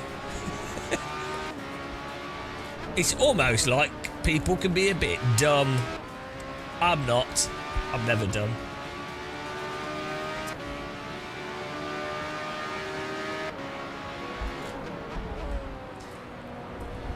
Yeah, but if you've got competition,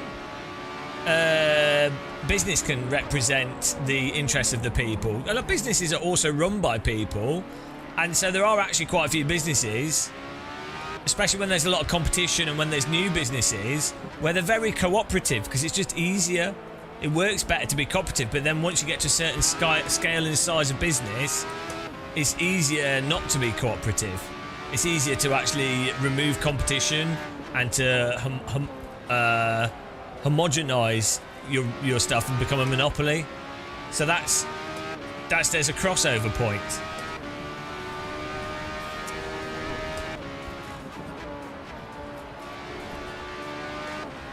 Well, no, that's the point, Days of Blunder. It regulates itself when there's competition and when it's a homologized thing.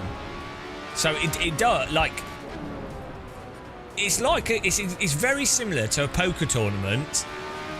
It works really well when you have a lot of players in a poker tournament, all playing, right? But eventually, just due to the math of it, wealth gravitates to smaller and smaller groups of people, and then those smaller groups of people can use their accumulated wealth to bully other people out of the game. That's literally how you play poker. And and then the end result is you have one person with all the chips, which is not particularly good if you want everyone to be playing the game. Do you know what I mean? That's just how it works. So at the start, it's fantastic when there's competition and it's a vibrant economy, and also when you've got things where people can come up with new stuff and they have the ability to come up with new stuff. It's great. But once the power and wealth is controlled, you can't even do new stuff particularly, unless there's like when you get like random new technologies. You do have the opportunity. but then that disappears very quickly as the giant corporations see what generally works and then buy into it and again regain control of the market. Exactly, Days of Blunder. That's precisely why you have to have regulation. But obviously, if you've got a lot of money, guess what you can spend your money on? I've got a lot of money and I would like even more money. If only there were a way to make sure that I can maintain more power. Let me see. Oh, let's set up a think tank. Look, there's a politician here. Would you like some funding? I tell you what, if you vote for what I would like, we will make sure that you have all these things here. And, yes. We will make sure that we won't contest you.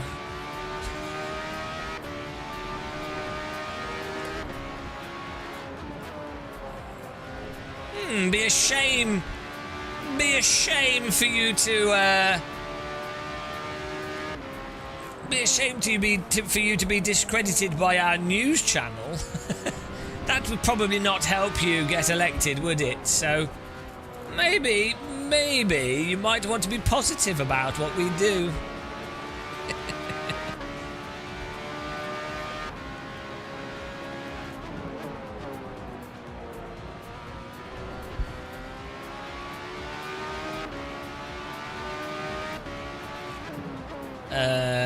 I don't know what you mean by technological stagnation. We've had economic stagnation for a large part of what do you call it? Like the large groups of people in the economy. They've been economically stagnated since 2007, and the number of people that are economically stagnated has increased. Is this a realistic car card? It could be Lentillion. How's it going, man? Guys, give Lentillion a follow. He looks like a pro skateboarder, Lentillion. And he likes Trackmania, so basically a pro skateboarder. Yeah, so tech and IT is an area where you do actually see a lot of innovation tend to occur. There's a lot less friction in many ways in areas of tech due to the way that programming works. So for sure, but then if you're talking about like hardware, well, that's kind of been a bit wrapped up for the most part. So initially the hardware wasn't wrapped up, but then that got wrapped up, and then the software, you know, has been somewhat open due to the difficulty of programming and what have you. But yeah, I'm not sure what argument you're making. Like there will be certain things where you do get growth and innovation, and probably always. But I mean, you could argue that phones have stagnated. The quantitative quality of video games has stagnated in many ways. So some things have improved for sure, but then I mean that's why the word shitification exists. I would imagine tech wouldn't fundamentally stagnate. Of all things, I think it would. You would always expect to see some sort of growth and innovation. You know, I'm not sure where. You know, it's not as limited as like say digging up fossil fuels.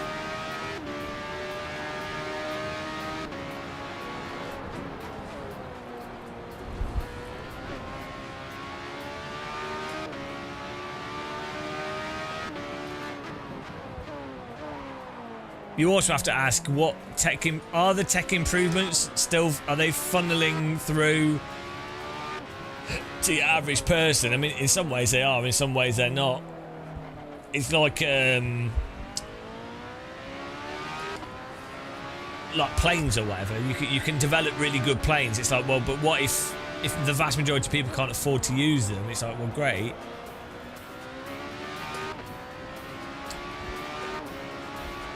Yeah, I think tech would always, of all things.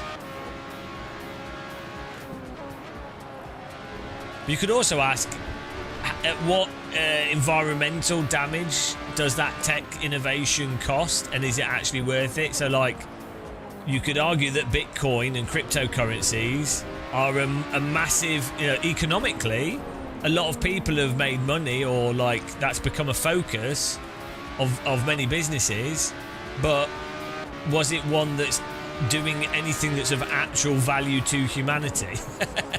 Do you know what I mean? So it's not by default a good thing. I mean, if AI kills us all, then that was probably not a good thing either. Yeah, well, this is the thing, these data centers consuming huge amounts of power and producing a huge amount of heat, and it's like, well, could be positive. Like, I mean, it should really be a reason for governments to then go, oh look, there's a, if you've got something that is probably maybe let's say it's required for innovation or whatever. Well, okay, so now we need to make sure we have clean energy to match that demand. But don't you think it's weird how the conversation of like having electricity is now one where you're like, oh, we've got these data centers, we need electricity, let's do it.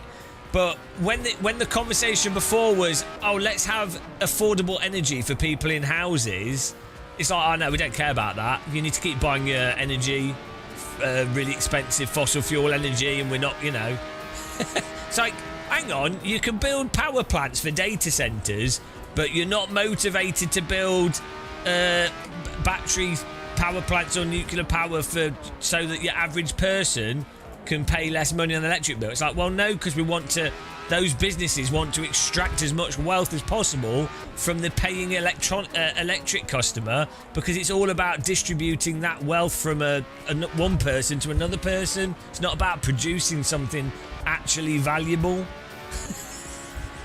It's all a load of bollocks, and I don't know why people don't go mental about it. I checked out a long time ago.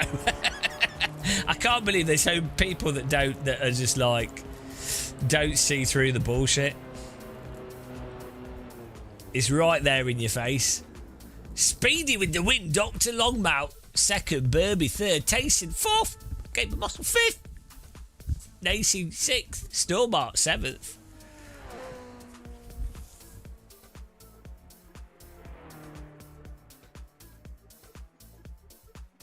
I don't even think they need to be violent things. They need to, non-violent protest can actually be quite effective, but you need a lot of people to do it. And unfortunately, that people push their luck until inevitably there is violent protest, and then inevitably it's not people that are thinking about their protest sensibly. As I say, what ends up happening is, the sensible people don't want to be violent because they realise it's not productive. But what happens is you end up with like some idiot leader that promises the world to people that are a bit dumb, and then they use that to manipulate those people to then support something that's not in the interest of those people. And typically it's more on the sort of fascist side of things. And then we as we always say, you then end up repeating wars over and over again. I blame counter debate. That was a good race. Let's do another one. Where did we finish there? That was we managed to survive the start. There was carnage. We'll do another one. Sorry for everything.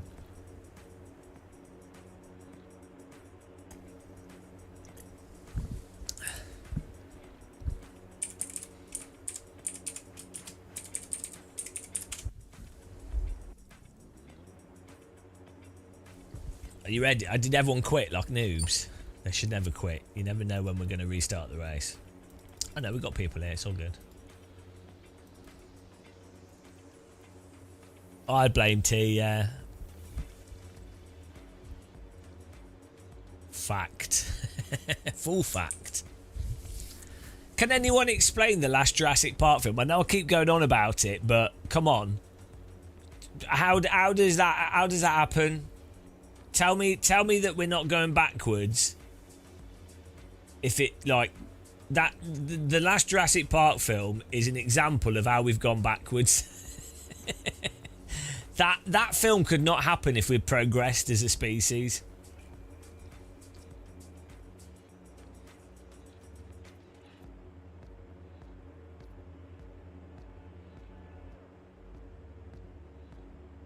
The ultimate driving machine.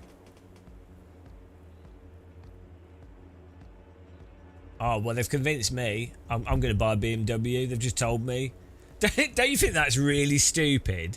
Having a logo and then some text saying the ultimate driving machine. It's like, they're so dumb. No argument. Just, oh, it is.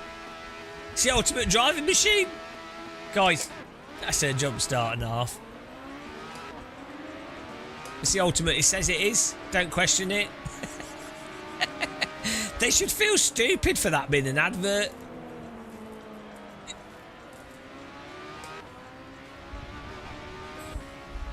The ultimate driving machine.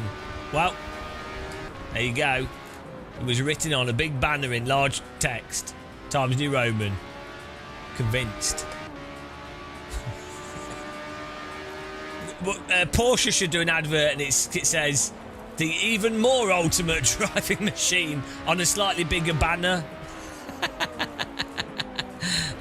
Oh no! Wow, and then BMW have to do another banner that says the even more ultimatist driving machine. But then Cessna can come in, the ultimate flying machine, and the car company's like, ah, shit. Ah, we're lame. We're on the ground. We're boring. The ground's always a bit boring compared to the air. Everyone knows that. That's where the term, oh, come on, that to brake for the car in front. Oh, you buggers. You gits.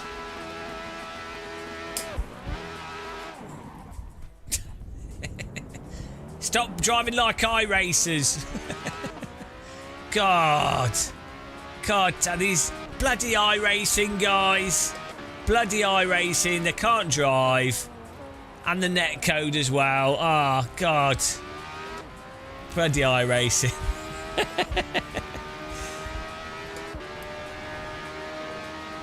I blame iRacing for everything. Yeah, that guy in the Lotus. What an idiot.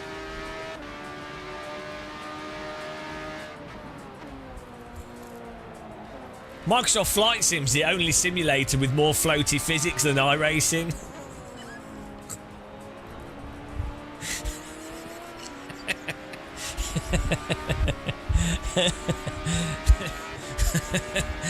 The grip's not returning. That's because you're in the air. Oh, okay.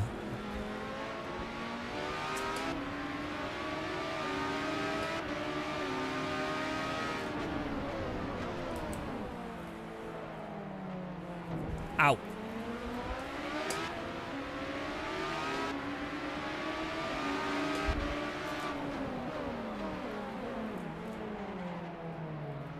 Guys, everyone's bonking into each other. Stop bonking. There is a boat sim. So the guy that made Virtual RC, VRC, which is like a sort of iRacing of remote controlled cars with good physics, that guy programmed like a jet boat sim as a more of like a sort of fun project in Unity, and that actually has like full-on boat physics. It simulates like buoyancy, density of water. It simulates air on the bottom of the boat as well, and the thruster aspects of it. And then Stefano has made a hydrofoil generation, which for some reason not many people are interested in. I don't know why, because I would have thought that the interest from PC gamers in catamarans would have been through the roof. But obviously he knows it's not going to be like... Obviously he knew it wasn't going to be like a huge thing, but it's just an interesting physics problem, I'd imagine. It's a shame because boat racing probably is, in a sense, could be more interesting than car racing, to be honest.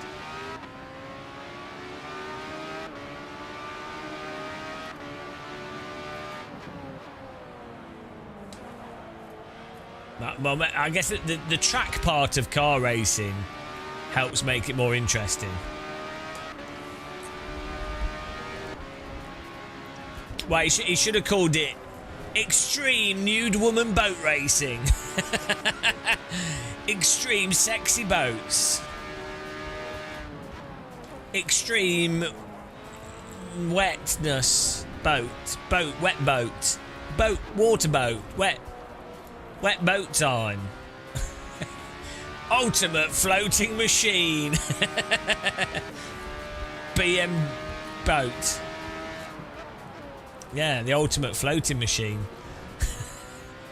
Technically, it'd be the ultimate sailing machine. Yeah, if you put that in the box, everyone would be like, oh, I need one of them. Need that. Can't. It needs to be on a banner, though, on a river. And then all the people that went under it would go, oh.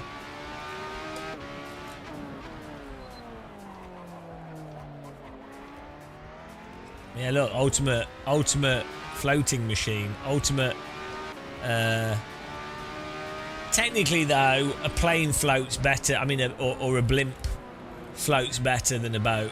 So you really, it wouldn't work, would it? You'd have to say the ultimate sailing machine. People aren't that stupid. They're pretty stupid, but they're not that stupid.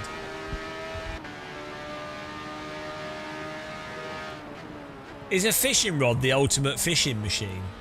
Or would that be a boat? Are we back to, back to boats? You can't escape them. Like a trawler, I guess, would be the ultimate fishing machine.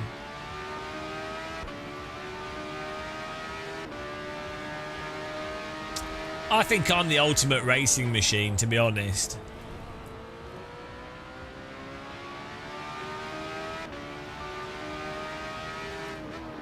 You can't handle the truth, Loose Wheel.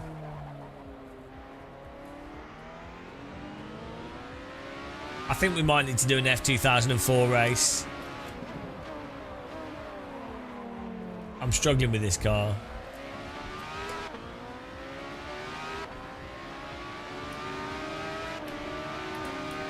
Is it my blind zone? The ultimate blind zone machine.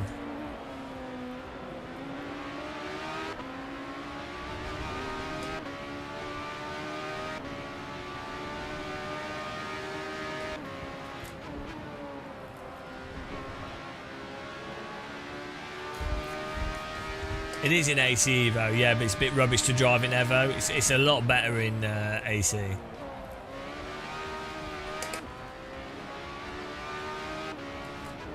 A lot more fun to drive, at least.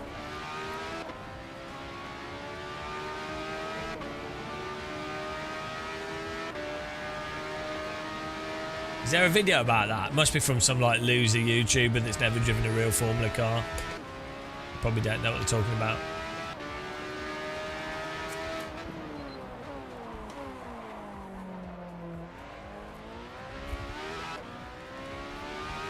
Yeah. Obviously, they'll be very low skilled driver.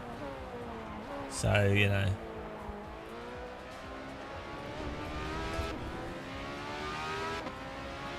That's the problem with YouTubers. They think they're in a position of knowledge when they're actually idiots.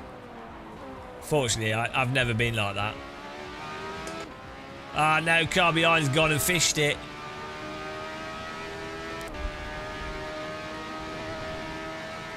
Right, imagine the Formula 1 games just drove like this car and then you had the single player in it. That would be so fun. Why can't we have anything that makes any sense? Like an AMS1, AC1 physics in the Codemasters Formula 1 game would be superb. It'd be so fun. You'd be like, oh, right, I'm actually driving, balancing the power a bit, not just slopping around the corners as if I'm got dish wheels. Be awesome.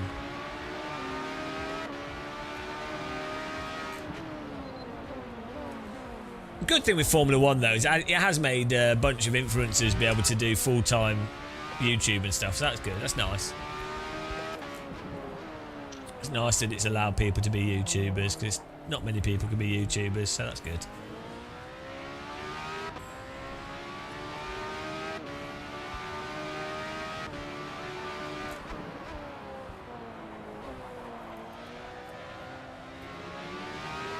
Final lap here, my wheels are noodled.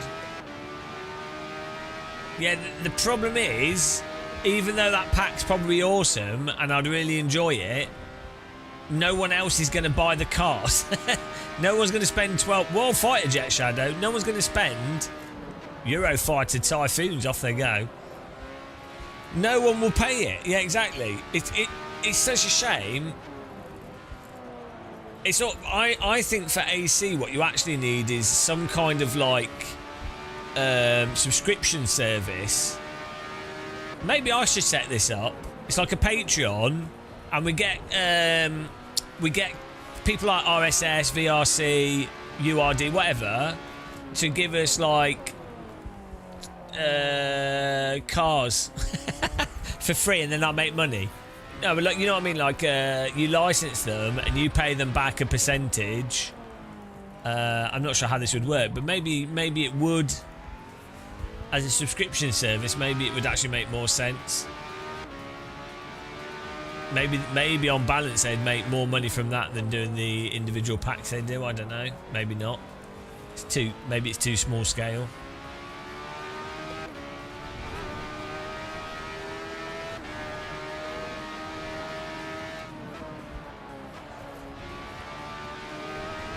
What you really need for Sims is you need the ability to have all the cars on the server, and one of the cars is free, and so you can race against all the other cars, and then you can buy the other cars if you want to, one by one, and then that's the ultimate thing that works, because it advertises the other vehicles, and people will see them and they'll be like, oh, I'm gonna buy them. You have to you have to do that. You have to dangle the carrot. It's what happens on iRacing. People buy like one GT4, one GT3 car, and then they're like, oh, this is okay. Oh, the other, maybe I'll try the Porsche. Oh, I'm gonna buy the Porsche. Yeah, the AI is terrible. Yeah, that's the problem, isn't it? If the AI was good, then it could work, because you'd actually be able to play with them. Boop, boop. Boop. Look at that. It's like a pizza box. Zero gravity pizza box. Speedy with the win. Tayson second. Nico third. Stallbart fourth. Stewart fifth. F. Posterman sixth. Jamal Lynn seventh. That's your top 7. Oh, I think I might have a break, guys. Or I don't know. I'm pretty exhausted. We've been streaming for 9 hours. Yeah, we've been streaming for 9 hours. I should have a break. Why am I so tired? Oh, I've been talking for 9 hours straight. What an idiot. Shall I put something else? One last note. I think I'll be too exhausted if I do it. I'm trying my best to try not to like wreck myself. I can put Nords on though. With what car would you like? I can put it on the track and guys can join it if they want. Nordschleifer.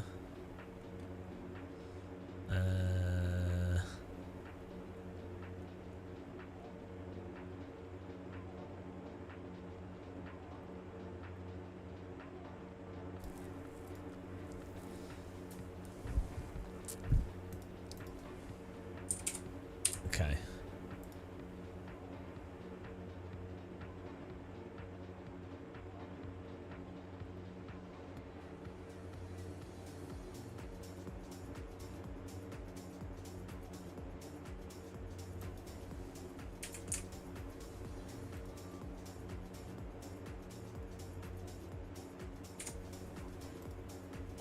There you go. I'll put this on.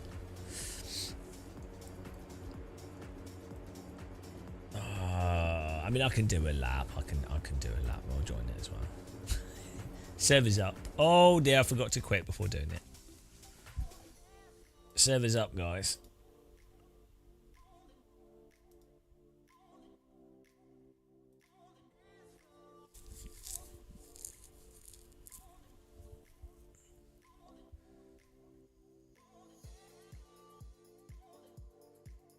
I need to make some more techno music. Oh, look look, this is beautiful. This looks so much like the real location. Jamal, have you been here in real life? It's such an awesome thing to have. Like, Germans are lucky. Like, I'm not into car culture at all. I think car culture is actually one of the most moronic things ever. I actually hate it. However, the Nordschleife is amazing as a thing. The Touristfahrten and just this whole thing where you've just got this car park and loads of like people with fancy cars, and they basically, the way it works is you drive into it through there and you go through here, but then people coming off the track normally exit this way and then drive around the car park to exit. But then you'll also have, I don't know what the rules are, but you in this car park there'll normally be like shitloads of nice cars, ridiculous, like, you know, Ferraris, Porsches, Lamborghinis, whatever, Lotuses, you know, and then you can just walk around. So even if you think car culture's dumb, you can't help but be like, oh, it's impressive, right? And yeah, you got this restaurant is never open for some reason. Whenever I've been there, when it has been open, the food, a lot of German places are so bloody slow at serving food. They'll serve beer quickly, but food seems to be confusing to Germans. I don't know why. Not all places. Some restaurants are fine, but there's a lot. I think it's because this is getting closer towards Bavaria. I don't know what it is, but there's something a bit weird about southern Germans and restaurants and food service. I don't know what it is. That's something they're not good at. In the northern Germany, it's fine. Yeah, anyway.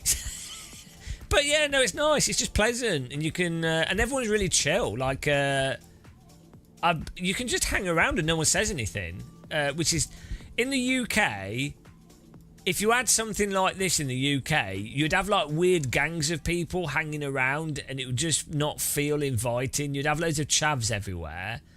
And do you know what I mean? It wouldn't have the... It would... yeah, we should be able to still do the race here, even with the tourist layout. I'm not sure how this works. Can you not do a race round here with the tourist layout? And this could be really funny. This could work really well or terrible. I don't know how a race works. So hang on, let's just see. Yeah, in the UK it just wouldn't work. Right. How does race work? Do you have to start from the pit lane? This could be amazing, guys. This could be incredible. We have to start from the pit lane and then drive onto the track and then drive back through. This is perfect. Couldn't be any better. We've just innovated on racing. Right, it says 1 minute here. Or does it not have a race? We'll see what happens. Let's see what happens. Is this going to make us race from the pit from the Devil's Diner car park? This could be. It's 2 laps.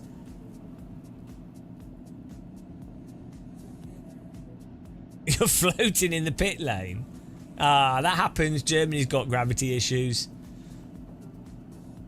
Yeah, it's one of the downsides of living in Germany.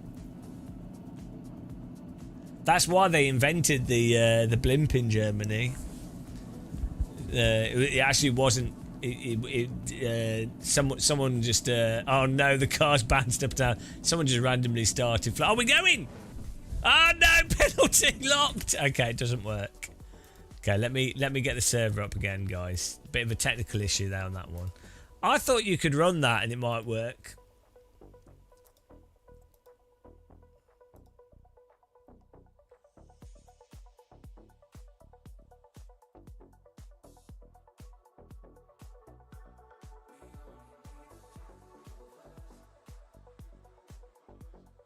Here you go. I tried my best.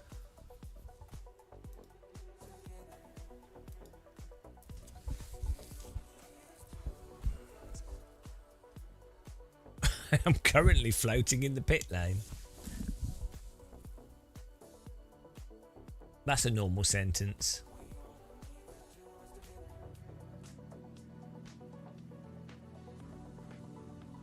I'll go do a lap and see how well this car runs.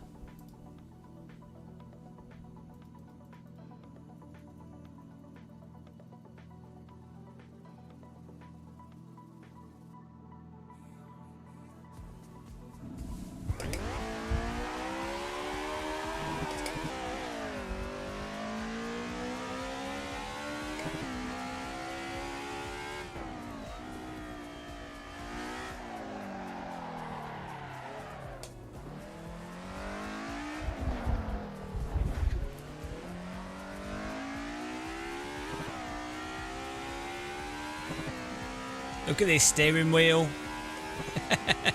Proper steering wheel.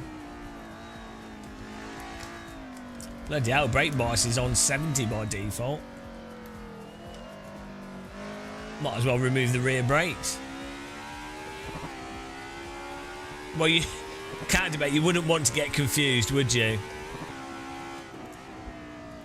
This car was designed for your average Mercedes driver.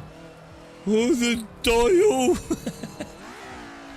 Oh, the good RPM! Oh, there it is! Oh, the Mercedes! It's probably drunk. Can't miss it.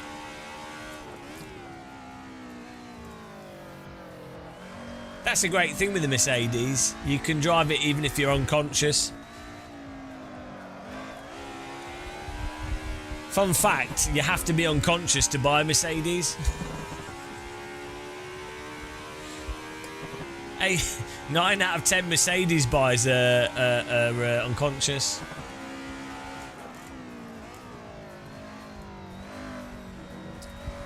One out of 10 were just incredibly drunk.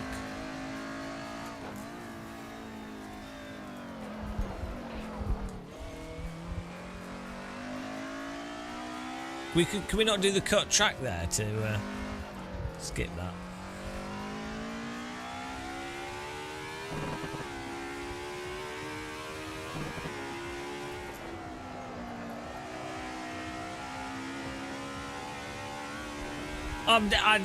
They're going to stop doing this, aren't they?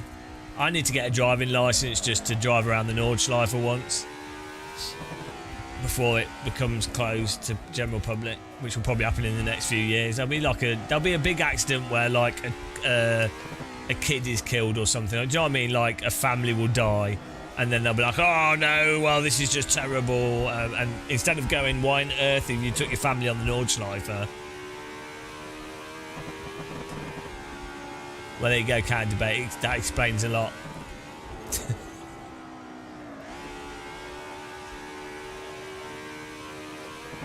Whoa, here we go.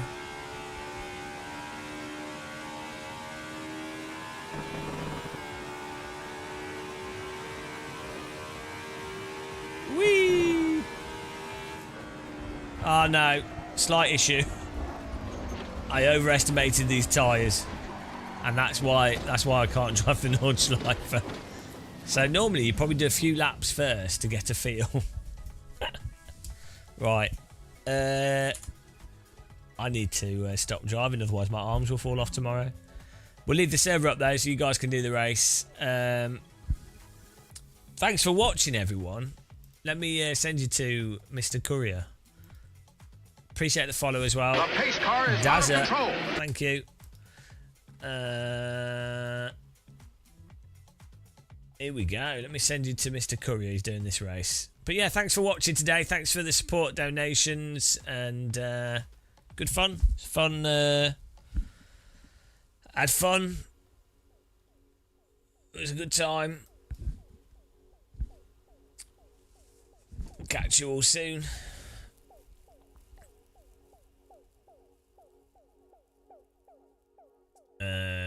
Give a Courier's Life a follow. He does like lots of cycling stuff, delivering things, which is quite fun to watch in Hungary. Okay. Take care, guys. Bye.